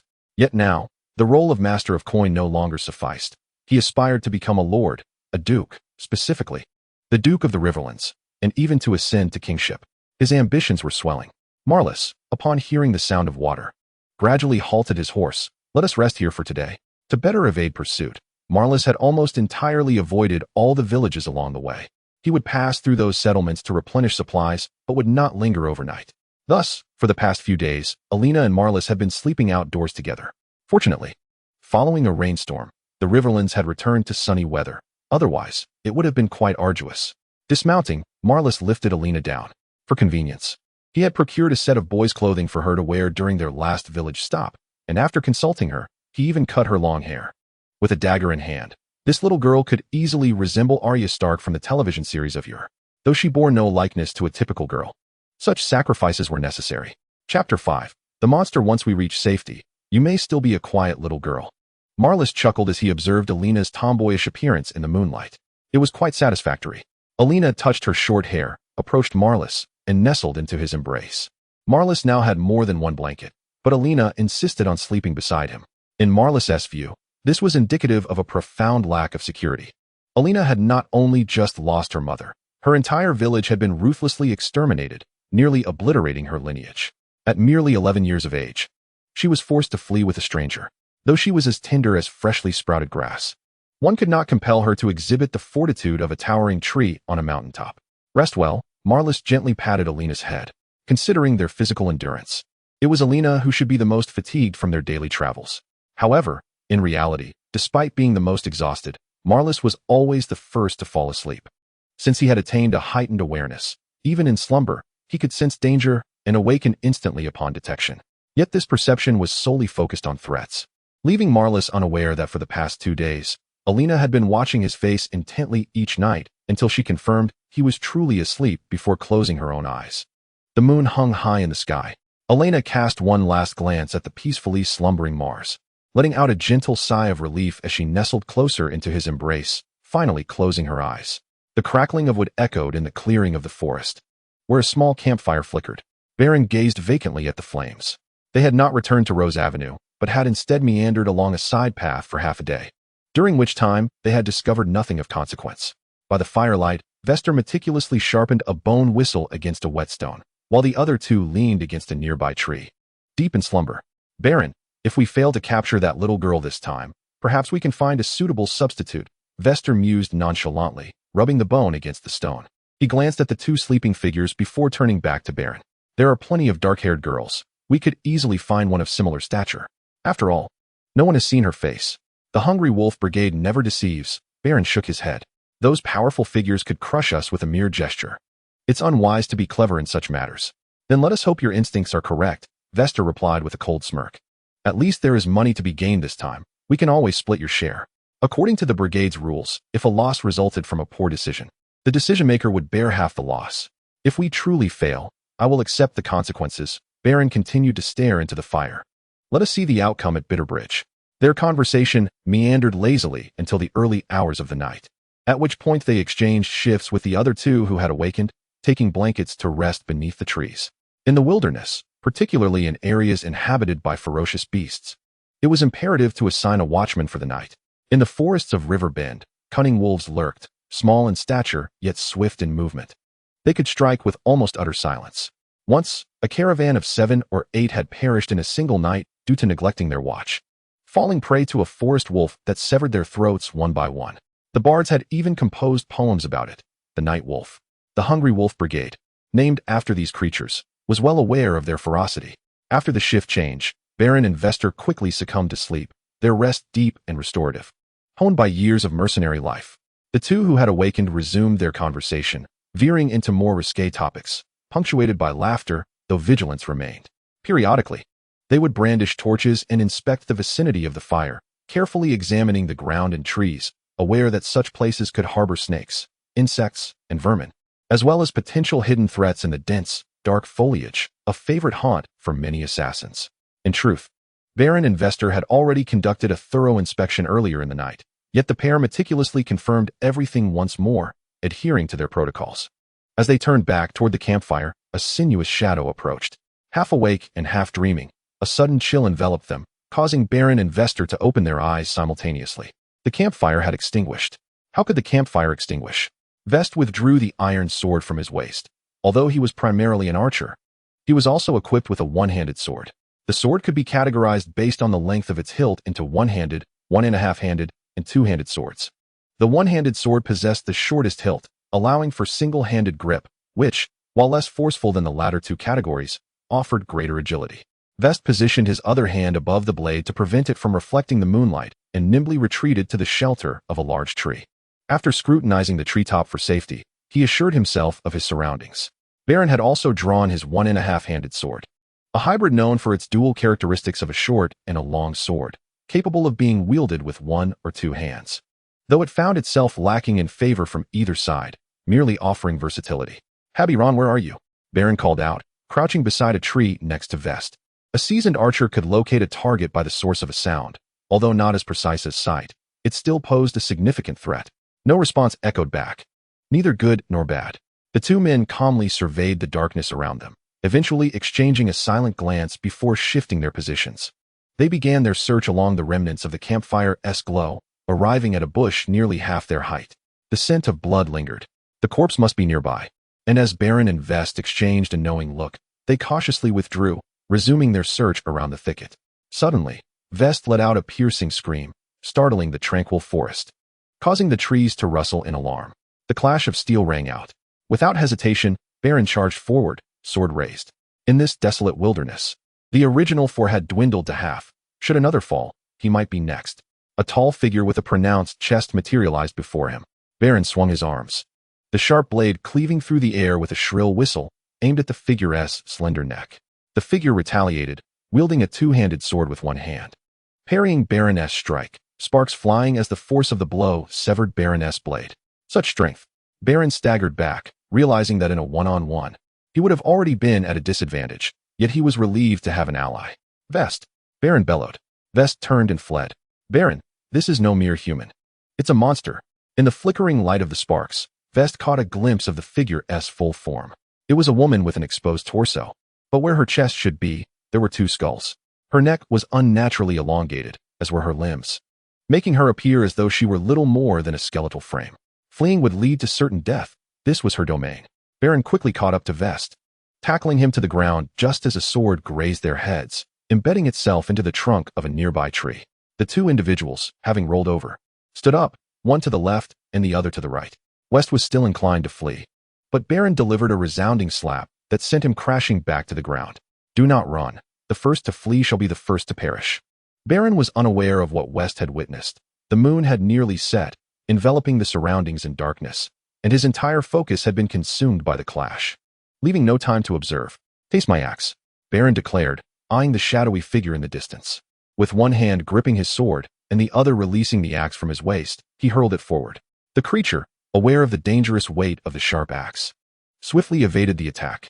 Suddenly, 3 arrows whizzed through the air in rapid succession. Regaining his composure, West unleashed his signature technique, the string of pearls, firing 3 arrows in quick succession, each aimed with precision. A guttural roar filled the air as the creature was struck, its foul breath echoing ominously. Today, either it dies or we do, West asserted, rejoining Baron as they stood resolute. It wields weapons from Ron and his companions, possessing only 2 swords. Now it has but one.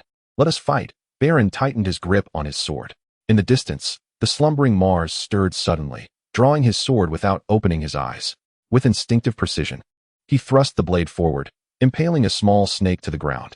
This instinctual strike, executed without conscious thought, proved to be more accurate and forceful than one made after careful observation.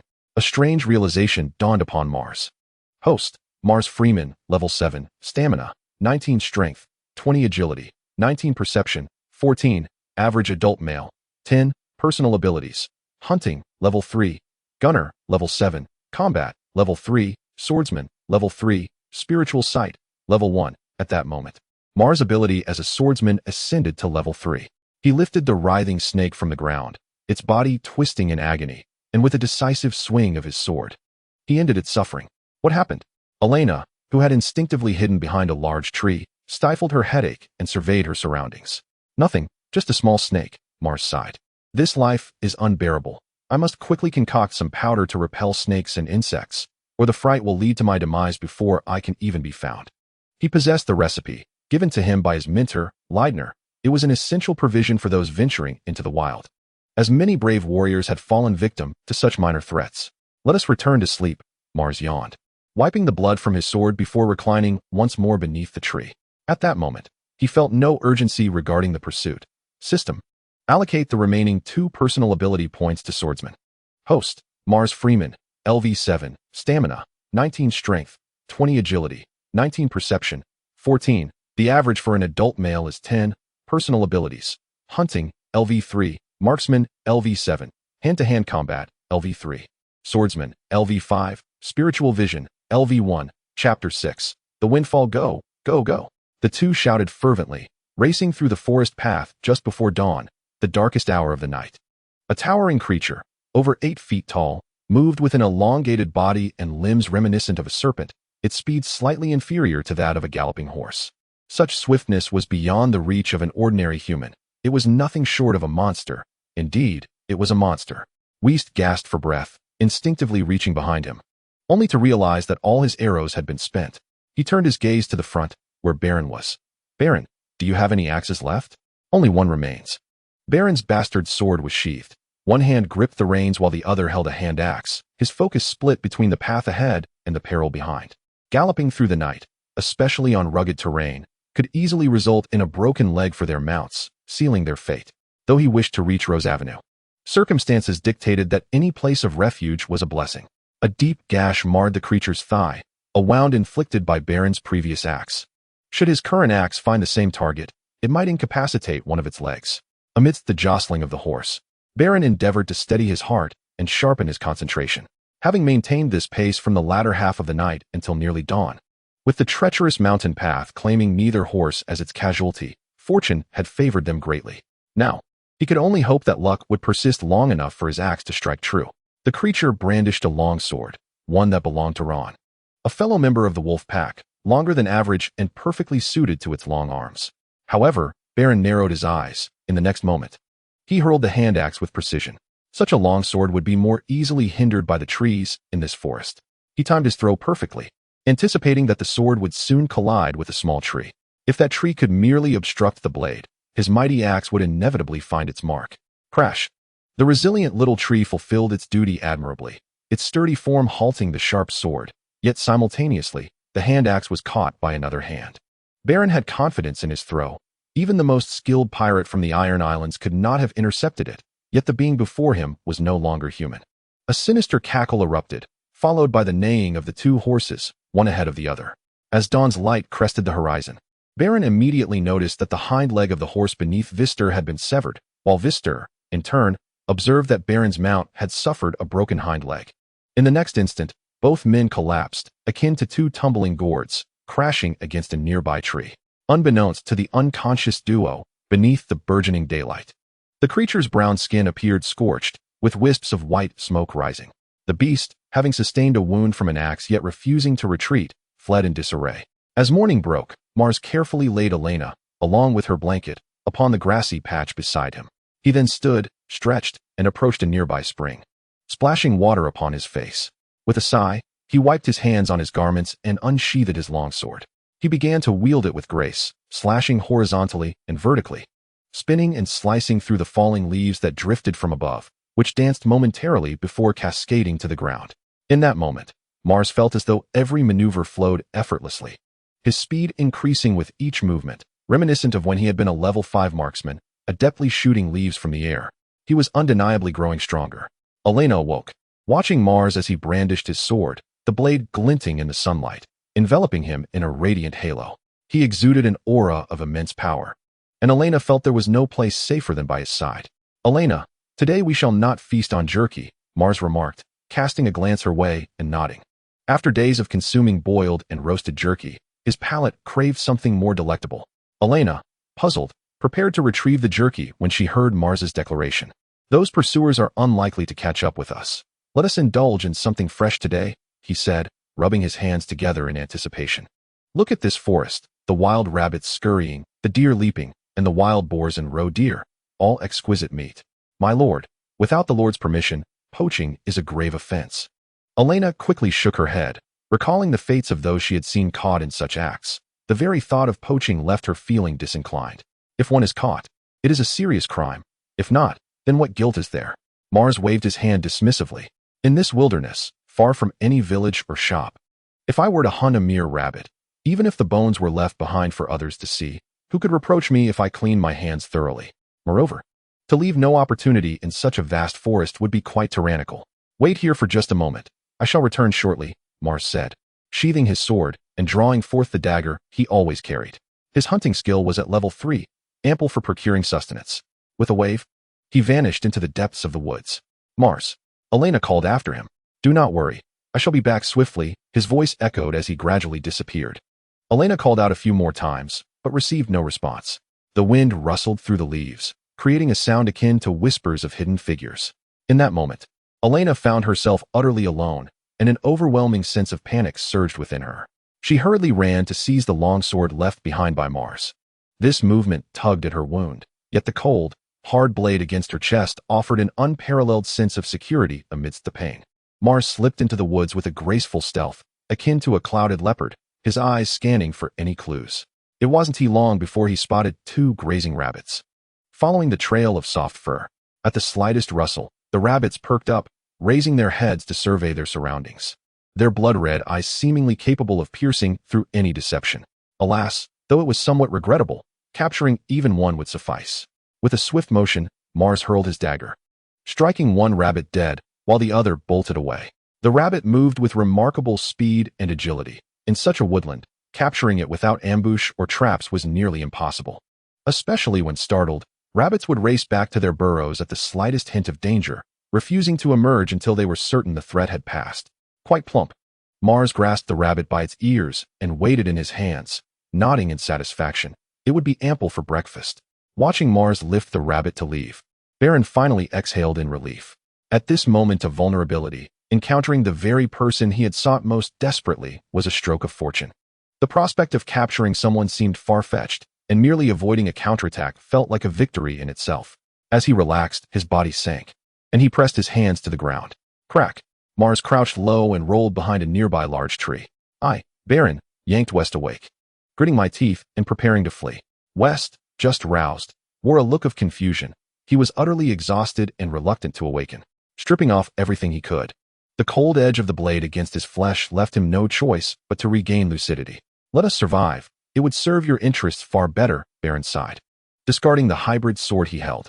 Observing Mars' swift execution of the rabbit, he realized that in their current state, they might not be able to put up much more of a struggle than the rabbit had. The armor was shed entirely, and Mars regarded the breastplate on Baron with grave concern.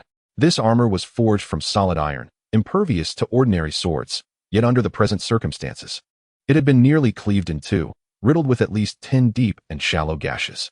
What could possess the power to rend steel so? We have encountered something unimaginable. We did not vanquish it. When night falls, it will return. Baron shook his head. I can assure you it will not pursue you again. Moreover, had it not been for the 2 of us, you and that young girl would certainly not survive an encounter with that creature. In a situation where their lives rested in the hands of others, the best strategy for survival was to demonstrate their worth. Stripping away all that was unnecessary, Mars squinted. Indifferent to the veracity of his opponent's words, at the very least, he needed to diminish their combat efficacy. Vester, disrobe, Baron remarked, casting a glance at Vester. Damn it. Our luck has run dry. Vester and Baron exchanged glances, ultimately discarding the dagger they had covertly grasped, with another blade concealed in his other hand. Vester hesitated, but ultimately relinquished it as well. Once both stood clad in nothing but trousers, Mars procured ropes to bind their hands. Boy, you must untie me soon. Vester turned, discreetly struggling against his bonds, his countenance troubled as he faced the front again. The knot was expertly tied. Even the slightest movement was a challenge. We'll address that later, Mars grinned, giving Vester a firm kick in the back to hasten his pace. Regardless of the circumstances, they had gained some tangible rewards: a usable suit of armor, 2 pairs of arm guards, a mixed blade sword, a one-handed sword, a hand axe, and a bow.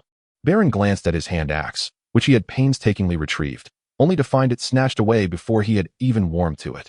Chapter 7. Sunlight thus. The only ones left to pursue us are you 2, Mars said, skinning a rabbit beneath the great tree, his gaze unwavering. If I eliminate you, then no one will be able to track us down. The sharp dagger sliced through the thin layer of fat that clung to the flesh, the weighty meat swiftly separating from the skin. This rabbit was so plump it could be roasted without any oil, yielding a delectable result, crispy on the outside, tender within. Even if we wanted to capture you, that would come later. If you kill us now, you'll meet your own demise, Vester shouted. That is a true monstrosity, stronger than a bear and swifter than a horse. It possesses weaponry that you cannot contend with. If it comes to that, not just you, but even this young girl will meet her end. Vester's agitation aggravated the wound on his arm, a result of falling from his horse and crashing into a tree. He was fortunate it was merely a fracture. Mars lifted his gaze at him. In your current state, what could you possibly do? You. Vester's face flushed crimson. Beren observed the scene and shook his head in disbelief. Both men were injured. Vester had a broken arm, while Beren bore wounds on his back and chest from a sword strike. He was fortunate that the impact from the fall had struck his shoulder, which was protected by a shoulder guard. Otherwise, he would be in far worse condition. Yet, despite their injuries, they did not consider themselves devoid of the will to fight. The essence of a mercenary's battle was not confined to mere swordplay. Beren sensed the monster would indeed come for them. It was an instinct innate to his shapeshifter nature, one that had saved him more than once. Thus far, the monstrous creature has yet to reveal itself, suggesting a strong likelihood that it only emerges under the cover of darkness. They have already encountered this beast, and now is the opportune moment to meticulously prepare traps and mechanisms. Utilizing every conceivable method, there exists a chance to either vanquish the monster or confine it. What could a 16 or 17-year-old boy possibly do?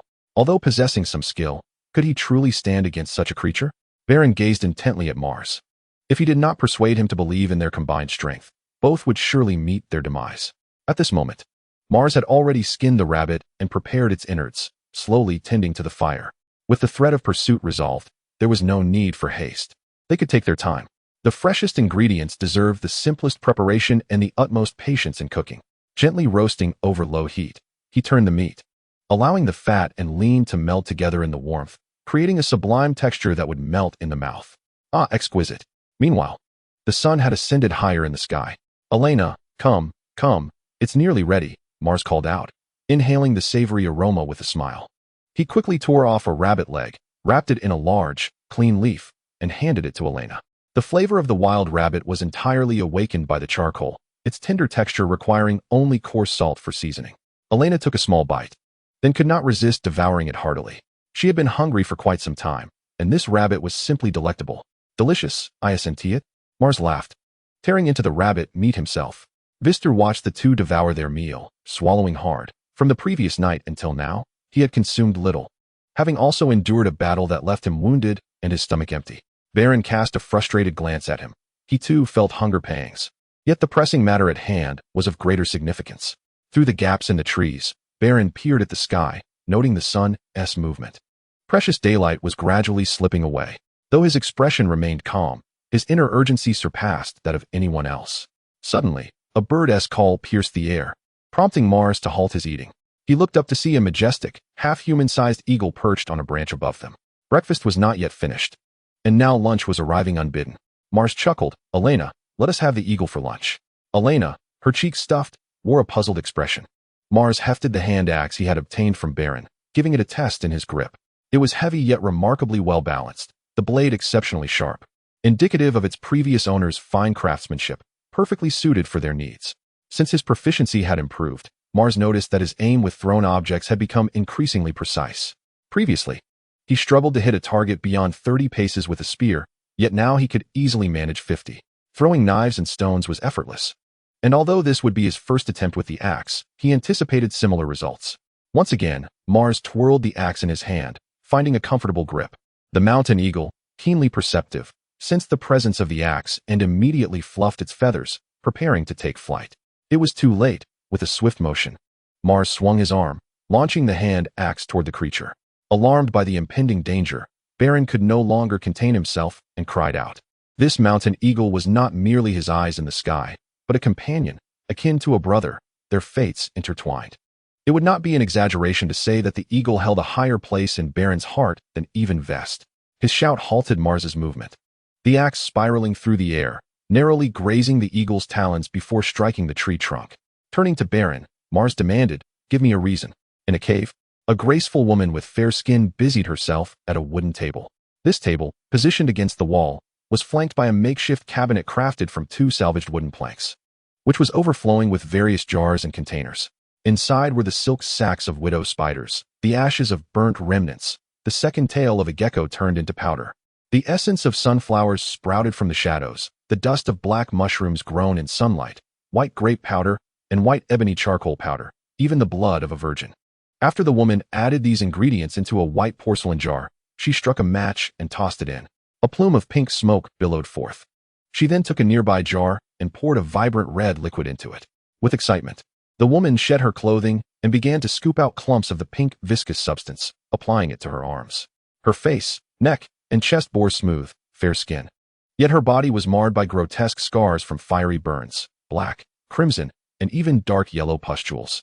The pink substance absorbed swiftly into her skin, and within minutes, the quality of her arm's skin began to mirror that of her face, neck, and chest. However, the amount of this viscous liquid was limited. Applying it to both hands, and a small portion of her arm was already the extent of its use. Setting down the jar, the woman gazed at her hands with exhilaration, reveling in the sensation as they caressed one another. "So beautiful," she exclaimed. Her hands were slender and fair, the skin taut and pristine, with almost no visible pores or wrinkles. Each of her 10 fingers was a work of art, capable of flushing the cheeks of many a man and woman at a mere glance. "I want more and more." Yet, despite the allure of this substance, restraint was necessary. Patience was key. A resonant voice echoed through the cave. "You are right, Talapeter." The woman swiftly withdrew her hands and turned to face the man standing at the cave's entrance. He was tall, standing at a staggering height of 8 feet, with long hair braided and gathered at the back, cascading down to his waist. He stood bare-chested, his muscular physique adorned with intricate black patterns reminiscent of wild beasts and soaring birds, exuding an aura of strength and mystery. Were he in the vast Dothraki plains, countless women would undoubtedly be entranced by him. Yet, in the dim confines of the cave, Tala observed with a cold detachment. "It has been far too long since we last met."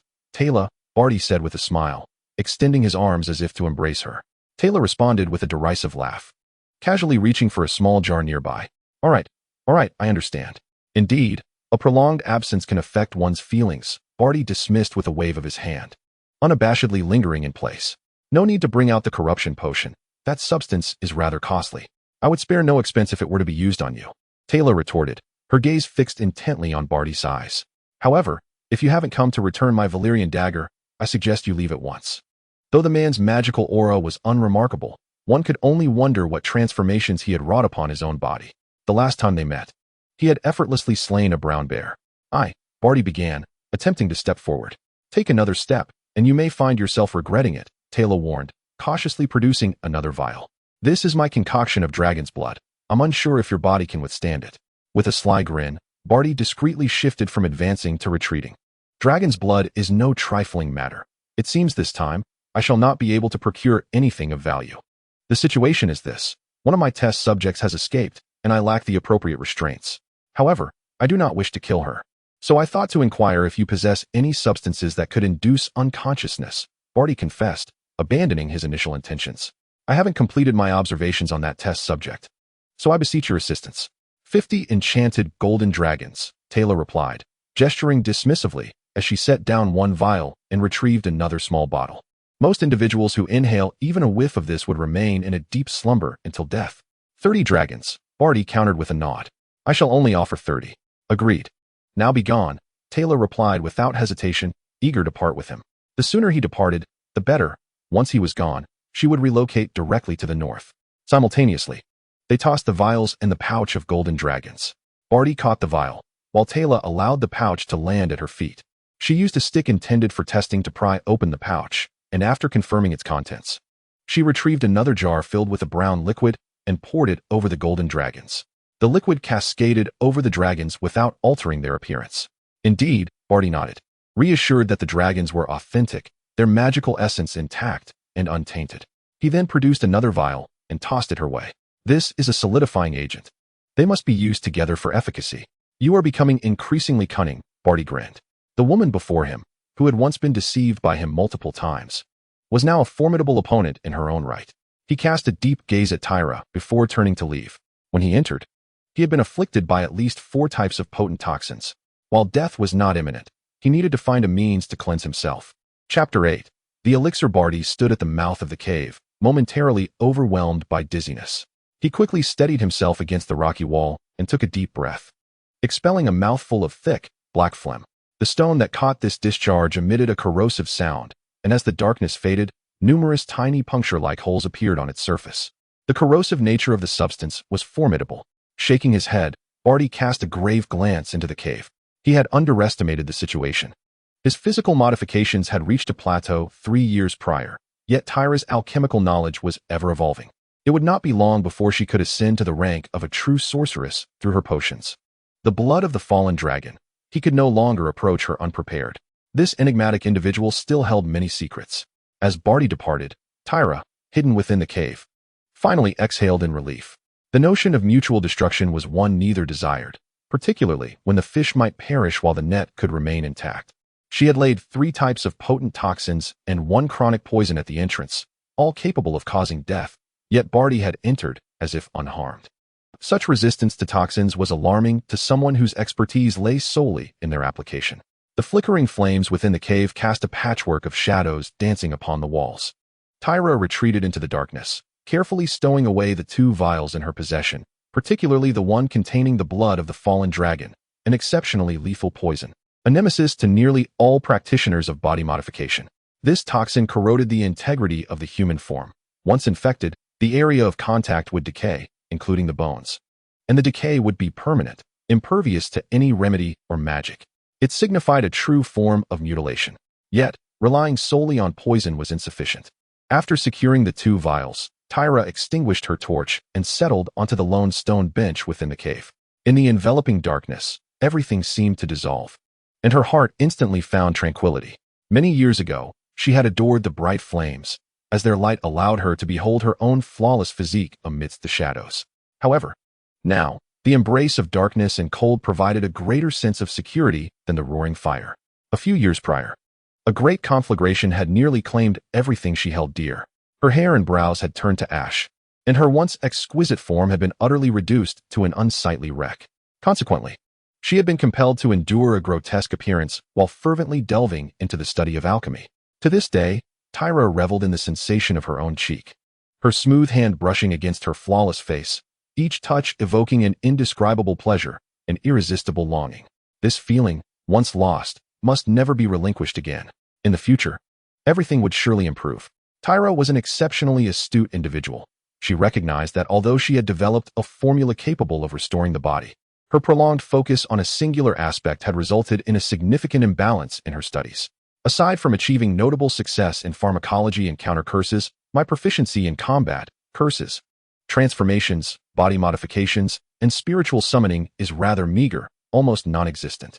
Thus, I find myself in dire need of several loyal and formidable guardians. This journey to the north may provide an opportunity to recruit a few straightforward men from that region. Once my body has healed, a mere beckoning of my fingers shall suffice. With this thought in mind, Tara picked up the sack of gold dragons from the ground. The brown liquid she had poured earlier was a potion she had concocted to test and trigger magical potency, yielding impressive results. Upon contact with this potion, the previously tranquil flow of magic would become chaotic for a brief period, disrupting any intricately constructed spells. All that was required now was 10 vials of doe placenta blood. Tara grasped a gold dragon. Its golden hue radiated an enchanting glow amidst the darkness. These ancient gold dragons, forged in the flames of mighty dragons, were imbued with pure and potent magic. Most of the magical essence from these gold dragons had already been absorbed by various sorcerers, heightening the value of those still possessing magical residue. Once she absorbed this magic and sought out a few hunters for their blood, she would undoubtedly transform into a more beautiful and powerful sorceress. When that moment arrives, confronting Barty would not be so easily overlooked. The sun continued its slow descent in the sky. Baron lay on the grass, his face etched with despair. I warned you of the danger. Even if you didn't believe me, what harm would it have caused to find another place to spend the night? Continuing onward was also an option. Why insist on staying? I should have mentioned that a group was pursuing you. I wonder if you would have fled then. Baron, I never anticipated that I would meet my end alongside you. Vester remarked, sitting on the grass nearby, casting a sidelong glance at Baron.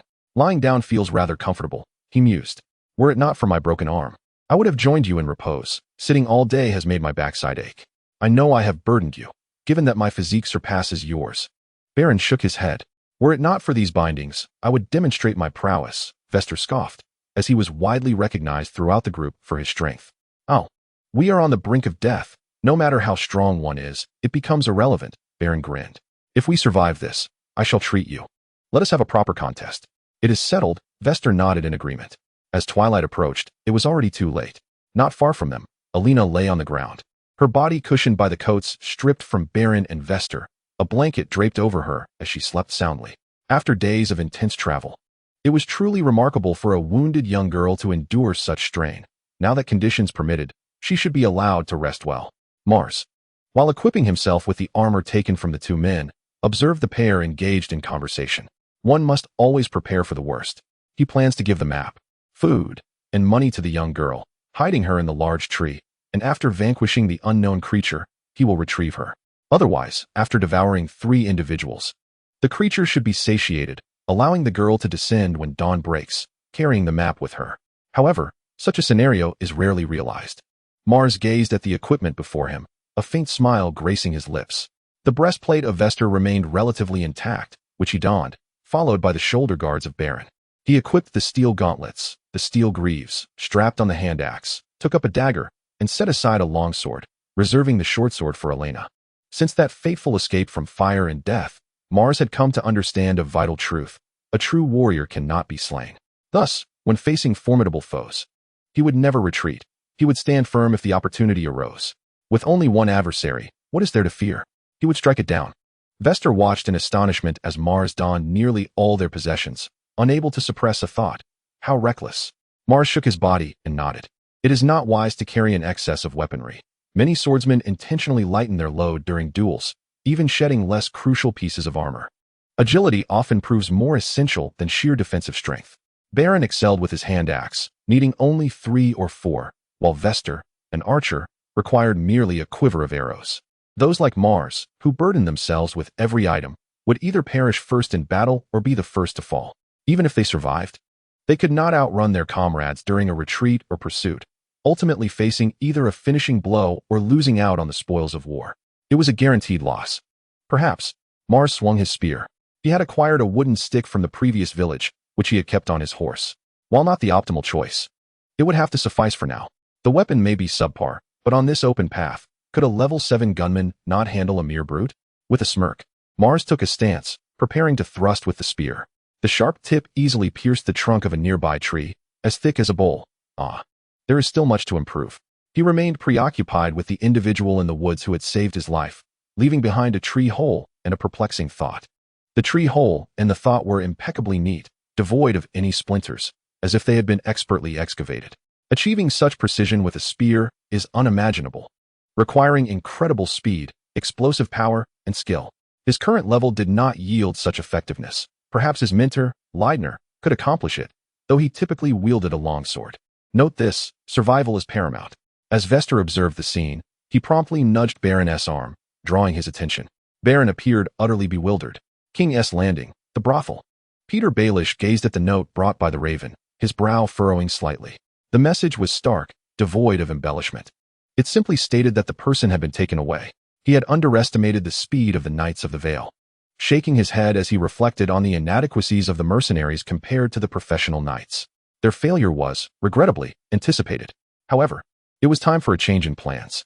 Peter rubbed his temples, his eyes drifting to the blank parchment before him. His initial strategy had been to control the evidence and then pressure Cersei, nudging her toward a fatal misstep, ultimately leading to the demise of the Hand of the King, followed by the king himself, and finally revealing the truth of the incestuous lineage. Without a legitimate heir, the throne would remain vacant, leaving the 7 kingdoms in disarray. And Tywin Lannister would undoubtedly not stand idly by while his children became ensnared in King S Landing. This was perhaps his sole vulnerability. At that moment, the 7 kingdoms would swiftly descend into chaos. Now, though he possessed only Lisa as a bargaining chip, he could not afford to be overly cautious. Once the Queen's indiscretions came to light, the Lannisters would find themselves universally reviled. King Robert's formidable presence still loomed large, compounded by the North's wolves and the Riverland's great fish. Even if Tywin were cunning and wealthy, he would surely falter under such pressure. Furthermore, the absence of Tywin would lead to greater stability in the 7 kingdoms. He might never encounter such an opportunity to incite chaos again. Without chaos, how could he ascend? Peter set the note alight on the oil lamp, watching it disintegrate into ash, before hastily penning a letter. Chapter 9. Divine Power. Peter's speed was commendable, and the Lannisters' network within the Red Keep was both intricate and swift. Before darkness fell, Cersei had learned everything. "We cannot allow Robert to discover this," she declared. Her silk robe hastily draped over her as she paced the dimly lit room. Her skin glowed with a wild bronze hue under the light. Meanwhile, Jaime sat silently in the shadows beside her. Indeed, The king would not return tonight. They had both prepared for bed. But the sudden influx of grim news had extinguished all enthusiasm. Jon was a formidable opponent. Jaime's gaze fell upon his long sword leaning against the wall. Jon Arryn, the hand of the king for over a decade, was the mastermind behind the rebellion against the usurper, intricately involved in every scheme, and a true rebel of his time. His cunning, resolve, and tenacity were unparalleled, yet ultimately, age had caught up with him. Jaime could not believe he could not even vanquish such an old adversary. Any judgment of guilt in this world requires evidence. As long as all evidence is obliterated, no charges can stand. This was a monumental scandal, and rightly so, for the king would never admit to anything without proof. Let us kill Jon. Cersei suddenly halted, turning her head to force Jaime to meet her gaze. No one in the Red Keep poses a threat to you. If we discreetly eliminate Jon Arryn, our secret will remain hidden forever. But he is the hand of the king. Jaime shook his head, caught in a perplexing mix of laughter and tears. He could perform the deed, yet he could not. Jon Arryn was the king's foster father, the Duke of the Eyrie. Should he be assassinated, the king would undoubtedly launch a thorough investigation, and they would meet a much swifter demise. It was a course of action that could not be taken unless absolutely necessary. What then? Do you expect me to hang our heads upon a spear? Cersei's countenance darkened. She had a penchant for the spears adorned with heads. Yet the thought of her own head being placed upon one was far from appealing. I shall find a solution, Jaime declared, rising to don his garments and grasping his long sword before exiting the queen's chamber. For years, the king had been borrowing money from the Lannisters, unknowingly accruing a substantial debt, a fact well known among the court. Yet, only a select few had noticed that the Red Keep, from the Grand Council to the lowliest of servants, was rife with Lannister spies. Jaime leaned on the balustrade, surveying the scene illuminated by the torchlight. As he beheld the surroundings, it was evident that the Red Keep harbored no secrets from the Lannisters. This was a formidable power bestowed upon him by his father, Tywin, to be wielded solely in critical moments. His sister must not come to harm. Jon Arryn shivered in his slumber, and Lisa, tormented by her own halitosis, was abruptly awakened.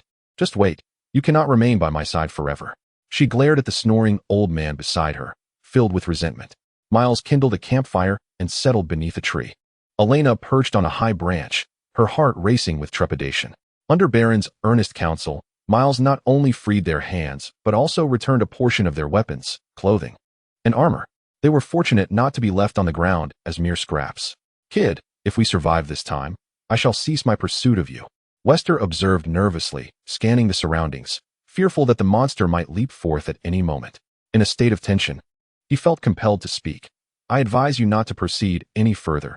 Heading in that direction leads to the Bitter Bridge, only drawing you closer to danger. So the ones who sent you are in King's Landing. Miles instinctively glanced upward at the mention. With your equipment, it is not something just anyone can afford. You are clad in full plate armor, and your long swords are nearly comparable to mine. I can scarcely think of anyone nearby, aside from the prominent figures in King's Landing, who could afford to employ you. Wester, Baron quickly called out to him. Just as Wester was about to speak, he regained his composure and immediately held his tongue. It was permissible to be discovered, but to divulge it voluntarily was an unspoken rule among mercenaries. I had just said nothing. West touched the back of his head and cast a furtive glance at Baron. Mars nodded slightly, and their demeanor spoke volumes. Silence enveloped the campfire. The three had rested well during the day, and with the lingering danger concealed in the darkness, they resembled gamblers awaiting the reveal of their cards, each experiencing a surge of adrenaline, not only devoid of drowsiness but with minds sharpened to a keen edge. This was the pinnacle of readiness for battle. Suddenly, Mars turned his head, and the others followed his gaze toward the nearby thicket, where a tall, slender woman with brown skin was gradually rising. She had indeed found her weapon, Baron's side. At that moment, he and West had fled on horseback, and at dawn, both horses had sustained injuries from thrown hand axes and long swords. Baron had retrieved one of the hand axes, but the serrated long sword had eluded him. He had thought it lost forever, only to discover it, along with another long sword, now clasped in the hands of this creature. This was disastrous. West recalled the harrowing chase from the previous night, feeling as though a bucket of cold water had been poured over him, his legs trembling. Yet, the ordeal was far from over. 3 wolves, each half the height of a man, emerged from the shadows. Their eyes were pitch black, mirroring those of the creature, one even carrying a bloodied human head in its jaws. From her perch in the trees, Olenna stifled a gasp, covering her mouth tightly. Alone, one could barely contend with the creature. Now, with the addition of 3 wolves, survival seemed utterly hopeless. It appeared their adversaries had increased in number. Leaning on his longsword, Mars assessed the situation and realized they were outnumbered. This scenario exceeded his initial expectations, yet it remained manageable. West and Baron exchanged glances, bound together. They were insufficient to confront the female monster, and barely capable of dealing with the wolves. Mars, facing the creature alone, risked certain death. The optimal choice now was for the two injured to hold the rear, while Mars escorted the girl on horseback to safety. However, given their camaraderie, if Mars were to act thus, they would likely prefer to stay behind, allowing him to flee with the girl, for with his strength, he could endure a while longer. I leave the three wolves to you, Mars declared without hesitation, delegating the wolves to West and Baron.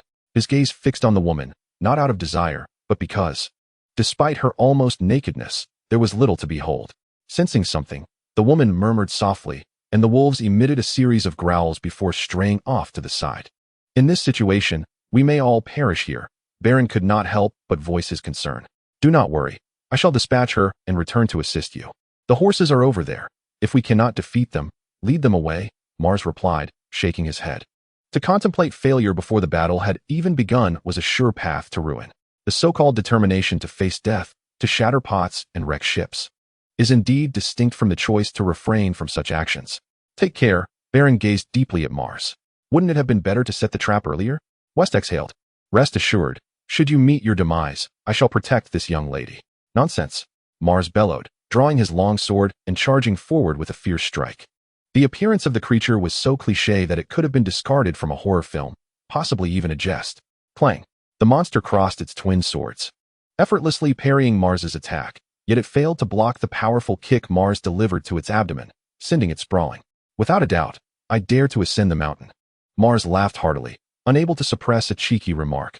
Host, Mars Freeman, LV7, Stamina, 19 Strength, 20 Agility, 19 Perception, 14, Average Adult Male, 10, Personal Skills, Hunting, LV3. Marksman, LV7, Combat, LV6, Swordsmanship, LV5, Spirit Vision, LV1. Mars had thoroughly comprehended his martial skills. He had surpassed level 5 in Marksman, Combat, and Swordsmanship. Fear not. Swift as the wind, Mars exclaimed fervently, hoisting his long sword aloft. That kick had struck the ground with the force of a stone. What a formidable physique. Should he be able to slay the creature, his strength would undoubtedly experience a significant transformation. However, the monster was as described. Not only was it incredibly strong and well defended, but its speed and reflexes were also unparalleled. As one side fell, the other rose, wielding twin long swords like whips, forcing Mars to defend himself. With such power, its swordsmanship was at least on par with his own, and Mars gripped his sword tightly. He possessed but one sword, while his opponent wielded two, each longer than his own. At this moment, the importance of positioning and angles became apparent. Meanwhile, Barty stood before a small earthen hole. This was the wolf's den, devoid of any living wolves. After slaying the wolves, had they taken refuge in this hole to escape the sun?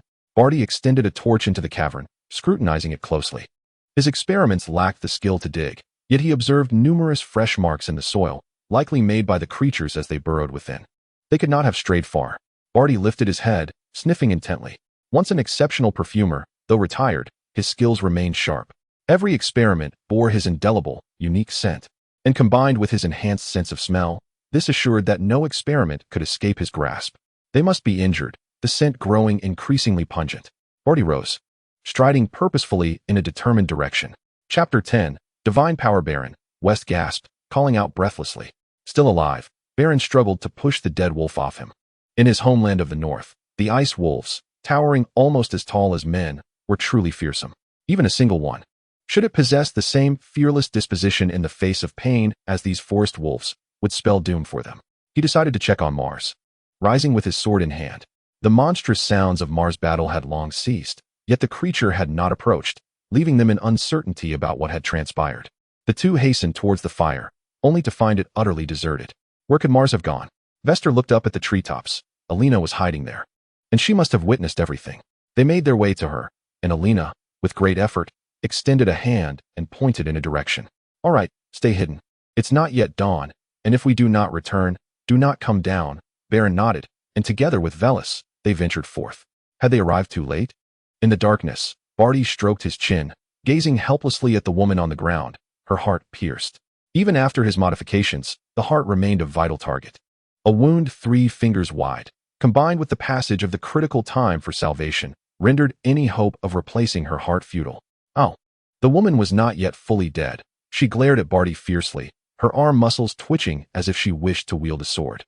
Yet, having lost too much blood, her emotional surge of strength was akin to pouring oil on a burning match. While the flame might flare, the wood would soon burn out, and ultimately, she could only glare at Barty, reluctantly crossing the river of death. How pitiable! The robust and towering Barty leaned down, compassionately closing her eyes. Truth be told, although this specimen was an unremarkable individual, the substances and bodily modifications tested upon her were unprecedented. The materials for the few potions used were exceedingly rare, particularly as he had sacrificed a crystal silver blade in the process, worth 200 magical gold dragons, yet now rendered invaluable. A significant loss. Barty sighed, raising his gaze to Mars, whose expression was one of caution, and his eyes ignited with fervor once more. The specimen had perished, evoking a tinge of regret. However, this fleeting sorrow paled in comparison to the joy of acquiring a younger and more powerful specimen. It was of little consequence. Here stood an even better prospect.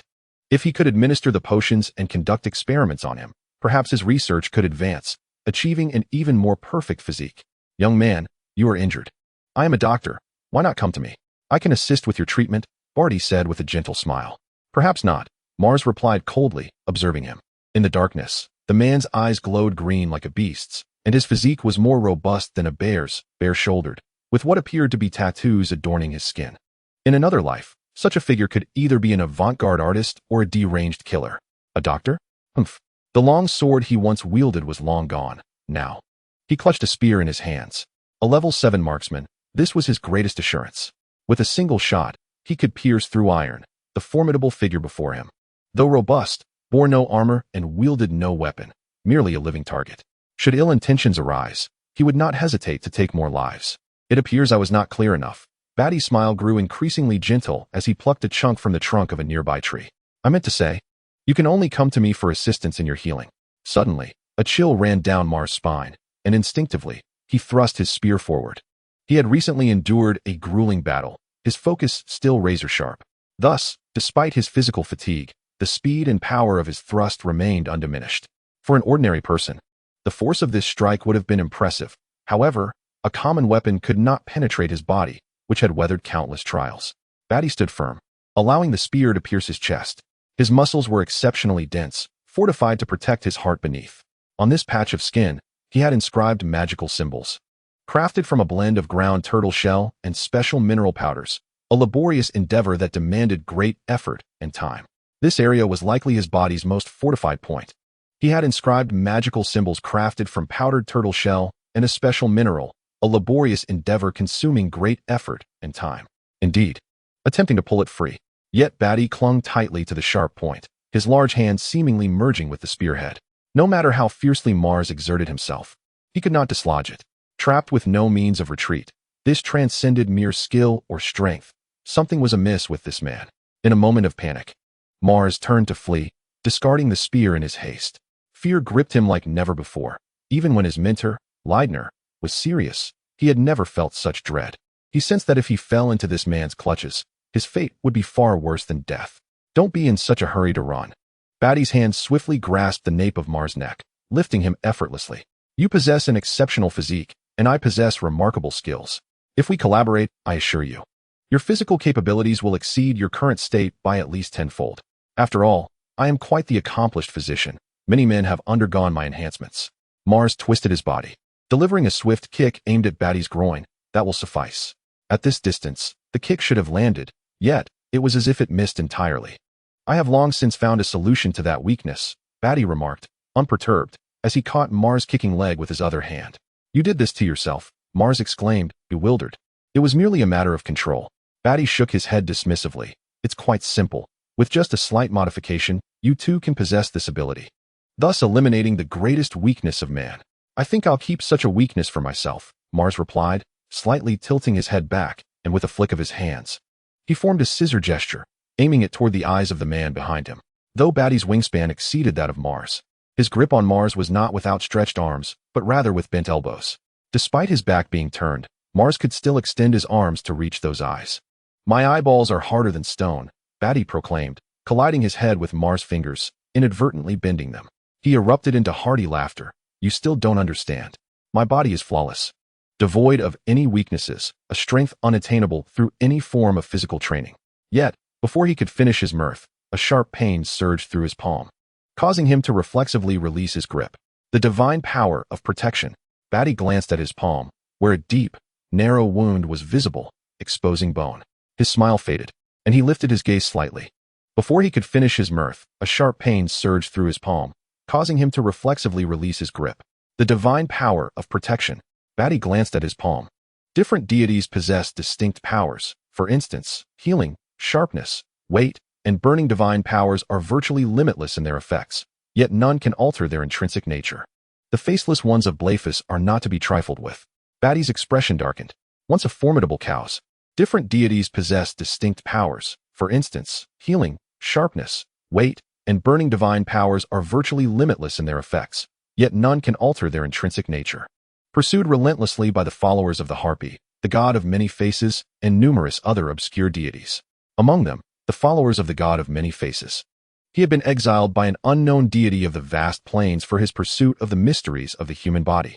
Subsequently, he traversed the 9 free trade city-states. Their craftsmanship is truly remarkable, he mused, involuntarily touching his own skin at the memory. Wounds may heal, and skin may regrow, yet the painful memories remain indelible. The faceless ones had inflicted the gravest wounds upon him. On that occasion, he was poisoned and had to feign death, only to have his entire face flayed alive. Batty squinted, revealing a renewed smile. Rubbing his hands together, the bloodstains vanished instantly, leaving only 2 faintly bleeding wounds. I too have visited Blefus, and it is indeed a beautiful place, especially that mysterious black and white courtyard, which stirs an irresistible longing within. Ah, Mars grinned, pulling down the fabric of his chest and armor to reveal the imprint of a white human face mask. This mark, derived from a coin the size of a finger, dominated the entirety of Mars' right chest. It is you, the fleeing devotee. As Barty locked eyes with the figure before him, an indescribable sound resonated within him. The god of 1,000 faces. Barty's hair stood on end as he turned to flee, crashing through 2 trees before plunging into the darkness. How fortunate it is to have someone shielding him, he thought, glancing at his chest, where he only saw a large patch of white. Shaking his head, he hastily pulled back on his clothes and armor. Chapter 11. Choice. As a gentle figure wielding a slender, menacing dagger appeared beside a small river. On the verdant grass, a pair of robust arms glimmered with a radiant green light. 2/3 of life force. The gentle figure approached the arms, which instantly grasped her legs before turning to ash. In the forest, a mouse, now devoid of its front paws, was running upright. Amidst fallen leaves, stones, puddles, and withered branches, the upright mouse bounded through the complex woodland as if on level ground. This time, the loss was substantial. Transformed into a mouse, Barty was engulfed in despair. The god of 1,000 faces not only possessed immense destructive power, but could also pinpoint the location of the faceless ones. The last time he had been unaware, only to discover later that the divine power had permeated his entire being, nearly draining him of all his blood in a desperate bid for escape. This time, armed with experience, he resolutely severed his own arm, yet still lost an exquisite pair of limbs. With the goddess power siphoning away a significant portion of his life force, the test subject perished, and the newly discovered specimen eluded capture. Armed with experience, he resolutely severed his own arm, yet still lost an exquisite pair of limbs. Barty shook his beard, reflecting on the origins of the god of 1,000 faces, which traced back to the era of the Valyrian freehold. Following the cataclysm that led to the downfall of Valyria due to elemental conflicts, the god did not vanish. Instead, it thrived. Its secret lying in the elements released upon the fall of the dragons, collected by powerful devotees of the god. Many dragon remains were also taken by them. Dragons, the pinnacle of magical creation and the very embodiment of magic, even in death, could gather magical energy and bear divine power. Its secret lying in the elements released upon the fall of the dragons, collected by powerful devotees of the god. Many dragon remains were also taken by them. Dragons, the faceless ones, had not appeared in Westeros again. The simultaneous emergence of 2 divine devotees hinted at significant issues, prompting a need for swift preparations. At that moment, the temple of the god of 1,000 faces resided in Braavos. Since the fall of Valyria, as the elements of the world gradually fell silent, as he swiftly kicked the charging lynx to death, The confident lynx never anticipated that such a small mouse could possess such strength.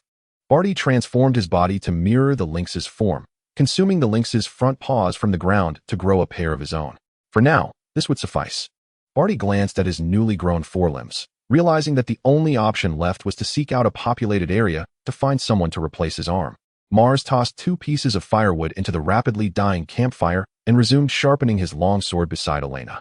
The 4 of them sat around the fire, 2 on one side and 2 on the other. Having finished bandaging his wounds, Baron poked at the embers, while Vester tended to the heating sword. All 4 felt a profound fatigue, yet none dared to lie down and succumb to slumber. The atmosphere was charged with unspoken tension. Mars appeared relatively well. Despite facing the most formidable foes and encountering unexpected terrors, his initial state had been optimal, allowing his combat prowess to remain intact. In contrast, Baron and Vester were further burdened by their injuries. Although their adversaries were somewhat weaker, the struggle remained arduous, with the threat of monsters dissipated. Despite facing the most formidable foes and encountering unexpected terrors, his initial state had been optimal, allowing his combat prowess to remain intact. In contrast, eliciting a plume of white smoke that made Elena's face pale with fright. Gritting his teeth and covered in sweat, Vester withdrew the sword, unable to suppress an expletive. The tenuous alliance among the 4 swiftly unraveled, reverting them to the dynamics of hunter and hunted. Vester pressed the glowing sword against the wound on his left calf. But I hope it doesn't come to that. You should leave. Then you would let us continue to hunt you? Mars replied with a faint smile. We will cease our pursuit of you. Baron stood, tossing his long sword across the fire towards Mars. We will declare you dead, and no one will chase you any longer. Moreover, I can assure you that when we hunted those children, we did not possess their likeness. We identified them solely by their mother's identity and their hair and eye color. If you help her change her appearance, I doubt anyone would recognize her. Moreover, I can assure you that when we hunted those children, we did not possess their likeness. She is the king's illegitimate daughter, Mars stated matter-of-factly. With black hair and black eyes, she bears the bloodline traits of the crowned stag, House Baratheon. What is Elena's true identity? Mars squinted, intrigued. Baron returned to his seat, constrained by the rules of the wolf pack. He was uncertain and could not divulge much. Baron and Vester wore expressions of shock, yet as they pieced together the fragments of information held in their hands alongside Mars's revelations. Neither Renly nor Stannis has any illegitimate offspring. In other words, Elena's father is King Robert. My father is the king, Elena gasped, covering her mouth in disbelief. Baron and Vester wore expressions of shock, yet as they pieced together the fragments of information held in their hands alongside Mars's revelations. The wolf pack that undertook this task would undoubtedly face dire consequences. They needed to flee promptly and return to inform the commander. Westeros was no longer a safe haven. Once the truth came to light, it would lead to a certain demise. Baron and West exchanged a resolute glance and decisively discarded their weapons. We shall claim that we have slain you. Provided you assist Elena with her hair dye, no one will ever discover him. Thank you, Mars, we owe you our lives. As they withdrew their torches from the fire pit, battered and bruised, they took to a narrow path. We shall claim that we have slain you. Provided you assist Elena with her hair dye, no one will ever discover him. Thank you, Mars, we owe you our lives. As they withdrew their torches from the fire pit, battered and bruised, they took to a narrow path. Leaving them nearby would facilitate an escape, but also pose a risk of being captured. Once he brought them back, I can catch a moment's rest, Mars sighed, retrieving 2 horses from behind a distant boulder. The horses were easily startled and rather large. Too weary to clean the blood from his body, had already tended to his wounds. He and Elena curled up together and fell into a deep slumber. Exhaustion overcame them, and they slept soundly until noon the following day. After lunch the next day, they resumed their journey, with Mars trailing behind and Elena in front. Too weary to clean the blood from his body, had already tended to his wounds. He and Elena curled up together and fell into a deep slumber. Exhaustion overcame them. Was not the status of a princess inherently noble? Even as a bastard, she was still of royal blood. Puzzled, Elena gazed at Mars repeatedly, contemplating throughout the afternoon. They encountered a group of merchants along the way, from whom Mars procured dye for her hair. What do you wish to do, Elena? If you desire to accompany me. Was not the status of a princess inherently noble? Even as a bastard, she was still of royal blood. Puzzled, Elena gazed at Mars repeatedly, contemplating throughout the afternoon. He sought to understand whether, with the allure of her newfound status as a princess, this young girl would still choose him. I shall protect you. Should you wish to meet the king, I can escort you to King's Landing. Mars inquired as they camped for the night in the woods. Even the well-known bastard daughter, Maya Stone, garnered no attention from him. It was one thing to deny legitimacy, but many nobles, despite not acknowledging their illegitimate offspring, as she once had when she clung to his leg. To date, the only acknowledged bastard by King Robert was Edric Storm of Storm's End. Beyond that, many of whom were born to mothers enduring poverty. Not to mention Robert's shortcomings as a king, he was undeniably unfit as a father and husband. Would provide them with some form of assistance in life, with numerous direct supporters among them. However, Robert exhibited indifference towards the well-being of his bastards, many of whom were born to mothers enduring poverty. Not to mention Robert's shortcomings as a king, he was undeniably unfit as a father and husband. Mars held a fondness for Elena. This young girl was obedient, sensible, and kind, striving not to burden others even when injured. Thus, Elena, do not aspire to marry those high-ranking individuals. I am the epitome of that folly. There are those who, though not affluent, can still care for you. Is it truly the case that upon meeting the king and becoming a princess, one can attain everything? The calloused hands of my mother, frayed and cracked by toil, her eyes filled with unfulfilled longing at the time of her death, haunt my memories. To bear the king's children, to perish for him, to labor a lifetime only to meet an unsatisfactory end. The life of a king is an unattainable dream, yet the man before her is one she could trust for a lifetime. Thus, she gazed into Mars's eyes and resolutely declared, I still wish to follow you, Lord Mars. To labor a lifetime only to meet an unsatisfactory end. The life of a king is an unattainable dream. I must assert that you have made the right choice, Mars said, ruffling Elena's hair. Choosing to accompany the king's father, rather than embarking on an uncertain path with himself, was undoubtedly a wiser decision, one of security, respect, and even the title of princess, which offered an entirely different existence. However, Mars was acutely aware that if he remained inactive, Robert would soon meet his demise, and worse still, all of his illegitimate offspring would face grim fates thereafter. Sending Elena to King's Landing would be akin to leading sheep into the jaws of a tiger. Such matters remain unknown to others, even if spoken of. Few would believe. Mars could forcibly send Elena to the north, yet everyone must bear the weight of their choices. If one's actions breed resentment from those they seek to aid, then it ceases to be assistance.